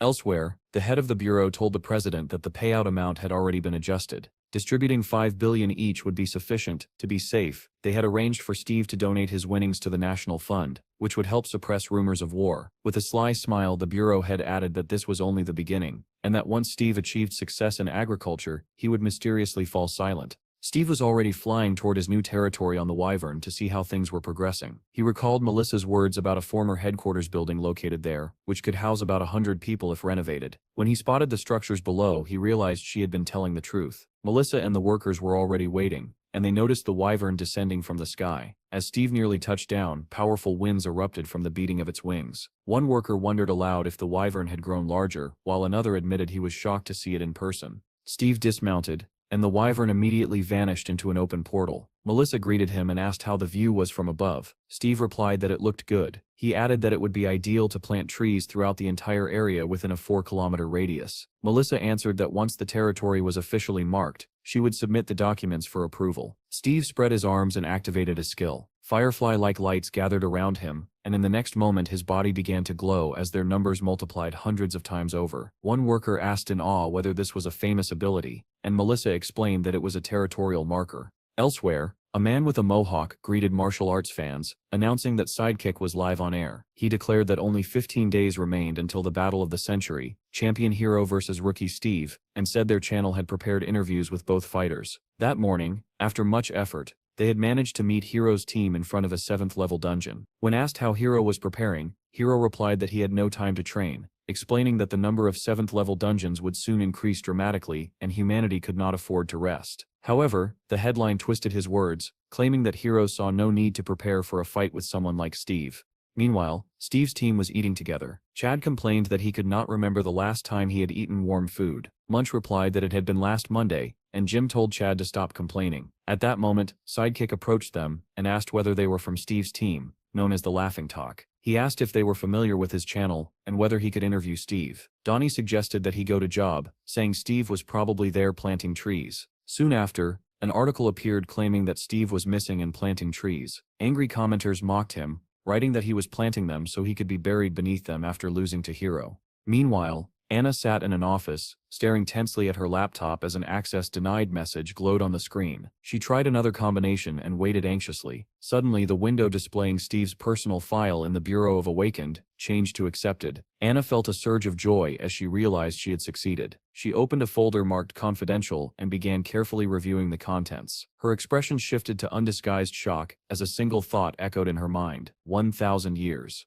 Articles continued to flood the news. One reported that 85% of experts expected Hiro to win. Another claimed that Hiro, hailed as humanity's hope, had reduced dungeon completion time to 8 minutes. Yet another stated that the DGB was transporting construction materials to job. Signs warning about wolves had appeared at the entrance to Steve's land. Another article said there were 6 days left until the match, and that tickets were already sold out. Then came another update stating there were only 2 days left, and Steve was still on home soil. Hiro and Anna were sitting together in the best hotel in the city, drinking wine. Anna asked what he was thinking about as she took a sip. Hiro replied calmly that he was thinking about how he would kill Steve if he failed to show up for the match. Setting her glass down, Anna said she did not think it would be that easy. When Hiro questioned her, she explained that she meant killing Steve. She revealed that she had accessed classified bureau information and learned that Steve had returned after spending 1,000 years on another planet. Hiro was startled and asked whether Steve had used regression multiple times. Anna said she did not believe he used a regression stone like Hiro, and that surviving 1,000 years that way would be impossible. According to the records, Steve had spent 10 years on a planet where time flowed twice as fast. Since Hiro himself had spent 500 years on Earth through regression, it no longer seems so implausible. She added that this also explained why Hiro had never encountered Steve during those 500 years.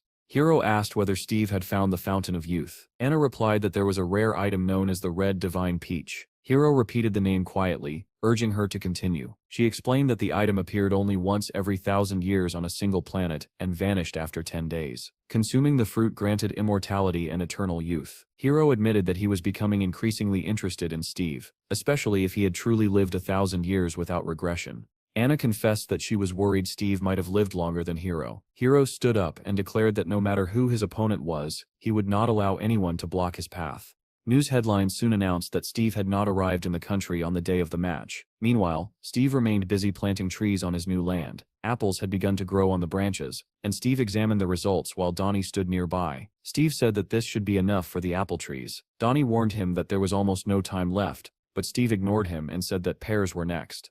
Donnie shouted that only 3 hours remained, and that Steve really had to go. Steve replied that his level was still too low to plant many seedlings at once, and that while he was gone, the others needed to buy everything he had listed. Donnie told him not to worry about it and urged him to hurry. The next moment, a portal opened behind Steve, and his uniform instantly appeared on his body. A massive wyvern emerged from the portal, scaring Donnie so badly that he stumbled and fell over. Steve said he would be back soon and told the others to head into some dungeons, adding that there would be no mercy if they became lazy. Donnie rubbed his head and asked what Steve meant by being lazy, but our hero did not answer. The wyvern lifted him up and carried him higher and higher, its silhouette glowing against the red sunset sky. Watching him disappear into the distance, Donnie was stunned. Steve showed no nervousness at all before facing the champion, and he could hardly believe that the man had really spent his time planting trees. When Steve was completely out of sight, Donnie pressed a button on his remote control, and several drones flew into the air. He smiled in satisfaction and muttered that it did not matter anymore, because he already knew what image he would use as his screensaver. Meanwhile, the stadium was already roaring. The voices of commentators echoed loudly as they announced that only 3 hours remained before the fight. The crowd was overflowing with excitement. One commentator said he had heard that Steve still had not arrived and wondered aloud whether he had decided to abandon the match. Another replied that this fight would not be easy for a newcomer facing a world champion and added that Steve's country's government would bear responsibility for his actions. Hiro and Anna also arrived at the stadium and sat in a waiting room with a massive window spanning the entire wall. Hiro asked if there was any news, and Anna replied that Steve had recently expanded his territory and job. Hearing the name of Steve's new lands, Hiro smiled faintly. He thought that Steve clearly knew what would happen in the future. After all, the first 7th level dungeon in Steve's country had opened in Job. When it appeared, the combat squads had thrown all their strength into it and were annihilated. The country lost more than half of its C rank awakened and was unable to stop the monsters. Explosions reduced Job to ashes, and monsters flooded the continent. In the end, unable to contain the disaster, Steve's country fell. Hiro assumed the government wanted to prevent that tragedy with Steve's help. He wished them luck in his thoughts, and dismissed Steve as arrogant.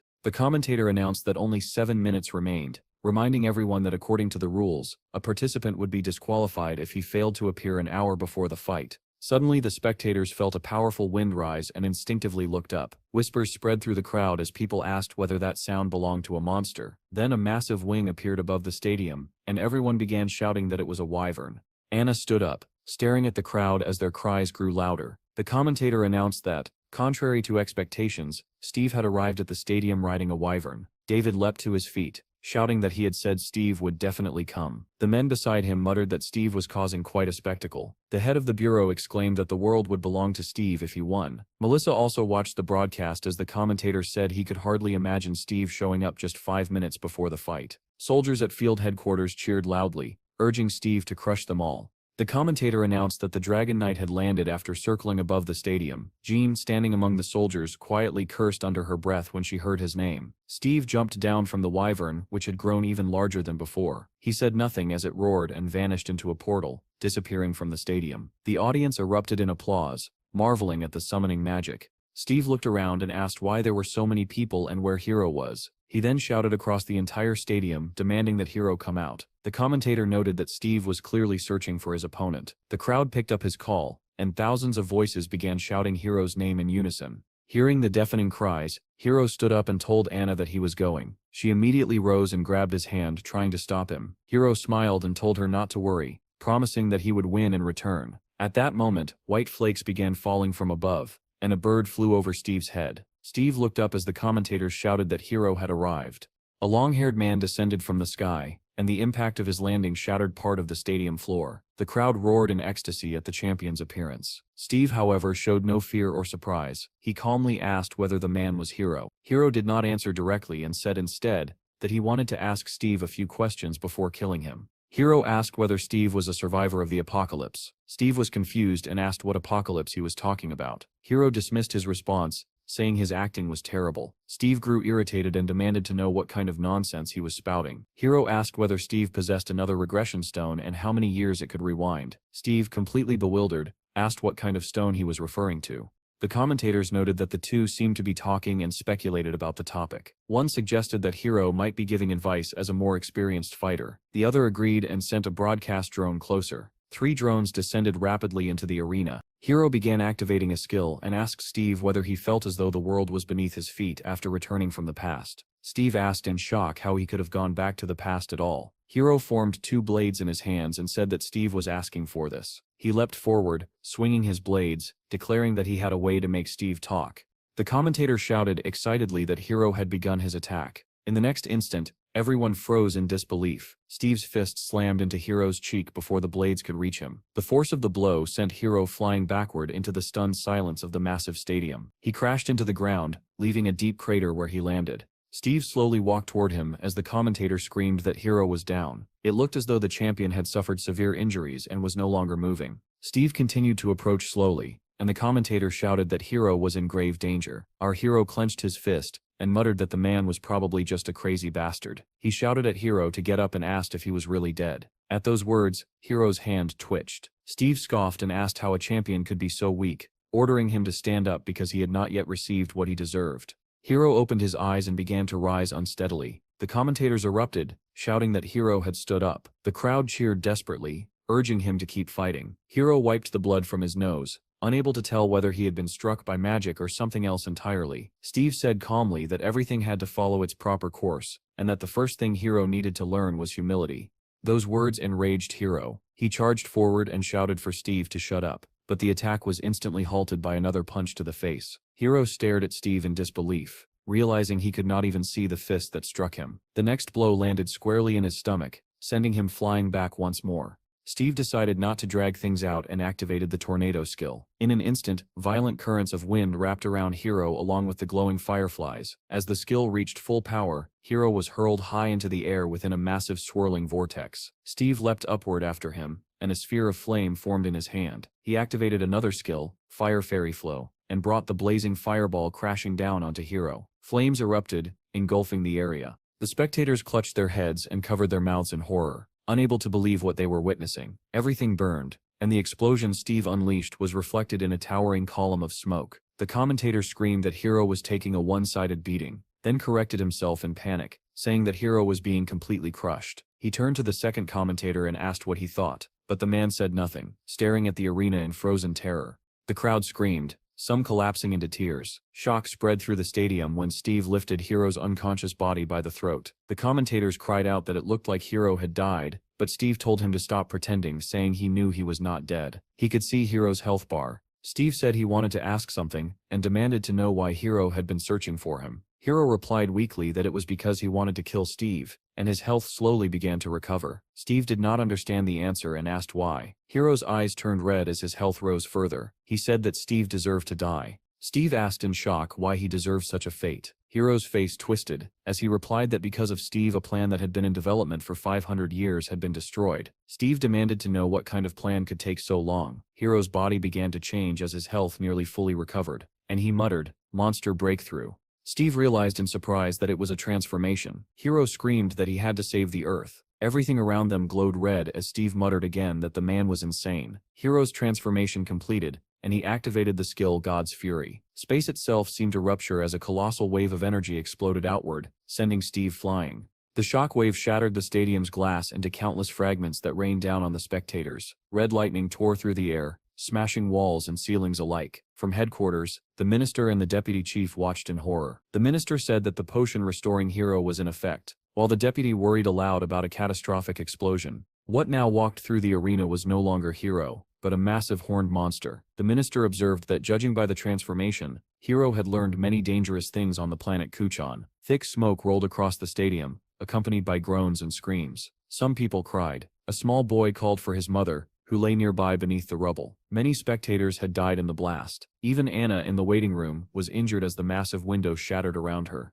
The monstrous Hiro roared that this was the finishing blow, God's Fury. The skill was too powerful for a human body, so he had been forced to summon a monster form. He said it shocked him that he had to use this ability on an ordinary person, as he had been saving it for an 8th level boss. Suddenly the monster heard a sound ahead and widened his eyes in disbelief. Steve emerged from beneath the debris, rubbing his head and complaining that it hurt. Hiro stared in shock as Steve walked toward him calmly, his body enveloped in a soft green glow. Steve looked at the monster and remarked that the bastard was impressive. Hiro could not believe that Steve had survived God's Fury. As Steve drew closer, he mocked the monster, saying that it turned out he could transform too. Hiro demanded to know what item Steve was using to be so strong, and what he had used to regress. Steve replied that he had no idea what regression was and said it was not an item, but a skill called Blessing of the Forest. Hiro screamed in disbelief, saying there could not be a skill stronger than the elixir. Steve smiled and replied that it was an elixir-level skill that fully restored consumed life force and mana within 5 seconds. Hiro finally lost his composure and shouted in rage, asking if Steve was really smiling. Steve did not understand the question and chuckled lightly. As Steve prepared to kick, Hiro asked if he thought this was all a joke. Steve glanced at the information window, which identified the being before him as Monster Hiro, a U-rank hybrid. At that moment, the monster struck, catching Steve off guard. Hiro shouted that because of Steve, the world had died, slamming him with his tail. He asked how Steve could still laugh, following up with a crushing punch. Steve blocked it. Hiro roared for Steve to die, unleashing blow after blow, yet the attack seemed ineffective. Steve commented calmly that a U-rank was not that strong. In the next instant, he delivered a devastating kick to the monster's jaw. Steve asked whether Hiro's 500-year plan had been destroyed because of him, and whether the planet's destruction was now also his fault. Therefore, Steve concluded, Hiro believes Steve must die by his hands. He asked this calmly as green light gathered in his outstretched hand. Covering himself from the surging wind, the battle between them escalated once more. Hiro said that since Steve understood everything, he should simply die. At that moment, a mysterious purple stone appeared in the monster's hand, which he clenched tightly. A purple glow spread around his body as he screamed that Steve had ruined everything. He demanded to know if Steve understood how he had reached this level, and how someone like him dared to speak so lightly. The monster suddenly remembered a scene from a movie he had once watched about superheroes. A room full of children had cheered when the hero delivered the final blow and saved the world. Back then, Hiro had still been a child, smiling happily as he watched his idol succeed. But then the children on the screen had gasped as the hero fell to his knees, blood seeping from beneath his armor. The hero said that everything had been burned to the ground and it was time to fix it. The children cried as the narration explained that the hero's soul stone turned back time. Only the hero himself did not cry. He smiled at the final scene, unlike the others, thinking that it was fine even if he was forgotten forever. As long as the world remembered a single hero, That memory shattered as Steve's foot slammed into Hiro's face with terrifying force. Hiro's eyes widened in shock as his body was sent flying sideways. Steve repeated coldly that he was nothing more than a crazy bastard. Hiro crashed to the ground on his stomach, digging his claws into the floor to stop himself from being flung even farther. He coughed up blood and slowly forced himself upright, staring at Steve. Hiro realized just how strong Steve was. He could not believe that there existed someone he could not defeat in this form, and he wondered who Steve truly was. Seeing no sign of regression, Hiro decided it no longer mattered. He could simply start over. At that moment, Steve struck him again and asked what he was muttering about. Steve told him that he was not responsible for the destruction of Hiro's plan, and from that point on, he would teach him wisdom. Hiro barely resisted, silently urging Steve to keep talking and reveal everything. The purple stone in his hand was a copy stone, and it had already copied 79%. Hiro believed that in the next regression, Steve's power would be completely under his control. The stone did not merely copy power, it absorbed the soul itself. Hiro nodded inwardly, convinced that he alone should be the hero who saved this world. Steve activated the reality skill. His hand glowed blue as black veins spread across his face. In the next instant, it was no longer a human hand that pierced Hiro's face, but the paw of a beast. Steve transformed into a massive bear and struck with overwhelming force. Hiro was hurled backward, his nose shattered and several teeth flying from his mouth. The impact was so violent that his body smashed through a wall. Reverting to human form, Hiro fell into a crowd, where people recoiled in disgust and called him a cruel bastard. His hair turned white as he lay on the ground, cursing when he realized the copy stone had shattered. Blood streamed from one eye as he squinted upward and saw an eagle circling above. It was Steve, transformed once again, descending slowly toward him. Hiro realized then that Steve was no longer human. Steve dropped to one knee beside him and smiled, asking whether he could see the truth now. Hiro did not understand and demanded to know what nonsense he was talking about. Steve replied that Hiro could not save the world because he was too weak. Hiro's eyes burned red with fury as he hissed for Steve to shut up. Steve warned him seriously never to appear on his territory again, or next time he would die. Hiro smiled faintly and said that 95% of the population would soon die in the apocalypse anyway, and that Steve was already a corpse. Steve called him a delusional idiot and asked why his past had to become his future. Hiro's eyes widened when he heard Steve's words. There is no future for someone who lives in the past like you. The commentators announced that even though Hiro had lost consciousness, Steve transformed into an eagle and flew away. Jean watched the entire battle, her fists clenched, a single question spinning in her mind. Why? She remembered the day she lay in the hospital after the dungeon incident, when she had asked Steve why they could not fight together. He had turned to her sadly and said that she was still too weak, that their forces were unbalanced and one of them would suffer losses. Jean had been furious when he left with another woman, muttering that he was talking nonsense. News outlets soon filled with headlines declaring Steve's absolute victory. Reports stated that more than 48 people had died in the stadium during the match. The unofficial number one in the world, Steve, had donated his entire winnings to Hiro's country. Another article said that the victims' families were preparing a class action lawsuit against Hiro. Hiro later dreamed of Steve in the form of a clawed beast, forbidding him from ever stepping onto his territory again. For someone who lives in the past like you, there is no future. Hearing those words, Hiro jolted awake. He found himself in a hospital ward and wondered how much time had passed. Spotting a phone by his bed, Hiro opened the news and saw headlines about Steve's victory and the lawsuit against the former champion. As he read the comments filled with accusations and death wishes, an ugly smile crept across his face. He muttered that they were all hypocritical bastards. At that moment, Anna entered the room, unharmed. Seeing Hiro awake and holding the phone, she was briefly startled, then quickly snatched it from his hands and told him not to read that. She said people were only reacting this way because their pride had been wounded by his defeat. Hiro understood that Anna was trying to protect him. He said nothing, only letting out a heavy sigh. The girl asked if he was all right, and Hiro replied that he wanted to be alone. She said she would step outside but would take the phone with her, explaining that he needed rest more than anything right now. Left alone in the spacious room, Hiro stared at the door for a long time. Eventually, he stood up, walked to the window, pulled back the curtain, and frowned.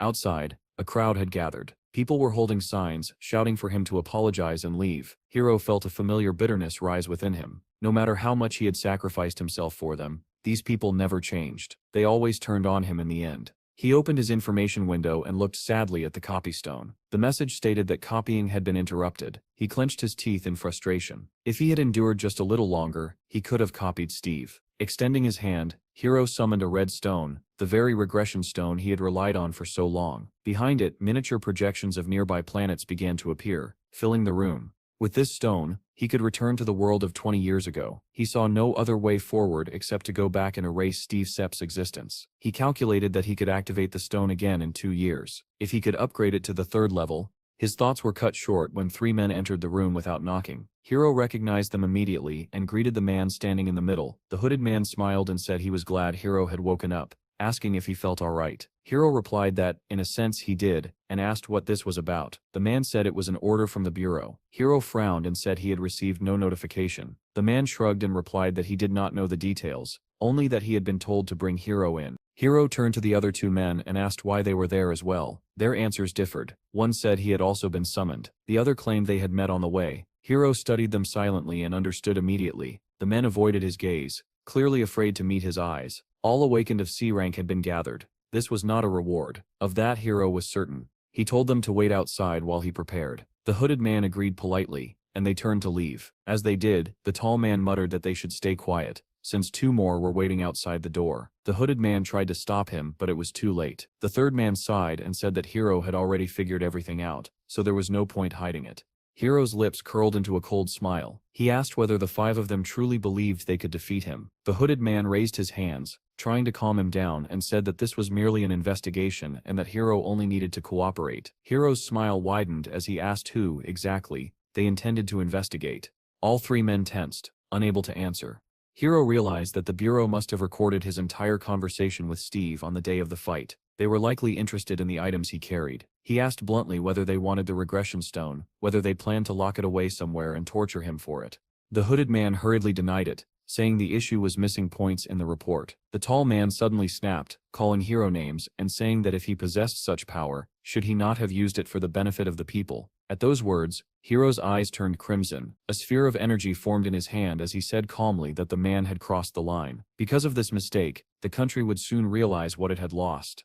The tall man reacted instantly, activating his own skills to restrain Hiro. Hiro's eyes glowed brighter, and faint horns began to emerge from his head. Outside the room, the 2 men waiting by the door saw a blinding light flare through the window, followed by blood streaking down the glass. As they rushed forward, a violent explosion erupted from within, blasting the door outward and throwing them back. When the smoke cleared, they stared in horror at the scene inside. Hiro had transformed into a monster. His tail had pierced straight through the tall man's body, while he held the 2nd man aloft by the head. Hiro asked coldly whether he still looked weak after losing once, warning that he would snap the man's neck if anyone moved. The hooded man extended his hand desperately and called him captain, trying to stop him. The monster snarled and told him not to use that title. He demanded to know who had given the order. The hooded man immediately answered that it came from the commissioner. Tucker, the commissioner of the Bureau of the Supernatural, was a so-called patriot who valued pedigree above all else. He had been waiting for Hiro to fail, and had bared his fangs the moment the opportunity arose.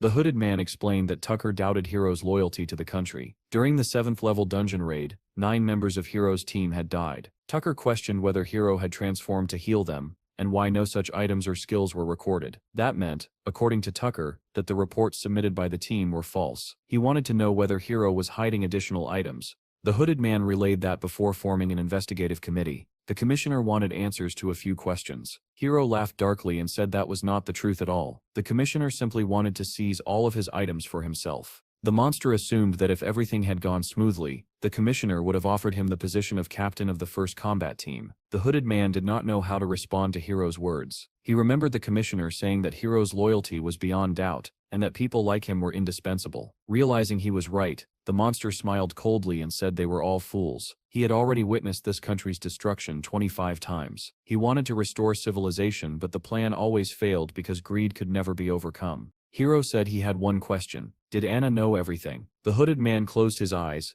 clearly unwilling to answer. The monster roared at him to speak at once. The man finally gave in, stuttering that she knew what was happening. Hiro snapped in rage and tightened his grip around the man's head. Blood sprayed everywhere. Hiro thanked him for his hard work as the hooded man realized what was coming and screamed his title in a desperate attempt to stop him. It was too late. A deafening explosion tore through the hospital ward. Breaking news soon spread that Hiro had escaped after killing 3 awakened of C rank and seriously injuring 2 others. At the Bureau of the Supernatural, officials were already discussing his actions. Standing by the window, the commissioner cursed angrily, calling Hero an ungrateful bastard. He said this was exactly why strangers should never be helped. They would always bear their fangs in return. Tucker concluded that Hero had been a spy all along, deliberately planted by his country. He decided this incident was more than enough to convince the Prime Minister. With this excuse, they could eliminate many problems and create perfect heroes to replace Hero. Turning toward the door, Tucker called loudly for his assistant. A man entered immediately and asked what needed to be done. Tucker ordered him to contact all broadcasting stations. There would be a press conference about Hero in 2 hours. The media followed Hero's movements closely. One headline claimed that the strongest man was now in job. Another article showed Jim training the boys, reporting a surge of new recruits in the guild. A different paper announced that the countdown to job becoming the 13th district had already begun. On a popular video platform, a clip titled "Analysis of Steve's Guild, Job Edition" went viral. Another video analyzed Steve's fight, calling it the Dragon Knight's path to divine power. Donnie scrolled through the endless stream of news, amazed by the sheer volume of information. All top 10 trending videos were about Steve, and he smiled, thinking that this was truly world-class. Then he stumbled upon an article reporting Hero's escape from the hospital. The news anchor said that Tucker had called a press conference and invited viewers to listen. At the conference, the commissioner declared that there was reason to suspect Hero was a spy and demanded an explanation for Steve's so-called terrorist attack. In response, the opposing press secretary rejected the accusations, calling them baseless and stating that the country was outraged by such provocation. Donnie listened carefully, letting out a heavy sigh. When he saw confirmation that Hero had disappeared, unease washed over him. He thought it was impossible for someone beaten half to death to show up again so soon. But what if he did? What if he came while Steve was away from the guild? A chill ran down Donnie's spine, cold sweat forming instantly. He bolted out of his office and rushed toward the forest, complaining aloud that Steve always disappeared during critical moments and asking why he could never just stay home. Suddenly, blue lightning began to crack across the sky, and Donnie froze. He stared upward in fear, the sight feeling disturbingly familiar. A massive bolt of lightning struck the ground in the distance, followed by screams. Workers burst out of the forest, running toward Donnie and shouting for him to flee as well. Panic surged through him as he muttered that it was impossible for that madman to already be here. Repeating the word crazy under his breath, Donnie sprinted alongside them, quickly overtaking the crowd. Suddenly Jim ran toward him, and the two stopped in shock when they recognized each other. Jim asked where Donnie was rushing to. Donnie blurted out that the crazy Hero was already here. Jim frowned and asked what he was talking about, explaining that he had received a report that a portal had opened nearby and was heading there. Donnie echoed the word portal in disbelief as workers rushed past, and Jim confirmed it. They turned back together, watching lightning continue to strike the ground. A red sphere slowly formed amid the lightning. Donnie swallowed hard, saying that the portal looked terrifying. Soldiers soon arrived, and they learned that it was a 7th-level portal set to explode in 42 days. Jane shouted that there was not enough time. Chad recalled that a similar portal had once had 23 gates and a countdown of 120 days. The group clutched their heads in despair. Chad realized that they had been so focused on developing District 13 that they had accepted people without considering their true capabilities. If a breakthrough occurred now, they would not be able to guarantee anyone's survival. Only the monk remained calm. He said that they had no choice but to accept it and clear the dungeon before a breakthrough occurred. The boys lowered their heads, unsure how to respond to such a proposal. Munch asked whether Steve would even allow something like that. Jim replied that the first priority was coming back alive, while Donnie asked if they were really planning to go in. The boys pointed out that they were still pathetic E-ranks, and Jim added that he was no different. He then asked where Steve was at a moment like this. Donnie said he would look for him. Chad decided to check the animal farm and moved ahead. Munch said he would scout the eastern side, while Jim chose to head toward the entrance. The boys split up, walking in different directions, and none of them noticed a ferret standing quietly in the middle of the clearing. The animal looked strangely like Steve. As if sensing its gaze, the boys slowly turned around. In a voice that unmistakably sounded like Steve's, the ferret asked why they had decided to accept this territory. Chad admitted that they had been blinded by the title of the 13th district. Donnie added that he had been blinded by being appointed as a manager, and the others agreed, but Steve replied that they were wrong. It was because this place was a massive hunting ground. The boys gasped in unison as they realized the truth behind his words. The ferret said it was obvious why this location had been chosen, and that he genuinely liked the way they were thinking. He invited them to truly experience the wild nature of the land. The boys listened carefully to the sounds around them. Munch even closed his eyes and took a deep breath. Steve said that a huge jackpot lay right in front of them. The ferret asked whether they should not hunt here with grateful hearts. Donnie replied that they were grateful, but their levels were still too low. Steve said that the prey was stretching out its neck and asking to be caught, yet they were thinking of running away. If they continued like this, he added, they would keep running until they returned to their previous lives. The mention of his former life struck Munch deeply, and his eyes widened. Steve asked again whether they truly wanted to go back to the past. The boys shouted in unison that they did not. They had worked too hard to reach this point. Donnie rolled up his sleeves, ready to head underground immediately, while Munch volunteered to act as a scout. Suddenly, the ferret glowed blue. The boys froze, staring in disbelief as the outline of a human body gradually replaced the small animal. Steve smiled and said that since this was their first 7th level dungeon,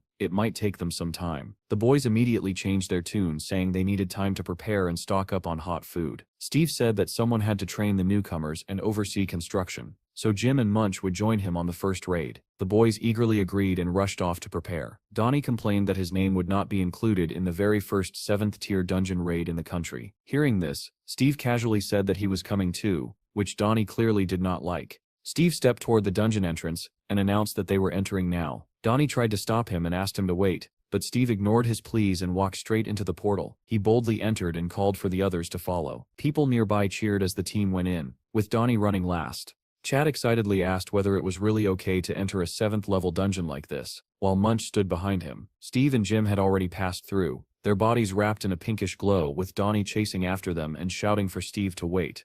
On the other side of the portal, the figures of the group slowly took shape. Steve emerged first, calmly surveying the surroundings, followed by Jim and Donnie, who narrowed their eyes cautiously. Suddenly a skeletal monster lunged at them, stretching out a bony hand. Donnie was so terrified that he forgot how to speak, and shouted something incomprehensible. An information window appeared, stating that they had entered the lands of the undead. The same message appeared for those monitoring from outside, and many people froze in fear. A news anchor reported that the first 7th level dungeon had appeared in Steve's country, and that there were now 8 such dungeons worldwide. Major global media outlets stated that this was inevitable, and the world's largest airports were already overwhelmed as people fled the country. The presenter suggested switching to a live broadcast. Immediately, a man rushed at the camera screaming that there were no tickets, while a panicked woman demanded that sea routes be opened. The embarrassed host commented that unrest was spreading throughout the nation. The bureau began urgently discussing what to do next. At the same time, Steve's guild team had already entered the dungeon. Inside the bureau, awakened officials remarked bitterly that the broadcasters seemed to know everything, as if they had wiretapped the bureau itself. The head of the bureau asked again whether Steve's team had been right to enter the dungeon immediately. Someone confirmed that Steve, Donnie, and Jim were already inside. One man listed the boys' ranks with a grim expression. Another questioned why Steve had brought them along. A colleague reminded him that Donnie possessed a video memory skill. At the very least, he said, they would leave behind footage for others. Even so, there were already countless videos online of teams clearing 7th level dungeons. Folding his arms, another man asked how the combat teams were preparing. The response was that 13 teams were awaiting orders, but there were very few A rank awakened among them, most being B ranks. Someone muttered that it was like sending them to their deaths, and that they would be lucky not to flee immediately. Worse still, they had only 44 days to clear the dungeon 88 times. A man wearing glasses pointed out that Hero's team had once cleared it in 8 days, and since time flowed twice as fast inside, a full cleanup still took about 20 days. The head of the bureau concluded that they would therefore need to clear it twice a day. One person said that no matter how powerful Steve's skills were, it might not be enough. Another added grimly that fleeing the country might be the only option. Someone suggested asking other guilds for help, but he was told that all of them were already busy dealing with an overwhelming number of 6th level dungeons. The head of the bureau closed his eyes and muttered that they had truly jumped from the frying pan straight into the fire. The man in glasses asked what the chief thought about evacuating the people of Job and moving them to the defensive wall in case of a breakthrough. The chief replied that everyone would die if a second dungeon appeared within the city. He asked whether Steve's barrier trees were not sufficient protection. Even if all the monsters could be contained within the barrier trees, the appearance of another dungeon would leave the guilds powerless. In his view, if the dungeon on Steve's lands was cleared, that territory would become the safest place in the world. He asked whether Melissa was currently in Steve's lands, and ordered someone to contact her to find out how things were going there. A drone flew over Steve's territory, approaching the construction site of a large building. When the bureau received the footage, someone remarked that it was quieter than expected. They were surprised to see that construction was still underway. Someone wondered whether the DGB was not involved in the project. The drone continued onward, and the observers were stunned to see a child riding a wolf while workers calmly ate their lunch. An elephant ridden by monkeys ran after a pack of wolves led by Bill. The men stared in disbelief, wondering how a place that was supposedly on the brink of disaster could look so peaceful. One man asked in shock whether the others had seen a monkey throwing stones from the elephant's back. Watching the serene landscape,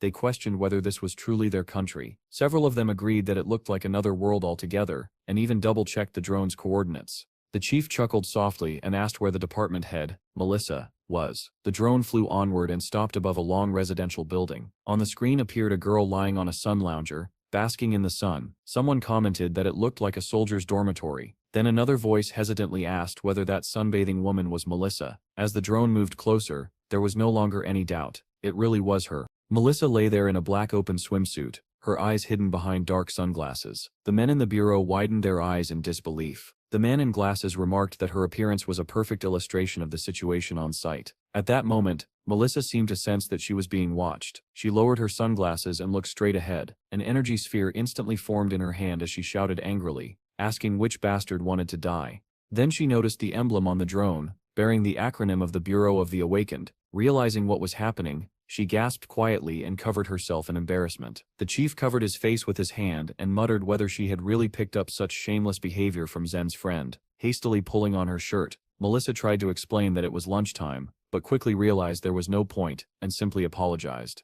The chief asked how things were progressing on site, and requested a brief report. Still half-dressed and visibly flustered, Melissa began speaking while remaining on screen. Someone immediately shouted at the drone operator to turn the camera, not downward, but to the side. Melissa explained that when the 7th level dungeon appeared, there had been some disturbance due to evacuation procedures. However, once Steve went in to clear it, everything calmed down. 3 hours after its appearance, construction resumed according to plan. Deputy Chief Chad was overseeing the work, while Munch was training the new recruits. After fully getting dressed, Melissa reappeared properly on the screen and asked whether there were any further questions. Someone remarked that job did not resemble their country at all. Melissa replied that everyone there trusted Steve. Another man reported that the Ministry of Defense had dispatched the 707th Detachment, led by Valentine, to job.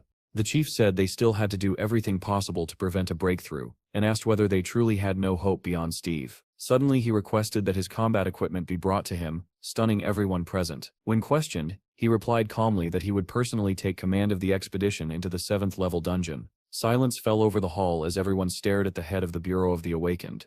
Meanwhile, in another country, Anna sat handcuffed to a chair. The door to the room slowly opened, allowing light to spill inside. She opened her eyes sluggishly, trying to understand where she was and what had happened. Commissioner Tucker stood before her and asked whether she was awake. Anna glared at him and said that he was making a grave mistake. He remarked that she was still quite energetic and asked whether he needed to shock her again. Those words were enough to dampen her defiance. Satisfied that she was no longer being sarcastic, Tucker placed an iron bracelet in front of her. Upon seeing it, Anna gasped and demanded to know where he had gotten it. The commissioner asked why she was so surprised, noting that it was not something she wore often and that she had hidden it very well. Anna's eyes widened in shock at his words. Tucker told her not to overthink it, explaining that they had already examined what was inside.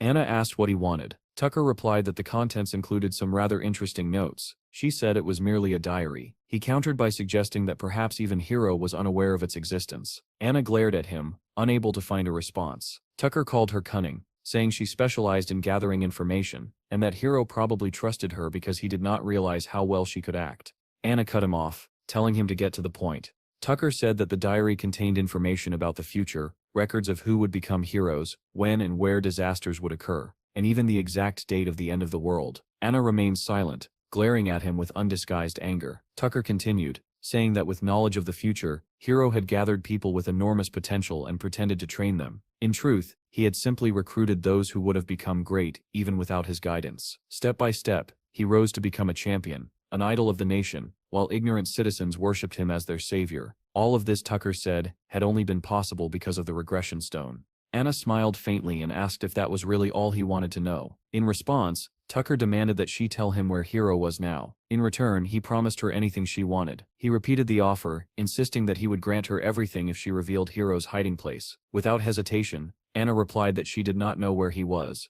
Tucker began to lose his temper, demanding to know how it was possible that she did not know. Behind a transparent wall, a man monitored the interrogation, watching the screens and listening carefully. He finally spoke, saying that Anna was telling the truth. Hearing this, Tucker stared directly into Anna's eyes. She did not look away. His anger subsided slightly, and he said that it was a pity she truly did not know. Anna replied that it would be even better if Tucker did not turn Hiro into his enemy. Tucker sighed heavily and called her vindictive. He said she would be sent to a special prison for awakened individuals, where a grim fate awaited her. Anna calmly responded that Tucker had no time to worry about her, because Hiro would likely come to see him soon. The commissioner glared at her furiously and hurled an insult.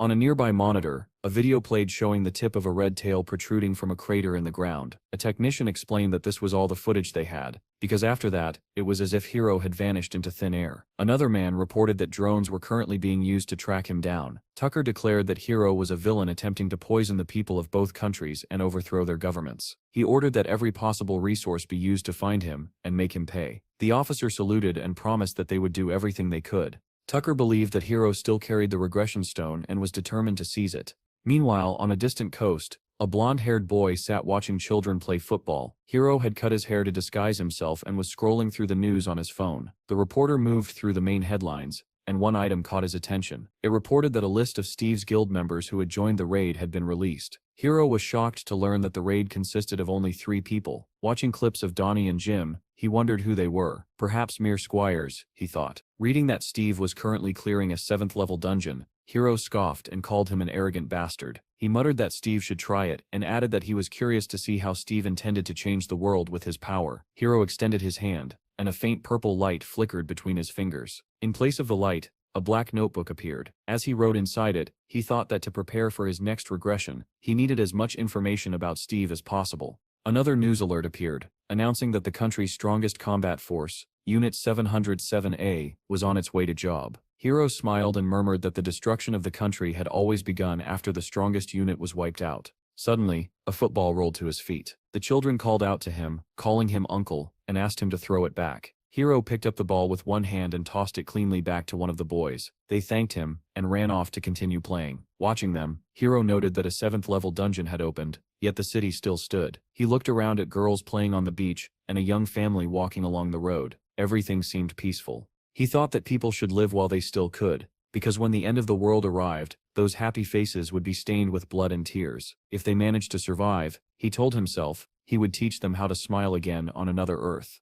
At the same time, military vehicles and drones began pouring into Steve's lands. Dozens of cars sped past a stunned Chad and Melissa. Chad muttered in disbelief, and Melissa suggested that it must be Special Forces Unit 707A. One vehicle suddenly stopped nearby, and both of them turned toward it. A bureau official in work overalls stepped out and greeted them. They were shocked to see the bureau chief himself standing there. Melissa asked what he was doing here. The man smiled and asked what she expected, adding that he could not sit in an office while the country stood on the brink of disaster. He approached Chad and asked whether his name was Chandler, explaining that to reduce public anxiety, the Bureau and the Ministry of Defense had decided to support Steve's guild. Melissa calmly corrected him, saying that his name was Chad. The chief paused, then quietly apologized. Chad nervously said that Steve did not like strangers entering his territory. The chief nodded and replied that he understood, but the appearance of a 7th-level dungeon was not just the guild's problem. It was a national crisis, and clearing it was a shared responsibility. Chad hesitated under the pressure and stammered that he understood. Melissa added that she would try to explain the situation to Steve once he returned, and that the state would pay appropriately for using the dungeon. Still pale, Chad joked weakly about whether he should start digging his own grave. Around them, the military had already begun setting up camp. Some soldiers were constructing barracks, while others, having finished their tasks, went to eat. Watching the temporary base take shape, the bureau chief remarked to Melissa that it already looked more like a proper unit. The girl turned to the chief and asked why he had come here in person. Instead of answering directly, the man asked what she meant by that. He began to say that if the head of the bureau did nothing during a crisis, it would be irresponsible. But Melissa cut him off and said that the whole point was that this place was the safest location possible. The chief bristled at her words and asked what she was implying about him. He told her to stop talking nonsense, and to assign him a place at the command post, adding pointedly that the chasse lounge she had been lying on earlier had looked very comfortable. He went on to say that they intended to invite all available professionals to join the operation, and that they also planned to bring Jen here. Melissa reacted in surprise and asked whether Jean would really come. The chief replied that she should already be in the barracks by now. He turned to leave but paused and looked back, mentioning that most of the protective trees were concentrated near the entrance. According to reports, even a missile could not penetrate them. He asked whether that was true. Melissa replied that she was not entirely sure and suggested that the director test it himself, adding that she was curious about it as well. The recruits from Steve's guild watched the special forces with open admiration, their gazes lingering especially on Valentine. One of them muttered that he believed he had seen these people fight monsters with his own eyes. Another immediately objected, asking what he meant by calling them monsters. To him they were heroes. Fired by excitement, the recruits decided to approach them. They walked up to Monk and politely asked whether he would mind ending the training session and joining them for dinner. At that moment, the monk was lying on a stone engraved with the words, "My temple," calmly chewing on something. Without moving, he replied that a person would stain their karma if they could not let go of attachment, and instead use tricks to obtain what they desired. One of the boys answered that they still could not die of hunger, since they had to live in order to eventually reach nirvana. Monk suddenly rose from the stone and repeated the boy's words aloud, savoring them. A chance to reach nirvana. Holding back his laughter, the recruit said that it seemed the monk's stomach had not yet reached nirvana, because his body was clearly breaking from thirst. He promised to bring him a couple of cans of beer. Monk praised him as very clever, and asked whether he had ever thought about becoming a monk himself. The boy replied that his family was Catholic, then added that he would also bring some dried meat to go with the beer. Watching the boys leave, Monk sighed that it was a pity, because they had no desire for faith. Nearby, the recruits excitedly discussed how much they wanted autographs. One of them said that Valentine ranked first in their country, but had a rather low position on the world rankings. Another answered that this was simply because Valentine did not like fighting. At that moment, Monk opened an information window. Data about his new skill appeared before him. The title read King of Nirvana, and beneath it was written that he could summon up to 20 wanderers. After calculating the energy requirements, Monk realized he would need to kill around 15 first-level bosses. The thought of seeing 20 wanderers on the first level under the Nirvana King made him look forward to what was to come. Meanwhile, Chad was speaking with Valentine, asking why, given the many empty rooms in the headquarters, the military had not settled in. Valentine replied calmly that they did not want to cause any inconvenience. If they were allowed, the military would station their garrison there. Looking at him, Chad reflected on Valentine's reputation as the man of steel and the iron fist. Because of his strong patriotism, he had once refused to join the Scylla Guild. Chad assumed that Valentine simply did not want to take sides. Aloud, however, he said that Valentine could do as he saw fit. Valentine turned to leave, but suddenly stopped and spun around. Gasping slightly, he asked Chad to ensure that military and civilian personnel did not cross paths. He explained that the soldiers might be sensitive due to the upcoming raid. Chad nodded in understanding and said he would do his best.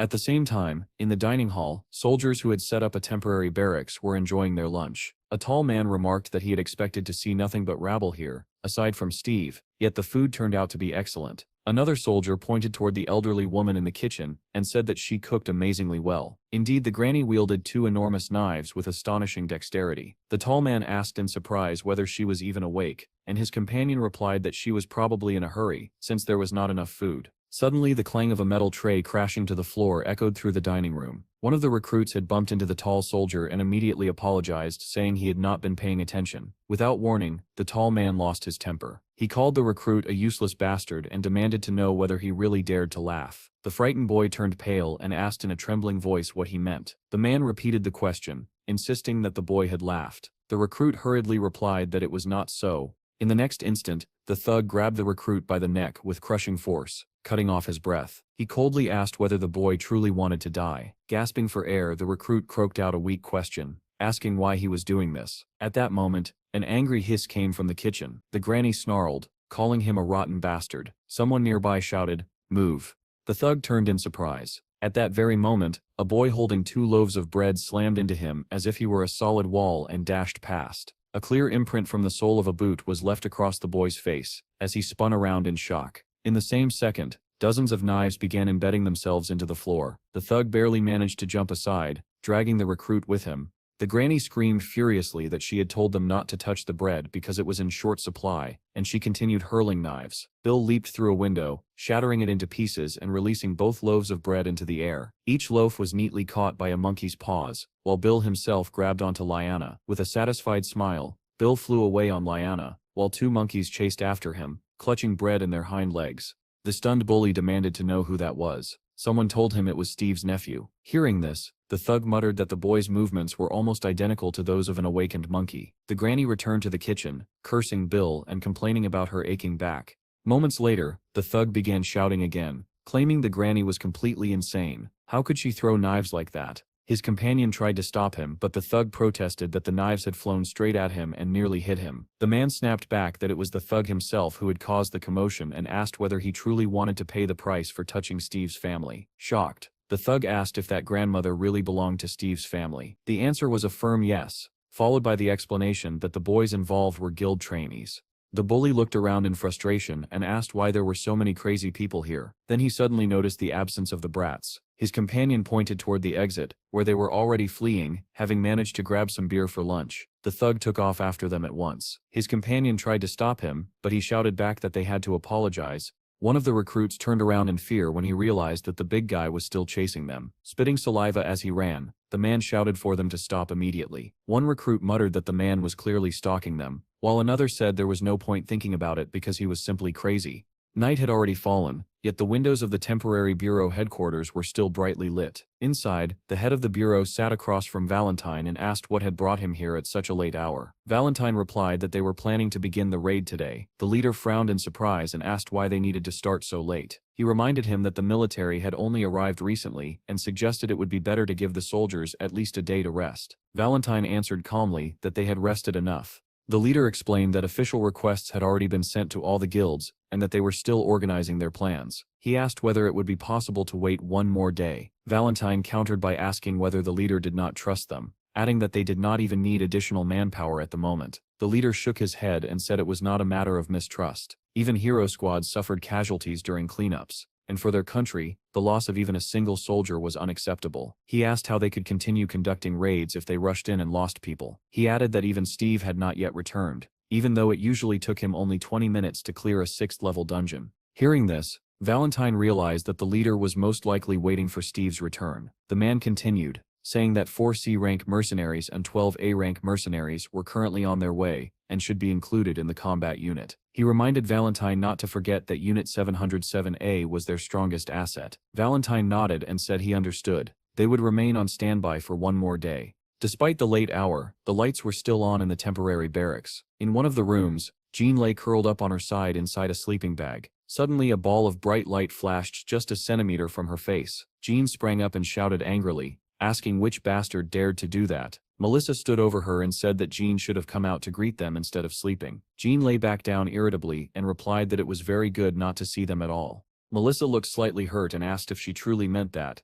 but she quickly changed her tone. She asked whether Jean was upset because Melissa had finally returned while Steve was still absent. Jean asked what Steve had to do with her, and told Melissa to leave so she could rest. With a triumphant smile, Melissa asked whether that was why Jean had called Steve so often during her missions. At those words, Jean jumped up again and demanded to know what right Melissa had to check other people's answering machines. Melissa replied by asking whether Jean thought the bureau had not turned everything upside down when she suddenly disappeared. Before Jean could answer, another girl entered the room and asked whether they had guests. Melissa immediately rushed forward and hugged her. With hopeful shining eyes, Jean asked whether she had managed to get the chicken. The girl smiled faintly and lifted her backpack, saying everything had worked out. Her name was Sandy, and she began laying out the food she had managed to gather. Chips, dumplings, chicken, pies, and beer quickly appeared. Jean exclaimed enthusiastically that this was exactly what she expected from a master of food searching. Melissa joined the feast as well, admitting that she could not resist. Jean urged them to eat faster, warning that if the captain saw them, he would kill them. Sandy laughed and said they should feast properly, because once the raid started,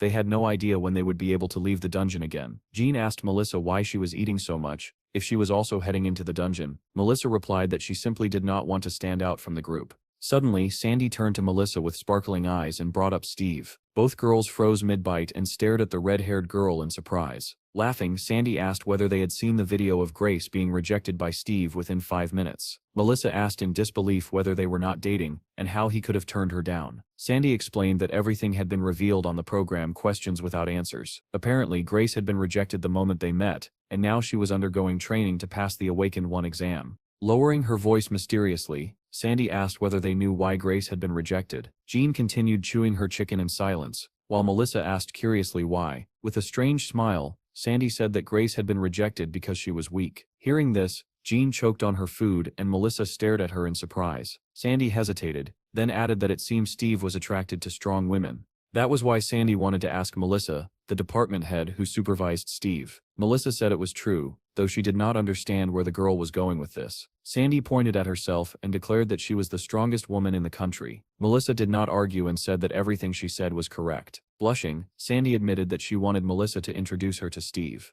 At that moment, the chicken bone Jean had been gnawing on suddenly cracked in half. She stared at it in confusion and groaned softly, lamenting her poor leg. Melissa looked at her with understanding. The news feeds were soon filled with headlines. Steve had gone underground 24 hours ago. 36 mercenaries had joined the squad. Valentine had stated that retreat was impossible. A reporter complained about the rain, saying it was not a sign of bad luck. Bill ran past and waved at Jean, and she waved back as she walked with the squad toward the portal. Chad turned to the recruits and asked where Munch was. One of them replied that Munch had gone into the first-level dungeon with them, defeated the boss several times on his own, and then left with an angry expression. Munch was now driving a car, and had told them to continue without him because he needed to go somewhere else. Chad wondered what kind of trouble the monk was about to cause this time, and whether he had remembered to bring his pills. Suddenly, Valentine's voice rang out sharply, commanding everyone's attention. He announced that the only known information about the dungeon was that it was a land of the undead, which meant their unit would serve as the vanguard. First, they would locate the optimal place to establish a camp. Then, they would create a map and a detailed plan of action. He reminded them that they were the best group in the country and had to perform accordingly. As he walked toward the portal, he declared that the raid was beginning and ordered Group 1 to move out. Following their commander, the soldiers of Group 1 rushed toward the red portal. The controller announced that 27 had entered successfully and urged Group 6 to hurry, warning that only 3 seconds remained. 2 men sprinted toward the portal, one of them shouting desperately for them to run faster. They did not make it in time. The portal closed, engulfing them in fire and lightning. Seeing the tragedy unfold, the head of the bureau screamed, but there was nothing he could do. The dispatcher reported that 28 had entered successfully, while 2 had failed to make it. Steve had been inside the 7th gate for 23 hours, and the raid had only just entered the 12th. Suddenly, an alert flashed on the screen, stating that there were 3 minutes left before the explosion of portal number 7. The dispatcher thought the equipment had malfunctioned and muttered that it was impossible. The raid leader and Melissa stared at the glowing portal in disbelief. Then, 3 silhouettes appeared within the red light. Moments later, 3 figures emerged from the portal, wrapped in crackling red lightning. Steve, Donnie, and Jim. A wave of shocked cries rippled through the crowd as everyone recognized Steve. It was unbelievable. He was already back. After taking only a few steps forward, Donnie and Jim collapsed to the ground, unconscious. Almost immediately, the news broadcasts updated their reports. Steve had cleared the dungeon in just 24 hours. Another article reported that the town's residents were happy to return home, and were no longer in a state of panic. A third article confidently stated that it was only a matter of time before the 7th-level dungeon was completely cleared. Amid the flashing cameras, the head of the bureau shook Steve's hand and expressed his sincere gratitude. Turning to the others, he asked whether everyone had survived. Steve replied calmly that the guys had not slept for 3 days and were simply resting now. The head of the bureau bowed deeply and thanked the hero for his hard work. He said that he understood how exhausted Steve must be, but still asked him to explain his cleanup strategy. Steve looked at him in surprise and asked why he needed to explain the strategy at all. Melissa stepped in and said that even a rough map or basic information about the monsters would be extremely useful for groups preparing to raid the dungeon. Steve frowned and asked what groups she was talking about. He questioned whether they were planning to send another hastily assembled team into his territory again. The chief explained that they were in a state of emergency and that in order to prevent a breakthrough, it would be better if another group assisted. Steve immediately rejected the idea, saying there was no need to cooperate. He alone would be enough. Melissa realized with surprise that, to Steve, the 7th-level dungeon was not a disaster at all. To him, it was more like a treasure-filled island that had conveniently fallen into his hands. It was difficult for him to imagine that they were trying to help him avert a catastrophe. In his eyes, their actions looked more like an attempt to take away his spoils. Glancing around at the reporters, Steve asked why there were so many people present. The chief turned to Melissa and muttered that it seemed they were in serious trouble, prompting her to ask him to stay quiet. With a composed smile, Melissa said that she understood everything and promised that she would not send anyone there. However, she added that one unit was already conducting a raid. Steve's expression darkened with fury. He demanded to know who had given permission to raid his land. Both Melissa and the bureau chief obediently lowered their heads, and Melissa pointed to the side. A frightened Chad admitted that it was true. He had given permission. At that very second, Steve grabbed Chad by the ear and said that everything was clear. If it was not Chad, then who else could it have been? He dragged his younger brother by the ear, scolding him for letting trespassers into his hunting grounds the moment they appeared. Releasing Chad, Steve asked where Munch was. At that moment, the monk was in the crowd, about to attack a girl who was watching Steve's return with fascination. Chad spotted him, and remarked that it seemed Munch was no longer a vegetarian. The monk opened his toothy mouth and was already preparing to bite the girl on the shoulder when Steve shouted loudly, ordering Munch to be brought to him immediately. The bureau leader and Melissa watched in astonishment, unable to understand what those men were doing now. Several recruits seized Munch and carried him straight toward the portal, while Steve dragged Chad along by the ear. The crowd buzzed with shock. Were they really going back in again without any rest? People whispered excitedly, wondering whether Steve's guild would become the first to reach level 7 if they cleared the dungeon. Someone replied that it was too early to talk about such things, since the dungeon had to be cleared twice a day to prevent a breakthrough. The crowd gasped as they watched the recruits throw the monk into the portal along with all his gear. One reporter commented that the monk did not look very well, while another told him to keep filming regardless. The bureau chief asked Melissa whether the curly-haired one was the man with the video memory. She nodded and said that it was Donnie. The chief said he would go and rest for a while, and asked her to gather information from them once they woke up. Melissa wished her superior a good rest. Meanwhile, Donnie and Jim were lying on couches connected to energy measuring machines. One of the doctors suddenly exclaimed in surprise, asking whether the system was functioning correctly. She said that both of them were already ranked B. Weren't they just carriers a short while ago? Another doctor stared at the readings in shock, and asked how that was possible, since they had been ranks E and D when they entered the dungeon. It was astonishing that a single run through a 7th-level dungeon could raise their ranks so dramatically. Suddenly, both boys sprang up as if on command, and Donnie let out a hoarse cry. Under the stunned gazes of the medical staff, the boys grabbed their weapons and pressed their backs together, instantly assuming a combat stance. Donnie glanced at Jim with a serious expression and said that it seemed they were already out. Then he turned to the doctors and asked whether they had seen Steve. One of the doctors replied that Steve had returned to the dungeon about 20 minutes earlier. Jim calculated quickly and said that they had around 30 minutes. He asked what they should do in the meantime. Donnie answered without hesitation that they needed to stock up on equipment if they did not want to die. Suddenly both boys cried out at the same time, asking what was wrong with their levels. The news was already filled with reports about Steve returning to the dungeon without resting. Another article said that townspeople were openly expressing their support for Steve's raid. Yet another reported that residents had begun returning home after hearing about the operation. A woman holding her child told a reporter that she felt slightly relieved. She said she had already received a residence permit and hoped to move to Steve's territory soon. Steve read one of the reports, which stated that everything now depended on whether he could reduce the dungeon's cleanup time. He snorted angrily and asked what kind of joke that was, since clearing it in a single day was impossible. At that moment, workers near the portal noticed lightning beginning to surge from it, and turned around. In the next instant, Steve, Munch, and Chad emerged from the red glow of the portal. Almost immediately, news spread across the entire country, reporting that Steve had reduced the cleanup time by 3 hours. Chad collapsed onto the floor the moment they returned, completely drained of strength. Munch sat down in a monk's pose and immediately began to pray. Men in white uniforms, crosses emblazoned on their shoulders, rushed toward them at once. After examining the fallen fighters, they reported that there were no injuries, but their stamina had dropped to 30%. Full treatment, they said, would take more than an hour. Steve turned to the staff and asked what they were doing. Melissa explained that it was the Bureau's healing service, adding that they provided it because they wanted to help. Steve frowned and said that was not what he meant. Why waste time, he asked, when they would naturally recover once they fell asleep after returning. Melissa replied that since it was safe and 3 times faster, this method was better. At that moment, Donnie and Jim appeared behind her and thanked Steve for his excellent work. Steve nodded and said it was good that they were here. Pointing at Chad and Munch, he told them to take the 2 and head straight for the portal. Jim hesitated and said in surprise that if they all went in, the guild base would be left unguarded. Melissa stepped in and said she would keep an eye on the construction site. Steve looked at her skeptically and asked why she needed to do that. She replied that helping them was part of her job. It was important to involve the entire team in the raid, and they should go without worrying. Steve nodded and said that he would leave everything to Melissa. If she had any questions, she could ask Grandma. Then he shouted for everyone to move. All 5 of them entered the portal, with Donnie and Jim carrying Chad and Munch.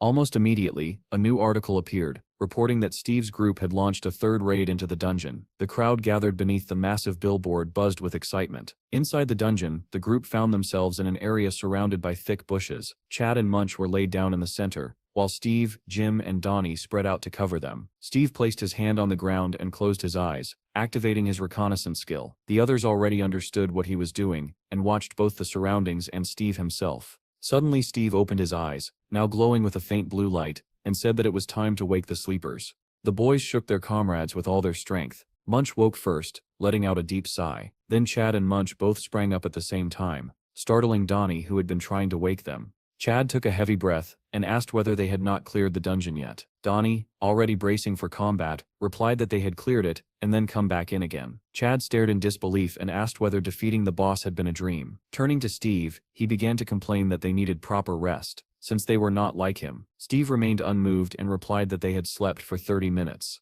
Chad protested that 30 minutes was far too little. Steve calmly pointed out that Donnie and Jim were B rank, while Chad was C rank. Given that half an hour was more than enough to recover, the boys opened their information windows and stared in shock at their suddenly increased ranks. Steve explained that their bodies were growing stronger, but their minds could not keep up yet, which was why they still felt exhausted.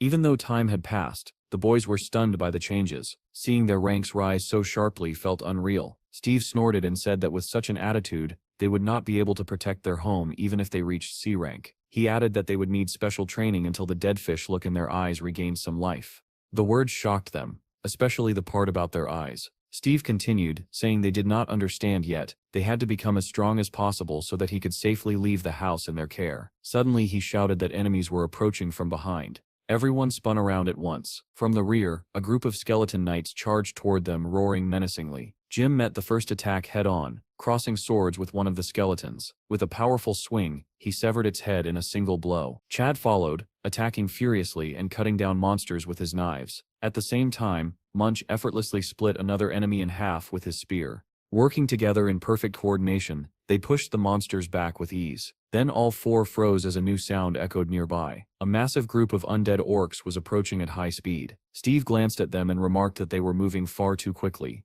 likely because of Munch. The monk raised his spear and began chanting. For those who cannot find peace in death, the door to the 6 paths of reincarnation shall not open. He slammed his spear into the ground and declared that the only world awaiting them was Dopion, a realm free of temptation. A massive dragon materialized on the battlefield as Munch shouted the name of his skill, Dragon Ascension. Donnie was quick to follow, activating a new ability of his own. He warned the others to be careful and unleashed a perfect ghost trap, firing a barrage of 108 rays of the abyss. The monsters could not withstand such an assault, and agonized groans echoed from all sides. Jim shouted angrily at Donnie, demanding to know what he meant by telling them to be careful and calling him a crazy bastard. Chad, meanwhile, glanced at his new skill data and felt a surge of pride. Leaping high, he hurled his knives and roared the name of his technique, Destruction of Pangaea. The blade embedded itself in the center of the horde, and purple lightning crawled outward in all directions.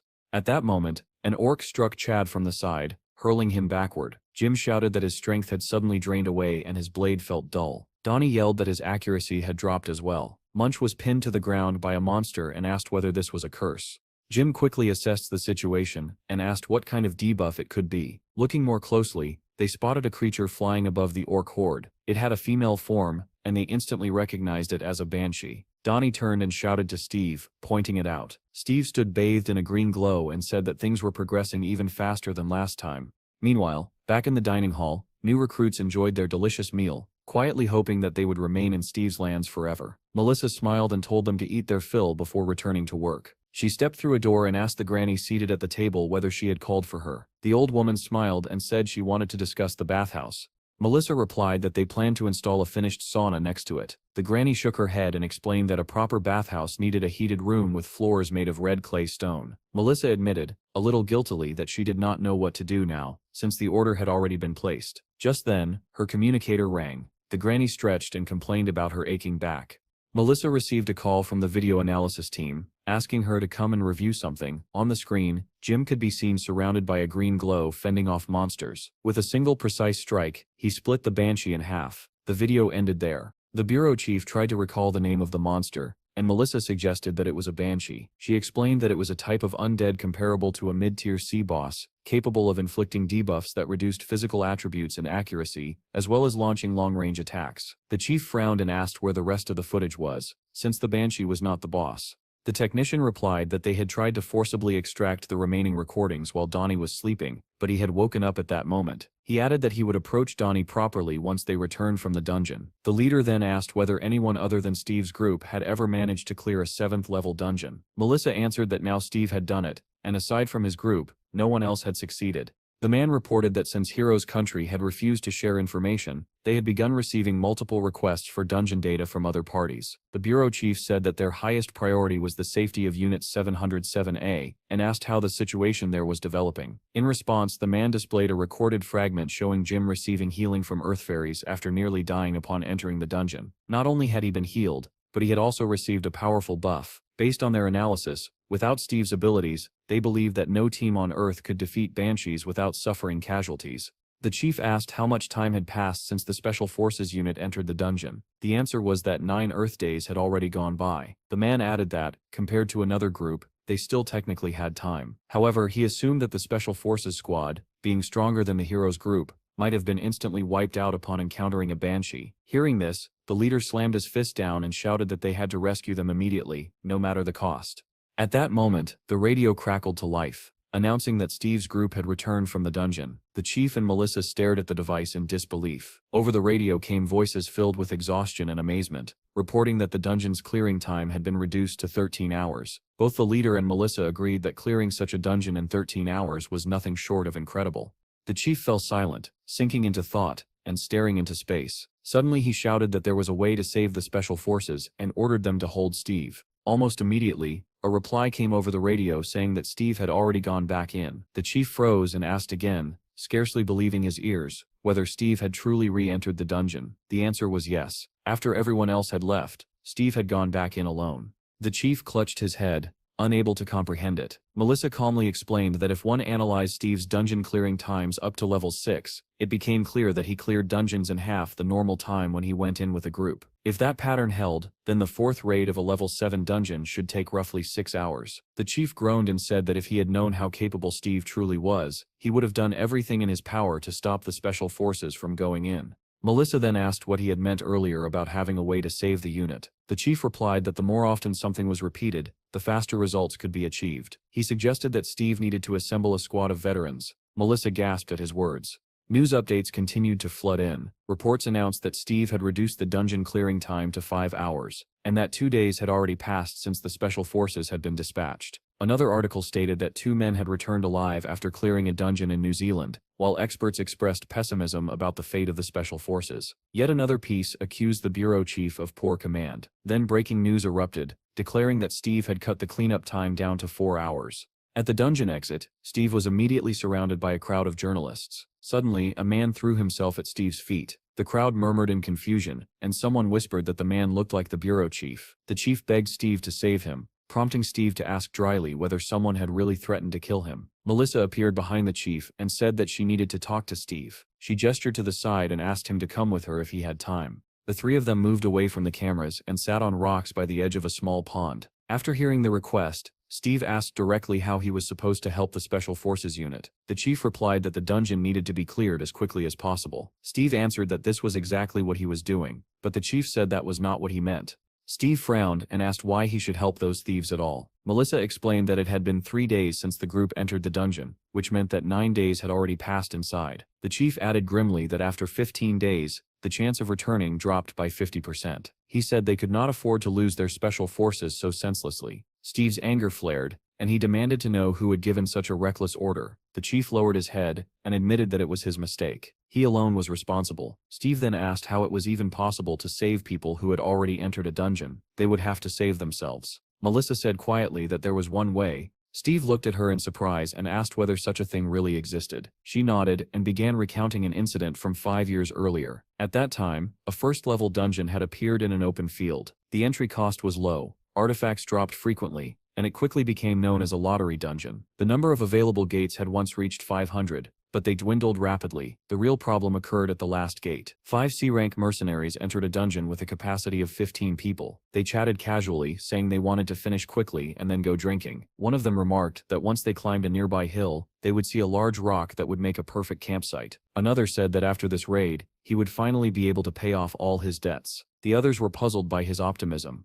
Suddenly, the man at the front stopped dead and asked what the hell was going on. The rest hurried forward, asking what he had seen. Lying ahead of them were the corpses of monsters. They wondered who could have killed them. One of the men noted that the bodies no longer contained stones, meaning someone had already looted them. Then they saw lightning flashing beyond the forest ahead. Staring in disbelief, they said in unison that it was impossible. One of them reacted first, shouting that the gates had opened and that they needed to run forward immediately. Steve listened in astonishment and asked what had happened next. Melissa continued, saying that a countdown to the gate's explosion suddenly began, and only one mercenary managed to escape. He burst out of the closed portal, shocking another raid group outside. He had been an athlete, and that alone allowed him to reach the portal in time. The chief added that an investigation was launched, and the conclusion was clear. Due to a computational error, two groups had entered the same dungeon one after the other. Steve asked in surprise whether such a thing was even possible. The chief replied that because of that incident, they learned it was possible in the final dungeon. However, even if someone entered later,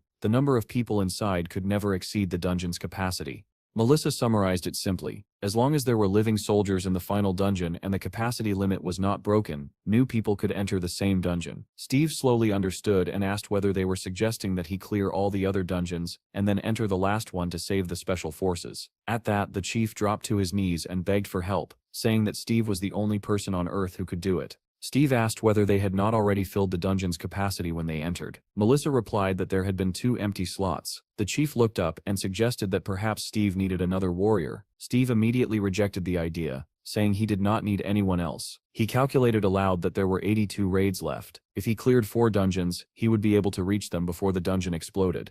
The leader shouted that the more time passed, the lower the survival rate became. If an entire month passed inside the dungeon, the survival chance would drop to only 2%. He urged Steve to clear everything as quickly as possible. Steve snapped back, loudly asking why the man had created such a mess in the first place. The chief bowed deeply once more and apologized. The chief promised that the government would compensate Steve for all the lost experience and profits. Steve refused, saying it was unnecessary. Instead, he asked him to tell the others to focus on training and make sure no one slacked off. Melissa was deeply impressed by Steve's actions, and the chief was so moved that tears welled up in his eyes. He was touched that Steve had refused any reward and was willing to bear losses for the sake of the country. Melissa promised that she would keep a close eye on everything.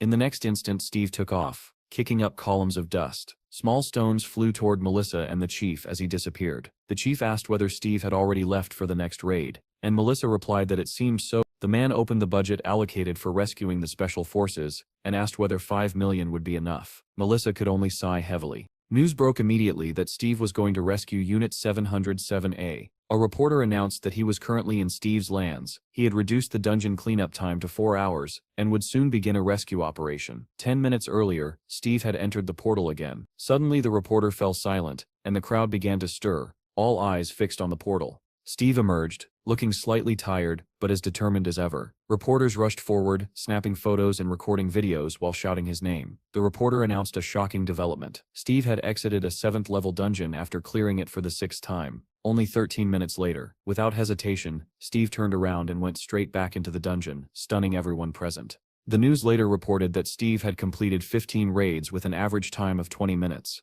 A photo accompanying the article bore the caption that even a Superman was not without his human side. Steve's incredible abilities became the focus of worldwide attention. 4 days had passed since the special forces entered the dungeon, and Steve had already closed 68 raids. Despite his astonishing speed, reports that the unit's survival chance had dropped to 50% prompted people to gather and light candles. A popular band performed, expressing their hope for everyone's safe return. The question spread everywhere: would the special forces unit be able to come back alive, as everyone wished? Meanwhile, deep inside the dungeon, the Special Forces unit trudged through a forest under pouring rain. One of the soldiers asked how long they had been walking. He was told that it would take another 30 minutes to reach the camp. With bitter humor, he replied that it might be easier to die there instead. Suddenly, Jean raised her clenched fist, drawing the squad's attention. One soldier whispered fearfully, asking what it was now, while another hissed for silence. Jean said quietly that there was a ghost ahead. In front of them, a monster dressed in tattered rags floated through the air. The entire squad stared in disbelief, wondering whether they had truly encountered a ghost.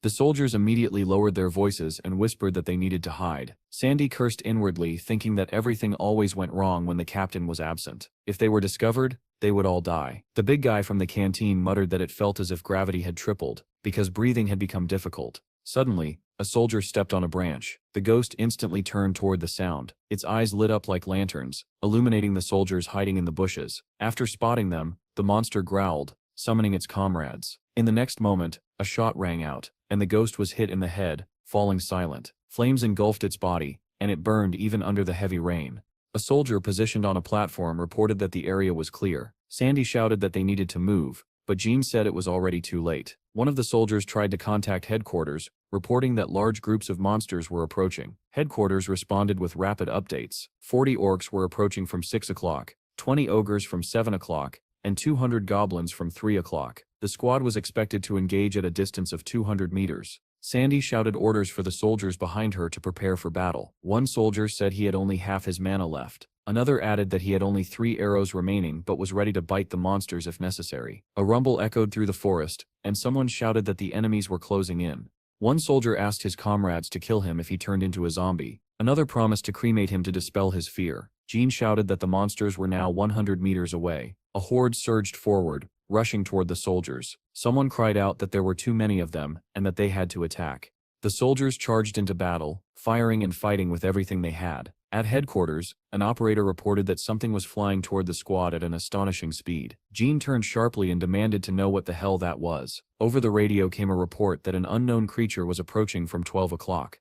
At headquarters, analysts hurriedly consulted Aruki's handbook and ordered the squad to brace themselves. Sandy shouted that there was no need to analyze anything, since she just needed to destroy the monster. Kazune ran toward her, shouting for her to wait. Suddenly a massive ogre appeared beside Sandy, unnoticed until it was too late. It struck her with a club, sending her flying from the impact. One soldier shouted for everyone to hold formation. Another cried that the monsters were not dying. Reports were sent to headquarters stating that their mana and stats were dropping rapidly and that they could not defeat undead enemies under these conditions. At that moment, an operator at headquarters cursed loudly, realizing what they were facing. It was a banshee. A pale-haired monster rose above the battlefield, radiating a red aura. The soldiers shouted that their attributes were falling sharply. They would not be able to hold out much longer, and a retreat was ordered. Back at the base, the command staff decided they had to report this to intelligence. Suddenly the monster smashed through the wall of their temporary headquarters. The banshee flew past the soldiers and cast a debuff spell in an unfamiliar language. At that instant, Sandy charged the creature from below, swinging her weapon. The banshee noticed her and smiled cheerfully, asking how she was doing.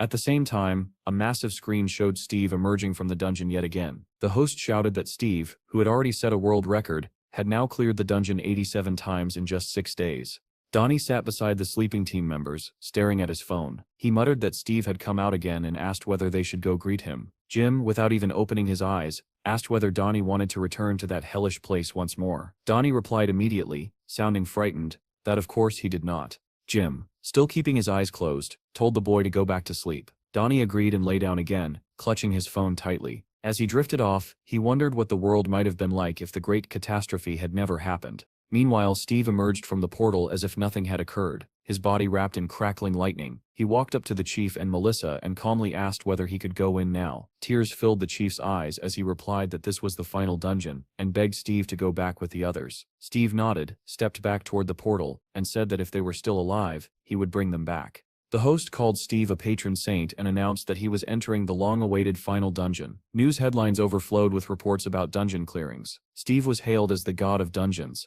and there was even talk of filming a documentary about him. Inside the dungeon, the battle against the howling banshee raged on. Despite the crippling debuffs, Sandy stubbornly charged the monster. She swung her weapon with all her remaining strength, slicing the banshee cleanly in half. Around her, soldiers were being torn apart by monsters, screaming that they could no longer deal damage because their stamina had dropped to 0. Rain continued to pour relentlessly as another detachment approached the ruins of a house. Valentine and his squad reached the boss location sooner than expected. One of the soldiers asked what they should do. Valentine ordered the entire unit to gather and erect an iron curtain. After isolating the area, they would kill the boss. Suddenly a soldier reported that the base seemed to be under attack. The main squad began fighting as well, but the situation quickly deteriorated. Their position was 20 minutes away, and the soldiers decided they had to move to rescue them. At that moment, a bolt of blue lightning streaked across the ground, cutting Valentine off from the rest of the squad. Someone shouted for them to retreat.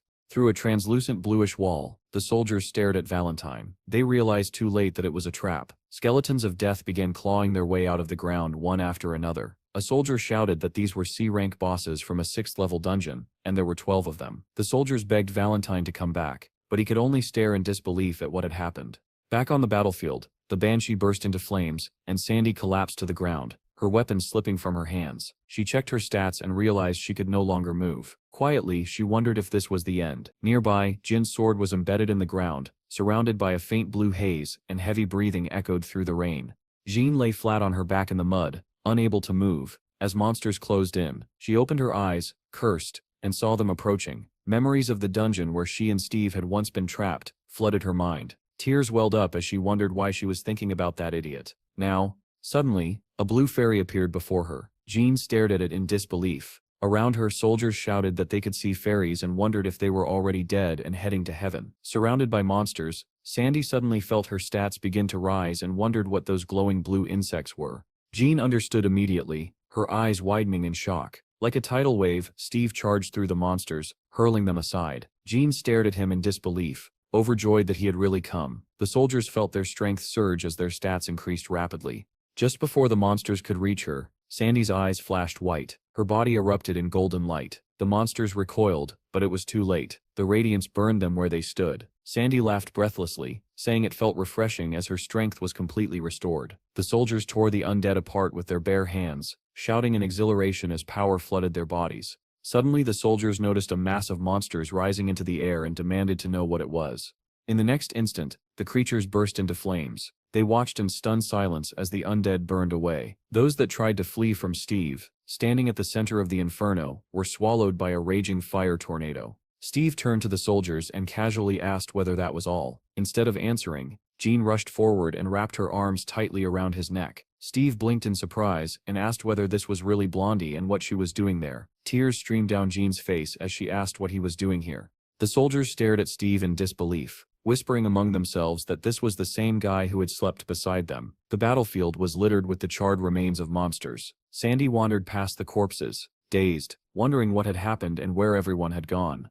Ahead, she noticed a group of soldiers gathered and watching something with intense curiosity. One of them murmured that it really seemed to be Steve. Sandy gasped. As she saw Steve and Jean hugging, someone whispered that Steve was supposed to be dating Grace, while another said it was just a rumor. Sandy slipped closer and froze, her mouth falling open in shock at the sight of Steve and Jean embracing. Jean clung to Steve even tighter, and the crowd whispered that since Steve was here, he must have cleared all the dungeons. Someone joked that they had been holding each other for too long. Sandy suddenly remembered how Jean had snapped a chicken leg while talking about Steve and gasped. Someone remarked that their posture looked strange, almost as if Steve were pushing her away. Steve tried to pry Jean off, telling her she was too weak. Jean replied that she understood, but asked him to stay like that a little longer. Steve shoved her away forcefully, sending her crashing into a rock, and said coldly that she was too weak to be his partner. The soldiers turned away in shock, deciding to pretend they had seen nothing. Blood trickled from Jean's nose as she muttered in embarrassment. Steve rushed over, asking if she was all right,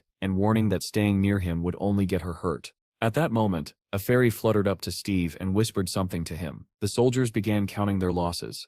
The main detachment had started with 21 people. 6 were dead, 15 remained, but there was no contact with the camp or the reconnaissance team. Suddenly the ground trembled, and monsters began crawling out of it. The soldiers shouted that the undead were rising again and would keep coming until the boss was killed. Sandy said they needed to return to camp first and locate the reconnaissance team there. Steve shook his head and said they would find nothing at the camp. 5 people were still alive at the boss location, but their situation was dire. Sandy reasoned that if 5 were alive, then they must be the reconnaissance team and asked where they were. Steve told everyone to follow him, saying there was no time to explain. If they were late, everyone would die. He shot forward, leaving dust and scattered stones behind. The soldiers stared in shock and asked how they were supposed to keep up with him. Jean was already sprinting after Steve, shouting that if they did not want to be left behind, they had to run. Sandy yelled for everyone to follow and took off as well. One soldier tried to warn them that there was a field of ghouls ahead, but Steve charged straight into the horde, ignoring all warnings. Sandy shouted for the squad to prepare for battle, and her weapon began to glow blue. A continuous stream of monsters surged forward. As Steve reached them, he activated a summoning skill. From the first portal, a massive wolf burst forth and clamped its jaws around a ghoul's head. One by one, beasts poured out of the portals, ripping the ghouls apart. The soldiers stared in awe, whispering that this was a true call, and that they did not even need to fight. Sandy thought, without shame, that Steve was incredibly hot. Just then, Jean turned her head sharply and reported that a flying object was approaching from 11 o'clock. Sandy asked whether it was another flying witch-like creature. Jean shook her head and said no, because it felt different. Indeed, another flying being was approaching. When Steve saw it clearly, he smiled and greeted it calmly. "Hello, Lich." The soldiers screamed in shock, unable to believe what they were seeing. Could this really be a Lich? The monster looked imposing, wearing a golden crown and something resembling a royal robe. The soldiers shouted that another wave of undead was approaching and anxiously asked how they were supposed to deal with it. At the same time, the reconnaissance squad was still fighting the Death Knights, trying to keep their morale up by telling themselves that these him. Meanwhile, in Steve's guild, Donnie and Chad stood staring at something in front of them. Stunned, Sandy stood there in a bunny costume, asking whether her brother Steve was awake and whether they could meet today. The two men looked at her in disbelief. Donnie finally managed to answer that her brother had not woken up yet. He must still be exhausted. The girl asked them to take the bags she had brought, explaining that they contained rolls soaked in raspberry wine. Donnie and Chad accepted the food in shock, unable to believe that someone had actually soaked rolls in raspberry wine. As she was leaving, the girl asked them to call her when her brother woke up, because she needed to see him before departing on a new mission. Donnie smiled and told her not to worry. They would definitely let her know. She walked away, leaving the two of them exchanging confused looks. Donnie asked when Sandy had started calling Steve her brother, and Chad replied that Steve was popular with women. They joked that this was probably why Steve lacked vitality. Peeking into the room, they were startled to see a boar lying on the rug. Chad remarked in disbelief that Steve had transformed in his sleep. He added that if Steve turned into a wyvern, the entire place would be destroyed, and asked whether they should wake him up. Donnie shook his head and said that Steve became extremely sensitive during transformations. He had once tried waking him when Steve was a wolf, and had nearly been bitten to death. Chad muttered that he still could not believe Steve could transform even while sleeping. Suddenly, Sandy burst into the room shouting that her brother was awake. Donnie and Chad froze in fear, instantly realizing that Steve might attack. The girl in the bunny costume ran straight toward the sleeping figure, and Donnie desperately tried to stop her. In the next moment, a blinding blue light filled the entire room, forcing everyone to cover their eyes. When the light faded, the boar was gone. In its place, a small kitten lay curled up on the rug. Sandy blushed at the sight, and said that it was incredibly cute.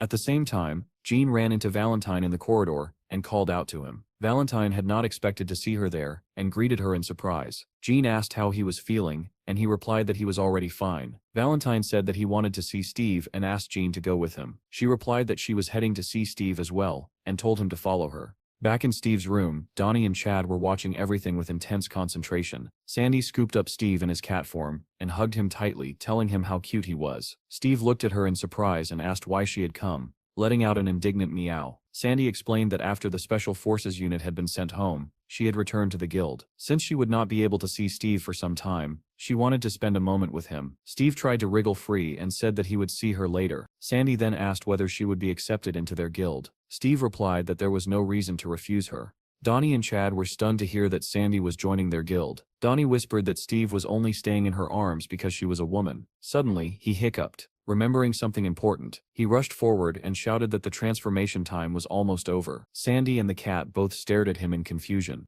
At that moment, Jean and Valentine arrived at the door and greeted them. Donnie felt another wave of panic, realizing how badly timed their arrival was. In the next instant, blue light flooded the room once more. When it vanished, Donnie and Chad stared in disbelief. Jean leaned in with interest, asking what was going on. On the floor lay Steve, back in human form, his face buried in Sandy's chest. He lifted his head and looked toward the doorway, where an enraged blonde was standing. Jean screamed that he was a crazy pervert, and hurled the box of elixirs she had brought. It struck Steve squarely on the head, and jars spilled across the floor. Hissing curses, Jean stormed out without looking back.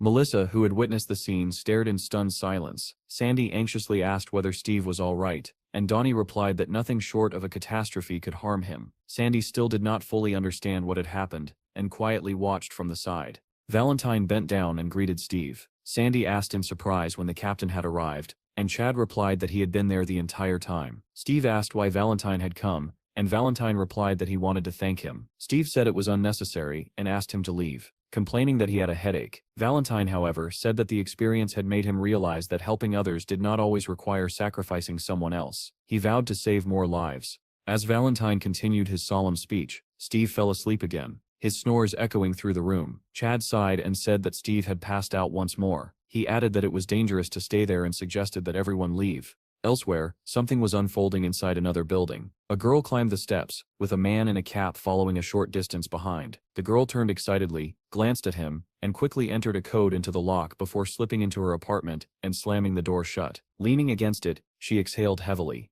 Suddenly, a man stepped out of the shadows inside the room and called her by name. She snapped irritably, asking who they were. The man replied that they were from the Bureau's criminal task force, and demanded to know what a living woman, who had supposedly died from a gunshot wound to the head, was doing at a murder scene. The girl's eyes glowed red as she remarked that he was very talkative. The man drew his gun and warned her not to move. Behind the door, his partner watched in horror as his weapon glowed gold and disassembled itself into pieces. He burst out of the apartment shouting for his boss, only to freeze in terror. Tentacles were wrapped around his superior's head, emerging from the mouth of the girl once known as Linda. The man cried out in shock, asking what the hell was happening. At the same time, the head of the bureau was speaking cheerfully on the phone. He greeted the person on the other end warmly, asking whether she had checked her winnings of nearly $1.5 million. He said he had told her they would make it back. He added that he would most likely receive an order of merit this time, and asked whether she had received permission to live in Steve's lands, since it was the safest place. He said goodbye affectionately, promising to see her later.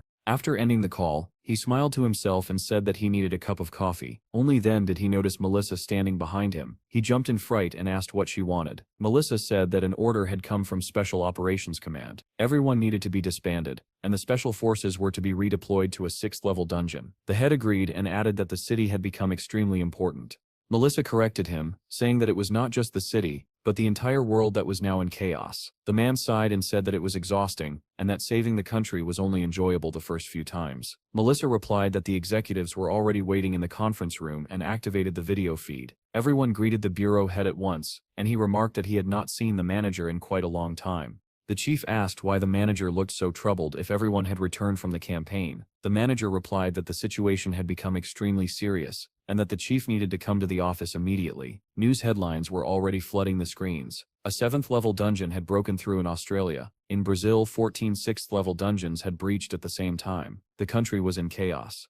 The chief wondered bitterly why refugees had fled into the ocean, since no one even knew what kind of creatures might now live there. Then he was informed that another country was preparing to use nuclear weapons. Shocked, he asked whether they had really exhausted all conventional options. He was told that the current monster wave exceeded the level that ordinary weapons could handle. The speaker added that the use of nuclear weapons might alter the monster's path, redirecting them toward their country. The army was already preparing reinforcements, because these monsters could merge with those already advancing. The chief asked anxiously whether the threat was moving in their direction and demanded an update on the dungeon situation. Reports stated that crime was rising sharply and that civilians no longer felt safe due to the weakness of the guilds. One official said that 14 dungeons had opened in a single day, 6 of them at level 6. Other guilds were also struggling with a lack of combat groups. The chief rubbed his forehead in frustration and muttered that it was a complete disaster. Someone reminded him about a serial killer case that had been transferred from the police. 2 members of the special department handling the investigation had been killed. The chief stared in shock and asked what kind of killer could eliminate 2 agents, and whether they had been awakened. The reply was that they suspected the culprit was a vampire, because she had already died and resurrected 3 times. The chief could hardly believe it, and asked how that was even possible. Another official said that since there was no protocol for dealing with vampires, an emergency plan was urgently needed. The chief groaned, saying that the dungeons already gave him migraines, and now a vampire had been added to the list. He said he would return to the department tomorrow, after the special forces were redeployed, and asked them to hold on a little longer. Meanwhile, armored vehicles and drones tore through the forest at full speed. Sandy waved goodbye from the helicopter and asked the others to say hello to Steve for her. The guild members, along with Jean and Melissa, said their farewells and told her to take care of herself. Melissa asked the blonde whether she should return to reconnaissance, but Jean replied that she wanted to be sent straight into the thick of battle. A brunette asked softly what had happened to her, but Jean did not answer, staring straight ahead with only one thought in her mind. She needed to become stronger. Melissa watched her friend in silence, her eyes full of excitement. She remembered a recent evening in the barracks, when the girls had been drinking together. Sandy had already passed out, mumbling about monsters. Melissa had turned to Jean, and recalled that Jean once said she was not interested in men, so why was she so obsessed with Steve? Jean had not taken the bait. She calmly asked what Melissa meant by insanity, then quietly said that she believed Steve would not die. Melissa had understood her meaning immediately. Remembering that moment now, Melissa smiled and wished her friend good luck. Sometime later, breaking news spread that a neighboring country had indeed used a nuclear weapon. Officials discussed whether city defenses should be reinforced. New dungeons continued to appear, and guilds were rapidly running out of combat-ready teams. Everyone understood the same thing. The only one who could change the situation was Steve, and something had to be done. The chief asked what was going on with Steve. He was told that rumors claimed Steve could handle all the dungeons by himself if he chose to. The chief clenched his teeth and muttered that those bastards could actually do something useful for once. While these discussions continued, Steve's guild was strangely peaceful. Soft moans echoed from one of the buildings, and someone lazily remarked that it felt very pleasant. It was Melissa. She and the granny were lying on the floor of the sauna, and Melissa said that her fatigue really had disappeared. Granny replied that when your whole body ached, lying on hot flat stones was a dream come true. Melissa's phone rang, and she answered when she saw it was the bureau chief calling. At the same time, Steve and Donnie were sitting on the edge of a cliff, gazing down at the endless slope below. Steve asked whether that was enough, and Donnie asked what he meant. Steve said that their home should be safe while he was away. He asked whether everyone had reached A rank. Donnie confirmed that they had, and said it was hard to believe how fast it had happened. Steve asked what the others were doing. Donnie replied that Jim was training the newcomers, Chad was overseeing construction, and the monk often went out on his own. Steve asked where exactly. Donnie said the monk rarely explained himself, only muttering something about saving wanderers. Steve realized he would not get more information, and asked what Donnie himself was doing. Donnie grimaced and asked whether Steve was seriously asking that. When Steve looked confused, Donnie snapped that he was editing videos, until Steve dragged him off to the neutral zone to tame beasts. Steve recalled that it had indeed gone that way, and fell silent. Donnie snorted. Steve then said that animals had become restless because people had reduced pollution and started using gasoline more often. Maybe, he added, it was because they lacked partners and fought constantly when they met. Abruptly changing the subject, Steve suggested digging a ditch outside the wall. Donnie said that would strengthen the defenses and allow them to use the river flow. Steve nodded and proposed releasing alligators into it. Donnie said it sounded great, and Steve asked with a bright smile whether there were any alligators nearby. Donnie laughed nervously and said there were none. Steve sighed and said that was a pity, then suggested going into the neutral zone to catch some. Donnie replied that this really did not feel like the right time. Looking at his phone, Donnie said that people were holding candlelight vigils because Steve was not doing anything. Steve asked in confusion why he was supposed to go hunting in foreign lands. At that moment, a car stopped below them, and both boys turned in surprise. Steve asked who it was. Donnie replied that it was the bureau manager, and added that they would not be going anywhere today. Melissa approached them and said that the bureau had received a request for cooperation. Steve did not even let her finish and immediately said that he was passing. Melissa asked him to listen first, and explained that there were several dungeons they could not hold anymore. She did not get to finish her sentence. Somewhere behind her, a powerful explosion shook the air. Everyone turned around in shock. Melissa stared into the distance and asked whether that was not where the blood crystal power plant was located.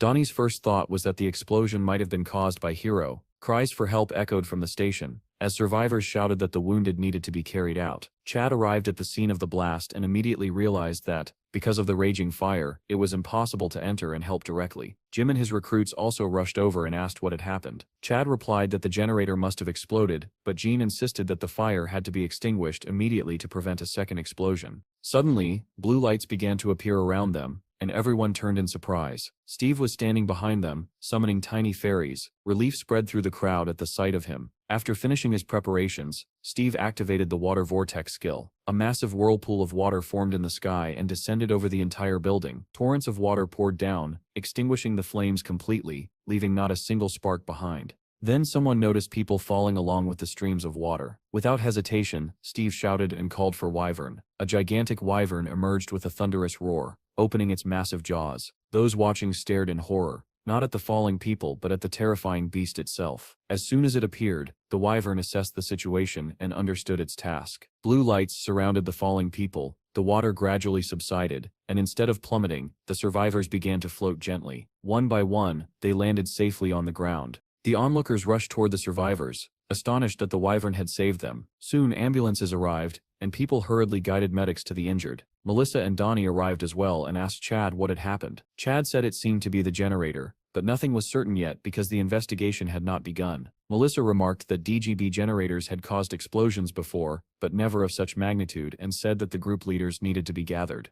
At that moment, someone called out to the bureau manager. Everyone turned toward the voice. It was Steve. He calmly announced that he wanted to dig a large ditch around his lands. Chad stared at him in surprise, having never heard such a proposal before. Donnie explained that Steve wanted to strengthen the guild's defenses while he was away. Chad asked whether Steve really meant building a moat around all the walls, pointing out that they were already in debt. Steve looked surprised, and Chad added that such a project would cost an astronomical amount of money. Donnie reminded them that most of their funds had been donated after the duel in the 7th level dungeon. Steve said he would earn more money, but Chad replied that it would not help unless they found a dungeon rich in treasures. At that point, Melissa stepped in and said that such a dungeon existed. The others looked at her skeptically, waiting for details. She explained that there was a 4th level dungeon known for abundant treasures and multiple blood crystal drops. Donnie was shocked that such a dungeon actually existed, while Steve said it sounded perfect. They discussed that access would not be granted freely, and that they would probably have to pay. Melissa said that the dungeon was controlled by the core guild,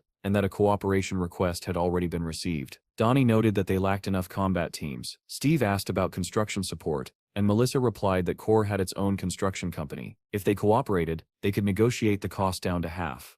Jim eagerly volunteered, saying he wanted to try something new. Monkey suddenly appeared and suggested forming a squad with the guild's newcomers. Chad agreed, liking the idea. Melissa said that while they were gone, she would oversee the construction herself. Steve was satisfied with the decision and said it was time to move. Soon, news broke that 5 members of Steve's guild had gone on a raid. Before long, they found themselves inside a dungeon, and the battle began immediately. Chad activated his new skill, Panga Destruction. He swung his sword, and a bolt of red lightning tore through the enemy camp. Monsters were flung apart, shredded by the lightning's force. Jim kept pace, burning monsters one after another and counting each kill. Donnie fired continuously, holding rifles in both hands and preventing the enemies from closing in. When one monster got too close, he activated a formation skill. The shot pierced straight through the creature. Monk also fought relentlessly, cutting down enemies with his spear. Suddenly Monk turned and froze when he saw silhouettes of more monsters approaching. He activated Dragon Ascension, and blue waves engulfed the enemies. However, they did not fall. Monk realized grimly that the skill was still not powerful enough. He clasped his hands together and activated another ability, Summon Wanderers, King of Nirvana, First Path. His left eye glowed red as he focused ahead.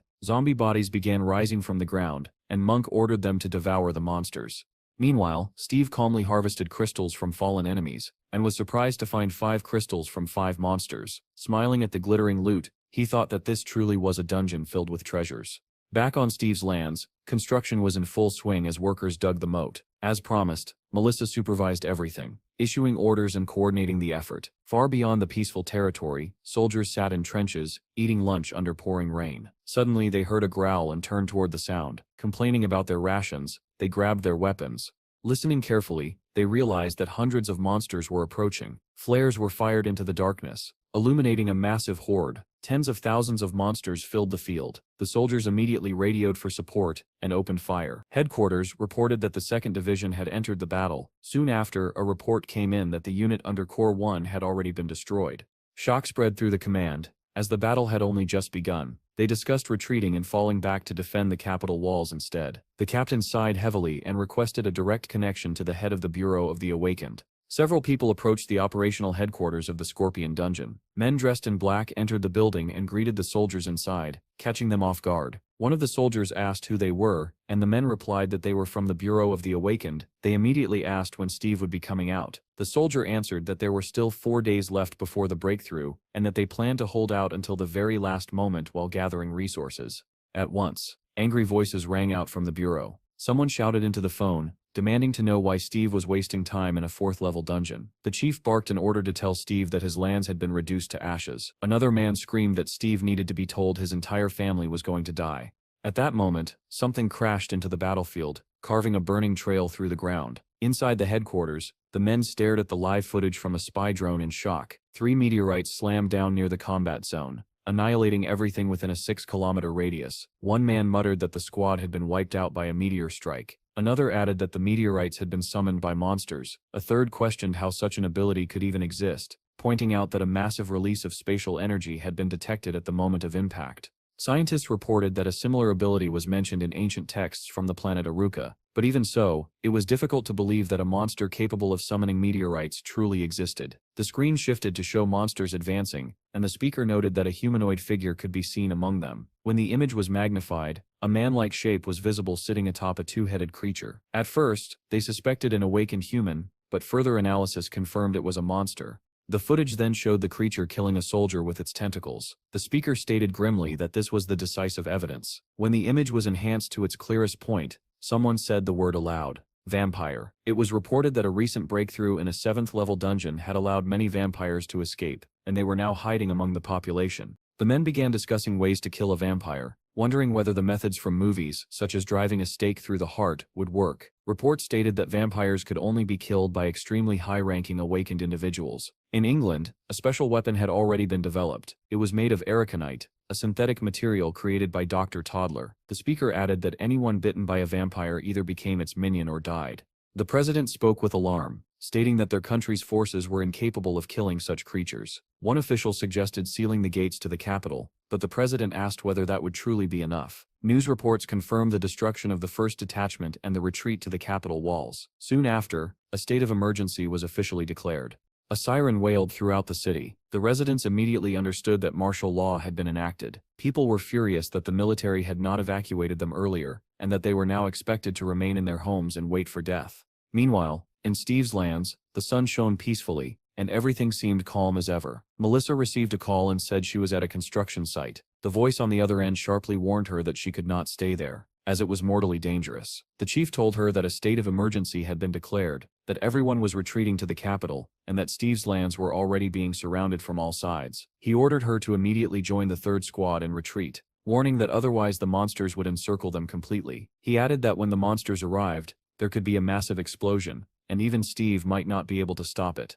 A siren immediately blared from speakers across the area. An announcement followed, ordering all personnel to gather on the parade ground at once. The only person who ignored it was the granny, who hummed cheerfully while wiping barrels. A soldier ran up to Melissa and pointed around the corner. Seeing the granny, Melissa rushed over, alarm written all over her face. She asked what she was doing, but the granny looked confused and asked whether Melissa might be hungry. Melissa insisted that they had to run immediately, yet the granny still did not understand what was happening. At the 34th gate, heightened security measures were underway due to the emergency. Everyone exiting the dungeon was being thoroughly inspected. One of the evacuees whispered that this must mean the rumors about vampires killing people in the city were true. Bureau personnel arrived at the gate, and a soldier asked whether the crazy girl had appeared. When they looked up, they saw Jean standing beside her red motorcycle. The soldiers immediately smiled and waved at her. Jean raised a finger to her lips, signaling for silence, leaving them confused. As inspections continued, a soldier suddenly noticed a girl's bare feet and ordered her to step forward. She wore a short dress, her body covered in abrasions and bruises, her head lowered. Jean stood nearby, carefully observing. The scanner passed over the girl and suddenly emitted a sharp beep. The soldier stiffened and reached for his pistol, but he did not get the chance to fire. The monster lunged at him, seizing him by the neck.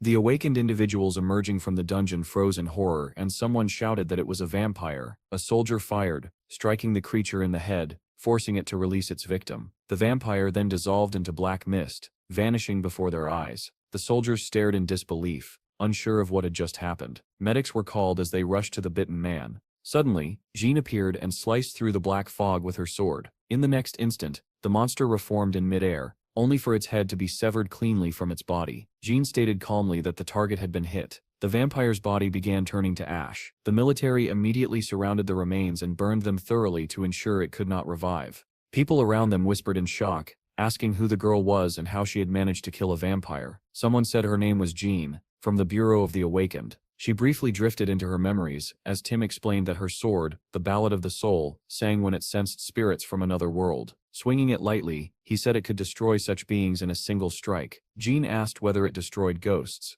and Tim replied that it destroyed souls. Though it looked like a normal katana, it had been forged from a meteorite by a blacksmith from the 9th planet.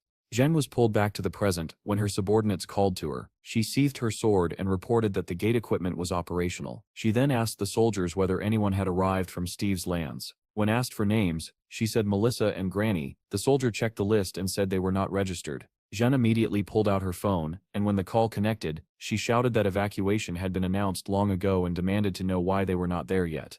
At the same time, in one of the buildings someone said urgently that it was time to leave. The granny stubbornly replied that Dad and Bill were not back yet, so she could not go. Melissa insisted that they had to evacuate immediately. Their argument was interrupted when soldiers entered the room in alarm, reporting that all workers had been evacuated but Bill was nowhere to be found. The granny calmly suggested that if he was not with the people, then he was probably with the animals. Melissa sighed anxiously and clenched her teeth, worry for the boy tightening in her chest. Suddenly, one of the soldiers pointed toward the window and said that the sky looked strange. Everyone in the room moved closer and looked up in fear. A black mass was spreading across the sky, neither quite a cloud nor a flock of birds. As it drew nearer, its shape became clear. It was a swarm of bats.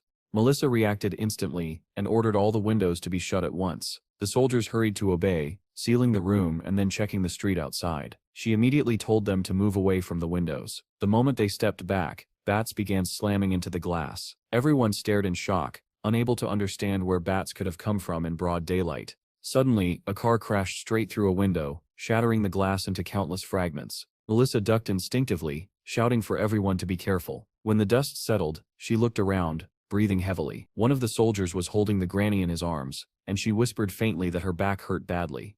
All at once, the soldiers turned toward the broken window. Human silhouettes stepped out from the swirling bats and walked directly toward them. Melissa shouted for everyone to retreat, and a fireball flared to life in her hand. The vampires lunged forward, and vile tentacles burst from the mouth of one of them. Melissa released her spell, sending several firebolts crashing into the attackers. The blast struck true, knocking the vampires off their feet. Two collapsed immediately, while the third was left half burned. Melissa turned to the soldiers and ordered them to head for the farm at once. One of the men lifted the granny onto his back, and they ran as instructed. Behind them, one of the vampires staggered to his feet and sneered that the most appetizing one had turned out to be the most athletic. Melissa glared at them and demanded to know what kind of creatures they were. Before she could react, one of the vampires struck her with terrifying speed. The blow landed before she could dodge. The soldiers and the granny screamed as Melissa was hurled to the ground, unconscious from the impact. One vampire hissed triumphantly that he had taken her down, while another claimed her as his prey. Crawling toward her, they began arguing over who would feed first. The vampire who had struck her declared that he would go first. At that moment, a frying pan smashed into his head. The granny, astonishingly lively, shouted that these vile creatures had attacked the wrong people. The soldiers froze in horror. With a casual swipe of his hand, the vampire sent the granny flying like a rag doll. He sneered that she tasted disgusting. The other two vampires had already reached Melissa, lamenting that they had not tasted fresh blood in a long time. The red-haired vampire shoved the others aside, insisting that he had captured her. As the vampires argued, the soldiers hastily decided to flee with the granny. The elder vampire snarled at the others to be quiet and gnaw on that stinking garbage instead. The soldiers realized with horror that he meant them. The blonde vampire leaned toward Melissa's neck,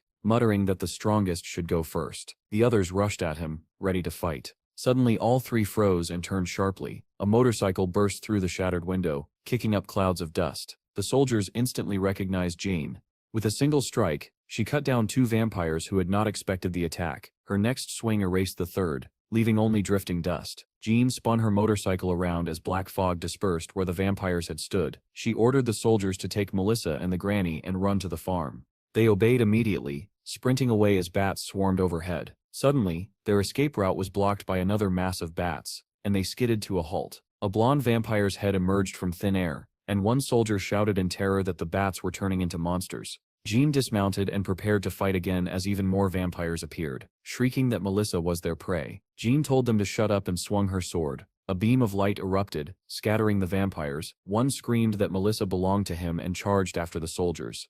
Out of nowhere, a massive white dog leapt onto him from behind, clamping its jaws around his head. The vampire dissolved into the air, and the soldiers shouted in joy that it was Pecky. A pack of wolves followed, tearing into the remaining vampires. Wherever their fangs struck, blue flames consumed the creatures. Jeanne cut down any vampires that crossed her path, while the wolves continued their relentless assault. Screams filled the air as the vampires burned. Another vampire emerged from the bats and snarled, asking how such worthless creatures could kill them. The soldiers shouted a warning to Jean. She turned and saw a crowd of vampires gathering behind her. Calmly she asked how many there were. She activated her defense sphere, and a yellow glow burst from her hand. The light detonated among the vampires, engulfing the area in smoke as their screams echoed through the air.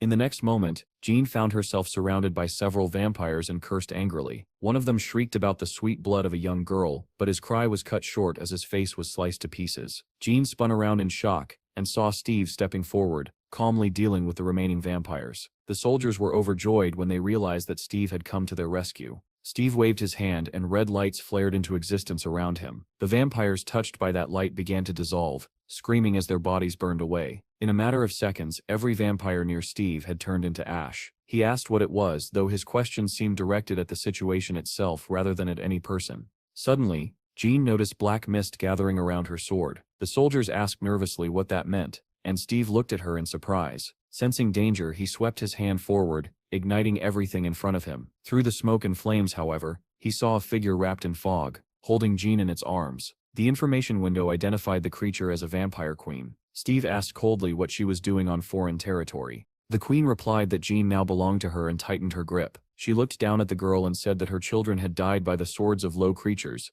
and that the price would now be paid. Steve called her an idiot and released hundreds of fire fairies toward her. The fairies detonated against the vampire queen's body, but she did not even flinch. Steve rushed forward, drawing his sword, and demanded to know where she had obtained such power. Black fog suddenly spread in front of the queen, blocking his path, but Steve dispersed it with ease, making the vampire hiss in fury. Then Steve felt something change and abruptly stopped, surrounded by glowing lights. He watched as the vampire queen fled through the shattered window. Without hesitation, Steve summoned the fire fairies again. Hundreds of red lights chased after the queen, raining down upon her. She fell from the sky, engulfed in flames, still clutching John's unconscious body. Desperately, the vampire wrapped herself in a swarm of bats. They burst into bright fire, shielding her, and the flames consumed only the bats. The queen crashed to the ground with Jean still in her grasp. Listening to a tiny fairy's guidance, Steve rushed at full speed to the impact site. The vampire queen was sitting on a stone, holding Jean. Steve checked Jean's status and, seeing that she was stable,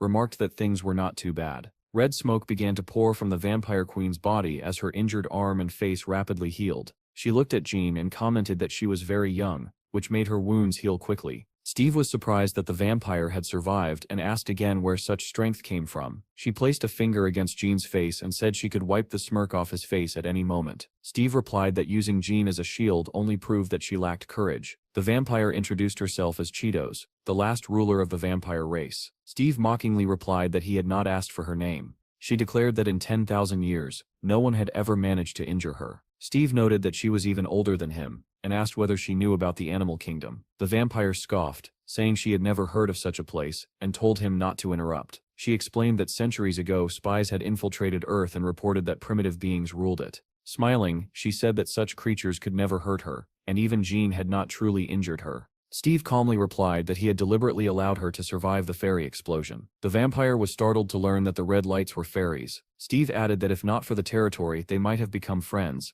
and suggested fighting without involving Jean. The vampire ignored him and asked who he even was. Steve introduced himself with a smile, saying he was known as the King of Beasts.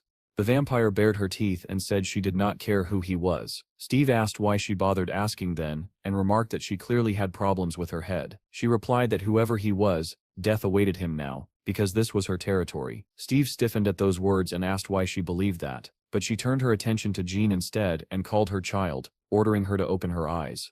Jean obeyed, opening eyes that were empty and lifeless. Steve was stunned. Why would this golden-haired girl be called her child? The vampire told him to stop asking questions and mocked him as a loser. Steve opened Jean's information window and saw the control effect active on her status. The vampire queen ordered Jean to kill Steve with her sword. Jean obediently took a stance, gripping the hilt and preparing to strike. Suddenly her eyes cleared. She looked at Steve in surprise. Steve smiled and, checking the status again, said that Blondie was back. The vampire screamed at her to kill everyone and bring her their blood. Jean snapped around and demanded to know what the crazy woman was talking about.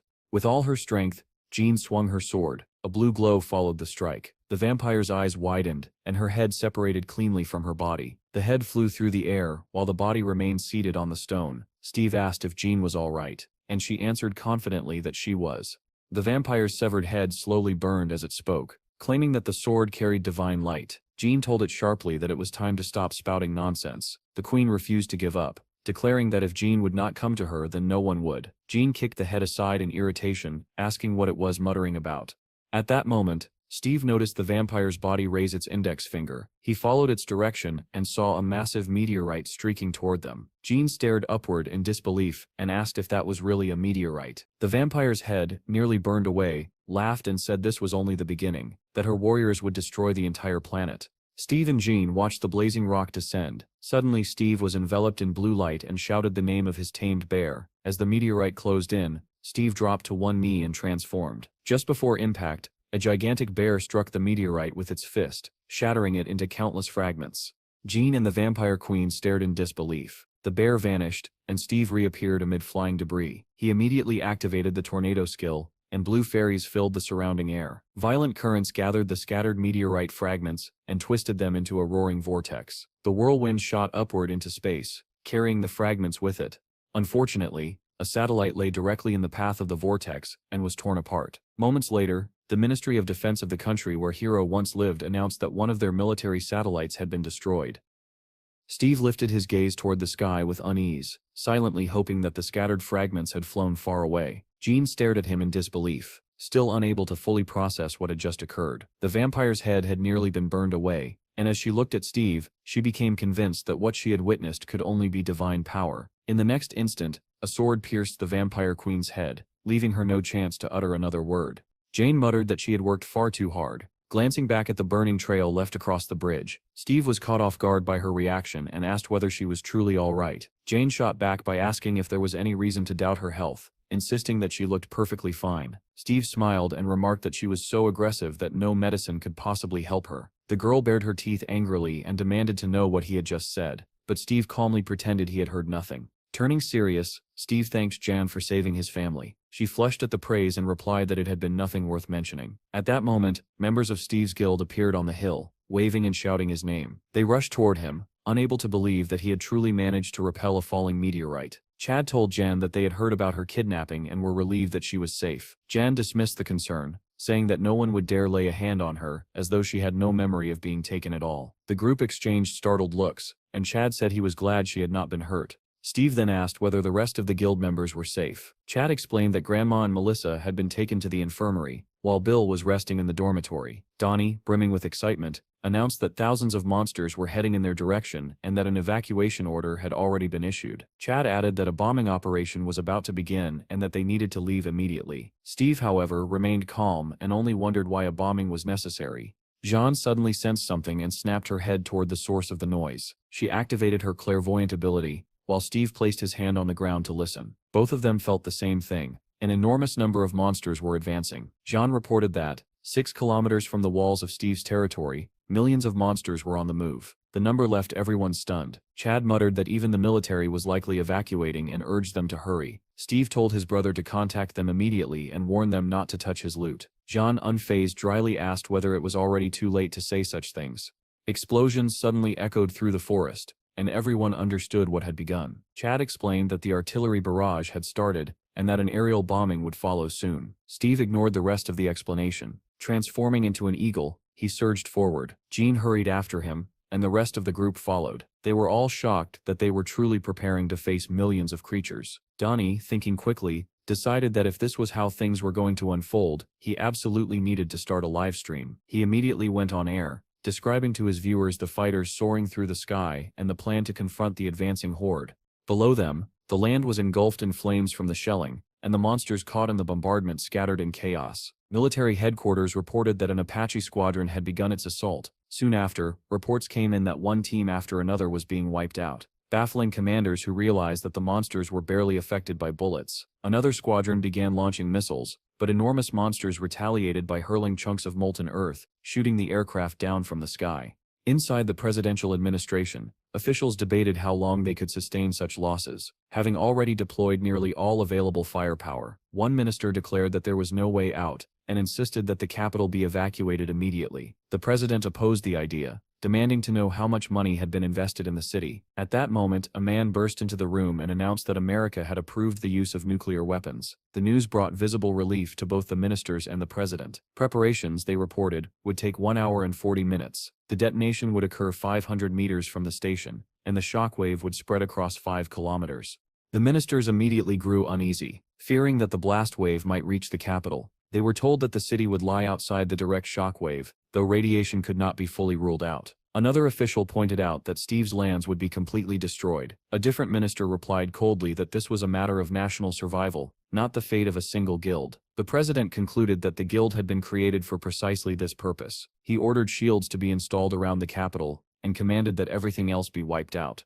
Back on the battlefield, helicopters were crashing into the massive monsters, and the entire area burned under relentless fire. One pilot received an order to retreat, warning that it was too dangerous to remain. Suddenly, a blue beam split the sky, drawing the stunned attention of every pilot. One of them asked in disbelief what had just happened. Moments later, another pilot realized that the source of the flash was an eagle-shaped figure. In the next heartbeat, they all saw Steve's wings spread wide behind his back. He descended like a falling star, and the force of his landing shattered the ground beneath his feet. Steve stood directly in the path of the charging monsters, who were tearing through everything before them. He placed his hand on the earth, and the monsters, seeing that he was not retreating, began to snarl. Watching from above, a pilot whispered in shock, wondering what the man was trying to do. Steve did not move. Energy gathered around him in fiery flashes. When it reached its peak, he activated a skill known as Power of the Earth.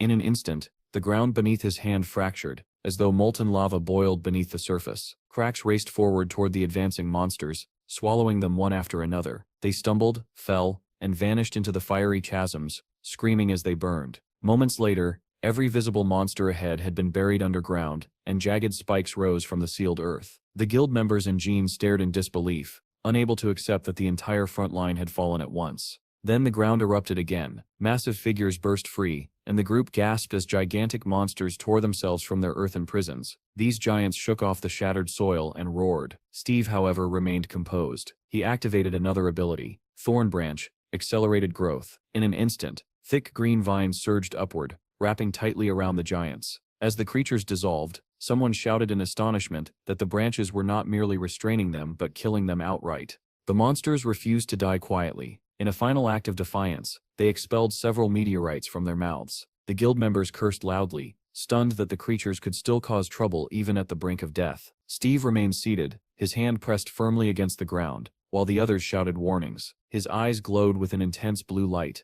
and he seemed utterly focused, deaf to everything around him. Drawing on his remaining strength, he activated yet another skill. Fire fairies answered his call. Tiny red lights swirled around the battlefield, drifting toward the remaining monsters. The moment the creatures came into contact with them, they ignited, burning away as the lights danced relentlessly through the chaos. Steve activated the fire skill, and in an instant, everything around him was engulfed in hellish flames. The inferno swallowed the battlefield, and before long, nothing remained of the monsters except drifting ashes carried by the scorching wind. Steve sat at the center of the blazing devastation, unmoving, his hand still pressed firmly against the ground.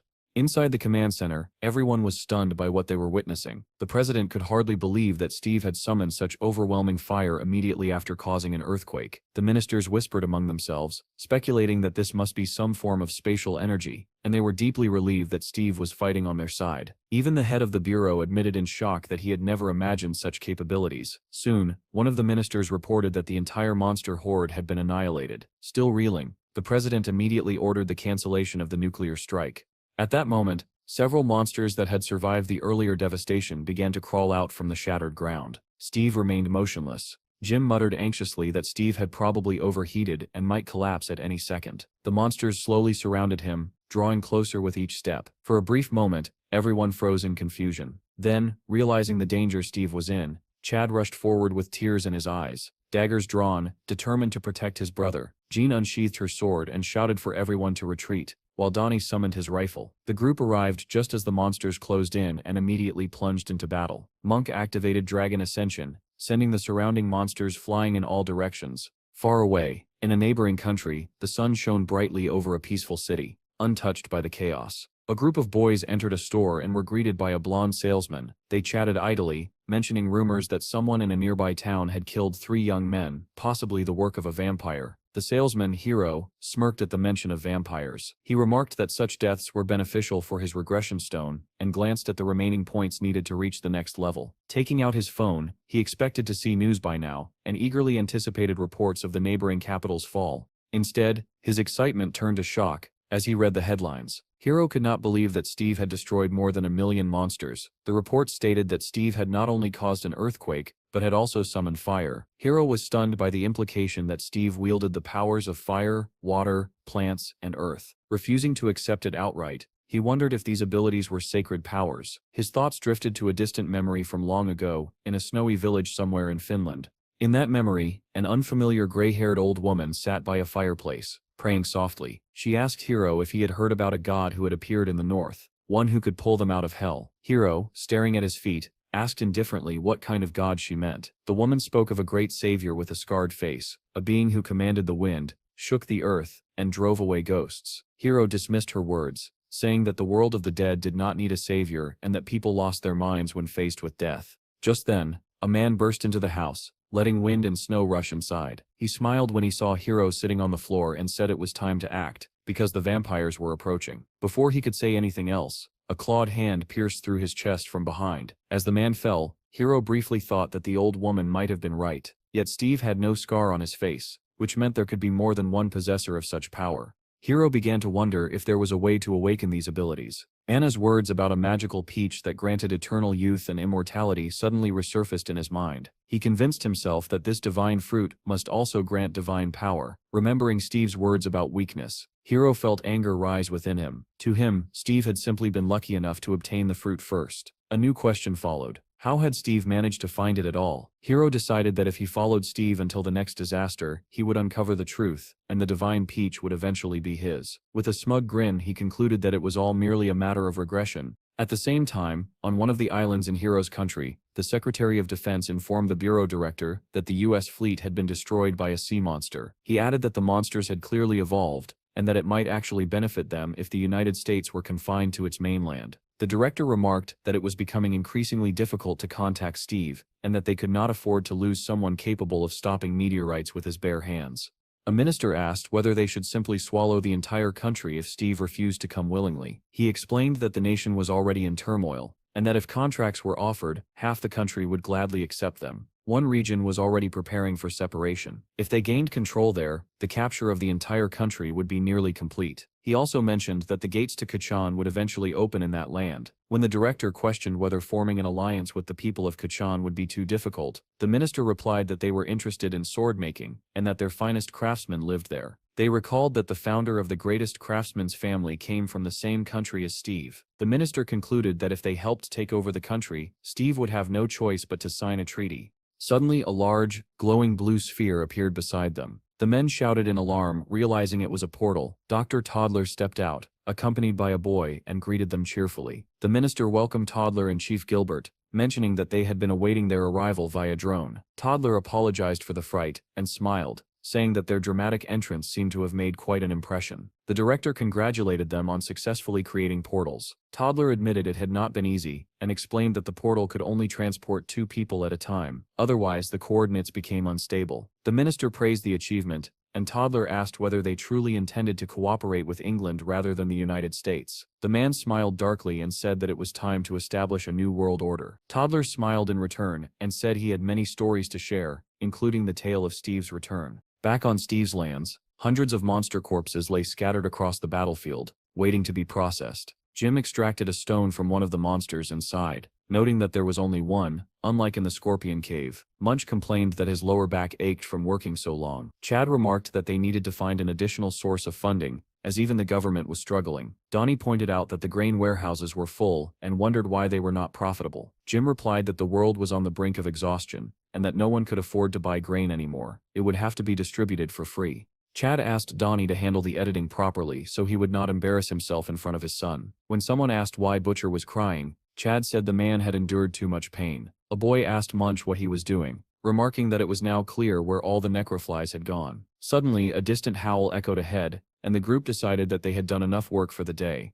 In the narrator's memories, one moment replayed endlessly. A red-haired vampire demanding to know where the old woman was. The memory caused Grandma to burst into tears as she called him a vampire. Melissa asked why she was crying, and Grandma complained that her back and eyes hurt. Melissa handed her the pills and reminded her not to forget to take them, adding that they had already hired an assistant. Grandma asked Melissa to bring a bottle of red wine from the kitchen. It was time to try it. Melissa stepped out of her grandmother's room and headed toward the table where Jean and Billy were sitting. Seeing her approach, Jean asked anxiously how Grandma was doing. Melissa replied that Steve had helped with the treatment, but the body was no longer the same, and neither was the mind. When asked whether Steve had returned, Jean answered that he was probably still with the guild members. Just then, a familiar voice sounded nearby, asking if they were looking for him. Jean muttered that he was dead. While Melissa mentioned that an official letter from the government had arrived, Steve frowned at the news and asked what they wanted this time. Suddenly Bill jumped up along with the monkeys clinging to him and shouted that everything was delicious. Laughing, he ran out of the room with them,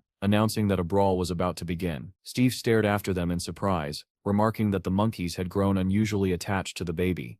Melissa handed Steve a folder labeled Zero's Guild. She explained that once the guild was officially registered, Steve would be assigned a zero-level status, and his lands would be recognized as an independent city. Steve listened in disbelief as she continued describing what would now be known as Steve's City. Jean asked what that meant, and Melissa clarified that the city would be granted the authority of a major administrative center. She added that a state security agreement would also be signed. Jean explained that this meant they would be forbidden from traveling abroad.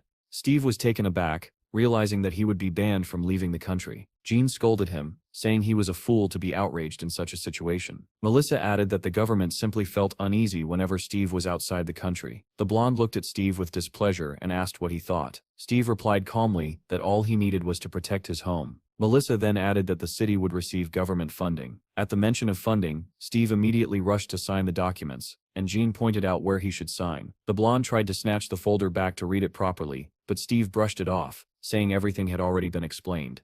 When the argument subsided, Melissa said she had one more suggestion. Steve asked what it was, and she requested to be taken in. Both Steve and the blonde stared at her in shock, unable to believe what they had heard. Jean thought it was a joke and asked if she was serious. Melissa smiled widely and said she was quite ambitious, promising to attract even more highly qualified specialists. Steve listened carefully and agreed without hesitation. Melissa thanked him warmly and said she would submit a formal request for the position within a week. Steve smiled in agreement, though Jean still struggled to accept that it was real. Melissa then approached the blonde and told her that she had been assigned to join the anti-vampire group. Jean asked in surprise whether those groups had not already been disbanded, and why there was still a need for them. Melissa explained that murders attributed to vampires were still occurring in the city, so new teams were being assembled. Jean complained that she was being sent away again, but Melissa reminded her that she had wanted trouble. Jean sighed and agreed, saying she would stay the night and join the group the next day. Steve suggested she rest another day since it was not urgent, but Jean refused. Steve watched her leave and muttered sadly that she did not seem well. Jean went up to her room and immediately took a hot shower, thinking about how terrible she felt. She reflected that even awakened individuals could fall ill. On her neck, 2 small marks were visible, resembling the traces of a vampire's bite. Sometime later, the news reported that a vampire had kidnapped the Minister of Defense. The military opened fire, but silver bullets proved useless, and supplies from Orokamita were delayed. Suddenly, a blonde figure leapt from a rooftop, shattering glass as she dove toward the vampire. Hearing the crash, the vampire glanced up from his victim for a split second. In the next moment, both the monster's head and the minister's head were sent flying aside. The news continued, reporting that England had begun exporting bullets from Aruka, and that the son of the DGB guild leader had been arrested for fraud. Meanwhile, a dramatic scene unfolded in the bureau. The chief grabbed Melissa by the leg, begging her not to leave because he could not manage alone. Melissa sternly told him that he would cope just fine and asked him not to exaggerate. The chief pleaded with her to reconsider, promising to give her his position when he retired, and asked where she was going. Melissa smiled and said she was going to Steve. The man stared at her in disbelief, unable to accept what he had heard. The helicopter carried Steve farther and farther from the guild, toward the long-awaited dungeon. Steve gazed out the window, and Henry, noticing this, commented that the scenery was beautiful. Steve agreed with a smile, admiring the landscape below. Henry added that the earth used to look like this everywhere, but now it was gradually turning into one massive dungeon. Steve was surprised by the comparison and asked what he meant. Henry explained that monsters across the planet were displacing humanity, transforming cities into their lairs. Steve pondered these words and realized that they rang true. He decided that he had to uncover the cause of the disasters that had befallen the once peaceful planet, and that the elves must know the answers. The truth behind the calamity, the dungeons where his friends had vanished, and the secrets tied to his own existence all demanded answers. Steve asked where the planetary portal to Aruka was located. Henry replied that it was on an island near the city of Sojip. Steve admitted he had never heard of such a place, and Henry explained that it was classified information, since public knowledge of it would lead to chaos. Steve resolved that as soon as the river was filled with crocodiles, he would travel to the planet Aruka. At the same time, in a neighboring country, 2 women were shopping in the store where Hiro worked. One mentioned that more than 40 people had died in the city, while the other insisted there was nothing to fear now that the special forces had doubled. One of the women suddenly turned and stared intently at Hiro, making him uneasy. As she left, she remarked that the salesman looked like the famous Hiro, and began telling her companion who he was. Realizing how easily he had been recognized, Hiro grimaced and cursed under his breath. Hiro's replacement arrived and apologized for being late, explaining that the bus had already left. Hiro smiled and said it was fine, adding that he would end his shift immediately. After finishing work, he stepped outside and walked along the embankment. Spotting 2 police officers ahead, he abruptly turned and descended the steps toward the ocean. A light breeze stirred his hair, and he decided it was time to move on. Hiro resolved to go to the United States. There were more people there who relied solely on themselves, which made it ideal for advancing his regression stone. Some cities in the States could hold out for 10 years after dungeon breaches. By enticing intelligence agencies with a future diary, he could also learn more about Steve. Weighing all the advantages, Hiro finally made up his mind to leave for America immediately. Meanwhile, Steve and Henry had already entered the dungeon. The moment they arrived, Henry dropped to his knees in fear, saying that he had only promised to take Steve as far as the dungeon entrance. Steve did not seem to hear him. Looking around, he frowned slightly and wondered why everything here felt so strangely familiar. Suddenly, Henry felt something drip onto his face from above. He froze and slowly looked up in fear. At that moment, Steve turned around, asking again what Henry had just said. What Henry saw made his blood run cold. He screamed and instinctively covered his face as several lizard-like monsters, armed with spears and swords, leapt down from above. Before they could even strike, green vines burst forth and wrapped tightly around the monsters, pinning them in place and forcing their weapons deep into the ground. Steve glanced at the trembling Henry and asking what he was standing around for, calmly ordered him to kill them all. Shaking, Henry pulled a dagger free from the earth. Muttering that he understood, he slowly rose to his feet. With a desperate shout, he plunged the blade into the throat of a snarling monster. Fear quickly gave way to adrenaline. Soon Henry was ripping open bellies, severing heads and moving with growing confidence. When it was over, he stood there panting, staring at the bodies scattered around him. In disbelief, he asked if he had really killed them all. Turning around, he saw Steve dispatching far more monsters with effortless precision. Steve ordered him to destroy any remaining creatures and bring back the blood crystals. Henry accepted the order, staring at Steve in awe, thinking that this must be the power he had heard about. Sensing Henry's gaze, Steve turned and asked what was wrong. Once the immediate threat was gone, Steve surveyed the surroundings and noticed deep claw marks carved into a nearby tree. They were familiar. His expression changed as he immediately recognized them as Kuro's marks. Steve frowned. If this truly was his former domain, then why were Kuro's traces here? Kuro had never invaded another's territory. Henry approached, confused by Steve's reaction. When Steve asked whether he found it strange, Henry admitted he did not understand what he meant. Steve explained that this land had once belonged to him, and Kuro would not have crossed into it without reason. Henry, unfamiliar with Steve's past, asked who Kuro was. Steve repeated the name, puzzled by the question, and Henry asked again. Remembering the massive black beast, Steve explained that Kuro was both his friend and his rival. Kneeling closer, Steve became fully convinced that the marks were Kuro's. He wondered whether Kuro had come searching for him, but more than a year had passed since Steve returned to Earth. What had happened in this forest during that time? Steve placed his hand on the ground and suddenly went still. Henry called his name, alarmed, but Steve did not respond.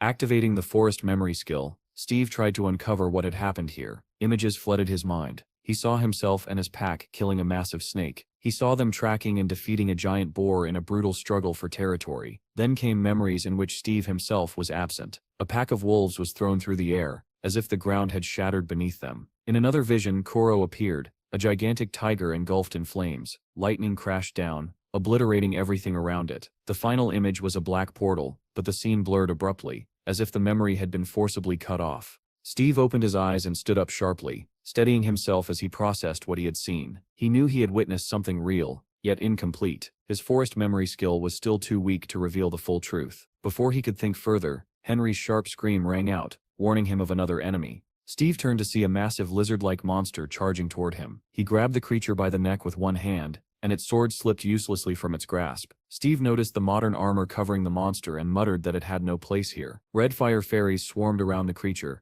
igniting it instantly. Steve held on as it burned, while Henry watched in stunned silence. When the flames died out, all that remained in Steve's hand was a smoking blood crystal. Steve tossed the crystal to Henry and asked if he wanted to see how he had lived before. Henry caught the still-hot crystal and said that it would be a great honor. Not long after, Steve led him deep into the forest, stopping before a massive ancient tree. Nostalgia washed over Steve as he wondered how much time had truly passed. When Henry asked what the enormous tree was, Steve replied that it was the heart of the forest.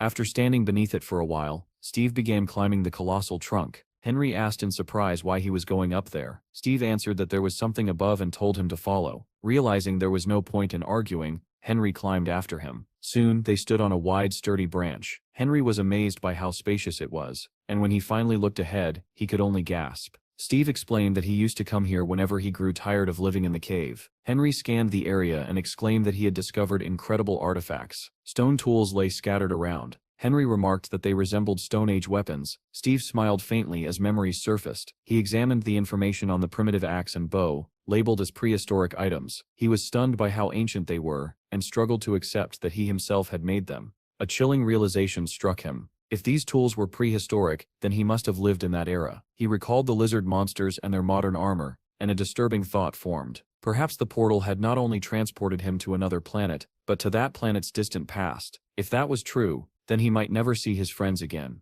Henry noticed Steve's troubled expression and began to worry. Remembering how strangely Steve had behaved earlier, Henry decided he needed to distract him. Looking around desperately, he suddenly shouted that he saw crocodiles that needed to be caught, and pointed excitedly somewhere ahead. Steve was pulled out of his heavy memories the instant he heard the word crocodiles. Far ahead, between the trees, a wide river stretched across the land, its surface glittering under the sunlight. The two of them made their way to the riverbank, but no crocodiles were visible. Henry hesitated for a moment, then suggested using bait. Steve's eyes lit up at the idea, and he clapped the boy on the shoulder, calling him a damn genius. Henry flushed with embarrassment and thanked him awkwardly. A few minutes later, Steve was sitting calmly on a tree branch. He tied a rope around Henry's waist and began lowering him toward the river's surface. Henry writhed in panic, shouting that this had gone too far and that crocodiles would eat him alive. Steve did not respond. He squinted at the water and said he saw something moving below, deciding to lower Henry even further. Henry suddenly froze. His eyes met the cold gaze of a crocodile beneath the surface, and he let out a terrified hiccup.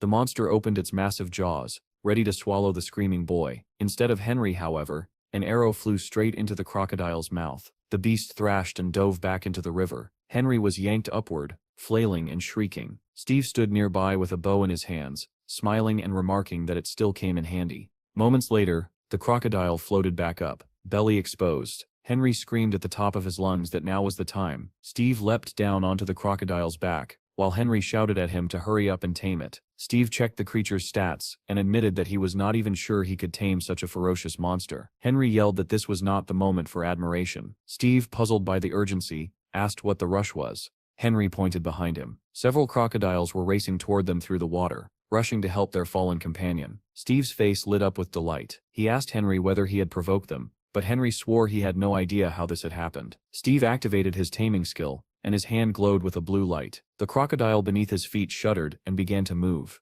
turning suddenly and nearly throwing Henry into panic again. Steve laughed, impressed by the creature's broad and sturdy back. The other crocodiles were now almost upon them. Henry shouted that he had done his part and begged to be released. Steve calmly replied that Henry was safer where he was and ignored his protests. To reassure him, Steve pointed toward the shore, where more crocodiles lurked. Henry went silent, pale but compliant. Steve summoned the water fairies, and blue lights gathered around him. In the next moment, the water twisted violently, forming a massive vortex. One by one, the crocodiles were dragged upward, spinning helplessly into a towering water tornado. Henry screamed for Steve to stop, warning that it was too dangerous. Steve, however, praised Henry again for his clever idea and reinforced the tornado. Henry shouted that now was the perfect chance to tame them midair. Steve dismissed the tornado and immediately activated taming. The injured crocodiles could not resist. They began falling from the sky, and Henry yelled that they would break their bodies from such a height. Steve had anticipated this. Portals opened in midair, swallowing the falling crocodiles one after another.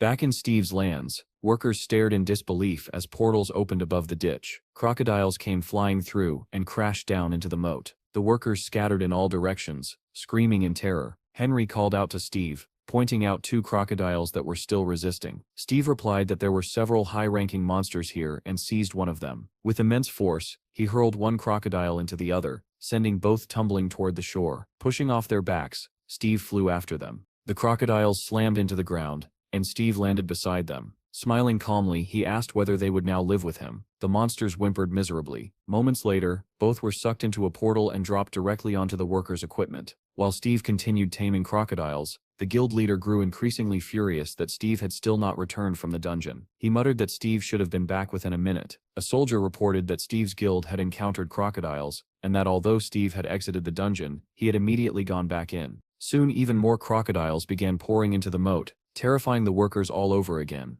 Chad contacted Steve and begged him to stop, explaining that there were already more than 800 crocodiles. A few days later, the news reported that Steve had cleared a 6th-level dungeon in just 4 days. The presenter added that his companion had managed to raise his rank from D to C. After seeing Henry in the footage, Morris angrily concluded that the government was secretly backing Steve's guild. He was convinced the rumors were true, and that corrupt officials were everywhere. Not long after, another guild received a call announcing a resignation. Sandy confidently declared that she would never set foot there again. The guild leader asked whether she had read the contract and understood the penalty. Sandy calmly pulled out her phone and asked how much she needed to transfer. The man, thrown off balance, asked why she was leaving despite having strong support within the guild. Sandy answered immediately that she wanted to join Steve's guild.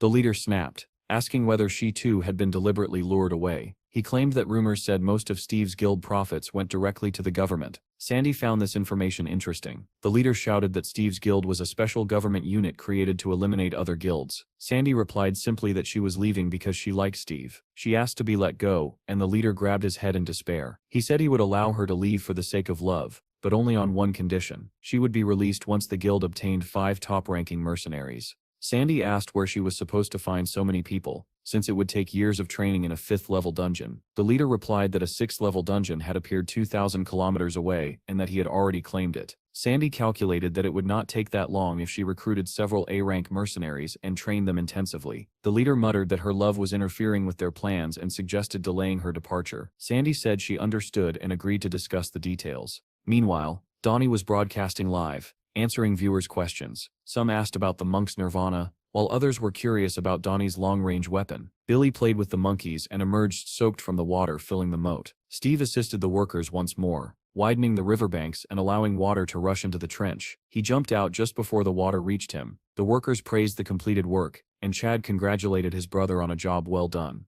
Steve suggested throwing a party, and Chad replied that preparations were already underway. A red motorcycle roared toward them, and the workers immediately recognized Jean. She rode up, removed her helmet and greeted them. Chad welcomed her, and Steve asked in surprise whether she had caught all the vampires. Jean replied calmly that she had left the bureau, and asked Steve to take her in. Ignoring their stunned expressions, she put her helmet back on and said she was exhausted and going to rest. Watching her leave, Chad suggested informing the bureau chief. Steve replied that he already knew. Chad asked whether Steve would now go to Aruka, and Steve asked if Chad could watch over everything. Chad said he could protect the land, but he was worried about their grandmother's health. She had still not recovered from the vampire incident.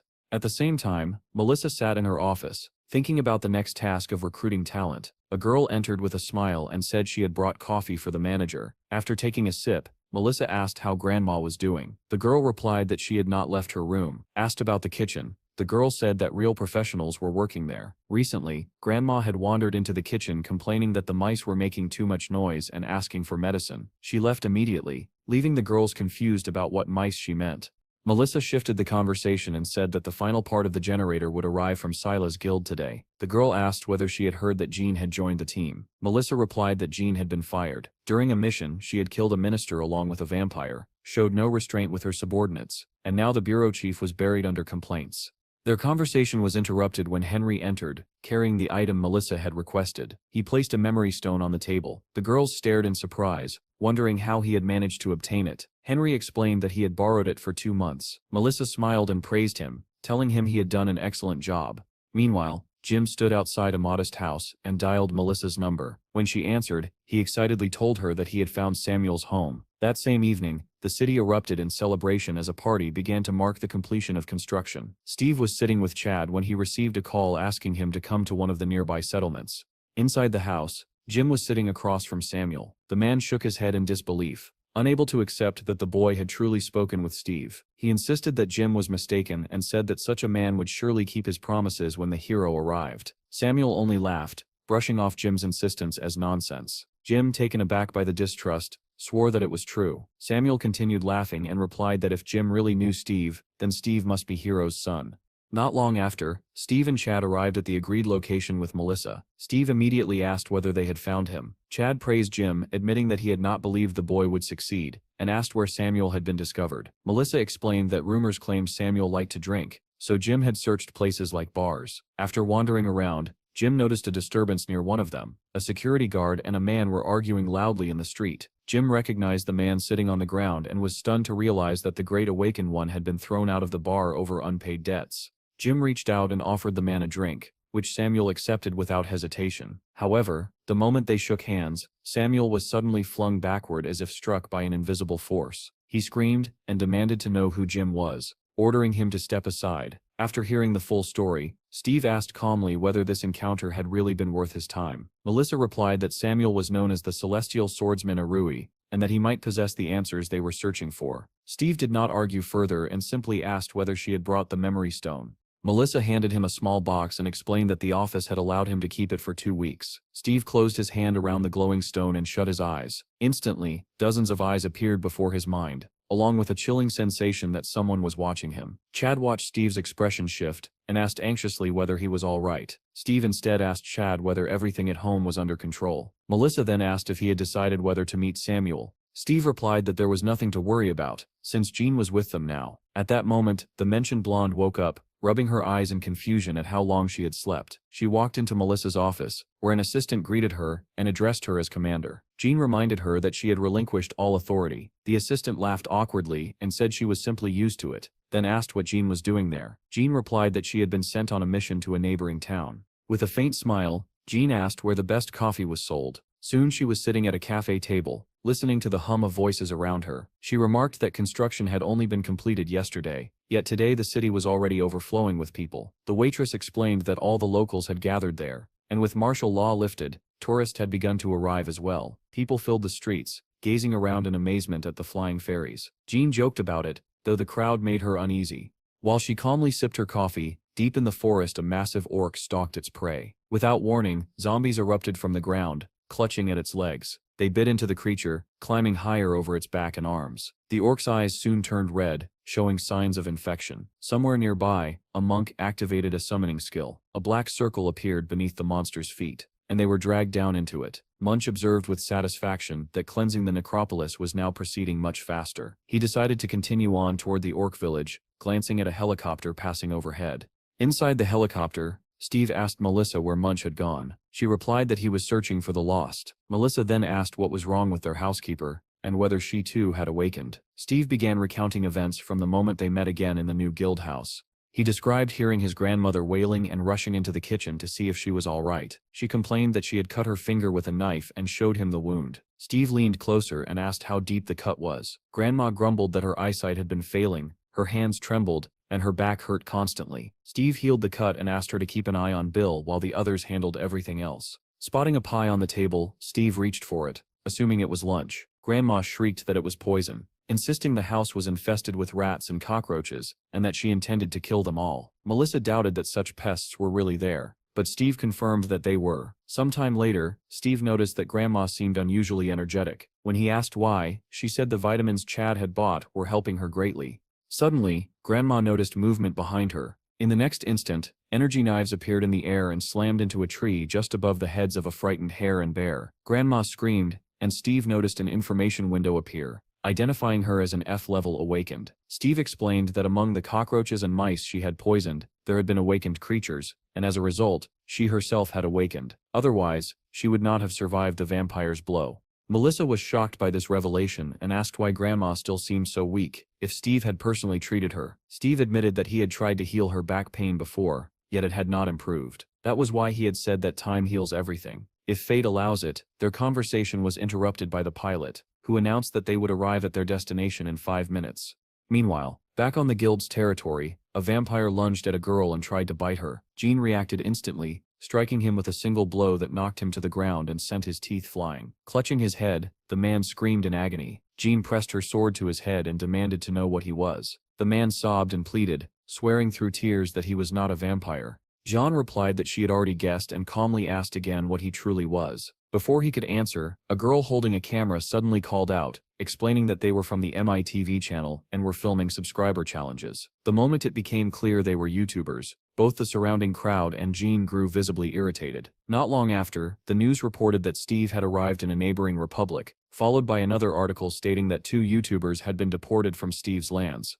Melissa later showed Steve a tablet displaying the news, pointing out that Jean had appeared on screen. She remarked that tourists would also need supervision and suggested appointing Jean as head of security. Soon, their car came to a stop. Pulling on her cap, Melissa warned that they would need to climb a bit and reminded them to stay cautious, as kidnapping for ransom was a real threat. They climbed the mountain trail for some time until Melissa suddenly shouted that she saw Jim. He greeted them enthusiastically and said that Samuel was already waiting. Samuel stared tensely at Steve, struggling to believe the man was truly standing before him. Jim cheerfully introduced Steve and Melissa, proving that he genuinely knew them. Samuel said he had been waiting and invited them inside, while Jim volunteered to fetch food. Soon the 3 of them sat facing each other in the room. Steve had expected to meet a drunk, but Samuel's eyes were sharp and clear. He asked why Steve had come. Samuel replied that he would join their guild if Steve killed one person for him. His gaze drifted as memories surfaced. He recalled drinking in a bar where people mocked Steve for supposedly running away. Suddenly, the crowd had erupted when an announcer declared that Steve had arrived at the stadium to fight Hero. Samuel had believed that all fighters who ended up in the Middlelands would tremble in fear, and that once the war on planet Kuchan ended, Earth would be enslaved. Then the announcer shouted that Steve was beating the champion, and the crowd roared for him to finish off the traitor. Samuel could not believe that Hero, who had survived the demonic world and risen to a high rank there, was losing. He watched in disbelief as Steve, transformed into a bear, defeated Hero. Now standing before Steve, Samuel repeated his request. Steve and Melissa stared at him in shock. Steve turned away and told Melissa that they were leaving. Samuel shouted after him that the man he wanted dead had killed his wife. He recalled how she had prayed with her dying breath, that at least their child would be saved. From that day on, Samuel said, the same nightmare haunted him every night. He had begged his wife's killer to spare their child, and in return he was ordered to forge thousands of swords. Samuel obeyed, pleading each time to see his daughter and know she was alive. Despite fulfilling his task faithfully, the killer never kept his promise. Samuel swore to his wife's memory that he would take revenge. From that moment on, only vengeance lived in his heart. Melissa asked if that was why he had fled to planet Kuchan. Samuel replied that the killer was still searching for him, and that no one could protect him. Steve asked who this man was that inspired such fear. When Samuel spoke the name Nathaniel, Melissa froze. Steve admitted he had never heard it before. Regaining her composure, Melissa said the request was impossible. Nathaniel belonged to one of the most powerful families on Kuchan, and killing him would bring annihilation at the hands of his allies. Steve smiled and said there was no need to worry, but Melissa insisted that things were not so simple. Steve then said that as a guild leader, he would help Samuel if he proved himself worthy. Samuel asked what that meant, and Melissa let out a heavy sigh. A faint glow surrounded Steve as he placed a bow on the floor. He asked Samuel what he thought of it. Samuel lifted the bow, remarking that handmade weapons were rare, then suddenly froze. He said it felt ancient, and asked to be more precise. Samuel explained that he knew of artifacts created 300 million years ago, yet he had never seen a bow like this. Steve was stunned, and Melissa asked if weapons had really existed back then. Steve wondered if the place he had once been might actually have been Earth. Samuel explained that it was commonly believed dungeon weapons originated from Kushan or Aruka, but his eyes did not deceive him. He said he could provide a deeper analysis once he developed the appropriate skills, provided he was guaranteed safety. He then asked Melissa why the government had destroyed all research centers in the early days of the disaster. She replied that she had not yet been appointed at the time. Samuel said that laboratories had been shut down and underground exploration banned, though he had managed to escape to Kushan. Steve wondered what the government had been trying to hide. Melissa suggested it might have been due to external pressure or a secret deal. Steve asked whether Toddler knew anything, but Melissa said he would never tell the truth. She added that Steve himself was likely part of the experiment. Steve admitted that this possibility explained the unease he had always felt. Samuel said he was not involved and would help if given time. Suddenly, a memory stone appeared in Steve's glowing hand. He tossed it to Samuel and told him to safeguard it, promising protection in return. Samuel caught it, his eyes lighting up gold. He recited the Middlelands warrior's motto about leaving a name in history and becoming legends. Melissa scoffed at it, but Steve liked the words. Samuel explained that the stone contained stories of Middle-earth warriors, an echo of the planet that preserved a hero's memories. Steve realized that the planet itself remembered and was watching him. Taking the stone back, he closed his eyes and concentrated. Once again, dozens of eyes appeared, but this time the text was clear. It stated that Earth 7 was watching him, and that his data was stored on Server 7. Steve opened his eyes abruptly and asked what Earth 7 meant. Samuel replied that he would learn in time. Steve smiled, realizing that Samuel had helped him identify the source of the question mark that had plagued him.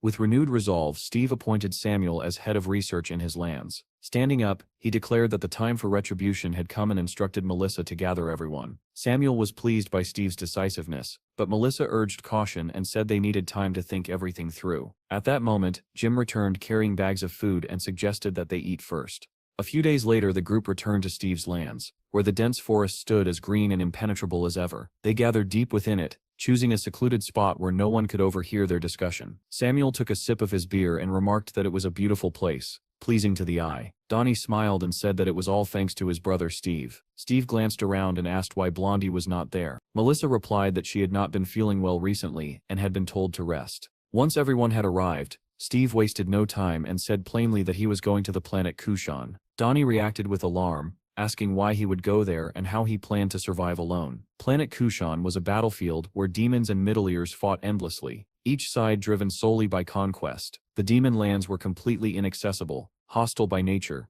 while the middle ears were aggressive and extremely powerful. Entering such a place without a guide would be suicide. Steve pointed calmly at Samuel and said that they already had a guide. Chad asked why they were going to Kuchan instead of Aruka, as originally planned. Samuel explained that the generator required an iron meteorite from Kuchan to function properly, but importing such material was strictly prohibited. Munch said he had heard of this meteorite before, while Donnie looked surprised. If it could not be transported, then it would have to be stolen. Samuel added that the failures in the Bloodstone generators were caused by flaws in the core defense system. When he had asked whether it could be opened, the engineers said that doing so would violate their contract. The only permanent solution was material from Kuchan. The mood instantly dropped as everyone realized that another dangerous task lay ahead. Steve grew irritated by their reaction and shouted at them to straighten up. Munch was the first to stand, declaring that he would go with Steve. He said that Kuchan had many strong fighters, and he wanted to search for martial arts manuals there. Jim rose next, saying it would be a great opportunity for a swordsman. Donnie followed, explaining that stealing was his specialty. Melissa remained silent, and Steve realized that he had not told them one important detail, that killing people might be unavoidable.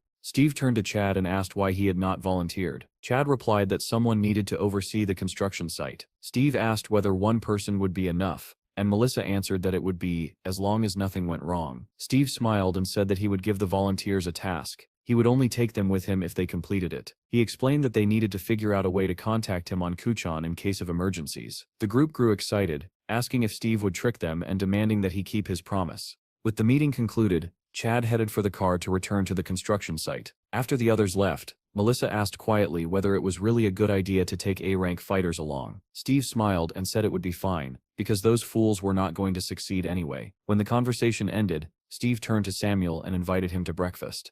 Soon, the two of them were sitting in a cafe. Steve asked why Samuel no longer drank alcohol. Samuel replied that since he held a high position now, he had given it up. After eating, he asked whether Steve gained spatial energy by killing monsters. Steve confirmed that this was how he leveled up. Samuel explained that on Kuchan, there were two paths of growth. The first was killing monsters, which the middle ears called feats. The second was mental cultivation, training to control the body's energy, known there as internal energy. At Steve's request, Samuel demonstrated. He placed a bottle of cola on his palm. The bottle trembled, then suddenly exploded, spraying liquid everywhere. Steve stared in shock, amazed by the display. Samuel explained that this level of power, known as dank, could be obtained through simple practice. On Kuchan, dank was as common as dust. Since most masters there were C rank or higher, there were even craftsmen of SS rank and above, dozens of them in every major family. Samuel revealed that their true target was Supreme Master Nathaniel, a man skilled in both internal and external energy, capable of shattering massive stones with a single strike. Steve was impressed, while Samuel was surprised that Steve remained calm. When asked about Nathaniel's rank, Samuel said that he was a triple I. Steve remembered that Hero, in his demonic form, had been an I rank. Even so, Steve said he was looking forward to the challenge. Samuel concluded that Steve was far stranger than he appeared and needed to be studied. Steve then asked why Samuel had been treated so harshly if he was once known as the Heavenly Sword. Samuel explained that his wife had been an aristocrat, and he had helped her family with construction projects. Those were the happiest days of his life, but they did not last. Kuchan was ruled by a rigid class system, and the marriage between a commoner and an aristocrat caused outrage. His wife and her entire family were executed. Only Samuel's reputation spared his life and their daughters. Even now, Samuel did not know whether his daughter was alive, and he lived only for revenge. Steve promised that he would help him take that revenge, and Samuel thanked him sincerely. Their conversation was interrupted when Jean arrived, looking for Steve. She sat down without a word and began eating. After a few bites, she turned to Samuel, who introduced himself. Jean placed her sword on the table and asked whether he had forged it. When Samuel took the weapon in his hands, his expression changed. He asked in surprise where the Iron Hornet had come from. He recalled a man on Kuchan who had begged him for a sword. As fellow countrymen, Samuel had given him one and told him to serve his homeland. Only afterward did he realize he had handed over the wrong blade. He chased after the man, but he vanished without a trace.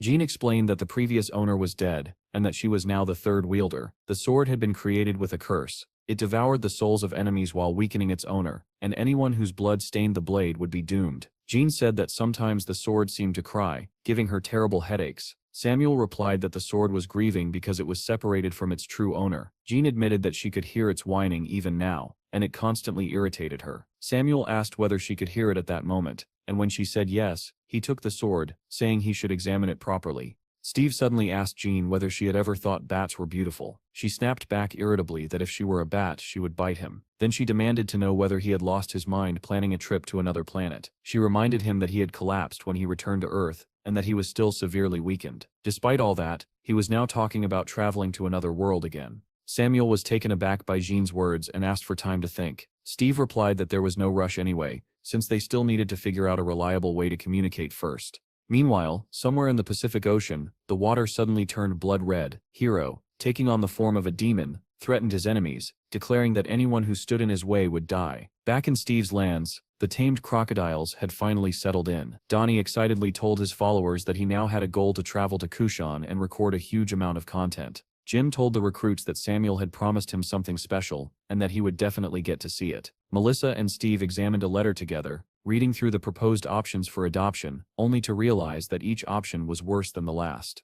Ideas began to fly. Jim suggested developing a telephone system. Donnie proposed building a communication station on a heap of scrap. Munch shrugged and suggested simply returning from time to time and calling when possible. Steve decided to consult the monk, and flew to the temple on a wyvern. Jumping down from the beast, he greeted the monk with a smile, saying it had been a long time since they last met. He asked about the state of the temple, and the monk replied that everything was fine. Children immediately swarmed the wyvern. One agile boy climbed onto its back and proudly declared himself a dragon knight. Steve watched with a smile as Munch asked whether his idea was not the best one after all, and wondered why Steve was not going to Kuchan yet. Billy approached and asked what they were playing, saying he wanted to join too. Steve explained that he was trying to figure out how to stay in contact while on Kuchan. Billy frowned and said it was a boring question, since he could just call. Steve pointed out that phones did not work there, and Munch confirmed it. The boys continued playing with the wyvern, begging it to breathe fire, until Billy suddenly looked at its coloring and claimed that he had made it all up. Several hours later, Steve was still at the temple when he received a call. Melissa told him that everything was ready. Steve summoned Pecky, and the dog appeared with words written across his face. "Brother, you are reading this." The sight delighted everyone. The people who had prepared the dog worried that the inscriptions might fade, but Melissa reassured them that they were made from the blood of a divine beast. A portal opened again, and Pecky jumped out with a sign proving that everything worked. The group was thrilled, yet slightly frustrated that such a simple idea had not occurred to them earlier. Soon after, Chad began shouting that it was madness to take the baby along. Billy needed to go to school, and he was barely even awake half the time. Samuel countered calmly, saying that Billy had awakened after only 3 internal energy practices, something possible only if the boy was a once-in-a-thousand-years genius. Even so, the others opposed sending Billy and suggested going themselves instead. Samuel intervened again, explaining that something was wrong with the boy. During training, he had looked into Billy's eyes and seen a deep longing for his mother, the same look Samuel once saw in his own daughter after losing her mother. Chad broke down in tears at those words, and the rest of the group fell silent, ashamed. Samuel warned that if this pain was ignored, Billy would eventually rebel. The thought terrified them. Samuel added that training on Kushan could help Billy seal that pain, and immediately the group began trying to persuade Chad. Steve finally stepped in and said that if they lived in fear forever, they would never reach the summit. A few days later, the Minister of Defense of a neighboring country received a request from Steve for access to the portal. Hearing this, the man recalled his earlier discussion about Steve with Professor Toddler. He asked whether it was true that Steve had destroyed a military satellite, and another minister replied that they were now demanding compensation. Toddler had advised against provoking Steve, suggesting instead that they gather useful information. Remembering this advice, the minister ordered the portal opened. With all preparations complete, Steve and his team stood on the launch pad. The others enthusiastically saw him off, jokingly asking him to bring back souvenirs. Jean suddenly hugged Steve and told him to be careful and not to pass out again. Chad hugged his son tightly, telling him to take care of himself and eat properly. As Steve and the others boarded the helicopter, everyone promised to watch over the house. Suddenly, Steve pointed into the distance and said that Hero was there. Instantly, everyone drew their weapons and took fighting stances. Billy burst into laughter, and the group realized they had been tricked. Soon the helicopter lifted into the air. Steve shouted for them not to mess things up, and they wished him a safe journey. Several hours later, the helicopter approached the red portal leading to planet Kushan. The bureau director demanded to know why the minister had allowed access, and the minister replied that it was wiser to be Steve's friend. As the group disembarked, the Secretary of Defense extended his hand to Steve, but Steve walked past him without a glance, leaving the man seething. Now standing before the portal, Billy stared at it in awe, captivated by its beauty. Just before entering, Samuel created 3 small spheres, and told them to swallow them. They would allow the group to understand and speak the local language. The boys obeyed. Steve asked Billy if he was ready, and the boy replied confidently that he always was. Samuel warned them that the area around the portal was an active battlefield and urged caution. They stepped forward and entered the portal. Steve awoke in darkness, confused and disoriented. As his eyes adjusted, he realized with a jolt that he was chained in an unfamiliar place. He tried to summon his status window, but it did not respond at all. Suddenly Steve remembered Samuel's warning that people who passed through the portal without proper preparation would experience a sharp decline in strength. Fragments of memory surfaced. After entering the portal, his consciousness had begun to fade, and he had summoned a wyvern in a daze. Why he was now alone, and where Billy and Samuel had gone, he could not remember. A voice came from the neighboring cell, sharp and hushed, telling him to keep quiet. Steve asked who he was. Reluctantly, the fair-haired young man replied that he was a Midlander. He called himself Ars, an exchange student from Earth, and said bitterly that he would never get out of this place. Steve refused to accept that. Gathering what strength he could, he gripped the massive stake embedded in the wall and began to pull.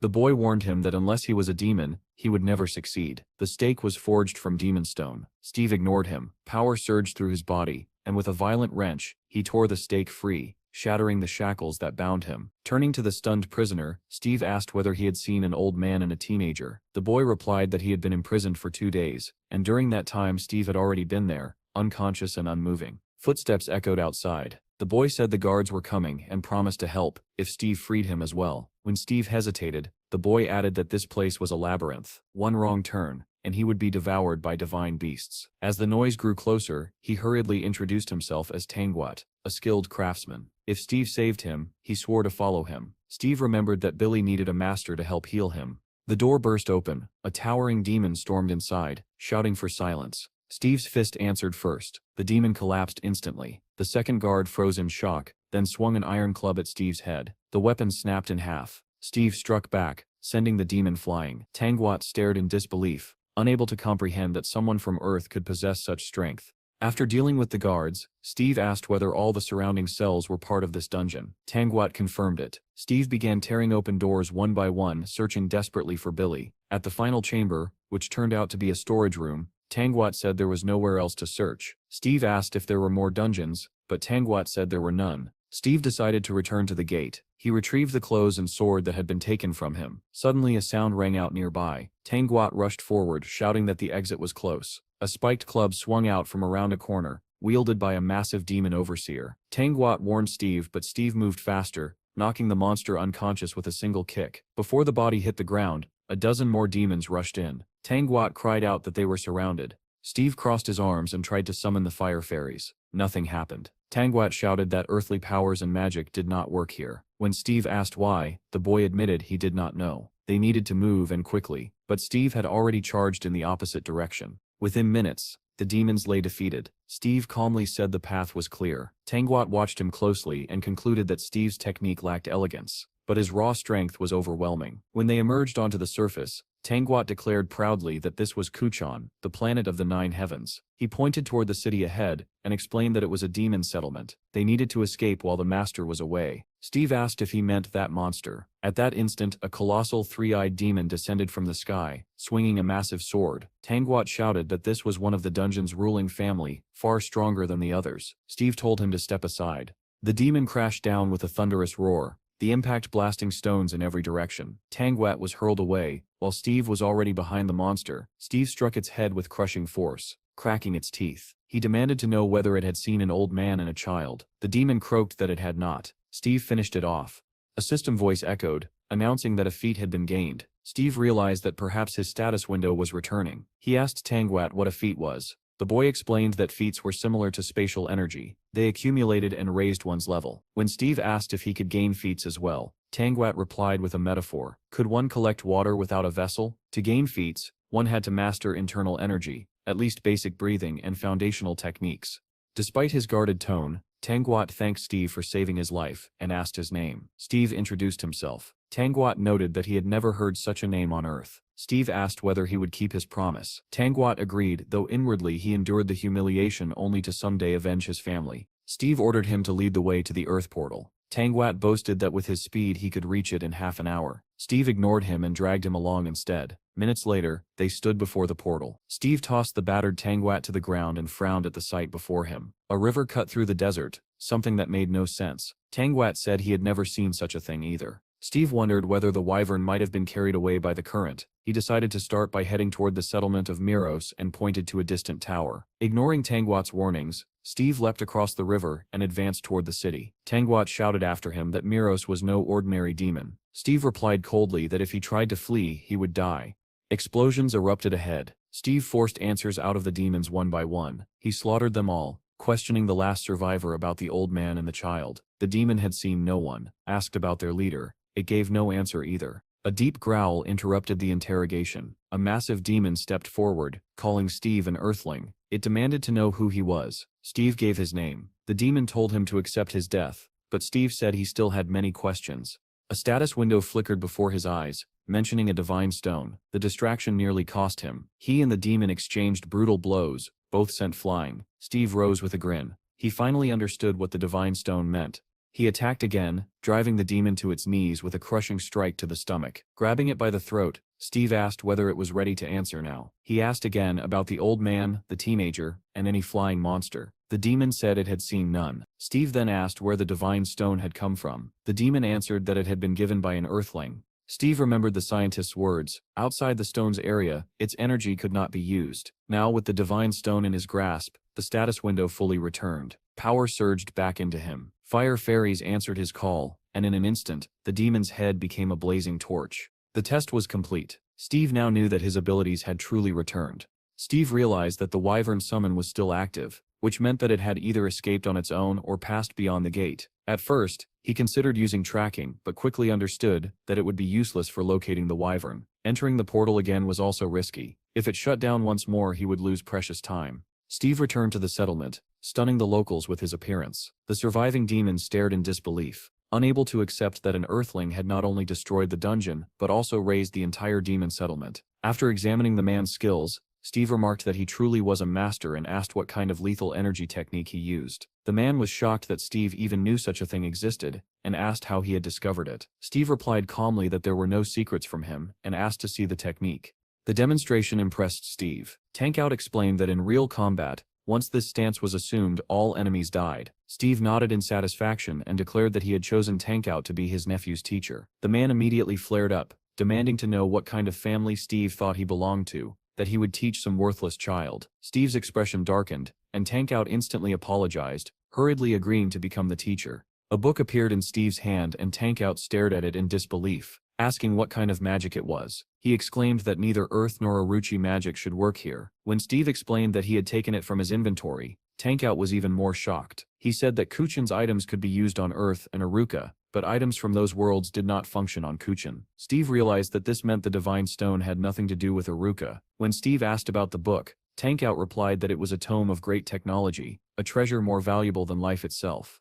The book dissolved in Steve's hand, and Tankout sighed in disappointment. Steve told him that he would return it later, but for now, Tankout needed to go to Earth and check whether Steve's companions had returned. Steve was about to throw him straight into the portal when he overheard a conversation about a wyvern and abruptly let go. Tankout fell into the water, flailing and screaming that he could not swim. A massive eagle suddenly grabbed him by the shoulders and carried him away. Steve's voice asked whether they were heading toward the snowy mountains, and Tankout answered that they were, recognizing his master's voice. After arriving at the correct location, Steve reverted to human form and dropped Tankout. Activating the tracking skill, he quickly located the wyvern, Samuel, and Billy. At that moment, a torrent of water burst down from the mountain, and Tankout asked in shock where it had come from. Realizing the danger, he warned Steve that a terrifying creature lived nearby, and that they needed to leave immediately. Steve ignored the warning and rushed into the cave to help the wyvern. Inside, he was confronted by a snow-white snake that was nearly 100 years old. The wyvern was already weakening under its attacks, but Steve changed the course of the battle with a single blow, sending the snake flying. Billy and Samuel shouted with joy, while Tankout stared in disbelief. Fire fairies surrounded Steve as he prepared to fight,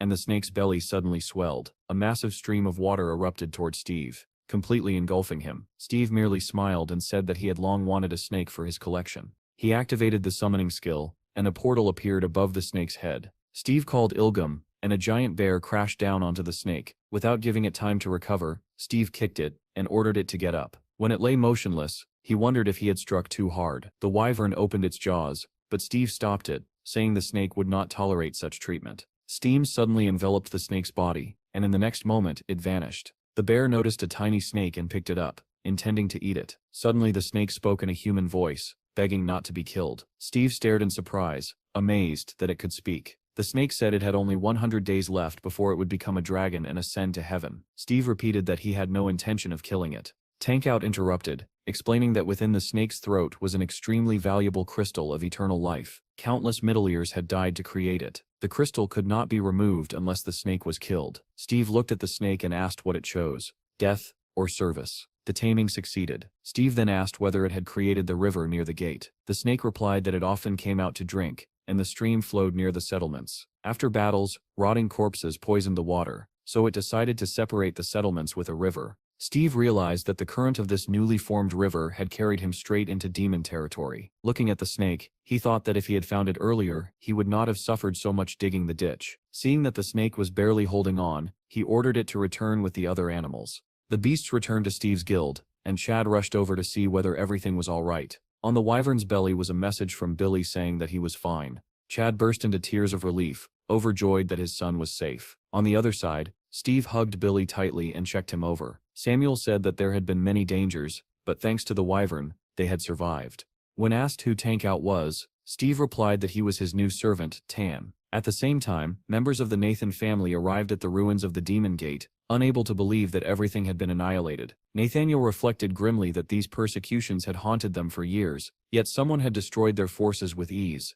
That night, the group lit a fire and prepared dinner. When Steve learned that he had been gone for 3 days, he was furious that they had not returned to Earth. Samuel explained that they too had been carried away by the current, but the wyvern had pulled them out. The demons, however, panicked and drove them back into the cave. Tankout added that everyone hunted celestial beasts and reacted violently to their presence. Steve introduced Tan to Billy, explaining that the boy would be his student. After the meal, Steve suggested beginning training immediately. Tan was displeased at the idea of teaching someone he considered worthless, but he stood up and told Billy to follow him. He planned to deceive Steve, thinking he could teach only basic breathing techniques. Tan promised Billy one technique, but soon noticed that the boy already possessed unstable internal energy. Tan asked whether Billy had already trained, because such power could not appear by accident. Billy answered that his mentor had taught him, and pointed to Samuel. Taking Billy's hands, Tan sent a small flow of internal energy into him. He saw that the boy was astonishingly pure, able to accept martial arts like a newborn. Tan finally understood that Billy possessed an innate talent for controlling internal energy. This child could become the future of the Tang family. Yet there was another volatile energy flowing through Billy's veins. If it could not be controlled, it would eventually destroy him. Tan declared that he had changed his mind and would teach Billy everything he knew. But since his family was closed, he could not simply teach an outsider. He announced his decision to adopt Billy, and invited him to come with him. The next instant, Steve struck him. Tan was sent flying by the force of the blow. Steve glared at him and said angrily that he had saved him for nothing. Instead of teaching properly, he was wasting time with absurd proposals. Billy laughed as he watched Steve kick the unconscious Tan aside. To him it was funny, but more than that, it confirmed what he had always believed. His uncle was truly strong. Billy barely remembered his mother, yet he never felt deprived of a father's love. Still, his father was always bruised, weighed down by thoughts of money, hiding away to cry because he believed himself weak. From a very young age, Billy knew he did not want to become like him. One day, his father's brother appeared, and at first, he seemed just as weak. But when that man turned into a demon and was beaten by Steve, everything changed. Steve proved that he was the strongest on Earth. To Billy, his uncle was the strongest of all. From the moment Steve entered his life, everything began to shift. Billy wanted to become strong too, but instead he was sent to school, a place where strength could never be forged. Then at last, his chance came. When Samuel joined the guild, he taught Billy how to sense and use energy. Billy liked the feeling immediately. He asked whether he could become stronger, and Samuel told him that to do so he would need to go to Kuchan and find a true teacher. When they passed through the portal and Steve collapsed, Billy was shocked. His uncle had always been a Superman in his eyes. Yet if martial arts could make him even stronger than Steve, then Billy would surpass him. He decided then that he would become the strongest man in the universe. By morning, they set out again. Tan suggested finding something to eat, and Billy asked for fish. When Tan asked how Steve had fallen asleep the night before, Steve replied casually that he had simply passed out while teaching Billy. Tan turned to Samuel and asked whether he had trained the child and what his name was. Samuel smiled and said that he was not a warrior, only a metal smelter. He had retired long ago and was now trying to reclaim lost time. Tan asked Samuel to examine his daggers, explaining that he had not visited a blacksmith in a long while, and that the blades had dulled. He then asked why they had come to Kuchan. Since it clearly was not just to find a teacher, Steve answered that he wanted to see the planet's memories and take revenge. Before Samuel could stop him, Steve added plainly that he intended to kill Nathaniel. Tan immediately warned him to keep his voice down. If someone from the Miram Union heard this, they would be forced into battle. Steve replied coldly that Tan must be eager to die if he spoke so freely. Tan quickly apologized, insisting he had not meant it that way. He explained that Nathaniel had become head of the Miram Council a year earlier. He guessed that Samuel held a grudge against him, and Samuel did not deny it, admitting that Nathaniel had once been his master. Only then did it dawn on Tan who Samuel truly was. Samuel confirmed it calmly. He had once been known as the Heavenly Swordsman of the Nathan family. Tan was stunned, realizing that a living legend stood before him. Samuel turned to Steve and urged caution. Any disturbance could ruin their plans. Steve, however, was unconcerned. Hearing the sound of rushing water, he suggested going to catch some fish. As they walked, discussing the surrounding landscape, Samuel asked whether the Tang family belonged to the Miram Union. Tan replied that they were not part of it at the moment, but he could not reveal the reason. Tan then asked why Steve sought the planet's memories, sensing that it was more than idle curiosity. Samuel answered that Steve was searching for himself, and those memories would help him find his true essence. Several hours later, they reached a waterfall, and Steve began fishing. Tan recalled how, after the Heavenly Swordsman appeared, the Nathan family began collecting feats and rose rapidly. He hoped his own family might one day experience such a rebirth, and reminded Samuel about the blades he had promised. They failed to notice two people passing nearby, and even when they did, they chose not to act. There was no time. Beneath the waterfall, inside a gazebo, several people were gathered, discussing Cheslov's upcoming wedding. One man asked them to stop, complaining that such adult topics gave him a headache. At that moment, guards ordered Steve to stop if he valued his life. Steve replied calmly that he had not come to fight and asked whether this was their territory. The guards ignored him and prepared to attack, when a voice suddenly shouted for them to stop. Cheslov greeted the visitor from another planet with a smile and offered him a drink on such a fine day. Steve accepted happily and followed him into the gazebo, where Cheslov said the other guests would also be pleased to see him. A guard muttered that Steve could be dangerous but followed nonetheless. Steve immediately began eating with enthusiasm. Cheslov remarked that Earthlings often wandered through these parts. He introduced himself as the grandson of the Chess family, mentioning that his grandfather was the famous warrior Manhwa. Steve repeated the name while eating, saying the food was incredibly delicious. The people at the table were amazed by his appetite and joked that both Earthlings and demons were uncultured. Seeing how hungry Steve was, Cheslov offered him wine. A beautiful girl stepped forward and filled his glass. Steve drank it in one gulp, and said with satisfaction that it was not bad. The guests admired his boldness and offered him more. Suddenly, shouts erupted from the street. Two bandits had attacked the guards and already killed several of them. The guests panicked, realizing the bandits' skills surpassed those of the guards. One guard pointed his sword at Steve and demanded to know if the attackers were his accomplices. Steve asked who he meant, and with his mouth full of food, answered honestly that he was seeing them for the first time. He gathered more round pies, calling them manti, and muttered that he knew nothing about any robbers. One guard prepared to strike, but another stopped him, saying that such a fool could not possibly be dangerous. The bandits demanded that Cheslov come with them, threatening to kill everyone otherwise. People tried to stop Cheslov, warning him not to trust such scum. Cheslov stepped forward and asked which family they belonged to, and why they bore a grudge against him. As the guards urged him to step back, Steve suddenly appeared in front of the bandits, thanking Cheslov for the meal. He said he was full but would gladly enjoy this next course as well. One bandit blocked his path and asked whether those people they had seen earlier were his companions. He sneered that since Cheslov refused to cooperate, everyone would die, including the Earthlings, and launched his attack. He never had time to draw his sword. Steve struck him first, smashing his nose and sending blood spraying. Steve frowned, more upset about being interrupted while eating than anything else. The second bandit realized Steve was fast and hurled smoke bombs to blind him. As the smoke spread, the man charged, declaring that today was not Steve's day. The next moment, Steve slammed him headfirst into the ground, silencing him instantly. The guards stared in shock. Two powerful bandits had been defeated with ease. They were stunned by Steve's monstrous strength. Steve calmly checked his manti, then announced that he was in a good mood today and would let them live. With that, he walked away, utterly unconcerned. Suddenly, Steve's companions emerged from the forest, and Billy waved enthusiastically at him. Steve asked why they had not waited, and Tan questioned why Steve was here instead of fishing. Steve replied that he had taken care of some business, and said they could leave now, handing Billy a bag filled with treats. They did not have time to depart. Cheslov suddenly dropped to his knees and asked how he could possibly let his benefactor leave like this. Steve calmly asked what he was expected to pay. Cheslov bowed deeply and said that he could not allow his savior to go without repayment. Samuel leaned in and quietly explained that this was a typical custom among the noble families of the Middle Earth. Tan confirmed that this was exactly what was happening and suggested they leave immediately. Cheslov insisted that his family would serve them the finest fish dishes they would never taste on Earth. At those words, the Earthlings froze, tempted. Tan urged them to go, but Samuel and Billy began persuading him to stay and try the food. Steve then asked Cheslov whether their settlement had historical memories stored in a forge. Cheslov replied that their settlement was built around a memory stone and possessed excellent forges. Steve concluded that this place had everything they needed,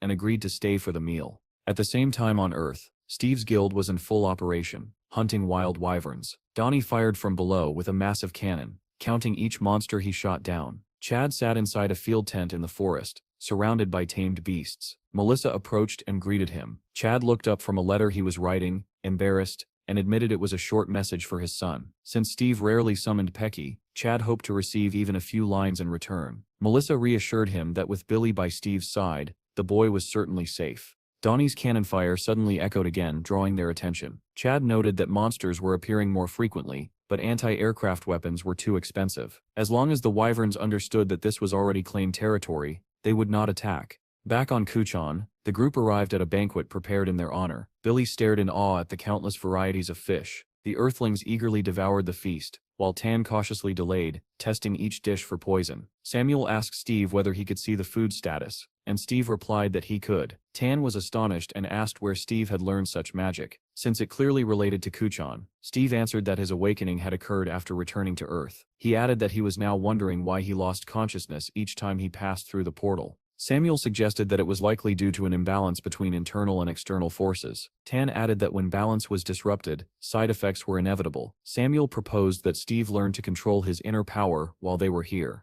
Cheslov soon entered and asked whether the meal had pleased them. The group praised the food, and Billy immediately asked for more. Cheslov introduced the settlement's manager and said he could be contacted for any needs. Steve requested a forge. Cheslov replied that since they had a skilled blacksmith among them, something had already been prepared. The manager placed a suitcase on the table and announced that it contained a gift, a purified meteorite. Tan immediately recognized the exceptional quality of the alloy produced, using advanced techniques. Samuel understood at once that Cheslov was attempting to settle his debt in this way. As if hearing his thoughts, Cheslov said that such stones were not worth a life and asked them to accept the gift. Steve examined the meteorite and asked if it was truly valuable. Tan replied that it was so precious that accepting it would be equivalent to owing a great debt. Suddenly Steve's hand glowed and a pile of shining stones appeared on the table. Cheslov and the manager stared in shock. Tan asked if it was meteorite ore, and could not comprehend where so much of it had come from. Steve said calmly that he was far more interested in viewing their historical memories.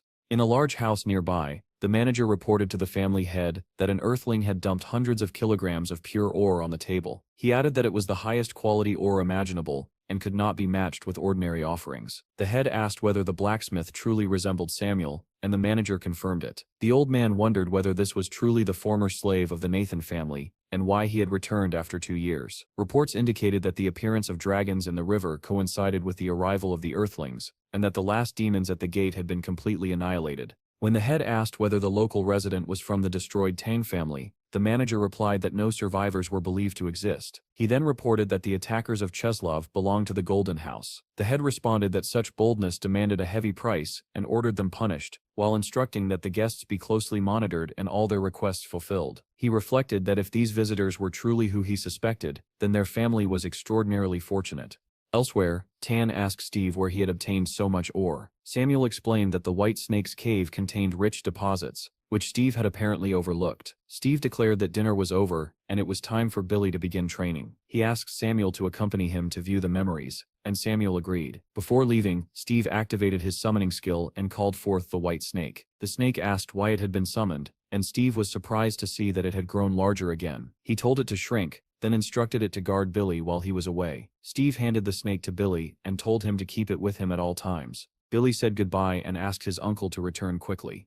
The manager appeared and said he would escort them. They walked silently along the fortified walls. Steve remarked that such walls explained the absence of tourists. The manager replied that they were necessary for protection. The memory archive was located in a massive building at the center of the settlement, which also housed the head's office. Steve asked why they were being taken there, and Samuel explained that they needed to meet the family leader first. Since the head had not come personally, the guests were expected to present themselves. Another foolish rule. They were seated at a table, served tea, and left waiting. Steve asked whether Cheslov's grandfather was the head of the family, and Samuel confirmed it. An hour passed. Samuel finally slammed his fist on the table and stood, saying they were leaving. Steve asked what was wrong, and Samuel replied angrily that they were being deliberately slighted. Steve understood and suggested ignoring it and going to see the memories instead. At that moment, the doors swung open. The family head entered, accompanied by Cheslov. The group turned in surprise. Cheslov introduced Steve as the Earthling who had saved him from a powerful family. The head addressed them, apologizing that work had delayed him and admitting that they had been unintentionally discourteous. Steve did not stop. He walked straight past the man, stating calmly that this treatment was indeed disrespectful. Cheslov called after him anxiously,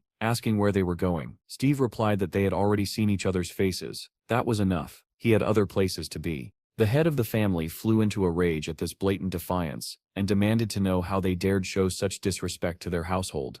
Cheslov tried to calm his grandfather's anger before preparing to catch up with the guests. The old man, still visibly irritated, demanded to know how Cheslov felt about the disrespect that had been shown. The boy hesitated, then explained that the visitors were from Earth and did not understand the customs of this world. Although the grandfather claimed he would let the matter go, he made it clear that it was only because the situation had already caused enough damage to his grandson's life. His attention then shifted to the second grandson. He questioned whether the other boy was truly the same blacksmith they had heard about and immediately ordered their own craftsman to verify it at the forge. Then, to everyone's shock, he gave an even harsher command. A dove was to be sent to the Saul family as a warning, a lesson meant to remind the outsiders of their place. Cheslov was stunned, realizing that his grandfather was invoking the authority of the legendary elder of the Ice Palace. He tried to protest, but the old man dismissed him coldly, insisting that ignorant earthlings needed to be taught properly. Elsewhere, Samuel found himself wondering whether Steve's strength truly justified his bold and reckless behavior. As they continued their journey, Steve asked how much farther they had to go. Their guide reassured him that they were close and explained that beyond the gate lay a special stone. Once touched, it would reveal memories. When they finally arrived, Steve stepped forward without hesitation. Following Samuel's instructions, he reached out and touched the stone. However, instead of visions, he was met with a strange message. The access code does not exist. Confused, he turned back and questioned Samuel, who frowned and admitted he had never encountered such a requirement. Normally, one simply touched the stone and felt its energy. At that moment, Steve recalled Tankout's earlier words about the Chai Core, and realized that something within him was missing. Samuel concluded that Steve would first need to learn martial arts properly before he could interact with such energy. Steve agreed, though with a grin, knowing that meant training under Bill. Back at the training grounds, Tankout was already pushing Bill hard, demonstrating a new technique. To his astonishment, Bill replicated it perfectly on his first attempt. The teacher was stunned. He had known the boy was talented, but this level of mastery was beyond expectation. Praising him, Tankout declared that to pass the next test, Bill would need to strike a target using 2 blades. However, when they went to retrieve the weapons, one of the blades was missing. Suddenly, Steve appeared behind them, casually asking about the blade stuck in Tankout's back. Panic erupted. Tankout could not understand how it had happened, and believing himself fatally wounded, collapsed. When he regained consciousness, he found himself in a different place entirely, unharmed. Steve stood nearby and calmly explained that he was not dead. Then, without hesitation, Steve demanded to be taught martial arts. Tankout, still shaken, questioned why someone with such incredible healing abilities would need Chai techniques at all. At first he refused, but Steve reminded him that his life had just been saved. Faced with an impossible choice and an even more frightening threat, Tankout reluctantly agreed. Though he insisted on a bizarre condition, Steve had to call him Daddy. Training began immediately, but Steve quickly grew frustrated. Despite practicing, he felt no change within himself. Tankout was confused. He could clearly sense energy flowing through his own body, so how could someone as powerful as Steve feel nothing? Unable to explain it, he admitted that he had trained since childhood, and did not know how to guide someone starting from nothing. Steve, growing impatient, ordered him to find a solution. The group headed to the market in search of guidance. Tankout suggested beginner manuals on chi circulation, and before long Bill spotted a suitable shop. Inside, the seller greeted them and offered a recently acquired book titled The Principle of the Foundations of Three Energies, which explained the basics of Kyuchan martial arts. He also recommended a second book, claiming it contained the secret to slaying a dragon in 3 blows. When Tankout heard the price, he immediately tried to leave, but Steve was undeterred. Lacking local currency, he proposed to trade it instead. Summoning a sword from the Miros tribe, he offered it in exchange. The seller's eyes lit up with excitement, and he eagerly accepted.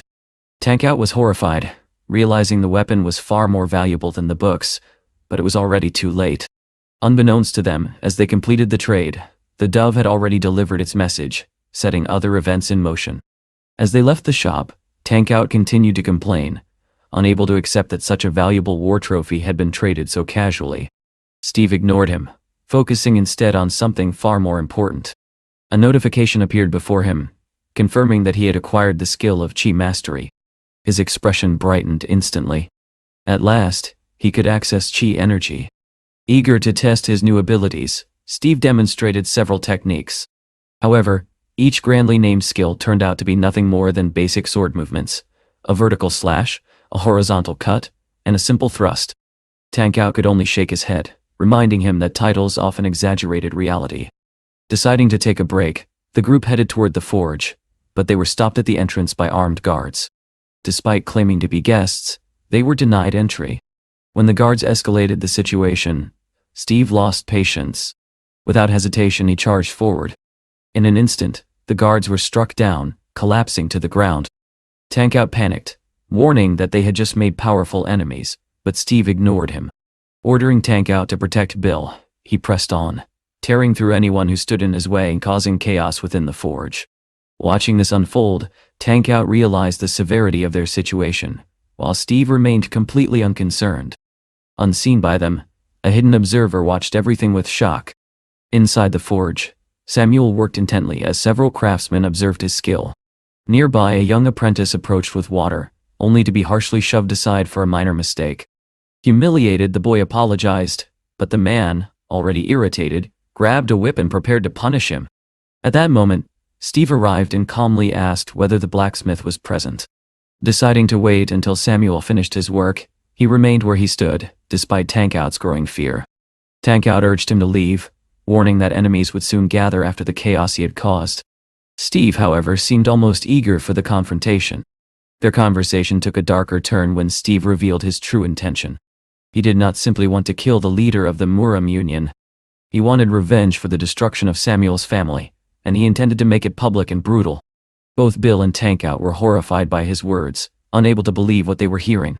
Meanwhile, the frightened apprentice, who had overheard everything, stood frozen in fear. Suddenly, a voice rang out from behind them, sharp and hostile. Someone stepped forward and demanded to know who they were. At the same time, one of the blacksmiths declared with grim satisfaction that from this moment on, anyone who entered without permission could be killed without hesitation. At that moment, the apprentice hurried back to the forge, anxious that he might be late. As he ran, the memory of how the hero had dealt with the blacksmiths replayed vividly in his mind. Steve, however, showed no concern. He remarked that he had spared the unarmed blacksmith, then casually turned to Tankout and asked what message should be delivered to the man's employer. Tankout only shrugged, questioning why he should care at all, while Bill's confident voice cut in, suggesting they let the man keep his pride. When the group entered the forge, Samuel looked up in surprise, clearly not expecting them to return so soon. Steve spoke with him calmly, asking how long the work would take and assuring him not to worry about anything. He even told Samuel to call for food if he grew hungry. Samuel, exhausted, simply asked for water, calling for Vinar as his throat had gone dry. Tankout, however, could not relax. He warned that enemies might already be closing in, and suggested they should leave immediately. In that same instant, his instincts proved correct. Without hesitation, he launched a kunai using his technique. Gush! The blade struck its target cleanly, and a hidden spy collapsed to the ground. Tankout grimly explained that this was only the beginning, a scout sent ahead of a much larger force. Steve understood the danger at once. Poison and hidden weapons were a real threat, and staying in one place would only make them vulnerable. He announced that he would leave briefly to strike from the enemy's rear and ordered Tankout to stay behind and protect everyone. Before anyone could question him further, he was already gone. Meanwhile, the blacksmith whom Steve had spared recounted everything that had happened. His story caused immediate panic. An old man burst into the room, shouting that a disaster had occurred. Cheslov frowned, demanding an explanation, and the report came swiftly. Steve had killed 2 blacksmiths, and openly warned the family's leader not to act arrogantly. The reaction was immediate and furious. One of the family members declared that such an insult could not be ignored, as it would destroy the reputation of their house. Orders were given at once. The Yang Sword Squad was summoned and preparations began to gather an army and surround the forge. The leader even declared that a bounty would be placed on Steve's head. Hearing all this, Cheslov felt a deep sense of dread, realizing that events were unfolding exactly as he had feared. Yet the tension shifted when it was revealed that the blacksmith in question possessed extraordinary skill, rivaling that of a heavenly swordsman. The leader's anger turned into ambition, declaring that this was their chance to carve their name into history. At that very moment, something strange occurred. A cat calmly walked into the hall, drawing everyone's attention. Without hesitation, it leapt onto the table, surrounded by a faint distortion of space itself. In an instant, the cat transformed back into Steve. His expression hardened as he raised his fist, his voice low and dangerous as he questioned how anyone dared to place a bounty on him. The room erupted into chaos. Guards rushed forward to protect their leader, but Steve moved faster. He struck without hesitation, overpowering them effortlessly. One guard was thrown with such force that he smashed through a wall. Others were restrained by thick vines that appeared at Steve's command. The leader's confidant attempted to fight back, drawing his blade in fury, but he was defeated just as easily, knocked aside with a single blow. Then the leader himself joined the battle, attempting to strike Steve from behind. The attack failed. Steve avoided it with ease, and appeared behind him in the next instant, delivering a powerful kick that shattered the floor beneath the man's feet, and sent him crashing down. Before the leader could recover, Steve was already advancing for the finishing blow. Desperate, the old man unleashed his technique, lightning flurry. Their attacks collided with tremendous force, the impact shaking the very space around them. The old man shouted that such power could not be endured, but Steve replied coldly that it was not him who was struggling to endure. In the next instant, the old man's arm gave way under the pressure. An explosion followed, fire spreading through the building as the clash reached its peak. When the smoke cleared, Steve stood victorious over his defeated opponent. Cheslov could no longer remain silent and cried out for his father. The leader, barely conscious, could only think one thing as he looked at Steve. Who was this man?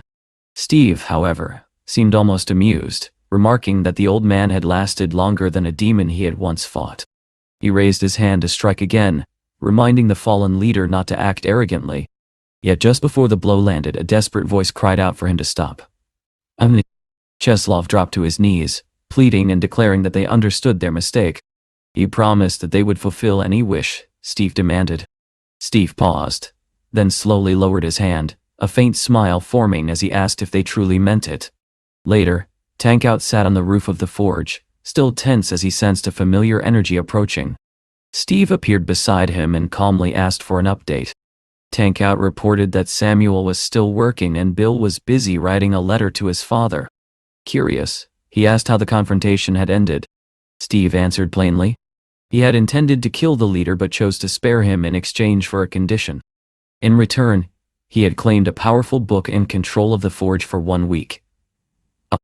Tankout immediately recognized the book as a rare technique known as the 7 Lightning Storm.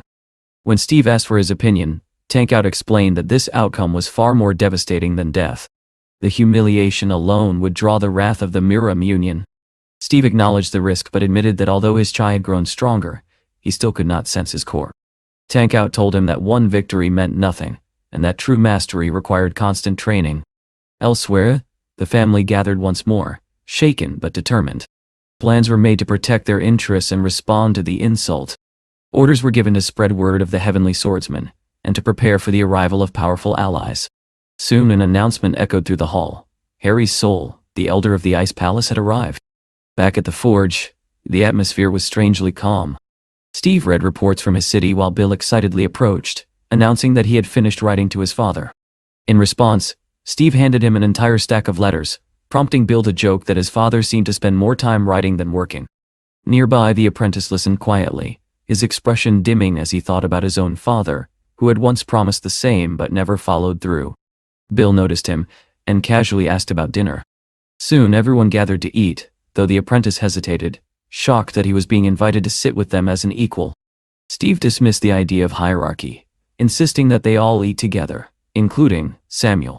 Watching this scene unfold, Tankout remained uneasy, still expecting enemies to appear at any moment. Yet Steve seemed completely at ease. Noticing Tankout's tension, he simply suggested that he stop worrying and join them for a meal. For the first time, Tankout found himself unsettled not by danger, but by how calm Steve remained in the face of it. Suddenly, a powerful explosion echoed from the direction of the castle. Steve turned toward the sound at once, while the dog beside him bristled and growled in warning. Through the fading smoke, a tall figure emerged, his presence heavy with power. Tankout immediately sensed it, and recognized the unmistakable aura of ice energy. Even before the smoke fully cleared, he had already begun to suspect who stood before them. When the figure finally stepped forward, he demanded loudly to know which of them was Steve. Without even standing up, Steve casually raised his hand in response. Tankout tensed instantly, his instincts screaming that this opponent was far beyond ordinary. One wrong move could mean death. The man introduced himself through his arrogance alone. This was Harry, the elder of the Ice Palace. He looked at Steve with visible disappointment, remarking that he had expected a worthy opponent, not a mere boy. Steve's expression hardened, and he demanded to know what he had just said. Harry only laughed, calling him a weakling. An older man nearby tried to intervene, warning Harry not to underestimate Steve, and suggesting they wait for reinforcements. Harry's expression darkened at the suggestion. He coldly asked if the man intended to humiliate him, and the warning was immediately withdrawn in fear. Harry then declared that anyone who dared follow him into this fight would be killed. Turning back to Steve, he offered him a chance. He would allow him 3 free strikes. Tankout quickly explained the situation, urging Steve to be careful, and reminding him that Harry's attacks could freeze anything they touched. Steve did not hesitate. In the next instant, he vanished in a blur, and appeared in front of Harry, striking him across the face with incredible speed. Tankout froze in shock. Harry had not even attempted to dodge. Steve smirked and casually asked, "Ice, you said?" as if mocking the warning. Harry staggered, stunned. He had not even seen the movement. Steve shrugged, claiming he had only hit him lightly, while Harry struggled to comprehend what had just happened. Trying to regain control, Harry admitted that Steve was faster than he appeared, but before he could react further, Steve struck him again, sending him flying. Fear began to creep into Harry's voice as he demanded that Steve stop. Ignoring him, Steve delivered a third slap with the same casual ease. Realizing brute force alone would not be enough, Harry activated his ring and summoned 6 spheres of ice around Steve. The air itself turned deadly. Harry commanded the spheres to attack, while Tankout shouted for Steve to escape. At the same time, Harry extended his hand and unleashed another technique, conjuring sharp ice thorns. Steve reacted instantly. Leaping into the air, he attacked from above, forcing Harry to defend himself with an ice shield. Yet even that was not enough. With nothing but his bare hands, Steve tore through the frozen barrier, shocking Harry completely. Counterattacks struck, sending him crashing back once again. Analyzing the technique mid-battle, Steve realized that Harry was drawing moisture from the air itself to form his ice. Harry, now desperate, activated another ability, Dragon Scale, attempting to overwhelm him. Steve flipped through the air to avoid the attack, but Harry assumed that he would be vulnerable mid-air. He was wrong. In the next moment, Steve transformed into a falcon and accelerated, dodging effortlessly even at that height. Harry stared in disbelief, unable to understand what he was facing. Steve returned to the ground, summoned a weapon from his inventory, and even complimented Harry's creativity. Harry responded by forming an ice sword of his own. The two clashed, their blades colliding in rapid succession. However, Steve's weapon began to freeze and crack under the effect of Harry's power. Tankout, watching in fear, reminded him that anything touched by those attacks would turn to ice. Harry smiled, convinced that victory was within reach. Steve, however, only chuckled. He asked if Harry truly believed that was his only weapon. Before Harry could react, Steve recalled a simple truth he had learned earlier, that true mastery lies in simplicity. In a single decisive motion, Steve unleashed the Golden Dragon technique, channeling his energy into a clean, precise strike. The attack was so fast that Harry did not even realize what had happened. His body split in two before he could comprehend it. Silence fell. Steve pulled his blade free as Harry's body collapsed at his feet. Resting the sword on his shoulder, he declared calmly that anyone who lived by the sword would die by it. From a distance, a hidden observer noted how such a simple technique had achieved such overwhelming results, while Tankout stood in stunned disbelief. The greatest master of ice had been defeated so effortlessly. Inside the nearby hall, the leaders struggled to accept the news. They could not believe that Harry had fallen, yet the observing ninja confirmed it. The battle had ended with absolute superiority on Steve's side. Fear spread among them as they began to consider their next move. Meanwhile, Steve showed no concern at all. Cheerfully, he remarked that he wanted another fight and casually mentioned retrieving Harry's body before heading off for lunch. When this message was relayed, the leaders felt the weight of humiliation. They concluded that facing him directly would be suicide and decided to wait for reinforcements instead. Later, on the roof of the forge, Steve and Tankout discussed the mystery of his power. Despite gaining strength, Steve still could not sense his core. Tankout examined him carefully and arrived at a shocking conclusion. Steve did not possess a normal body. Instead, he had an ethereal one. He explained that such a body allowed Steve to interact with all forms of energy and matter without limitation.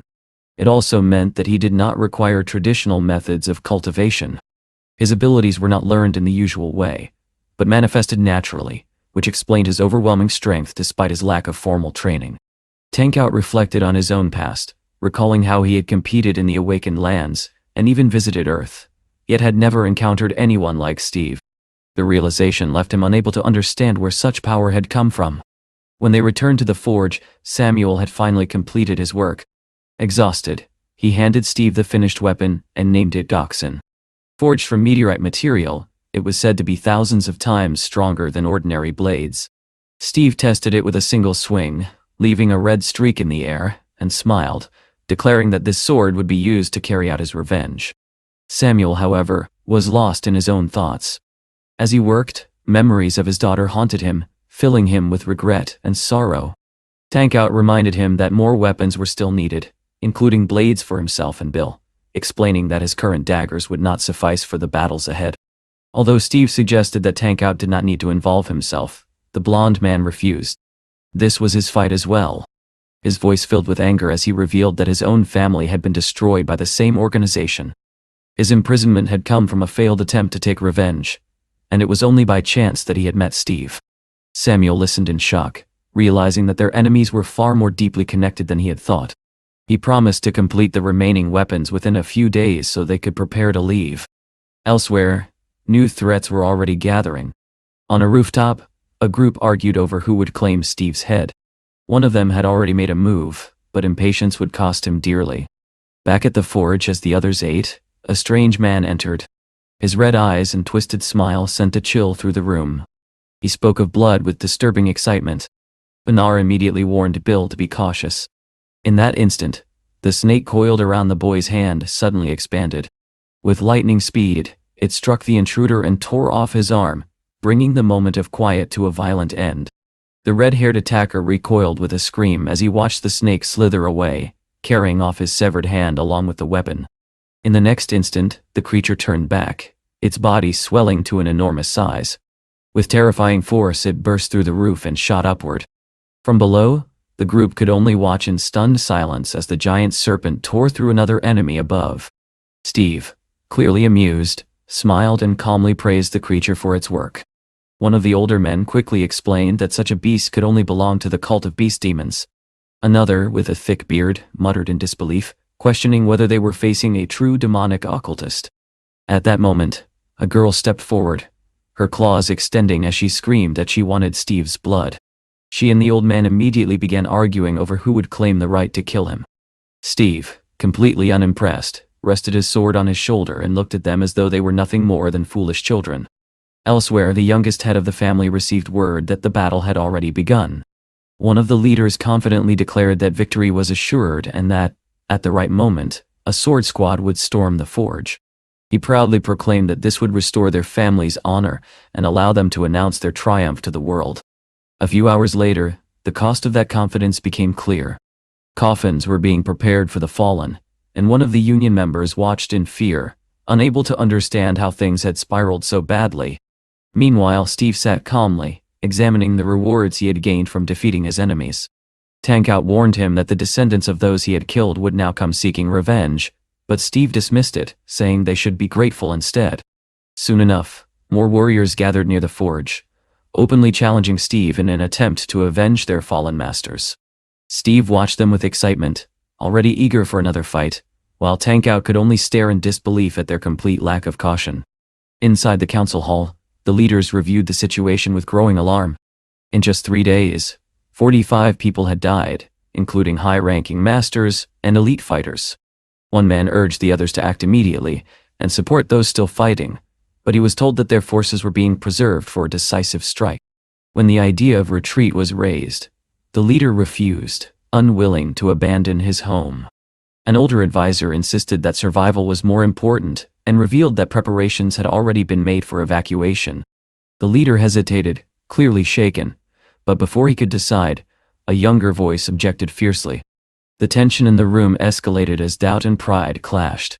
In the end, orders were given to report everything to the Muram Union, hoping for reinforcements. Back at the forge, Samuel finally completed another set of weapons. The daggers he presented gleamed with exceptional quality, and Tank Out immediately recognized their craftsmanship. With preparations nearly complete, Steve declared that it was time to move. Seeing Samuel's exhaustion, Tank Out suggested finding a cart for travel. At that moment they noticed the apprentice, Vanir, still lingering nearby. Not long after, the boy was driving them at high speed, determination written across his face. When questioned, he admitted that he understood the danger but refused to leave them. He recalled how his own father had been killed over a simple mistake, and said that if he had to serve someone, he would rather serve a master who showed kindness. Steve accepted his decision without argument and ordered him to head toward their next destination. Along the road, another carriage appeared. Inside, a young leader pulled back the curtain to investigate. Both Tank Out and Vanir immediately recognized him. When asked, Vanir nervously confirmed that it was indeed the group he feared. Panic spread quickly. The man ordered the driver to flee at full speed, claiming that a demonic occultist was pursuing them. Terrified, the driver leapt from the carriage into a river, abandoning his post entirely. Chaos followed. As the carriage lost control, the young leader shouted in confusion, only to realize that his father had vanished without a trace. Meanwhile, Steve's group passed by without incident, turning off the road as if nothing had happened. Tank Out could only shake his head, remarking on the strange nature of the people they encountered. Far away, another battle reached its conclusion. An elder raised his sword high, having just slain a horned demon. His followers celebrated, proclaiming victory. Reports were given, names were honored, and rewards were promised. Yet, the celebration was short-lived. A messenger arrived with urgent news, reporting that a blacksmith and a mysterious warrior had caused a massacre in the city. The mention of demonic powers and bloodshed unsettled the elder, who found the idea of such an alliance difficult to believe. He immediately ordered further investigation. Meanwhile, Steve's group encountered a new obstacle. Their carriage came to a halt as a massive man blocked the road, his appearance resembling that of a bear. He introduced himself as the king of the mountain and demanded everything they had. Steve, uninterested, lazily told Tank Out to handle it. Although Bill wanted to join the fight, Steve instructed him to observe instead. The boy was clearly disappointed. The bandit, grinning, asked if they truly wished to resolve matters through violence. More robbers emerged from the bushes, threatening them with grim amusement. Tank Out stepped forward with a smile, eager to test the new weapons. Without warning, he threw a dagger, striking the bandit leader directly. In a fluid motion, he dispatched the others just as easily. He landed lightly, remarking on the incredible sharpness of the blades. From above, an archer fired an arrow straight at him. In the same instant, another dagger split the arrow mid-flight. Looking up, Tank Out saw Bill, who had leapt into action and proudly shouted his success. Moments later, more arrows rained down, but Steve calmly raised his hand, forming an ice shield that shattered them effortlessly. Impressed, Steve examined the frost covering his hand, clearly pleased with his new ability. Tank Out then ordered Bill to focus, and together they unleashed a coordinated technique. Their attacks struck true, eliminating the remaining archers. Steve watched with satisfaction, noting how quickly Bill had improved under Tank Out's guidance. However, the moment of triumph shifted when Bill suddenly sat down and began to cry. Confused, the others realized that he was upset over losing one of his daggers. Without hesitation, Steve activated another ability. As he spread his arms, wolves began to appear around him, summoned from thin air. Tankout stiffened in fear, but Bill's mood instantly brightened. Fascinated, he began naming the animals one by one. Steve simply gave a command. The wolves scattered at once, searching for the missing daggers, turning even this small problem into something effortlessly solved. The boy climbed onto the back of a large wolf and shouted for the group to move forward. Steve watched him for a moment, then looked down at another familiar figure and quietly asked if he was happy to see him again after so long. In response, the white dog Pecky, whom Steve had once saved, wagged his tail with unmistakable joy. Not far away, the apprentice and the blacksmith busied themselves with organizing the cart. Steve, meanwhile, sat beneath a tree and began reading the messages that had arrived from Earth. The reports were troubling. A 5th-level dungeon had appeared in a barley field. Supply trains were being attacked by monsters and raiders, and creatures were invading through waterways faster than they could be repelled. After carefully reviewing everything, Steve came to a decision. He would gather as many animals as possible to strengthen his forces. Tankout informed him that the creatures he needed could be found in a dangerous region within the lands of the southern barbarians. There was, however, a shortcut that could take them there more quickly. As they traveled, one of the watchers from afar observed Bill running alongside the wolves, daggers in hand, his movements growing sharper with each step. At the same time, their enemies were already preparing for them. Upon learning of Steve's location, a leader began setting up an ambush in clan territory. The clan's head, Jin, was known for his violent temper and immense strength, though not for his intelligence. Despite his concerns, the leader accepted that someone like Jin was necessary for the task. Plans were made, reinforcements were arranged, and it was decided that Samuel must be captured alive at all costs. As night fell, the apprentice carefully guided the horse-drawn cart through the dark forest. Along the way, Steve pointed out that raw technique alone would not be enough for Bill.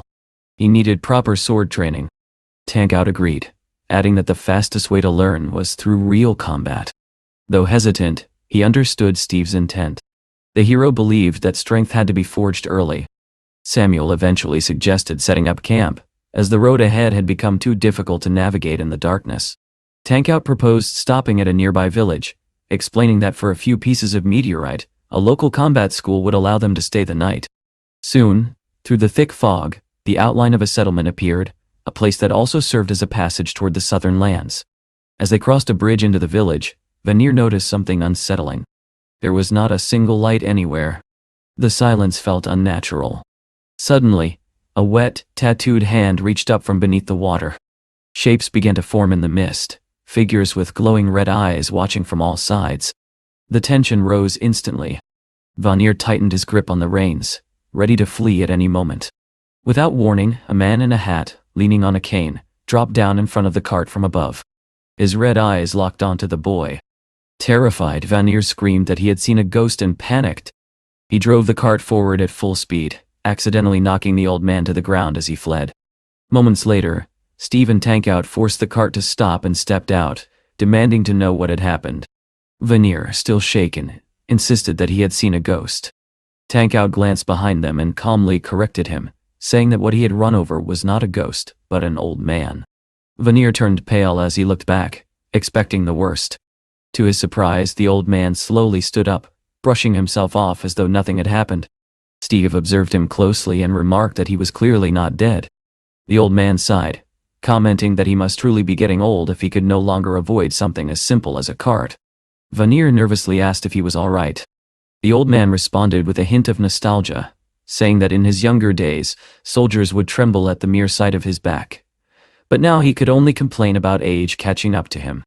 Steve narrowed his eyes, wondering just how strong this man truly was. The old man in turn studied Steve carefully and asked if he was a blood demonic occultist.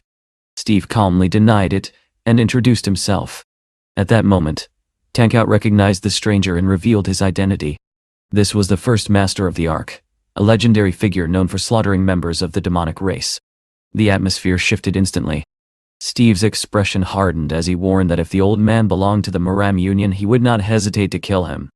Without another word, the old man slowly drew his sword, his intent clear. He would test Steve himself to determine the truth. Steve, shouting that he was not an occultist, launched himself forward and struck the old man with a powerful punch. The force of the blow sent the elder soaring high into the air. Those watching from the cart could barely follow what was happening, their eyes unable to keep up with the speed of the exchange. Even as he was thrown back, the old man reacted, managing to draw his sword mid-air. Steve noticed this instantly. Without hesitation, he leapt after him and delivered a crushing kick, driving the elder down with a finishing strike. From below, the boys cheered, convinced the battle was already over. But then, something strange happened. As they looked up, delicate flower petals began to fall from the sky. Tankout's expression changed immediately. He recognized the sight. These were plum blossoms, a signature of the Wyson sect. In that instant, he understood that a far greater threat had arrived, and that orders had already been given to eliminate them. A voice rang out, mocking the fallen elder, claiming that even a legend had been sent to the underworld in a single blow. Tankout froze as he recognized the presence behind that voice. Memories surged within him. He recalled the day his family was destroyed, the moment he had hidden helplessly as his parents were killed. The man responsible had stood there, dismissing his family's dagger technique as insignificant. Now, after so many years, Tankout was face to face with that very enemy again. The man himself seemed surprised that the elder had fallen so easily. After a moment of thought, he dismissed it, claiming there had never been much value in the old man anyway. His attention shifted to Steve, and once again the same question was asked. Was he a blood demonic occultist? Steve, growing increasingly irritated, shouted back that his name was Steve, and that he was tired of hearing that nonsense. The enemy ignored him entirely, his gaze drifting instead toward Bill, commenting with disturbing interest on how appealing the boy looked. Tankout warned that these attackers belonged to a clan, likely bribed with a significant reward. At the same time, another faction stepped forward, declaring that Steve's companions would be spared if they handed him over. Yet the cannibalistic warriors among them rejected the idea outright, claiming they would devour everyone present. The tension between the two groups escalated quickly. Only a short time ago, they had been discussing cooperation, but now their true nature was revealed. The cannibals could not restrain their hunger, and the occultist, realizing the situation was spiraling out of control, ordered his forces to attack them instead, hoping to secure the blacksmith amidst the chaos. Steve now stood surrounded by enemies on all sides. Tankout quickly told Bill to remain in the cart, as the battlefield had become far too dangerous. Steve, however, seemed to enjoy the situation, remarking that it was even more exciting than a high-level dungeon. The leader of the cannibals charged forward, swinging a massive axe in anticipation of tearing into Steve. In response, Steve transformed into his werewolf form, grabbed the attacker by the head, and slammed him violently into the ground. At the same moment, the enormous snake reappeared, attacking enemies with devastating force. Tankout joined the fight, launching himself into the air and unleashing his flying lightning technique. However, the occultist countered it effortlessly with a crushing palm strike, catching Tankout off guard. Before the situation could worsen, Steve intervened, striking the occultist with a powerful kick and sending him flying. Drawing his newly forged sword, Steve decided to test its true power. As a crowd of cannibals rushed toward him, he swung once. The result was immediate. Every attacker was cut down in a single motion. From the cart, the others watched in disbelief. Samuel, overcome with emotion, realized that the weapon he had crafted had become the key to fulfilling his long-held dream. Steve examined the blade with satisfaction, while the snake continued to eliminate the remaining enemies. Amid the chaos, Tankout rushed back towards Steve, calling out urgently. He revealed that the true swordsman Steve had been searching for was among their enemies. At that moment, Steve and the occultist locked eyes, and immediately clashed. Their blades met with intensity, as Steve praised his opponent's skill, even while preparing to defeat him. The occultist responded coldly, declaring that he would kill Steve first, then deal with Tankout. The battle intensified. The occultist adopted a stance, and unleashed a vibrating sword technique. Tankout warned that Steve would not be able to defend against it with ordinary skill. As predicted, Steve struggled to block the attacks. The occultist pressed forward, confident in his victory, and launched a decisive thrust, aimed at Steve's heart. At the last moment, Steve summoned an ice shield, successfully stopping the attack. The occultist was visibly surprised, recognizing the technique as one that should not have been possible for Steve to use. Seizing the moment, Steve countered with the golden dragon strike, injuring his opponent. Yet the fight was far from over. The occultist adapted quickly, shifting into another combat style. His attack struck cleanly, overwhelming Steve and dealing significant damage. Unable to fully defend himself, Steve was thrown violently into a nearby structure, collapsing it as he crashed through. For a moment, it seemed as though the battle had ended. Steve lay motionless among the rubble, while the wounded occultist approached, convinced that overconfidence had led to this outcome. Tankout watched in despair, unable to move as fear gripped him. But within the ruins, Steve slowly regained consciousness. As he rose, he noticed something that changed everything. Scattered across the ground were human remains. The sight triggered a realization. These were traces of people from Earth, victims who had been captured and consumed. For the first time, Steve paused to reflect. He remembered how he once saw others as nothing more than obstacles or nuisances. But now, something had changed. Looking at those remains, he felt a growing sense of anger. Not personal, but something deeper. A connection, a recognition that these people were his own kind. As the occultist approached to finish him, Steve understood the feeling. It was not just anger. It was kinship, and the desire to protect it. When the enemy struck, Steve reacted instantly. In a single motion, he grabbed the man's arm and crushed it with overwhelming strength, forcing the sword from his grasp. Then, with a brutal punch, he shattered his opponent's defense entirely, sending him flying. The white snake lunged forward, capturing the wounded man and crushing him within its jaws. Moments later, Steve ordered it to release him.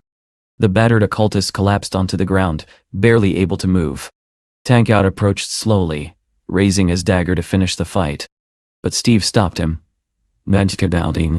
Instead, he told the enemy to run.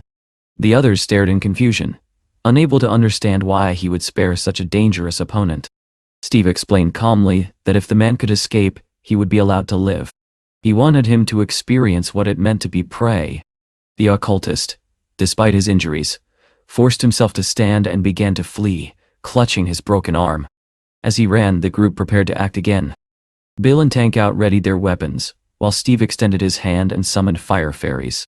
Ahead of the fleeing man, a towering column of flames suddenly rose, cutting off his path and signaling that the hunt was far from over. Bill and Tankout unleashed their lightning technique together, their blades flashing as they struck the exhausted occultist. Horror filled the man's eyes as the attacks landed. Ahead of him, a wall of fire roared to life, cutting off any chance of escape. Realizing the end had come, he stopped, cursed bitterly, and refused to believe he would die in such a miserable place. The flames swallowed him whole, reducing his body to ash. Tankout shouted in frustration, warning that if the body was destroyed, Steve would lose the chance to obtain new sword techniques. In that same instant, Bill leapt into the fire. Moving quickly, he managed to pull a book from the burning remains and raised it triumphantly, shouting that he had succeeded. The others stared at him in surprise, asking how he had managed such speed. Bill explained that he had read about the lightning technique back in the bookstore and had memorized it. Steve, however, was already distracted. He sensed another presence nearby. Moments later, flames erupted again, this time from a nearby building. Samuel and Veneer were startled, unable to understand why Steve had suddenly set it ablaze. The old man clutched his shoulder, equally confused. Steve, now in his cat form, calmly ordered him to deliver a message, that he would soon come for the elder's head. Far away, a dove delivered that very message. The leader read it carefully, but as he reached the end, his expression darkened with anger. Learning that Steve had reached the level of a high master, he slammed his fist onto the table and immediately called for a full gathering of the Muram Union. Elsewhere, a group of riders tracked their own prey. One of them, eager to prove himself, declared that he would tame the Monkey King and establish himself as ruler of the southern lands. Not long after, Steve's group finally entered those lands. As they traveled, a stone suddenly struck their cart. Then another. Within seconds, a storm of rocks rained down on them. Looking up, they saw a swarm of red-eyed monkeys gathering in the trees. Tankout's face paled as he realized they had entered the territory of the Monkey King, a creature said to have lived for centuries, growing powerful through strange means and refusing to submit to any ruler. Instead of concern, Steve showed interest. Upon hearing about the Monkey King, he immediately declared his intention to tame him. Bill, leaning out of the cart, excitedly announced that monkeys were chasing them. Steve responded by summoning his beasts, calling on the white dog, the rabbit, and the bear to handle the situation. At the same time, troubling news reached him. His animals elsewhere were struggling without leadership, and monsters were advancing. Realizing the urgency, Steve understood that he could not afford a delay. The monkeys attacked fiercely, surrounding the group and overwhelming Steve's summoned creatures. Some leapt onto the cart itself, grabbing Vanir and pulling him away as he screamed for help. Without hesitation, Steve took to the sky and called upon a great bird to protect Bill. Then he dove down, snatching Vanir from the monkey's grasp and pulling him to safety. Below, the battle raged on. The snake fought off attackers near the cart, while Tank Out struggled against multiple opponents. Seeing the chaos, Steve decided to end it. Extending his hand, he summoned a powerful tornado. The swirling force lifted everything into the air, enemies and allies alike. In the midst of the storm, Steve grabbed one of the monkeys and forced it to reveal the location of their leader.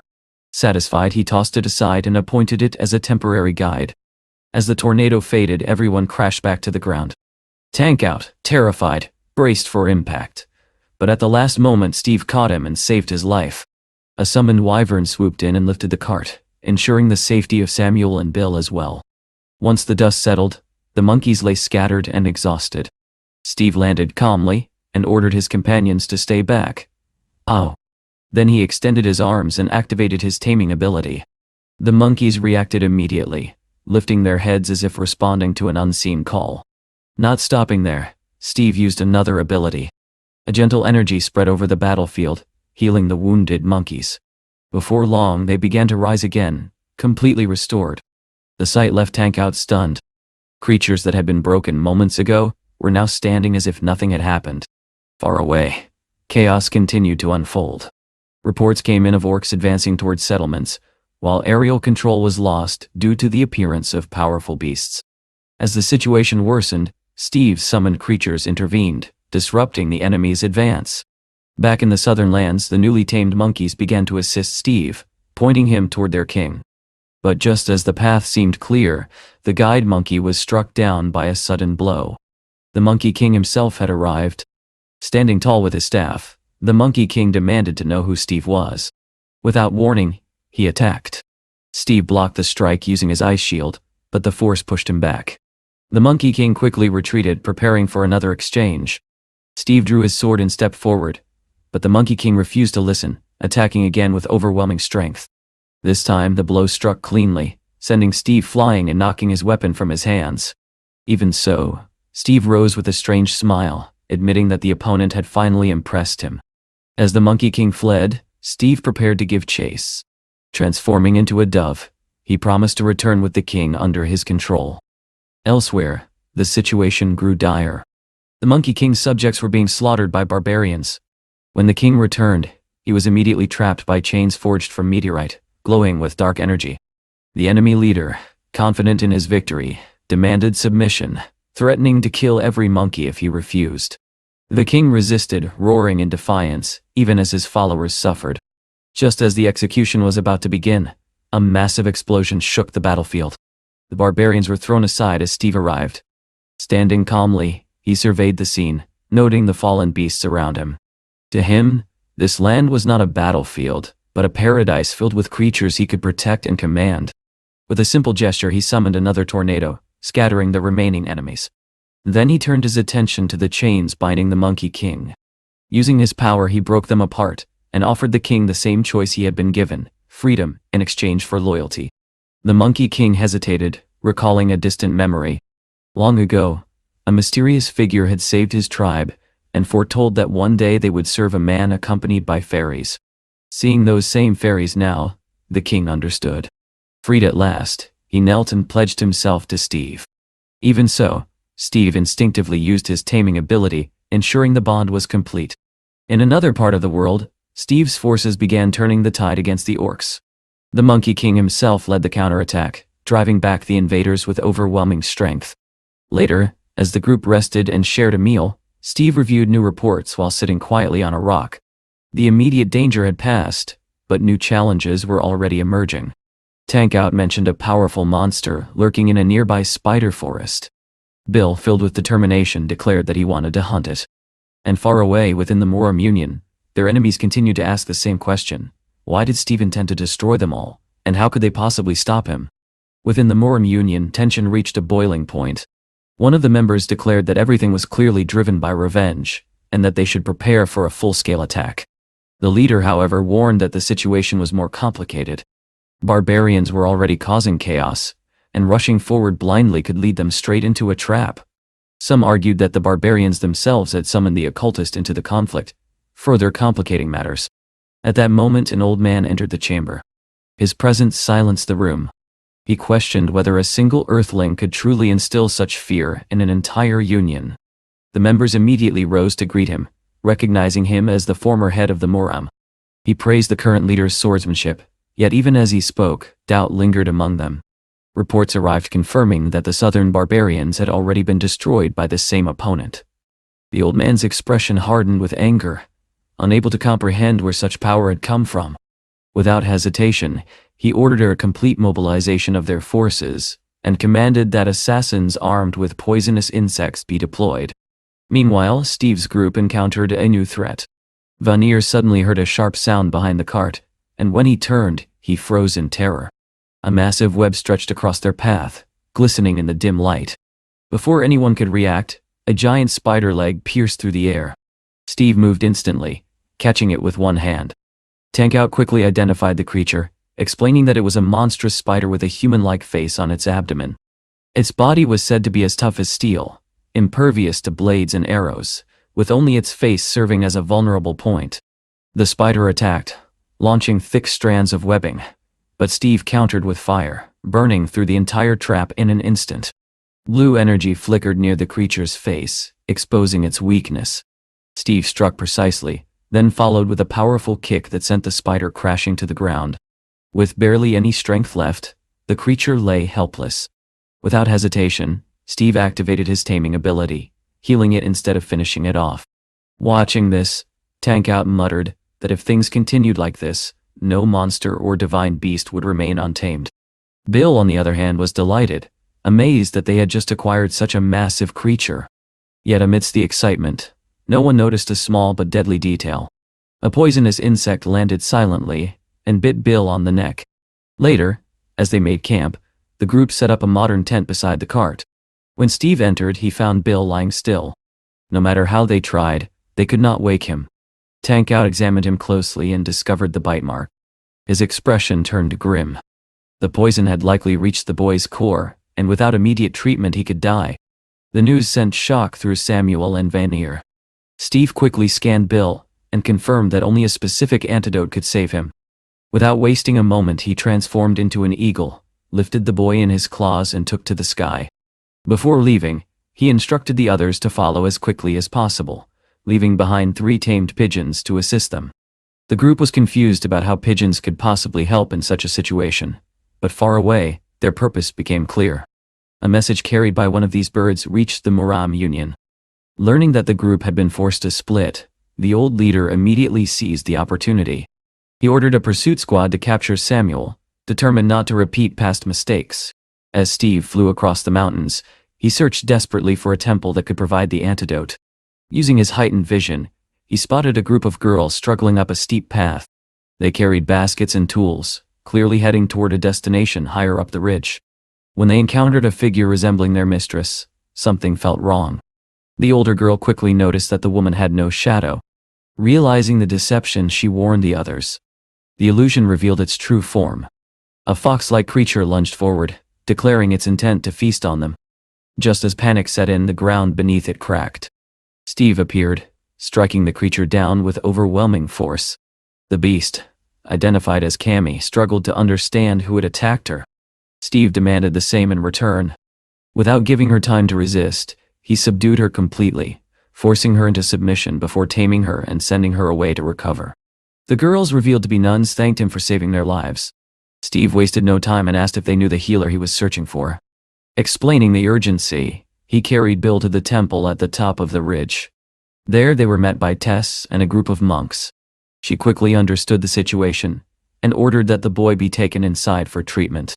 When Steve mentioned his intention to kill the head of the Moram Union, Tess was visibly shaken, realizing the scale of what he was attempting. She examined Bill and confirmed that the poison came from a specialized assassin organization. Fortunately, they had arrived in time. The boy could still be saved. Meanwhile, Steve received new information through his pigeons. Without hesitation, he left Bill in Tessa's care and flew back to investigate what had happened to the others. What he found was grim. The cart lay overturned, riddled with arrows. Activating his memory reading ability, Steve saw what had happened. Vanir had been wounded, Samuel captured, and Tankout taken along with him. Rage built within him as he realized they had been dragged away. Using his tracking ability, he followed the trail and soon found Vanir barely conscious. Healing him quickly, Steve summoned wolves to escort him back to safety. Then he continued the pursuit alone. Ahead, the captured group struggled as they were dragged along the ground. Samuel noticed pigeons circling above and understood that help was coming. He urged Tankout to hold on just a little longer. Suddenly, a flash of blue light appeared in the forest. A massive wolf emerged, summoned by Steve. Without slowing down, it charged forward at incredible speed.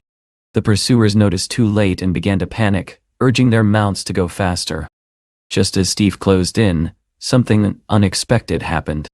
A voice shouted a command, and in the next instant, massive stones came crashing down from the cliffs above, falling directly toward him. Steve forced himself back to his feet. Shaking off the impact, he lifted his head and let out a low growl. From above, one of the pursuers reported that the target had been trapped. Archers took position along the cliffs, and at a single command, a storm of arrows descended. Steve looked up just as the sky darkened with projectiles. The arrows struck his wolf form, embedding into his back. The pursuers believed the poison would immobilize him. Smoke soon rose from the canyon floor, obscuring everything from view. Convinced the target had dissolved into nothing, the soldiers began searching in confusion. What they did not realize was that the wolf they had struck was not Steve at all. It was his tamed fox, disguised to draw their attack. As the smoke thickened, a flock of pigeons surged forward, beating their wings and raising dust. From within that cover, the white beast slipped away unnoticed. Moments later, the deception unraveled. The fox returned to its true form, while the pursuers grew uneasy at the unnatural swarm of pigeons filling the sky. Bound and dragged along, Tankout whispered to Samuel that the sky itself was being covered. Samuel soon noticed a faint green glow surrounding them, the presence of Steve's fairies. Without warning, blue energy ignited beneath the pursuing force. The ostriches they rode evaporated instantly, vanishing beneath them. Riders, captives, and equipment all crashed to the ground in chaos. In that instant, Steve descended from above in his eagle form, lightning flashing around him. As he landed and shifted back into human form, the battlefield fell silent for a brief second. Then the attack began. The pursuers drew their swords and rushed him. Steve raised his hand and summoned fire fairies, striking the ground as flames erupted outward. The attackers were engulfed, screaming as fire consumed them. Tankout and Samuel, still bound, could only watch in stunned horror. Yet the battle was far from over. Archers remained on the cliffs, shouting orders to kill him. Swordsmen charged down the slopes, sliding into attack positions. Steve calmly ordered his companions to stay back. Then he crouched, placed both hands on the ground, and invoked another power. The earth itself responded. Massive stones broke free and crashed down upon the attackers. The ground beneath them cracked and collapsed, swallowing many whole. Panic spread as warriors tried to flee, dropping their weapons, only to fall into the collapsing terrain. Steve remained still, watching the destruction unfold until silence returned. When it was over, Tankout and Samuel lay on the ground in awe. Steve stood, slightly exhausted, sweat visible on his brow. Tankout thanked him, while Samuel expressed concern over the strain such power must place on him. Steve dismissed it calmly, claiming he had already adapted. But before they could recover, a new threat appeared. From the horizon, a massive force approached. Banners rose into the sky as the Muram Union arrived in full strength. Thousands of warriors marched in formation, their presence overwhelming. At their front stood the leader himself. He stepped forward and asked the now familiar question, whether Steve was the so-called blood demonic occultist. His subordinates confirmed it, and the leader praised Steve's fortune for having reached this far. Steve, however, seemed almost pleased. At last, the man he had been seeking stood before him. At a single command, the army drew their swords and shouted as one. Their plan was simple. overwhelm him with numbers while he was weakened. Yet an older voice from behind advised otherwise, suggesting they watch the duel between leaders instead. The head of the Union raised his sword and declared that he would make history by capturing Steve. Then he gave the order to attack. As the warriors charged, Steve turned briefly to Tankout, asking him to remind him about the nature of Chai. Tankout explained that all natural energy existed in harmony, and that Steve somehow was connected to it. The lingering weakness he felt after using portals remained a mystery, but the principle itself was clear. In that moment, Steve understood. As the enemy closed in, he grasped his sword and channeled that harmony. With a single motion, he unleashed the army-destroying technique. The result was devastating. The front ranks were cut down instantly, and the force of the strike sent shockwaves through the rest, scattering them like leaves in the wind. The battlefield fell into stunned silence. Without pause, Steve advanced again, summoning his pack of white wolves. Raising his sword, he ordered them forward. The beasts charged into the remaining soldiers, tearing through their ranks with brutal efficiency. Steve moved among them, striking down enemies at incredible speed. But suddenly, something changed. His wolves began to fall, cut apart by a strange purple energy. Steve's expression hardened as he searched for the source. There, standing calmly, was the leader, surrounded by a faint violet aura. Tankout explained in a tense voice that this was the Heart Sword, a legendary technique that allowed one to cut using pure intent. Even the Union members were shocked to witness it. Steve's anger surged. Now, he had more than one reason to defeat this man. He rushed forward, closing the distance instantly. Their swords clashed with explosive force. The leader struggled to keep up, even using his scabbard to block and redirect blows. Though he cursed Steve aloud, inwardly he was shaken by the sheer strength behind each strike. Trying to regain control, the leader created distance and unleashed a flurry of attacks from all directions, making them impossible to block conventionally. Steve responded with ice shields, deflecting each strike before stepping back in to counter. The clash intensified. Their blades met again and again in rapid succession. Around them the watching warriors stood in disbelief, unable to comprehend how such simple movements from Steve carried such overwhelming power.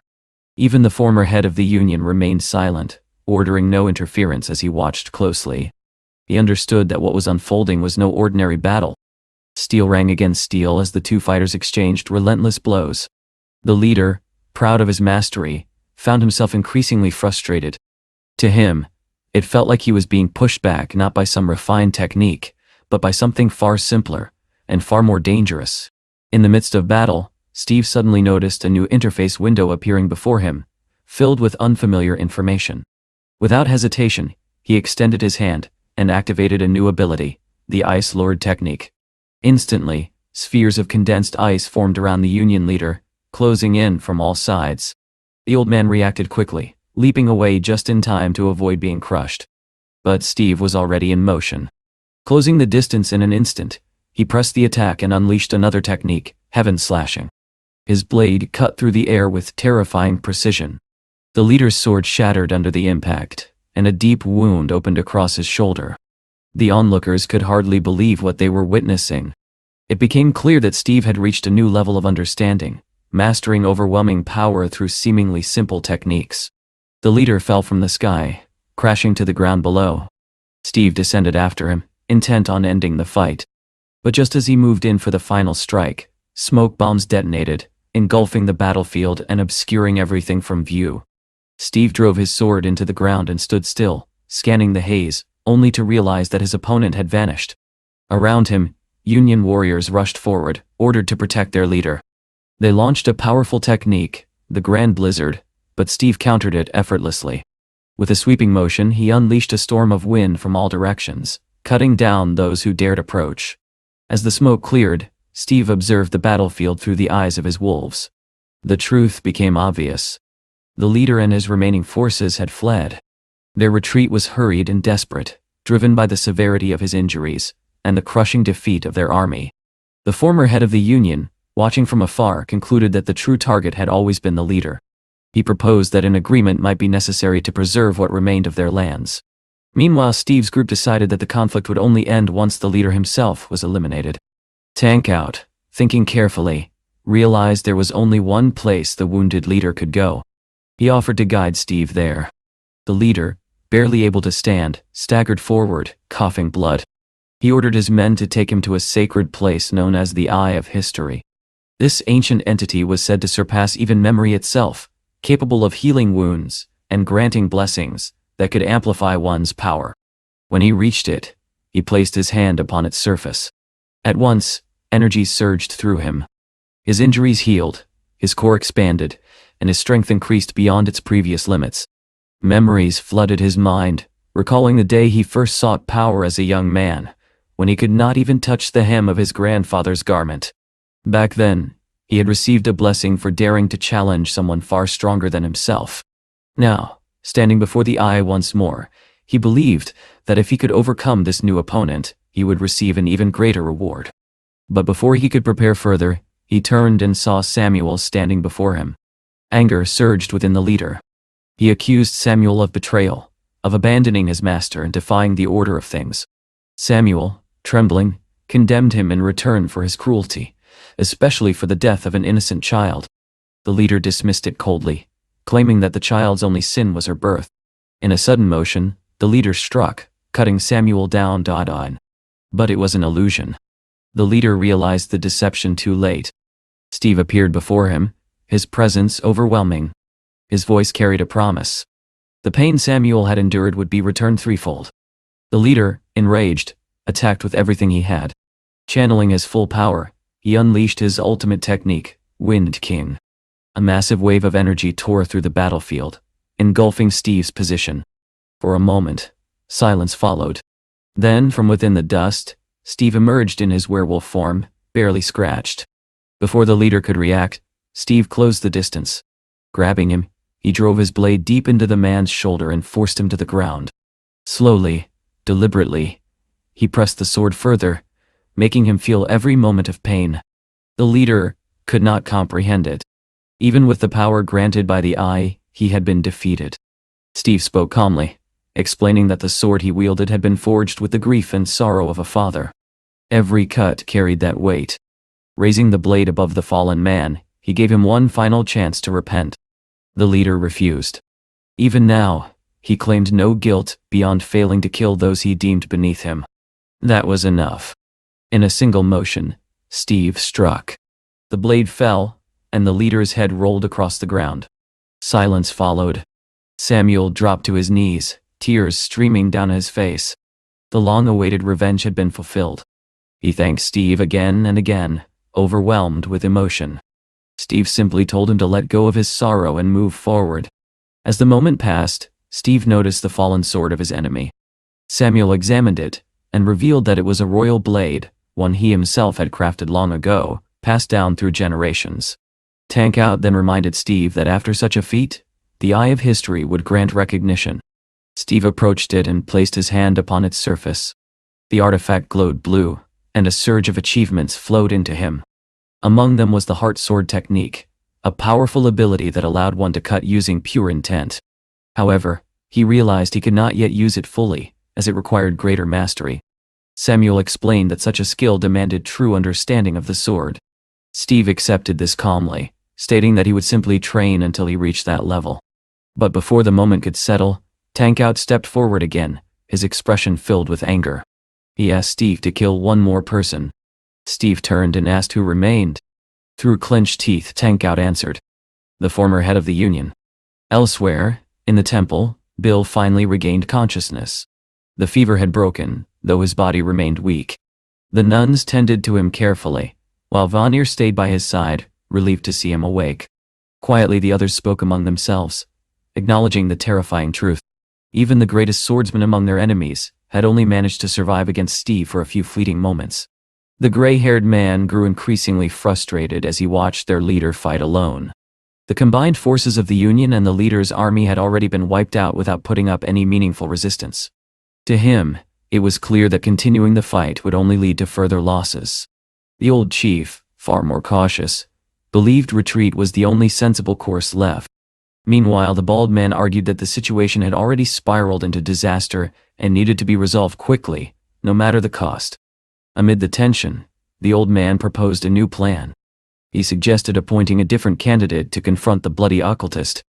He revealed that he had already spoken to this man, convincing him that this was their opportunity to reclaim power. Quietly, he admitted his true intention. He would arrange everything so that their current leader would fall at the hands of the occultist, ensuring no other families could interfere. Still, the former leader reminded them of one critical detail: the living heir who remained within the occultist's squat. Outside, paranoia had spread across Muram. Guards at the estate spotted a rooster wandering nearby and, in their fear, mistook it for an occultist in disguise. They leveled their spears and demanded it reveal its true form. Watching from the window, the old man realized just how deeply fear had taken hold of the entire region. His thoughts were interrupted when someone called his name. Turning around, he came face to face with a man he never expected to see again. It was the last surviving head of the family he had personally exterminated. The blond man clenched his teeth, barely containing his rage, and introduced himself with his full name. The old man, though surprised, remained composed. He remarked that he never imagined the son of a noble family would ally himself with an occultist. The man, Tank Out, demanded answers. Why had his family, loyal to the Union, been slaughtered? The old man responded coldly, claiming Tank Out's father had been studying forbidden occult techniques, and that trust in the Union had already begun to crumble. Tank Out rejected this explanation, accusing the old man of orchestrating everything, of forcing his father down that very path. The old man dismissed his anger, insisting that anyone who collaborated with occultists was guilty, and that both father and son had made the same unforgivable mistake. Enraged beyond reason, Tank Out lunged forward, unleashing a flurry of dagger strikes. Yet the old man did not move. Every attack was effortlessly blocked, as if repelled by an invisible force. Tank Out quickly realized what he was facing. This was the Zanakudo technique, a power that allowed its user to defend using pure thought. Calmly, the old man remarked that daggers alone would never be enough. He ordered his men to bring in an occultist. Before anyone could react, the roof exploded inward. Steve crashed down into the room, landing with a heavy thud. The old man studied him with interest, even praising the uniqueness of his swordsmanship. He then thanked Steve for eliminating the chief, and hinted that he had more to demonstrate. Without hesitation, he unleashed a barrage of explosive arrows. In response, Steve transformed. His body shrank, taking on the form of a small blue cat. The arrows passed harmlessly through him as he moved silently across the ground, his tiny paws barely making a sound. Tank Out watched closely, waiting for the perfect moment. When it came, he shouted his signal and released his lightning-fast daggers. At that exact instant, Steve leapt upward. Mid-air, his body shifted again, this time into a powerful werewolf. With a swift motion, he seized the old man by the head in his clawed grip. Holding him firmly, he declared that the blonde had been deeply offended. At the same time, Tank Out's blades struck their mark with deadly precision. The old man's expression froze in horror as he realized his mistake. A moment later, the entire office was reduced to ruin. Debris scattered everywhere, and something heavy crashed to the ground before the guards. It was the lifeless body of the family's head. Far from the chaos, at a quiet monastery, a lady carefully examined Bill. She instructed one of the nuns to keep a close watch on the boy's inner demon. The younger nun, concerned, asked about his condition, and was reassured that he would soon recover fully. The conversation shifted gently as the elder nun asked if the girl planned to pray for her father that day. The question stirred painful memories. The young nun admitted she missed him deeply, though her recollections were fragmented. She remembered being abandoned in a forest, left behind by men who could not bring themselves to kill her outright, hoping nature would finish the task. She had cried alone in the rain, calling out for her father. The elder nun then asked if she wished to meet her family from Earth again. That question brought back even darker memories. She recalled how her family had once tried to sell her for her organs, only to instead sell her into slavery to pay off their debts. During a violent storm, the cart transporting her had been swept away by floodwaters. When she regained consciousness, she found herself under the care of Lady Tess, who believed saving her had been nothing short of a miracle. Tess saw something familiar in the boy Bill. He reminded her of her own son, whom she had left behind on Earth. Despite her guilt, she devoted herself to healing him, removing toxins from his body and restoring his strength. Before long, Steve arrived at the monastery, descending gracefully while the wyvern carried the cart overhead. Bill ran to him with joy, relieved to see his uncle safe. Steve checked on him immediately, and Bill assured him he was completely healthy. Tankout introduced himself respectfully, and Tess greeted him warmly, recalling his reckless nature. Grateful for everything, Steve handed over a large supply of ore as a token of thanks, and promised to welcome Tess should she ever visit his lands. After exchanging farewells, he departed on the Wyvern, carrying the cart as he soared into the sky, ready to return home. Back at the monastery, subtle tensions lingered. A quiet conversation hinted at hidden identities and unresolved connections. Nearby, a man in a patched robe overheard everything before slipping away unnoticed. In the cave, the younger nun prayed earnestly, wishing to one day reunite with her father. Elsewhere, a new leader had risen within the Union. Celebrated by his followers, he vowed to restore their lost honor. The crowd responded with fury, demanding revenge against the bloody occultist. At that moment, a messenger arrived with urgent news. The blacksmith's daughter was alive and staying at Lady Tessa's temple. Hearing this, the new leader immediately began plotting how to use this information to his advantage. Meanwhile, Steve and his companions traveled on their wyvern toward a portal leading back to Earth. As they approached, his allies warned him to remain conscious during the transition. Passing through the red portal, Steve realized something unusual. He remained fully aware. On the other side, the world was in chaos. The city surrounding the portal was in ruins. Massive earthquakes had struck across the globe, including a devastating magnitude 9 quake in Tokyo, along with volcanic eruptions in the Kuril Islands. Governments were on high alert. When Steve appeared in the sky riding a wyvern, he was immediately identified as a threat. Drones were deployed to intercept him. Confused by the sudden attack, Steve hesitated, unsure whether to retaliate. As missiles approached, he summoned his magic, growing wings from his back once more. From the drone pilot's perspective, the sight was incomprehensible. A wyvern and a winged man filled the screen. In a swift motion, Steve cut one of the drones in half with his sword. The remaining forces quickly ceased their attack, but the authorities soon issued a demand. They held Steve responsible for the destruction of their equipment, and even went so far as to blame him for the catastrophic earthquakes themselves. Melissa gasped the moment she saw it. The hero had returned, and he had not done so quietly. Instead, he had announced himself to the entire sky. Above the shimmering sea, the wyvern carried the boys in its claws while Steve soared nearby in the form of a falcon. The airspace over his territory was alive with danger. Flying lizards circled endlessly, too fast and too numerous to be shot down. On the ground, Donnie struggled to keep control of the situation. He reported to the manager that their defenses were failing. One of the monsters lunged forward, its jaws snapping as it targeted a helpless blogger. Before it could strike, a massive white snake surged into view, wrapping itself around the creature and crushing it. At the same time, the wyvern descended like a storm, tearing through the remaining monsters with brutal efficiency. Watching this unfold, Donnie quickly realized what he was seeing. These were not wild creatures. They belonged to Steve. Moments later, Steve approached him, returning to a human form. He greeted Donnie with a calm smile, asking how he was holding up. Donnie, overwhelmed, could barely respond. His eyes filled with tears as relief washed over him. Behind Steve, the boys climbed out of the cart, waving cheerfully. Donnie gathered himself and reported that the team had successfully returned to Earth and that the chaos in the sky was finally under control. Back at their base, the atmosphere shifted completely. A lavish table had been prepared, and Bill happily focused on a large pork knuckle, enjoying a rare moment of peace. The visitors from the other world were stunned to learn that Steve was not just a fighter, but the ruler of an entire city. Melissa added that even the hero's first doctor had moved in with them. The doctor, however, remained puzzled by his patient's ever-changing forms and abilities. Each day, an elderly woman visited him, often inviting him to share a drink, much to his confusion. Steve soon turned his attention back to business, asking the manager about the rest of the guild. He learned that his brother had gone to escort a train, while Munch and Blondie were still occupied with their previous mission. The manager suggested that it was time to expand their forces by recruiting fighters of rank C and above. At that moment, Melissa received an unusual message.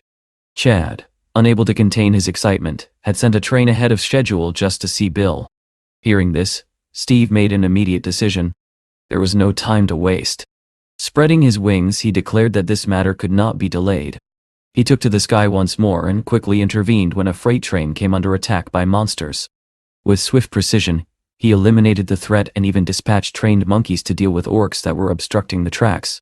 Yet, while he maintained order in one place, unrest spread elsewhere. One of the cities under his control declared independence, sparking violent protests that left many injured. Across the world, the situation was deteriorating. High-level monsters appeared in Japan, and governments began preparing for worst-case scenarios. Emergency measures were enacted, including relocating leadership into secure bunkers. Amid this turmoil, Steve was presented with a defense agreement.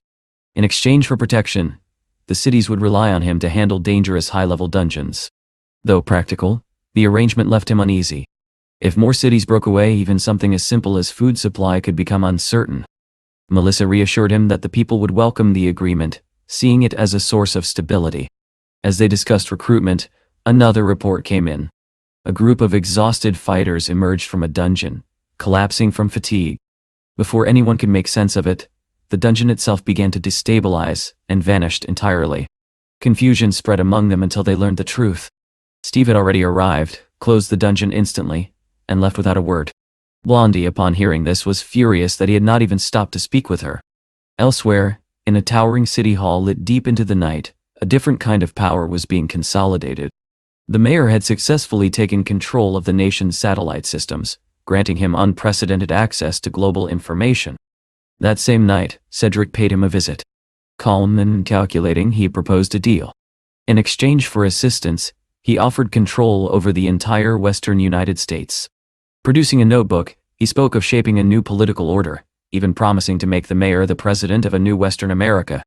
The mayor listened carefully, intrigued but cautious. When he asked what Cedric wanted in return, the answer was simple: shelter and complete anonymity. Cedric demanded that no one search for him or interfere with him. In return, he would provide knowledge powerful enough to reshape the world. Later, at a grand social gathering, Cedric observed the elites celebrating as if nothing was wrong. To him, their joy seemed absurd. The world was on the brink of collapse, yet they raised glasses and applauded Mayor Howard for his victories. Cedric, however, saw only a puppet playing his role perfectly. His true interest lay elsewhere. Among the guests was Dr. Richards, second in line to the English throne. Though Cedric found his personality unpleasant, he recognized his talent. Placing a glowing blue artifact in his hands, Cedric instructed him to study it and rise to the top. Back near Steve's territory, chaos continued to spread. A nearby city descended into riots after its agricultural complex was destroyed by goblins. Supplies dwindled and refugees poured into Steve's lands in growing numbers. Blondie worked tirelessly to maintain order at the refugee stations. During her patrol, she noticed a strange woman wearing a mask. Something about her presence felt unusual. When questioned, the woman revealed that she was an awakened individual from Cedric's team and requested to meet Steve. She was soon brought in for interrogation, with Steve and Melissa questioning her on camera. The woman, Anna, claimed that Cedric did not belong to this world, and that many events had unfolded earlier than expected because of Steve's actions. A polygraph confirmed that she was telling the truth. Anna offered everything she had, including information from a mysterious diary that Cedric had used to recruit talented individuals from across the world. According to her, these elite awakened fighters had been captured and imprisoned on a ship. If rescued, they could solve Steve's growing manpower problem. Steve remained skeptical. He asked what value she had beyond predictions. In response, Anna pointed to the location of the ship itself. That answer was enough. Steve and Melissa exchanged a glance and smiled. She had passed the test. Far away, in another world, brutality continued unchecked. Slaves from Earth were executed without mercy, their deaths used as warnings. Messengers carried word to Lady Tessa's temple, revealing that they had discovered the identity of a certain girl. Tess immediately understood the danger. A spy must be nearby. When confronted by Union warriors, she stood her ground. They demanded the child, claiming it was necessary to restore order. Tess agreed, but only on one condition. She would accompany the girl herself, citing her fragile health. The warriors accepted, seeing no disadvantage in the arrangement. To them, the child was a valuable asset, a piece in a much larger game of revenge. Meanwhile, prisoners were tortured for information about Steve. Desperate for answers, his enemies sought to learn everything about his forces and his origins. Even scraps of information were enough to fuel their plans for destruction. On Earth, the situation escalated further. A portal was constructed to strengthen economic ties, and a powerful delegation from the Muram Union arrived. Their ranks were overwhelming, filled with elite fighters. Governments monitored them closely, assigning military escorts to track their movements. Back at the research center, Samuel asked Steve about his next destination. Steve replied that he still had unfinished matters to handle before moving forward. As he stepped out onto the helipad, rain poured heavily from the sky. A helicopter descended slowly, its arrival unexpected. The pilot wasted no time. He informed Steve that he was urgently needed in the breakaway city. Steve narrowed his eyes and asked the only question that mattered.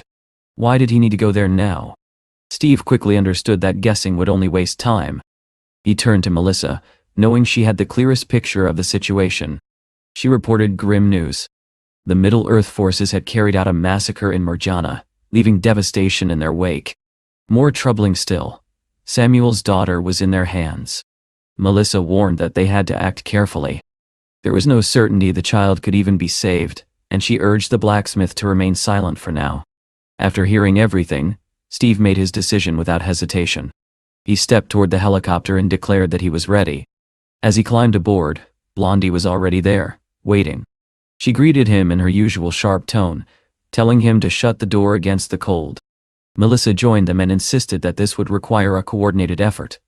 This was not a mission one person could handle alone. The helicopter lifted into the air, carrying them toward the unfolding crisis. For a while, silence filled the cabin. The weight of the situation pressed down on everyone. Eventually, Blondie broke it. She asked why, after being gone so long, Steve had not even bothered to greet her. Steve turned, smiled faintly, and simply said, "Hello, Blondie." The response only irritated her further. With a scoff, she muttered that he was some kind of hero, then struck the side of the helicopter in frustration. She challenged him, asking if he could see the difference in her now. Steve studied her briefly and admitted that she had grown stronger. That answer seemed to satisfy her just enough to shift her mood. Then, without warning, she proposed a bet. If he lost, he would owe her a relationship. It was half challenge, half provocation, delivered with complete seriousness. At the same time, far below, the truth of the massacre was beginning to surface. A surviving translator gave a shaky interview, his arm in a cast and his nerves barely holding together. He described how they had arrived in Murjana with military support, only to be confronted by the Middle-earth forces. The attackers questioned whether the place was truly the occultists' homeland. When the translator could not give them the answer they wanted, suspicion turned into violence. The situation spiraled instantly. One of the swordsmen drew his blade and cut down a soldier without warning. The rest followed, slaughtering everyone nearby. Even helicopters were brought down by spiritual techniques the translator could not comprehend. Desperate and terrified, he was forced to guide them, hoping to survive. But wherever the Middle-earth fighters went, death followed. Soldiers opened fire, but bullets meant nothing against their magic defenses. Entire squads were wiped out, including elite awakened bodyguards. The attackers soon abandoned the translator on a rooftop and continued toward the breakaway city. Their goal was clear. They were searching for the occultist from Earth, the one they believed had caused their downfall. As chaos spread, blue lightning tore across the sky. The battle intensified as soldiers attempted to hold their ground, only to be overwhelmed in close combat. Then, at the height of the conflict, Steve arrived. The moment the swordsmen saw him, fear replaced their confidence. They recognized him immediately. The so-called blood demonic occultist. Steve looked at them calmly and told them to call him by his name. There was no need for titles. Around him, destruction continued unchecked. A helicopter spiraled out of the sky, crashing nearby in a fiery explosion. Steve muttered under his breath that the entire situation had become madness. Enemies armed with crossbows loaded explosive bolts and fired at him. The blasts struck, but instead of harming him, they revealed their positions. Flames began to gather, forming into small glowing entities that circled the attackers. Fire fairies. Panic spread among the enemies as the creatures closed in. In moments, their bodies twisted and collapsed under the overwhelming force, leaving nothing but destruction behind. Standing amidst the aftermath, Steve felt the weight of it all. This was not what he wanted. He had lost control, and lives had been taken. Elsewhere in the city, the mayor scrambled to respond. Communication lines failed, and panic spread through his office. With no clear solution, he chose to flee, planning to escape to Japan and return later to reclaim power. As he made his way to a private helicopter, he dismissed concerns about civilians, leaving their fate to the military. Back on the battlefield, the Middle-earth fighters regrouped and attacked again. Steve met them head-on. With a single motion, he severed one warrior's hand, forcing him to his knees. Surrounded by the fallen, Steve demanded to know the location of the blacksmith's daughter. The wounded swordsman, still defiant, told him that if he wanted to see her alive, he would have to pierce his own heart. That answer pushed Steve past restraint. Anger surged through him as he drove his sword into the man. Even then, he tried to extract information, offering to spare his life. The man refused. Without hesitation, Steve ended him. Watching from afar, the leader of the enemy delegation issued a chilling order: kill Samuel's daughter. The command was received, and preparations began immediately. High above the city, Blondie intercepted their communication. Using enhanced voice amplification, she pinpointed the exact location of the child. Without waiting, she acted.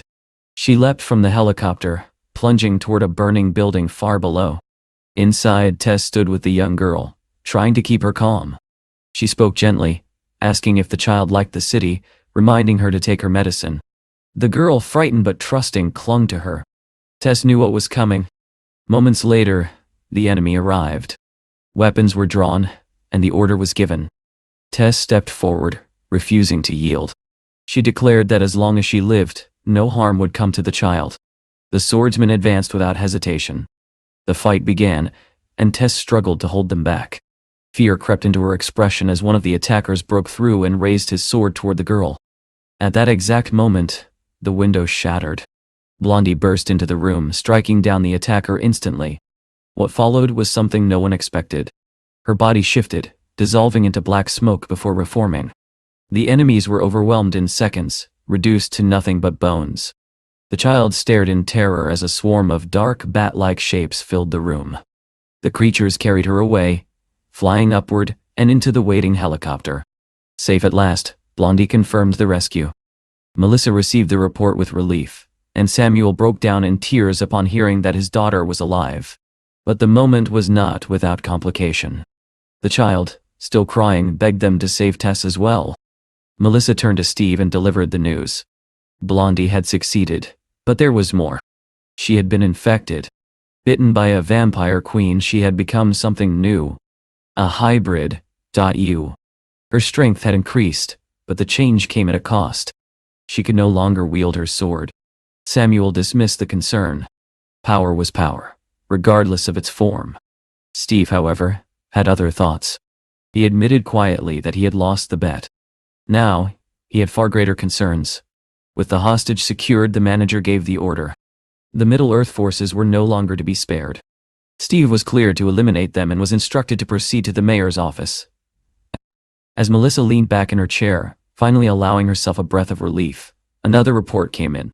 Blondie was not in the helicopter. Her expression hardened instantly as she slammed her fist onto the table, demanding answers.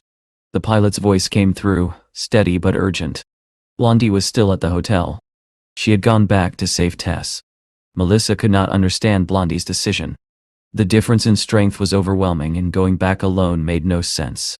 The pilot explained the truth, and it stunned everyone. The blacksmith's daughter, Chani, had threatened to take her own life if Tess was not saved. Even now, she stood trembling with a knife pressed to her throat, tears streaming down her face as she insisted that she was serious. Samuel's composure shattered.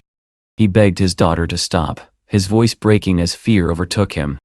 Melissa watched the scene unfold with growing anxiety, clutching her head as the pressure mounted. She turned to Blondie, demanding to know what she intended to do. Blondie's answer was simple and unwavering. There was only one thing left. She would save Tess. At the same time, the situation in the city worsened. The Middle-earth forces broke through the main gates of City Hall.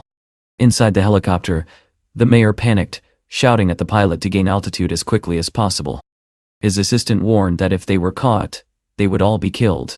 Fear drove every word he spoke. Then, without warning, the tide shifted. A powerful force struck the attacker's back, and the helicopter finally lifted into the air. Steve's summoned creatures had arrived. The white snake lashed out, hurling swordsmen from great heights, while flying beasts tore through the enemy ranks mid-air. The area around City Hall fell under Steve's control in an instant. On the ground, Steve himself fought with brutal intensity. Anger fueled every movement as he struck his enemies down with his bare hands. From the rooftop, an unknown swordsman observed the chaos in silence. Steve issued a single command to his creatures. Not one enemy was to escape. A wolf's howl echoed through the battlefield, carrying the order across the area. From above, the mayor saw everything. Realizing an opportunity, he quickly changed his approach. If he aligned himself with Steve, he could avoid becoming an outcast. He ordered his assistant to connect to a broadcast station, preparing to reshape his public image. Elsewhere, the leader of the enemy delegation turned as Steve called out to him. Steve's voice carried a cold edge. He asked if the man had not killed enough already, and whether he truly wanted to see the Union completely destroyed. The swordsman's expression tightened as he raised his weapon, shouting that Maram would not be disrespected. Steve, exhausted by the constant accusations, snapped back. Oh, he was done being called an occultist. Inside the hotel, the battle continued. Tess faced her opponents, refusing to yield. They accused her of betraying the Union, but she answered calmly that the true disgrace was a warrior raising a blade against a child. Her defiance only enraged them further. When the pressure became unbearable, she made a sudden decision. She dropped her weapon. The room fell into confusion. Tess declared that her connection to Steve was her own choice, and that she would accept punishment if it meant the child would be spared. She was offering them a way out, a chance to avoid further bloodshed. For a moment, hesitation spread among the swordsmen. One of them, Sodoi, saw the truth in her words. He stepped forward and accepted responsibility, promising the child's safety. But not everyone agreed. One of the warriors rejected the idea outright, raising his sword to kill Tess and end the matter. Before the blade could fall, the window shattered. A swarm of bats flooded the room, forming into Blondie just in time to block the attack. The sudden appearance shocked everyone. Another so-called occultist had entered the battlefield. Blondie stood her ground and delivered her warning. Tess could not die. If she did, Chani would follow. She revealed that Steve had already defeated their forces and was on his way. There was still time to negotiate, but if they refused, their entire world could face destruction. The old man dismissed her words as betrayal, but doubt had already begun to spread among his men. Sensing this, Sodoi acted decisively. He drew his sword and struck down one of his own who opposed the negotiation. The body fell at Blondie's feet. Sodoi declared that this conflict had been driven by radicals, and that Tess had done the right thing by seeking peace. He chose to end the turmoil then and there. Blondie acknowledged his decision and relayed the outcome to Melissa. For the moment, the crisis was contained. Back outside, Steve continued his relentless assault. Grabbing one of the remaining enemies by the throat, he listened as the man continued to hurl insults. Without another word, Steve threw him aside and launched himself into the air. The battered enemy was sent flying across the city. Before he could recover, a massive shadow appeared above him. The Monkey King descended, striking with his staff and sending the enemy crashing down. A second blow launched him even higher, ending the confrontation decisively. Watching from below, Steve allowed himself a brief moment of relief. The battle was finally over. Within 10 hours, the rebellion was completely suppressed. The mayor, now firmly allied with Steve, promised to rebuild the city's infrastructure. Amid the aftermath, Samuel was reunited with his daughter. Tears filled his eyes as he embraced her, overwhelmed with relief. Chani clung to him, unable to believe that she was safe at last. Seeing them together, Steve found himself recalling his own reunion with his brother, remembering the same mix of joy and disbelief. For a moment, the chaos faded into the background.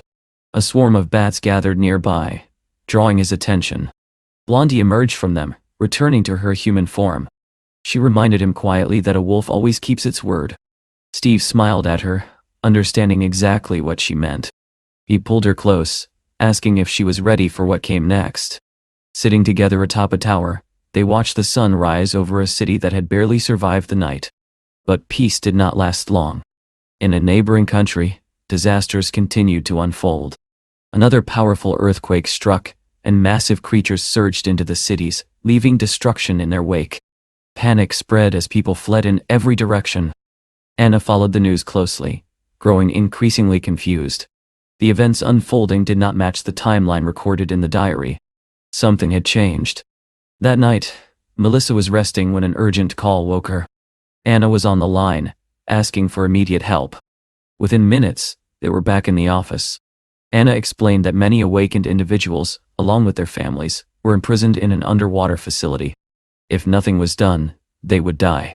Melissa assured her that they would act. She reviewed the list and began planning the operation. Elsewhere, Steve rested beneath the canopy of a massive tree. As he closed his eyes, he felt a strange vibration. The tree itself seemed to respond to him, glowing faintly as a quiet question echoed through its leaves. It asked him about his essence. Before he could reflect on it, his phone rang. Another mission awaited. When he arrived, Melissa briefed him on the next objective. An aircraft carrier anchored near a rocky island, connected to a submerged prison.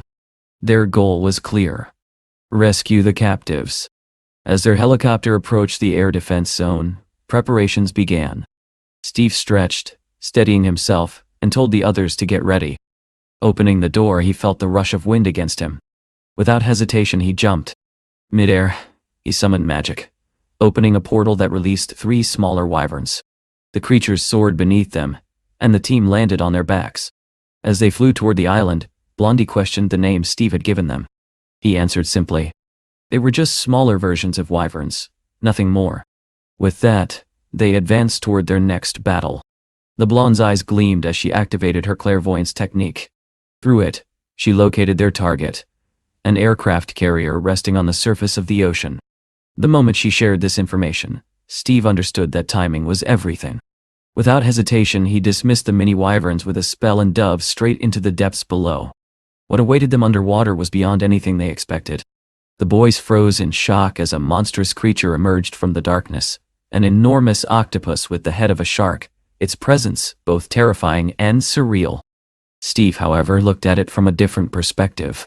If he could capture something like that, food would never be a concern again. Not far from the creature, the girls discovered their true objective. A massive submarine, repurposed into a prison, rested in the depths. The scale alone made them uneasy. If they tried to move something that large, it could awaken every monster lurking nearby. Above them, a violent storm began to churn the surface, rocking the aircraft carrier. On board, a man with a mechanical arm and a sealed eye sat watching the news, speaking aloud with cold indifference about the death of the Minister of Defense. Around him, others discussed their experiments on high-ranking awakened individuals. Funding, progress, and secrecy were all that mattered. The truth soon became clear. The man himself was the minister, still alive, hiding behind deception. He knew that once his death was confirmed, inspections would follow, and all evidence of their work would need to be erased. But he had no intention of stopping. Opening a case, he revealed a pistol, ammunition, and silencers, preparing for whatever came next. Moments later, an alert reached the command deck. An unidentified group was approaching. Inside the submerged prison, Steve peered through a porthole and noticed a man sleeping under a glowing red warning light. Something was clearly wrong. Anna quickly analyzed the situation and concluded that the life support systems were failing. She sent him the schematics and urged him to stabilize the system before anything else. Steve agreed. He would secure the carrier first, while the others followed more cautiously. With a powerful burst of speed, Steve surged upward. Breaking through the surface, he landed on the aircraft carrier, immediately drawing attention. Searchlights locked onto him and gunfire erupted. Without hesitation, he responded by summoning his allies. A troop of monkeys appeared, led by their king, who struck with overwhelming force. The soldiers were scattered instantly, unable to withstand the assault. The impact reverberated through the ship and down into the ocean. Below, the massive creature stirred. Its tentacles began to move, and slowly, it awakened. The shark-headed monstrosity opened its mouth, revealing rows of teeth and 7 glowing eyes. Back on the carrier, Steve studied the layout, realizing just how vast it was. Searching room by room would take too long. He made a simple decision. He would break through. With a single strike, he punched a hole into the structure, forcing his way inside. The monkeys continued their assault, smashing through doors and overwhelming the defenders. The commander, cornered, revealed his own transformation. His body expanded into a monstrous form, his mechanical arm gleaming as he crushed one of the attackers. Then, the ceiling above him exploded as Steve dropped into the room. Steve observed him calmly, even asking if he was some kind of primate given his appearance. The commander, recognizing him, prepared to fight. Their clash was brief but decisive. Though he blocked Steve's attack with his reinforced arm, the force sent him crashing into the wall. The fight ended almost instantly. For a moment, everything stopped. Both sides stared in silence. Then Steve broke the tension, ordering the monkeys to stand down. There was no need for further bloodshed. Instead, he gave a new command. Raise the submarine. The prisoners had to be saved. Just then, Anna's voice came through his earpiece. Every monster in the area had awakened. Steve glanced at the monitors and saw the truth. Massive tentacles were closing in. Strangely, he smiled. His food had come to him. Meanwhile, the commander, still conscious, activated something from his case. A strange substance spread across his damaged arm, restoring it instantly. Gripping his pistol, he muttered about cleansing the world. Before he could act, the hull of the carrier was pierced from below. A figure shot through the water at incredible speed. It was Steve again. Underwater, the situation had become dire. The monstrous creatures had seized the girls with their tentacles. Steve paused for a brief moment, analyzing the situation. Saving both at once seemed impossible. He hesitated, deciding who to save first. Anna was already weakening, slipping toward unconsciousness. Blondie, furious, shouted at him to stop thinking and act. That was enough. Steve smiled faintly and praised her clarity. Raising his hand, now encased in ice, he unleashed his magic. At that same instant, a pod of killer whales surged into the battlefield. One bit down on the tentacle holding Blondie, while another struck the one restraining Anna. Died. The creatures fought fiercely, tearing into the shark-headed monsters. A massive whale lifted the girls with its fin and carried them toward the surface. Watching this, Steve recognized something familiar. He remembered saving a whale long ago, and now it seemed that favor was being returned. With the girls safe, Steve turned back to the battle. He re-entered the depths, facing the remaining monsters. One of them had already seized a whale, threatening to crush it. Rage surged through him.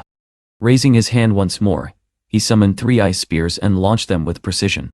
Each strike found its mark, piercing the monsters and ending the threat. The water grew calm as the creatures fell. The whales regrouped, guiding the submarine upward. Slowly, the massive structure rose from the depths, supported by the awakened sea creatures. When it finally broke the surface, the sight was extraordinary. Steve stood at the stern, arms crossed, as the whales leapt around them in celebration. Victory, at least for now, is theirs. Back on the carrier, Blondie and the remaining allies watched as the rescued prisoners began to regain consciousness. Their condition, however, was alarming. Many showed unstable signs, their bodies weakened by whatever experiments had been performed on them. Anna quickly assessed the situation and confirmed the worst. These people had been used as test subjects. Immediate medical attention was critical. She instructed Blondie to locate the laboratory on board. Blondie moved swiftly and soon reached it. The moment she stepped inside, she froze. What she saw left her shaken.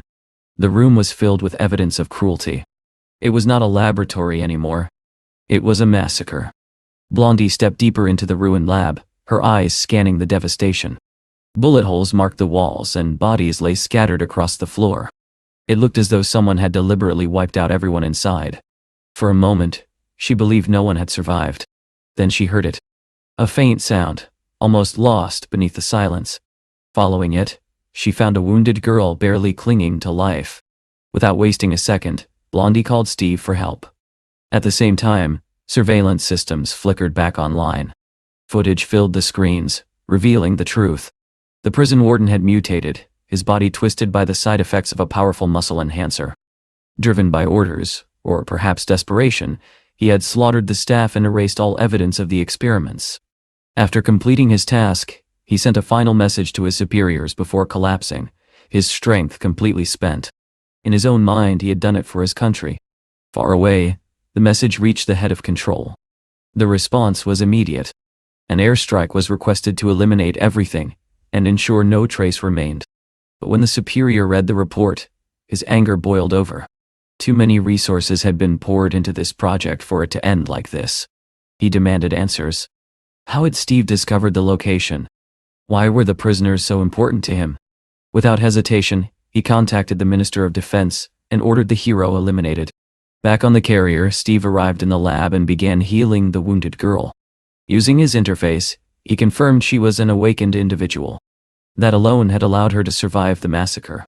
Blondie urged her to stay conscious, explaining that many others still needed help. The girl forced her eyes open and delivered a warning. The people in the capsules were not safe to release. Steve misunderstood at first, casually suggesting it might be due to overeating, but Anna quickly corrected him. Protected by one of the monkeys, she explained that the captives had to remain inside until a proper medical examination could be done. But it was already too late. As Anna continued speaking, the situation changed. The prisoners inside the capsules began to mutate. Their bodies twisted, their forms breaking apart as something monstrous took over. Blondie shouted for Anna to get to the deck immediately, but Anna froze, unable to process what she was seeing. The creatures advancing toward her were no longer human. One of them, with tusks and a single glowing red eye, lunged forward. Before it could strike, Steve moved. In a flash, he knocked it off the deck, sending it crashing into the sea below. Blondie rushed to Anna's side and made sure she was safe. Steve, however, asked a different question. Could these creatures be restored? The engineers shook their heads. They had tried everything. There was no cure. The realization weighed heavily on him. He had come to save them, yet now he had no choice but to destroy them. Magic gathered in his hand as he summoned reinforcements. The Monkey King and a massive bear answered his call. With a single command, he ordered them to eliminate every monster on board. The battle was swift and brutal. The Monkey King struck with precision, decapitating enemies with his staff, while the bear tore through them with raw strength. Within moments, the deck was cleared. When it was over, silence returned. The surviving awakened individuals watched in confusion. They could not understand why Steve had gone to such lengths to save them. His answer was simple. After proper medical checks, they would be given a choice. Join his guild, or leave. Though his tone was calm, there was no doubt that he meant every word. The engineers prepared their equipment and began organizing the survivors. One by one, they agreed to relocate to Steve's territory. With the carrier damaged, Steve announced that they would still make it home. The ship would be towed by his allies, the whales and killer whales waiting below. Blondie added with a faint smile that if anything tried to attack them underwater, their fish would handle it. With that settled, Steve turned to Anna. It was time to save her family. Before they could move, 4 combat helicopters appeared overhead. One broke formation, locked onto the carrier, and launched a missile. It streaked forward and struck the water just ahead, sending up a massive explosion. For a moment, no one understood what had happened. Anna quickly realized the truth. They were under attack. From above, the pilots issued a command. Everyone on the carrier was to remain still. Blondie attempted to contact Melissa, while Steve's anger began to rise. Flames flickered into existence as he summoned his fire fairies, ready to retaliate. Melissa intervened just in time.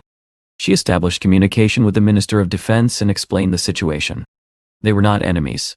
They were rescuing victims of illegal human experimentation, and she had the evidence to prove it. She even offered assistance in dealing with the monsters ravaging the region. Still, the minister hesitated. Melissa made a final proposal. A wager. If Steve eliminated the monsters, the prisoners and their families would be allowed to relocate safely to his territory. The terms were accepted. Reluctantly, Steve agreed. Though he complained about being unable to even enjoy a proper meal, he understood there was no alternative. Raising his hand, he summoned the mini wyverns once more. Turning to Blondie, he told her to take command in his absence. Then he left. Riding the small wyverns, Steve and Anna flew toward the city where her family was located. Below them, chaos reigned. Massive crab-like monsters tore through buildings, reducing entire streets to rubble. Without slowing down, Steve descended. In a single motion, he cut one of the giant creatures in half with his bare hand. The body collapsed with a thunderous crash. The destruction stopped, at least for a moment. As they flew on, Anna confirmed that her family home was still intact. Relief filled Steve, and he promised to get her there soon. But the threat was far from over. Another massive crab emerged from the dust, towering over the city. Elsewhere, officials watched the events unfold. The council leader was shocked to see Steve fighting in his territory. Reports confirmed that an agreement had been reached with the Minister of Defense. When he saw Anna alive on the screen, his expression darkened. He had believed she had died in the destruction of the underwater prison. Realizing the truth, his anger erupted. He began to suspect that everything had been orchestrated from the beginning. That Steve, and perhaps even Cedric, had manipulated events to reach this point. Furious, he ordered immediate action against those he now considered traitors. Meanwhile, evacuation efforts were underway. Civilians were being loaded onto buses and transported to safety. Among them were Anna's mother and sister, unknowingly singled out during a routine check. They were directed onto a separate vehicle. In the city, people cheered as they saw Steve, calling out to him as their hero. For a brief moment, he even signed autographs, unaware of what was about to happen. Then Blondie contacted him. Her voice carried urgency. Something was wrong. She sent him the coordinates of a specific bus, the one carrying Anna's family. At the same time, the Minister of Defense uncovered the truth behind the operation. Evidence of the illegal experiments reached him, and his anger turned toward those responsible. High above, Anna received Steve's call. She quickly sent him the location of the bus and leapt from her wyvern, racing ahead to intercept it. Below, the vehicle suddenly accelerated. The driver announced her arrival and initiated the plan. The bus swerved violently, tires screeching as it smashed through barriers. Before anyone could react, it burst through the edge of the bridge. The bus fell. Anna watched in horror as it plunged into the void, an explosion erupting as it descended. Her voice trembled as she feared the worst. Then the line went silent. Steve's voice echoed urgently through the earpiece, but there was no response. Confusion quickly turned into dread. Below, the bus lay overturned, flames licking at its shattered frame. Anna descended on her mini wyvern, her heart racing as she jumped down and ran toward the wreckage. Her mother, injured and barely conscious, reached out to her, calling her name. Anna rushed forward, desperate to reach her. From a distance, a sniper watched calmly. He had been waiting for this moment. Raising his rifle, he aimed directly at Anna's neck. A faint glow of blue magic surrounded his hand as he pulled the trigger. The shot rang out precise and final. The bullet tore through Anna's neck. She staggered, shock filling her eyes, regret flashing across her face. Her body collapsed to the ground as blood spread beneath her. Her mother screamed, unable to process what she was seeing. The leader observing the scene felt only satisfaction. The Arukamite bullets were working exactly as intended, even against awakened individuals. In his mind, this success meant only one thing. Soon, Steve would fall as well. A soldier approached Anna's body, raising his weapon to finish the job. She was still breathing. Before he could fire, the sky above them lit with blue lightning. A violent surge of energy erupted, throwing the soldiers back. Communication lines broke instantly, and the leader demanded a report, his voice sharp with urgency. Steve had arrived. Without hesitation, he summoned green fairies, their glow spreading across the battlefield as they began to heal. Anna's wounds started to close, and her mother's injuries faded under the same magic. Steve landed beside them, his presence heavy with restrained fury. He turned to the nearest soldier and demanded answers. His voice was calm, but there was no mistaking the danger behind it. The man trembled, unable to comprehend how the hero stood before him. Steve stepped closer and asked the question again. Who gave the order? Through the broken communication channel, the command came down. Kill him. The soldier's fear twisted into desperation. He raised his weapon and opened fire. To Steve, the bullets moved slowly, almost insignificantly. He watched them, analyzed them, and understood. These were not ordinary rounds. They were designed to kill awakened beings. Arukamite. He moved effortlessly, dodging each shot. Then his hand rose, crackling with blue lightning as his sword materialized. In a single motion he struck. The soldier barely had time to register the pain before his body split apart. Silence followed. Steve's mind lingered briefly on the name. Arukamite. He remembered it well, and the implications were clear. This was no random act. It was part of something far larger. Behind him, Anna slowly regained consciousness. Tears filled her eyes as she thanked him for saving her. With trembling resolve, she revealed the truth.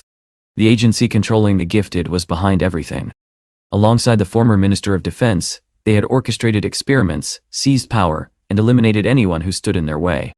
Even now they were targeting the families of those who followed Steve. Steve listened quietly. The idea of ruling the world through force struck him as nothing more than madness. Power without restraint, ambition without reason. He had no interest in such a path. But this, what they had done, could not be ignored. He made his decision. Anna added one more detail. Other families were still being transported. Buses were moving them to unknown locations. Without delay, Steve moved. Ahead, another group of soldiers prepared to dispose of their captives. When an elderly man overheard their plan, they shot him without hesitation. The tension inside the bus shifted instantly. Then came a sound. Outside, Steve appeared, flying alongside them, his gaze cold and focused. He smashed through the glass and seized the driver before he could react. Another soldier reached for his radio, but a clawed hand burst through the roof, dragging him upward in terror. Within moments, the bus was under control. Melissa received the update as Steve requested new coordinates. The truth unraveled quickly. The agency was preparing something far worse. Hidden beneath the surface, a nuclear bunker disguised as a church had become their base of operations. The former Minister of Defense had already transferred control. Enraged, the current minister demanded action. Steve did not wait. With the rescued families secured, he took to the sky once more. Riding his summoned wyvern, he carried the buses safely while Melissa transmitted the target location. As they approached, Steve made his intention clear. He would end this himself. He leapt from the wyvern, wings spreading as he descended toward the bunker. Anna watched him go, her thoughts shifting. Once, she had admired someone else, believing him to be a symbol of strength. Now she understood the difference. With Steve, there was no fear. Only certainty. Below, the agency's leader fled, convinced that everything he had done was for the greater good. He never imagined it would end like this. Steve landed directly in his path. With a single strike, he crushed the front of the moving vehicle, bringing it to an abrupt halt. The impact threw everyone inside violently against the interior. Smoke filled the air as the car came to a stop. Steve approached slowly, his presence overwhelming. The leader stared at him in disbelief, unable to accept what he was seeing. The smoke thickened, concealing movement within. Steve reacted instantly, blocking a hidden attack and stepping back just enough to assess the situation. Two bodyguards emerged, blades drawn, ordering their leader to escape. Steve did not pursue immediately. Instead, he spoke. Did they really believe they could get away? His sword moved, and the air itself seemed to fracture. Blades of energy spread outward, multiplying, cutting through everything in their path. The car was torn apart, the ground split open, and the illusion of escape vanished completely. The leader ran, panic overtaking him, but it was useless. The structure ahead collapsed under the force of the attack. The false church was reduced to rubble, leaving only the entrance to the bunker exposed. Buried beneath debris, the leader struggled to move. When he looked up, Steve was already there, walking toward him. For the first time, fear truly set in. Steve laughed at the man, genuinely puzzled at how someone so desperate had managed to survive this long. The agency leader, humiliated and furious, hurled insults at him, but beneath the anger was raw fear. He forced himself to move, clinging to the thought of everything he had worked for, and turned to run. His only hope was the bunker ahead, a structure designed to withstand even a nuclear blast. If he could just reach it, he could survive, regroup, and one day destroy both Steve and his city. He pressed his hand against the scanner, already imagining the restoration of his nation's former glory. Behind him, Steve advanced at an unhurried pace, completely in control. The leader's heart pounded as he counted every second. When the bunker doors finally slid open, relief flooded through him. He rushed inside, convinced that victory was now within reach. Inside the bunker, he activated the control screen, only to see Steve staring back at him through the feed. With a defiant gesture, he raised his middle finger and declared that even Steve could not reach him here. Steve simply laughed, his voice calm and assured, and replied that he was not a dog to be kept out, but a wolf. His eyes flared with blue energy as he activated the Mother Earth technique. The moment his hand touched the ground, the earth itself responded. Around the bunker, the soil began to shift and collapse. Inside, the leader watched in disbelief, as cracks spread across the reinforced walls. Panic replaced his anger as the structure groaned under immense pressure. The bunker, built to endure the unthinkable, was being crushed from within like a tin can. The ground compressed and split apart, and then the entire bunker gave way, erupting into destruction. Not far away, Steve sat calmly, observing the results, as if testing a piece of equipment. Within moments, the supposedly indestructible bunker was reduced to nothing. Across the country, officials at the Ministry of Defense watched in stunned silence. The minister could only express frustration at the loss of such a critical asset, but there was nothing anyone could do. Steve, unfazed, spread his wings and rose into the air. From above he carefully surveyed the area, confirming that everything was finished. When invited to celebrate aboard an aircraft carrier, he declined, reminding them of a promise to share wine with the housekeeper instead. Below, his wyvern carried buses filled with rescued people, and families reunited with joy as they were flown home. In the aftermath, other nations began reaching out to his guild for help, and news spread that the rescued awakened individuals and their families would now live under Steve's protection. As the aircraft carrier arrived at port with new guild members and beasts, Melissa reported their success. They had recruited 24 awakened individuals. But the moment of calm did not last. Suddenly, red lightning tore across the sky, and panic spread through the city. A massive screen announced the vahur of a 7th-level dungeon. Officials tried to reassure the public, reminding them that Steve had a contract to protect the city, but fear continued to grow. Melissa received an urgent call asking for Steve's whereabouts. At that moment he was liberating a port city near an orc village. The department quickly requested his presence to calm the situation. Even as he fought, the message reached him. It was an emergency. Meanwhile, the dungeon continued to expand, swallowing parts of the city. Civilians fled in increasing numbers. Soldiers on the ground reported sightings of a flying creature, only to freeze in confusion when Steve and his team descended before them on wyverns. To the fleeing citizens, it was a sign of hope. A hero had arrived. Without hesitation, Steve's team advanced toward the dungeon. Inside, the environment appeared strangely calm and green. Soon they found what they were looking for. What had been described as bulls were in fact massive, muscular minotaurs armed with axes. Steve showed immediate disinterest and casually struck one on the head with his heel. At his command, the monk provoked the creatures into a frenzy. The team prepared for battle, excitement building among them. A massive blue minotaur, riding atop a bull and leading an entire herd, charged forward. As the ground shook under their advance, Steve observed quietly while his companions readied themselves. Elsewhere, the Sela Guild convened in response to the situation. They acknowledged that they lacked the strength to close such a dungeon, and admitted that even those they once considered weak, like Steve, had surpassed them.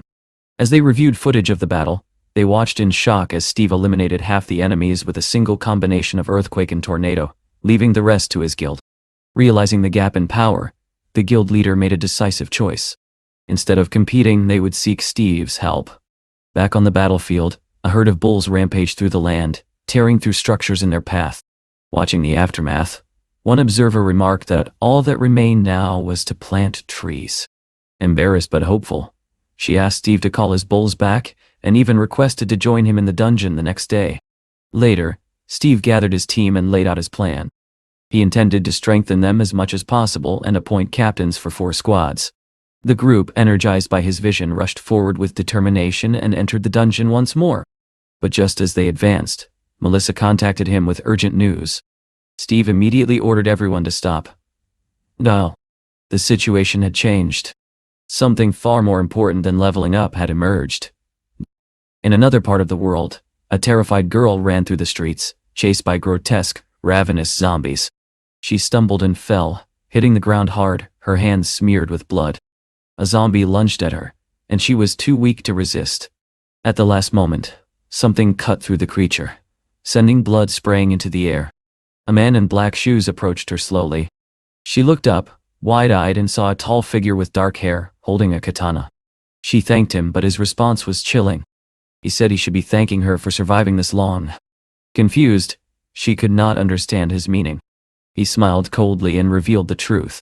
She would be the final victim needed to advance the regression stone. Elsewhere, Cedric watched with satisfaction. The stone had reached its 3rd level.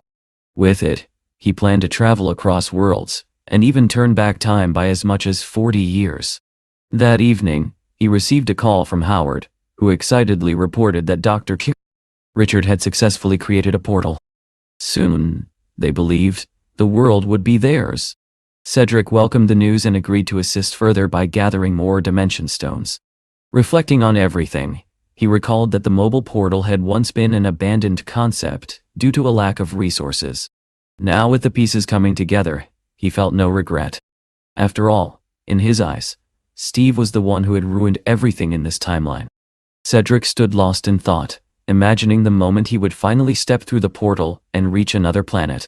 His mind drifted back to his last encounter with Steve, replaying every word that had been said.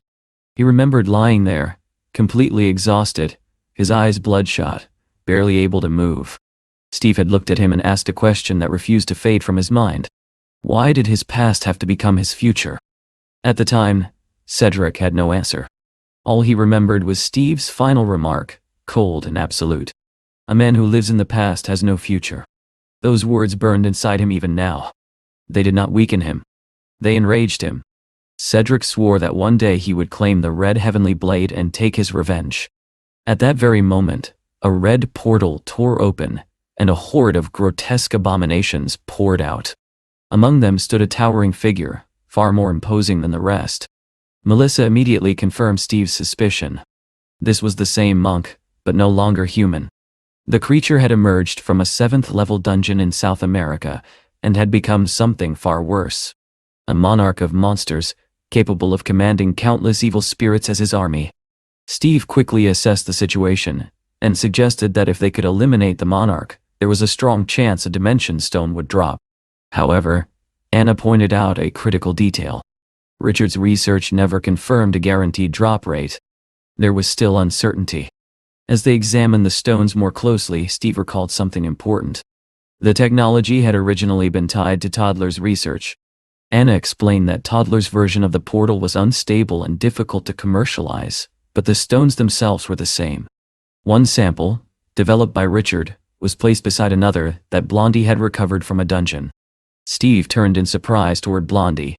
She explained that after their battle with the vampire, she had returned to the dungeon and found the stone, which she then handed over. Samuel stepped in and confirmed that, with this resource, the portal could be completed within 10 days. Melissa observed that these stones would likely mark the beginning of a new era on Earth. A map was brought up, highlighting all known dungeon locations that might contain them. There were 47 in total. 3 had already been cleared, and 5 confirmed ruptures were active. Considering remote regions like jungles and uninhabited lands, the real number could be even higher. With tensions between countries escalating into conflict, it was clear that securing these locations quickly was essential. The manager identified the most promising location as their next target. It was an area frequently requesting assistance, known as a haven for vampires.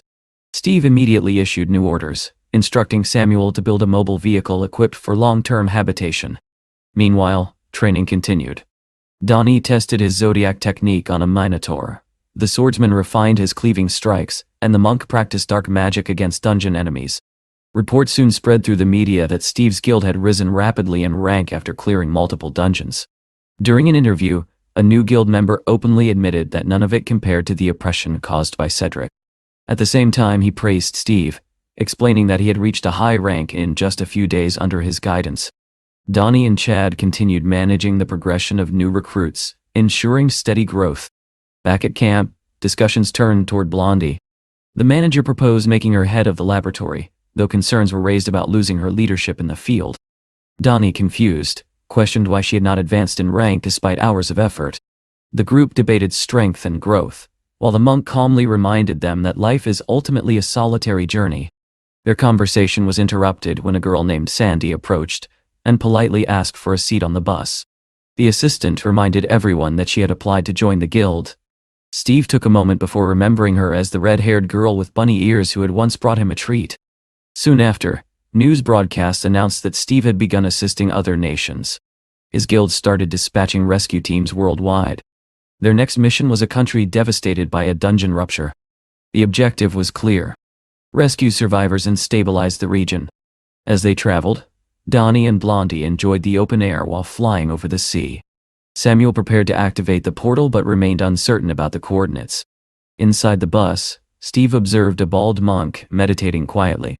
When Blondie asked what he was thinking, he almost mentioned the monk, but instead said he was thinking about her. Donnie, caught off guard, reacted with shock and urged the monk to chant louder. The monk complied, raising his voice as he struck a bell. The wyvern carrying the bus continued forward at high speed toward their destination. Far ahead in a ruined city, chaos had taken hold. Inside a cluttered room, a man slept at his computer, surrounded by empty bottles. He woke suddenly to unfamiliar sounds. Outside, people were fleeing with their belongings, running from unseen pursuers. Peering through a boarded window, he saw armed men hunting civilians.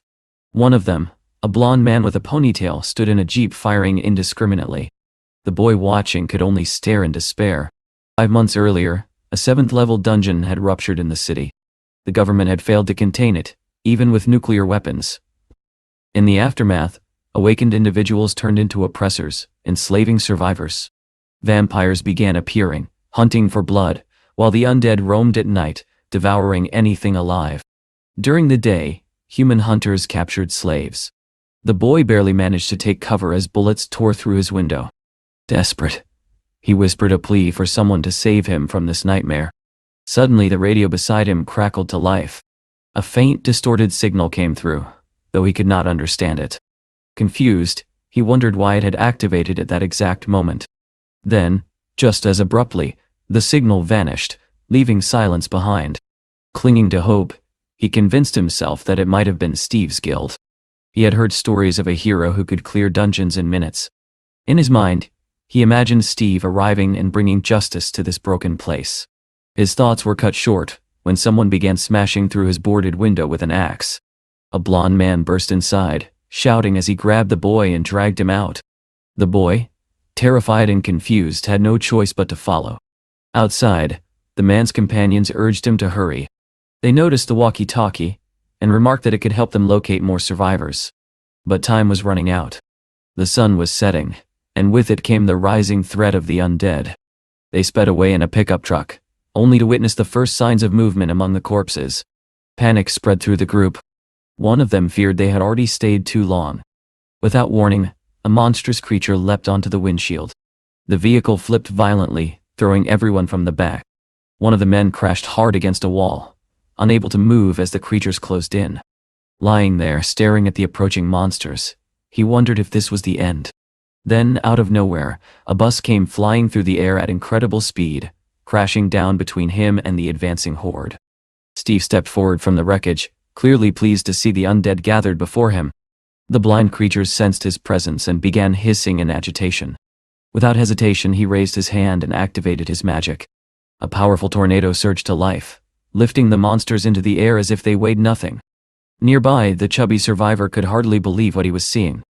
The hero he had admired from afar now stood right in front of him. For the others, the moment echoed their first encounter with a 7th-level dungeon. Steve, calm as ever, instructed the monk to draw in every enemy so he could eliminate them in a single strike. The monk lifted his bell and began channeling his technique. The deep vibrations spread outward, rippling across the city like an invisible wave. The undead reacted immediately, drawn toward the sound. Even the bandits from the overturned truck heard it. The blonde leader clutched his head in confusion, demanding to know where the girl had gone, while still trying to regroup as the undead closed in. Using magic, he located an escape route and led his group through a narrow alley. Not far away, the girl they sought knelt on the ground, rubbing her bruised neck.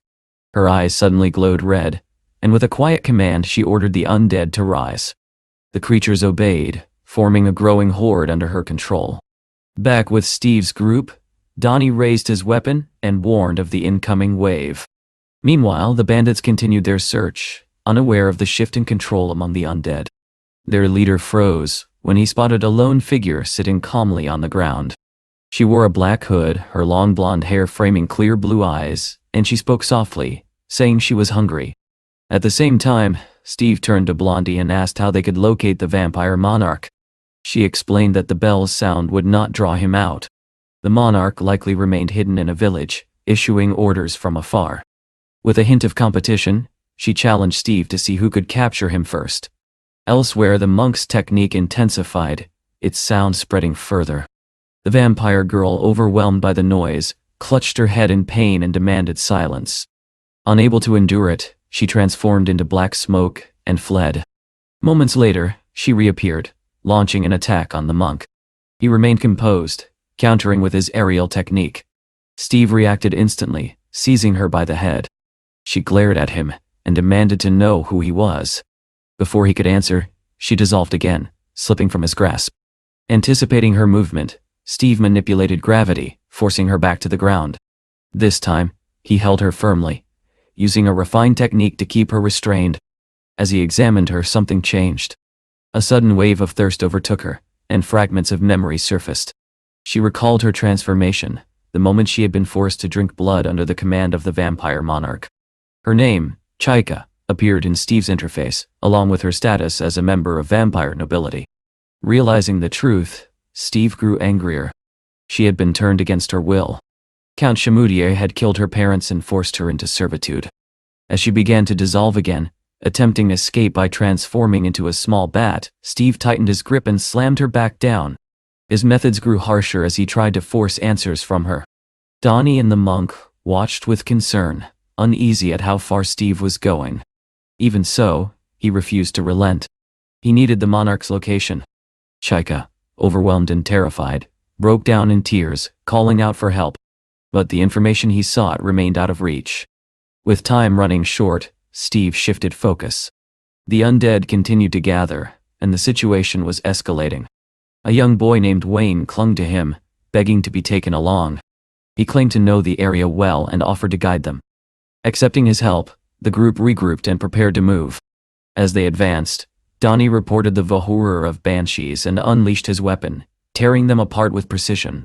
The battlefield grew more chaotic with each passing moment. Steve, still holding Chaika, pressed her for information, but her connection to the monarch remained unclear. When they reached Freedom Square, the scale of the threat became undeniable. The undead filled the area. Steve raised his hand and summoned a swarm of fire fairies, sending them into the horde. The creatures ignited on contact, slowing and burning as they advanced. Then, with a decisive motion, he called down a massive bolt of violet lightning. It struck the horde with devastating force, triggering an explosion that engulfed everything in flames. The fire spread rapidly, consuming the undead and turning them to ash. But the power was difficult to control, and the flames threatened to reach the bus. Samuel urgently instructed Steve to activate the mobile portal. Without hesitation, Steve pressed the device on his wrist and selected a location. The portal opened just in time. The bus surged forward and disappeared through it, escaping the inferno as Freedom Square was reduced to a blazing wasteland. On the other side, the bus crashed through the portal and skidded to a halt near a cliff. Though the impact was violent, the magical shield protected everyone inside. Samuel, catching his breath, confirmed that the mobile portal was a success. As the group recovered, they realized Chaika had reappeared, unconscious on the roof of the bus in her human form. They set up camp nearby, sharing food and finally taking a moment to rest. Wayne opened up about his past, revealing that he had lost his family the day the dungeon appeared. His voice trembled as he spoke of his kidnapped sister, pleading for help to rescue her. The monk, moved by his grief, reflected on his own losses and silently vowed to help. Chaika remained unconscious, still bound, her knowledge of the monarch their only lead. Meanwhile, in another location, Blondie had already infiltrated the enemy's stronghold. Armed men guarded a group of captured women, preparing to deliver them to a vampire. When their numbers fell short, the vampire threatened to kill them. Blondie's eyes shifted, her vision revealing hidden presences. Without warning, she struck. Her blades moved with precision, cutting down enemies before they could react. The chaos spread quickly as she advanced deeper into the compound. She soon confronted a powerful vampire, demanding to know if he was the monarch. When he refused to answer, she attacked. The battle escalated instantly, with gunfire and transformations blurring the lines between hunter and prey. At that exact moment, a portal opened above them. Steve's bus burst through, crashing directly into the battlefield and knocking the vampire aside. For a brief moment, everyone froze, stunned by the sudden arrival. But the fight was far from over. The true monarch remained hidden, and the battlefield was now fully engulfed in chaos. Blondie and the monk carefully searched through the dungeon, moving from chamber to chamber, but not a single vampire revealed itself. As she moved forward, she recalled the frightened girls in the truck mentioning that the captured women were being transported somewhere else. That detail lingered in her mind, and soon she reported through her earpiece that the vampires must have another hideout. Steve immediately accepted her conclusion. At his side, Seagull grew uneasy, realizing that their target was slipping further away. Chaika, still trembling, hesitated to speak. Fear gripped her at the thought of what would happen if she revealed the truth. Steve, however, assured her that he would not abandon her. Encouraged, she finally spoke of the Tower of Darkness, a black structure where the Count resided. With the butler's death, the Count had likely awakened. Worse still, he would be enraged. According to her, he would soon unleash his hunters, ordering them to slaughter anyone in their path until the threat was eliminated. The thought alone filled Seagull with dread. Unable to steady herself, she transformed and flew off Steve's shoulder, her mind unsettled after everything she had endured. Far away, beneath the pale glow of a full moon, the Tower of Darkness stood ominously. Around it, hunters circled like predators. Inside, the Count sat upon his throne, surrounded by lifeless bodies, quietly contemplating the sudden disturbances. He spoke of portals and dungeons, piecing together what might have happened. Whoever was responsible, he decided, would soon regret it. As if confirming Chaika's warning, he sent his hunters out into the night. From the tower, massive creatures surged into the sky, spreading across the city in search of their enemy. Steve responded without hesitation. Extending his hand, he activated his general summoning technique. His beasts answered the call immediately. He gave them a simple command: destroy any enemy in their path and locate the tower. The white snake received a separate order. It was to find and eliminate the Lich. Wayne watched in awe as the summoned creatures moved out, impressed by the scale of the power he was witnessing. Moments later, the night erupted with roars as the hunters spread across the city. People below recognized these creatures as the same ones that had once devastated entire regions. Panic began to spread once again. But this time, something different appeared. Steve's summoned beasts advanced to meet them. At the front was a massive tiger, followed by a towering elephant, a herd of bulls, and a pack of wolves. The two forces collided in a violent clash that shook the city. From his tower, the Count observed the battle with growing interest. He assumed that while he had been dormant, another powerful entity had emerged. Before he could fully understand the situation, a sudden movement behind him caught his attention. The tiger lunged. The attack came without warning. The Count barely had time to react as the beast's glowing eyes locked onto him. Though he vanished at the last moment, avoiding a direct hit, the tiger quickly turned its attention to the hunters, tearing one apart midair with brutal efficiency. Hidden in the shadows, the Count watched closely. The beast's strength intrigued him. If he could turn such a creature, its power would become his. Stepping forward, he leapt onto the tiger's back and sank his fangs into its flesh, attempting to corrupt it. Nothing happened. The tiger glanced sideways, almost dismissively, before leaping out of the tower window with the Count still clinging to it. Against the backdrop of the moonlit sky, the beast twisted and spun, trying to throw him off. The Count persisted, attempting again to bite and dominate it, but his efforts failed. Both of them fell rapidly. The Count managed to cling to the side of the tower, his claws digging into the stone. Nearby, the tiger held on as well, calm and unshaken. The Count coughed, blood staining his hand, confusion spreading across his face. Only then did he realize the truth. He had tried to corrupt a divine beast. At that moment, Steve arrived and looked on with quiet astonishment. He asked if the figure before him was indeed Shamudier. Seagull confirmed it. Steve introduced himself and, almost casually, referred to the tiger as his divine beast. The Count struggled to comprehend what was happening, his thoughts disoriented. Before he could recover, the tiger struck again, sinking its teeth into his shoulder. Seagull watched with cold satisfaction and bid the Count farewell. The battle ended swiftly after that. Wolves and the elephant gathered around the tower, marking the victory. The tiger returned to Steve and dropped a familiar object into his hands. It was a dimension stone. Steve examined it with clear satisfaction as blue energy began to shimmer around the tower. Soon his summoned beasts began returning through a small portal, disappearing one by one. With the threat gone, Steve and Seagull entered the tower itself. Inside, Blondie met them and reported that the area had been secured. She asked about the captured girls, but Steve claimed they had found no trace of them. Wayne, overhearing this, was devastated. Siegel, confused, questioned Steve's lie, knowing the truth. Steve gave no explanation. Instead, he continued forward, summoning fire fairies and burning through the remaining vampires without hesitation.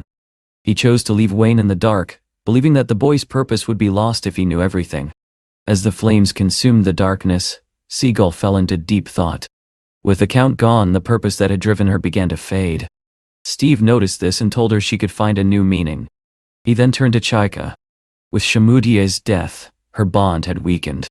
Using his ability, Steve tamed her, transforming her into energy and bringing her under his control. At that moment, the white snake contacted him, urgently calling for assistance.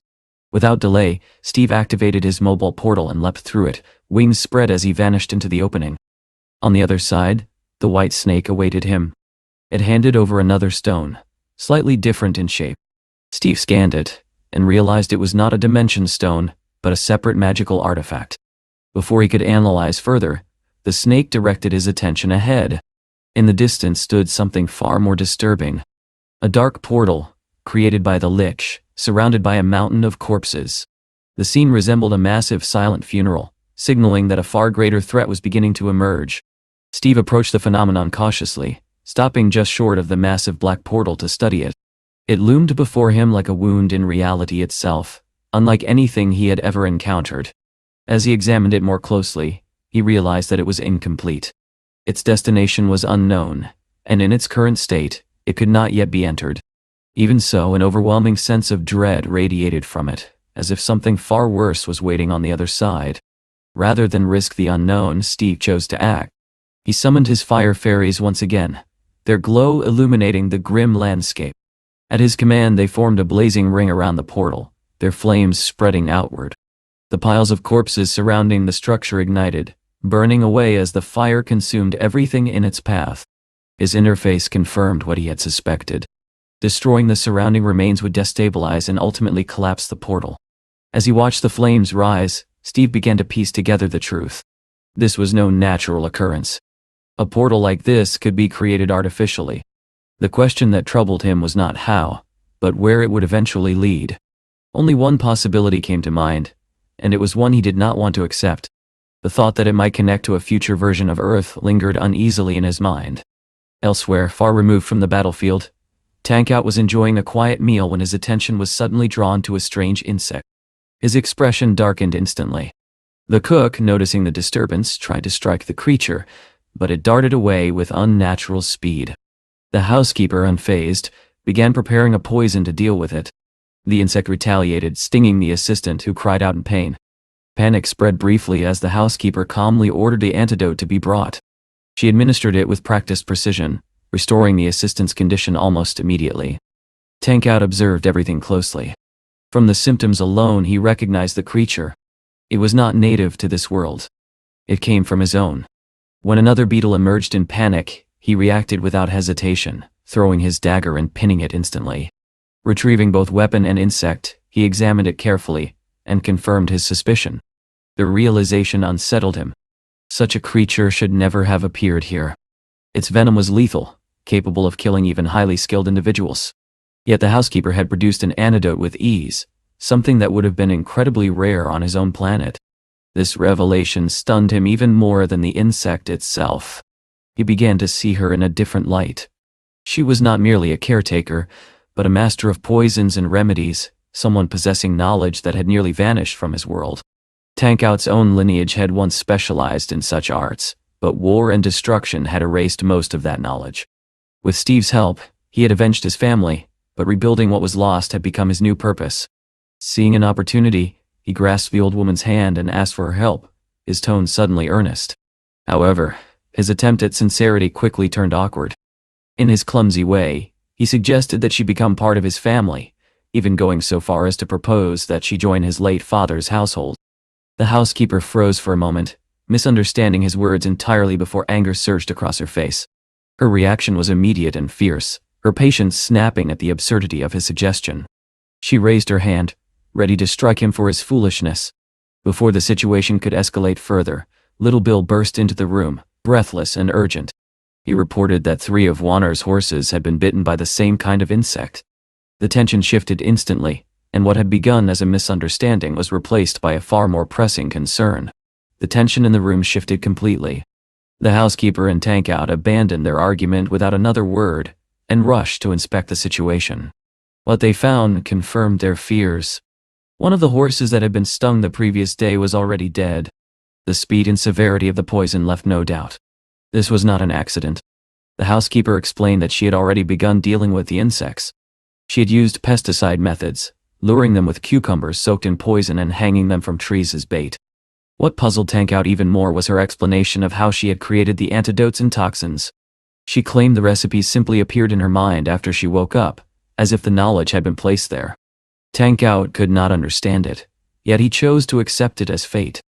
To him, it was a sign that his path was correct.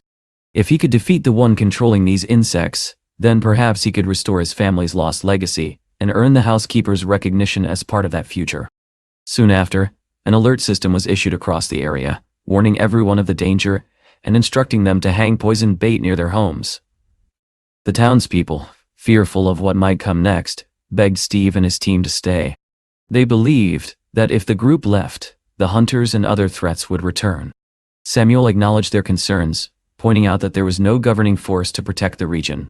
The monk added his perspective, explaining that survival often depended on having allies.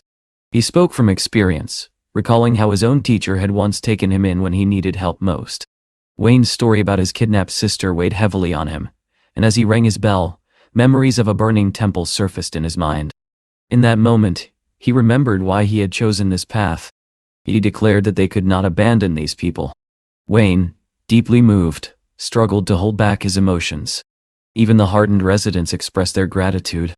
Steve listened quietly, then made his decision. He placed the monk in charge of the town's protection and prepared to leave. Though the monk hesitated, clearly reluctant, no one gave him the chance to refuse. Donnie joked that he would be missed, while the townspeople honored the monk as one of their own. The wyvern spread its massive wings and lifted the bus into the air. As Steve departed through a summoned portal, he gave the monk one final instruction.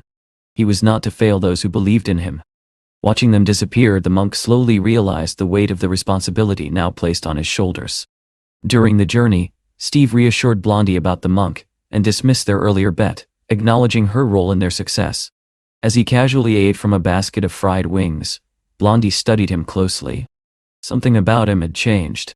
Her ability allowed her to perceive such differences, and she sensed a shift in his very nature.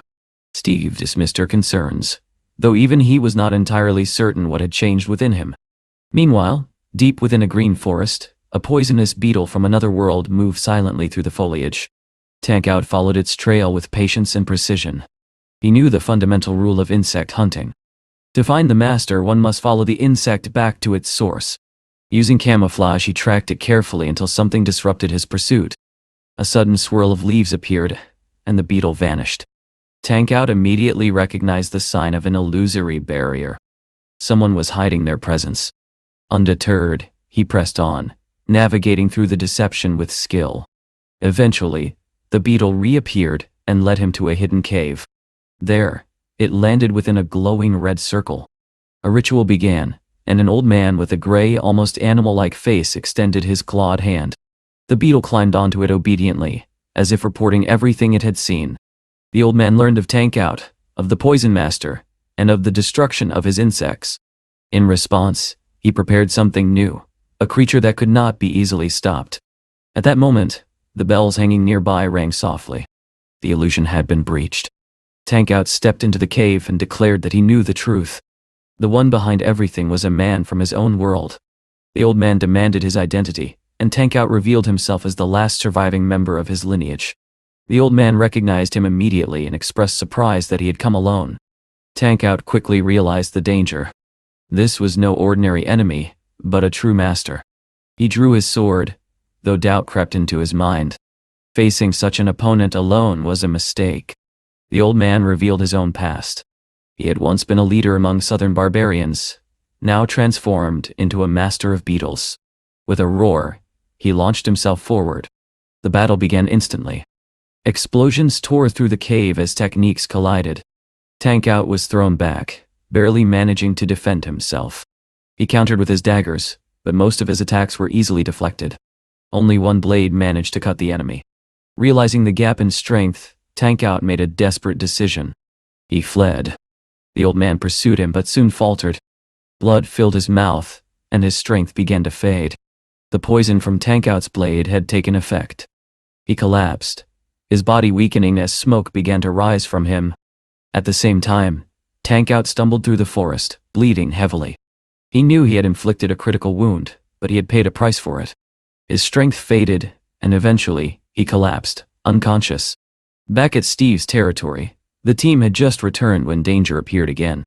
A massive swarm of poisonous insects surged out of the forest. Melissa warned that they were highly dangerous, even to the wyvern. Panic spread briefly, especially from Blondie, who feared the insects. Steve acted immediately. With a single motion, he gathered the swarm together and ordered the wyvern to unleash its fire. The sky lit up as flames consumed the insects, burning them out of existence. Moments later, Melissa reported Tank Out's situation. He had found the poison master and sent a request for help before going silent. Steve did not hesitate. Activating the mobile portal, he vanished instantly. He reappeared in the forest, where orcs had already surrounded the unconscious Tank Out. Without a word, Steve struck them down effortlessly. He then turned his attention to Tank Out, forcing him awake. With the help of the fairies, he healed his wounds and demanded an explanation. Tank Out revealed the truth about his past. After his family was destroyed, he had discovered his father's research into demonic techniques. Those methods allowed him to survive injuries that would have killed others. As they moved toward the cave, Tank Out warned Steve about the danger. The Poison Master was not easily defeated. At the peak of such power, one could lose their humanity and become something else entirely. Inside the cave they searched for the enemy, but found only signs of the battle. Tank Out noticed blood on one of his daggers, and wondered if he had already won. That hope did not last. A strange sound echoed through the cave, followed by a surge of energy. A pink whirlwind rushed toward them, filled with overwhelming power. The master had not died. Instead, he had transformed, becoming one with his insects. Before them now stood a monstrous figure, a massive beetle-like creature that radiated unnatural energy. The Millennium Beetle had awakened, and the true battle was only just beginning. Tank Out could not understand how everything had escalated so quickly. One moment they were surrounded, and the next, chaos erupted. The giant beetle unleashed a lightning-based attack, sending waves of crackling energy across the battlefield. The blond man desperately tried to dodge, weaving between the swarming insects to avoid being struck. Meanwhile, Steve simply stood there watching with growing irritation. He had grown tired of the ridiculous nickname people kept using for him. Without another word, he assumed a fighting stance and activated his flying lightning technique. Bolts of electricity shot forward with precision, striking their targets instantly. The beetles were annihilated, and even their master was cut down in the attack. When the smoke cleared, Tank Out stared at the charred remains, hoping it was finally over. But from beneath the rubble, a grotesque insect limb slowly emerged, proving the enemy was not yet finished. Steve calmly remarked that electricity was not very effective against insect shells. The wounded beetle, still clinging to life, swore to give them a long and painful death, convinced that its insect-covered body made it invincible. Steve did not bother arguing. As usual, he relied on action instead of words. With a simple motion, he burned the creature to ashes using his preferred technique. When it was over, the defeated enemy dropped a manual on insect control. Tank Out eagerly took note, certain it would be useful in the future. Elsewhere, the situation in the world continued to deteriorate. An aircraft carrier sent to aid Africa had been destroyed by a monster attack. Amidst this turmoil, Howard stood before an audience, delivering a speech about God. He asked if anyone present had ever seen God in person. The room fell silent. No one answered. Howard then shifted the narrative, claiming that Steve had recently saved an entire nation, and urged people to abandon the aircraft carrier project and instead unite under Steve's cause.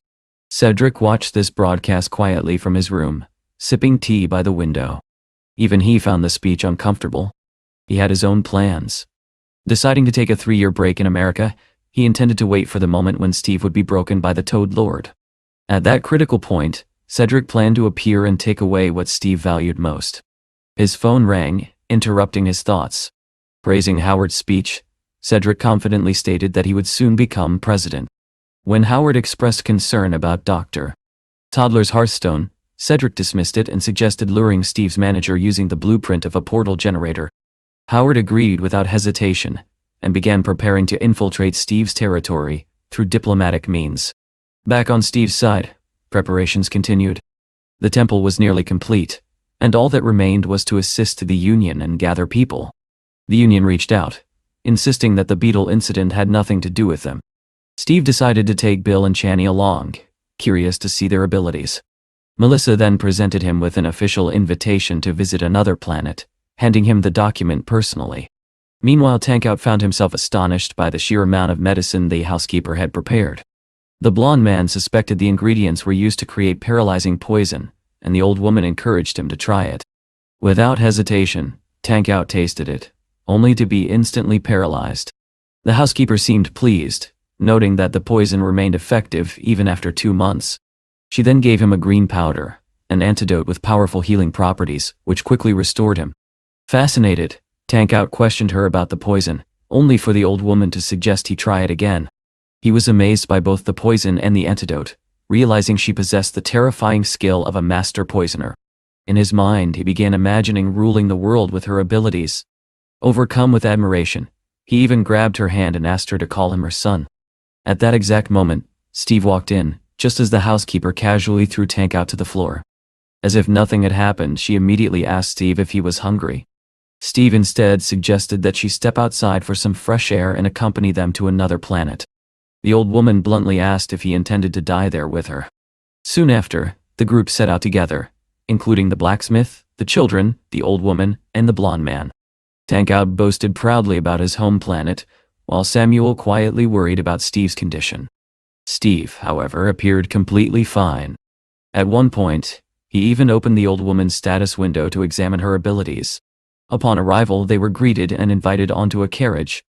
Steve questioned whether his presence was truly necessary, which caused their host to become nervous and insist on handling everything personally. Unbothered, Steve simply stated that he was hungry and ordered them to take him to the nearest tavern. The group soon arrived in a beautiful city where everyone wore masks. However, their meal quickly turned disappointing. The portions were small and the staff admitted there was no more food. The city was on the brink of collapse due to constant attacks from creatures known as mammons. Tankout was shocked that such monsters had managed to penetrate so deeply into the region. It was explained that after a bloody occultist weakened the alliance, demons had invaded, leaving only a single village still standing. Hearing this, the old woman declared that the occultist would be punished for harming innocent people. Steve, rather than dwelling on it, decided to solve the immediate problem. Using his summoning ability, he produced ingredients and asked the housekeeper to cook. She took over the kitchen with ease, preparing a proper meal. The townspeople, who had been starving, gratefully shared the food, praising its quality. Just as things seemed to calm down, danger returned. A lookout spotted approaching mammons and rang the alarm bell. Panic spread instantly as massive red demons charged toward the city. The children, eager to prove themselves, rushed forward to fight. Bill even asked for permission to eliminate them all. Steve, however, showed little interest in the battle. With a single summoning, powerful creatures appeared and wiped out the incoming demons with ease. A white snake crushed them from one side while wolves tore through them from the other. Witnessing this overwhelming power, the locals began to fear that Steve himself might be something far more dangerous than they had imagined. Despite the chaos outside, Steve simply returned to his meal. Inside the tavern, Samuel commented on the gloomy atmosphere, while Bill complained about missing the fight. Moments later, the blonde man burst in, announcing that all the mammons had been defeated and everyone could continue eating. The situation grew even more confusing when mounted warriors arrived. The leader of the Muram Union dismounted, knelt before Steve, and greeted him with utmost respect. The townspeople were left in shock, unable to understand why such a powerful figure would bow so humbly. Steve, still eating, casually praised their speed. The leader requested his assistance in the ongoing battle, and Steve agreed, though he made it clear he would not wait for anyone slow. Secretly, the leader began plotting how to use this opportunity to seize power for himself. Before heading out, Steve invited everyone to eat first. The starving soldiers eagerly accepted. Around them, the citizens could only watch in disbelief as the so-called occultist shared food with those they once feared. Elsewhere, news of these events spread rapidly. Reports detailed life in Steve's lands, new systems involving guilds and hotels, and ongoing global developments. Meanwhile, Melissa continued managing operations, calculating costs and handling constant offers for rare stones. Just as she was considering her next move, her phone rang. It was the director of the aircraft carrier research group, finally calling with the long-awaited results. The report came in with unsettling clarity. Researchers had discovered 56 7th-level dungeons hidden beneath the ocean waters. Upon hearing this, the manager immediately devised a plan and named it Operation Junk Food.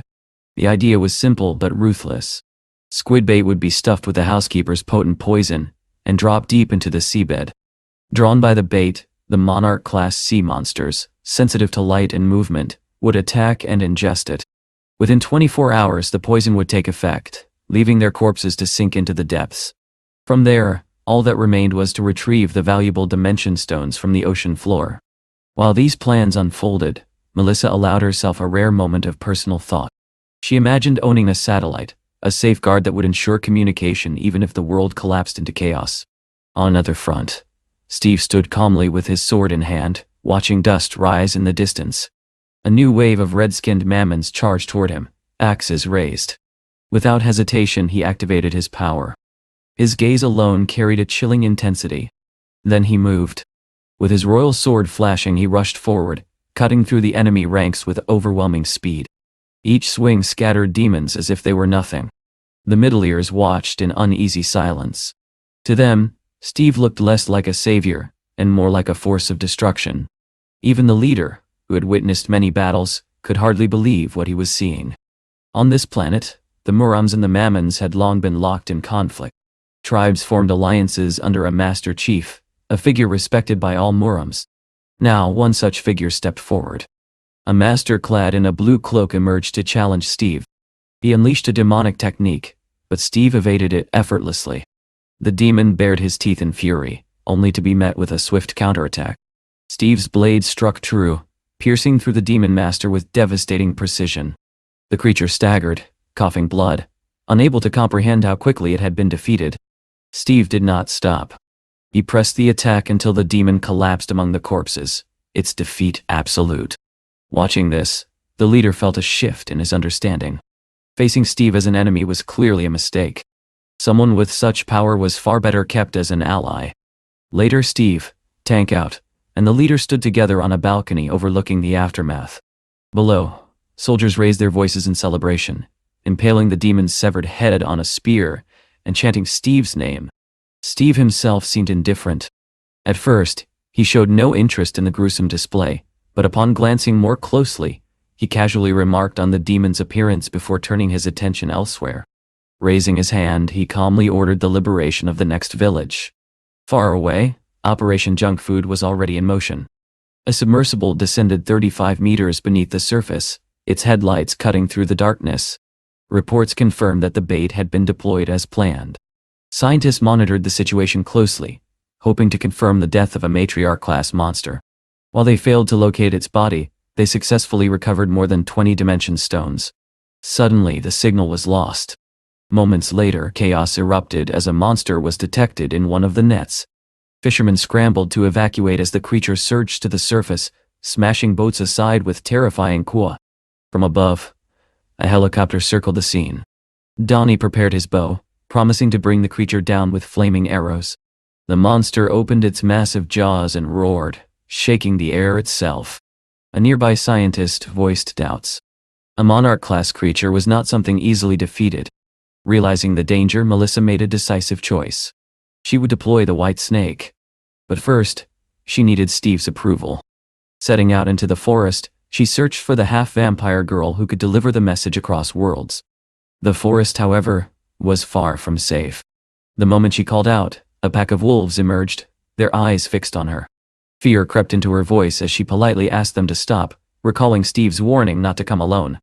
From above, the half-vampire observed silently, hanging upside down from a tree branch. She dropped down suddenly, startling Melissa. After a brief exchange, Melissa urgently asked her to contact Steve. Back at the battlefield, the Morems continued their desperate fight. The leader rallied his soldiers, determined to reclaim what had been lost. Then a massive mammoth stepped forward, towering above the rest.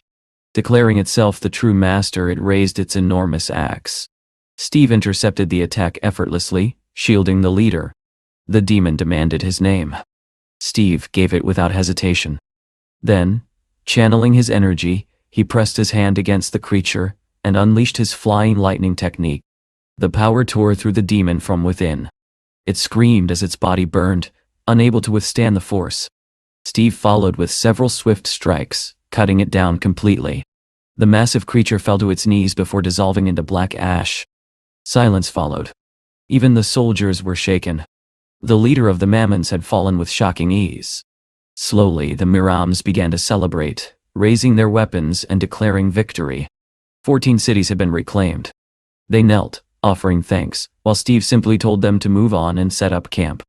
Tankout, meanwhile, had grown stronger through battle. With enough victories, he believed he would soon gain a spiritual sword. At that moment, a portal opened, and the half-vampire appeared. She rushed towards Steve, delivering Melissa's urgent message. A sea monster was preventing the collection of dimension stones, and immediate action was needed. Back at sea, the situation remained dire. Donnie continued his futile attempts to bring down the monarch. Then, without warning, the white snake struck. Emerging from the depths, it sank its fangs into the monster's neck and dragged it underwater. The struggle ended swiftly. Moments later, the fisherman realized the threat was gone. The snake returned, carrying the severed head before diving again to retrieve the stones. With the danger resolved, Melissa coordinated the cleanup, confirming her position aboard a helicopter and instructing Donnie to escort the remaining vessels safely to port. Elsewhere, life continued in unexpected ways. At the hotel, a child played innocently, while world leaders discussed rapid global developments. News of Steve's influence spread, along with reports of dimension stones being gathered. Melissa proudly announced that they had secured 43 stones and requested a satellite as compensation. Back on land, Steve observed as the Murams burned the fallen enemies. He told the children to watch carefully. Bill interpreted the lesson in simple terms. Strength meant survival. Weakness meant death. Chani, however, reflected more deeply. Remembering her family's suffering, she resolved to become stronger so that history would not repeat itself. Soon after, Steve brought them to the Eye of History to measure their progress.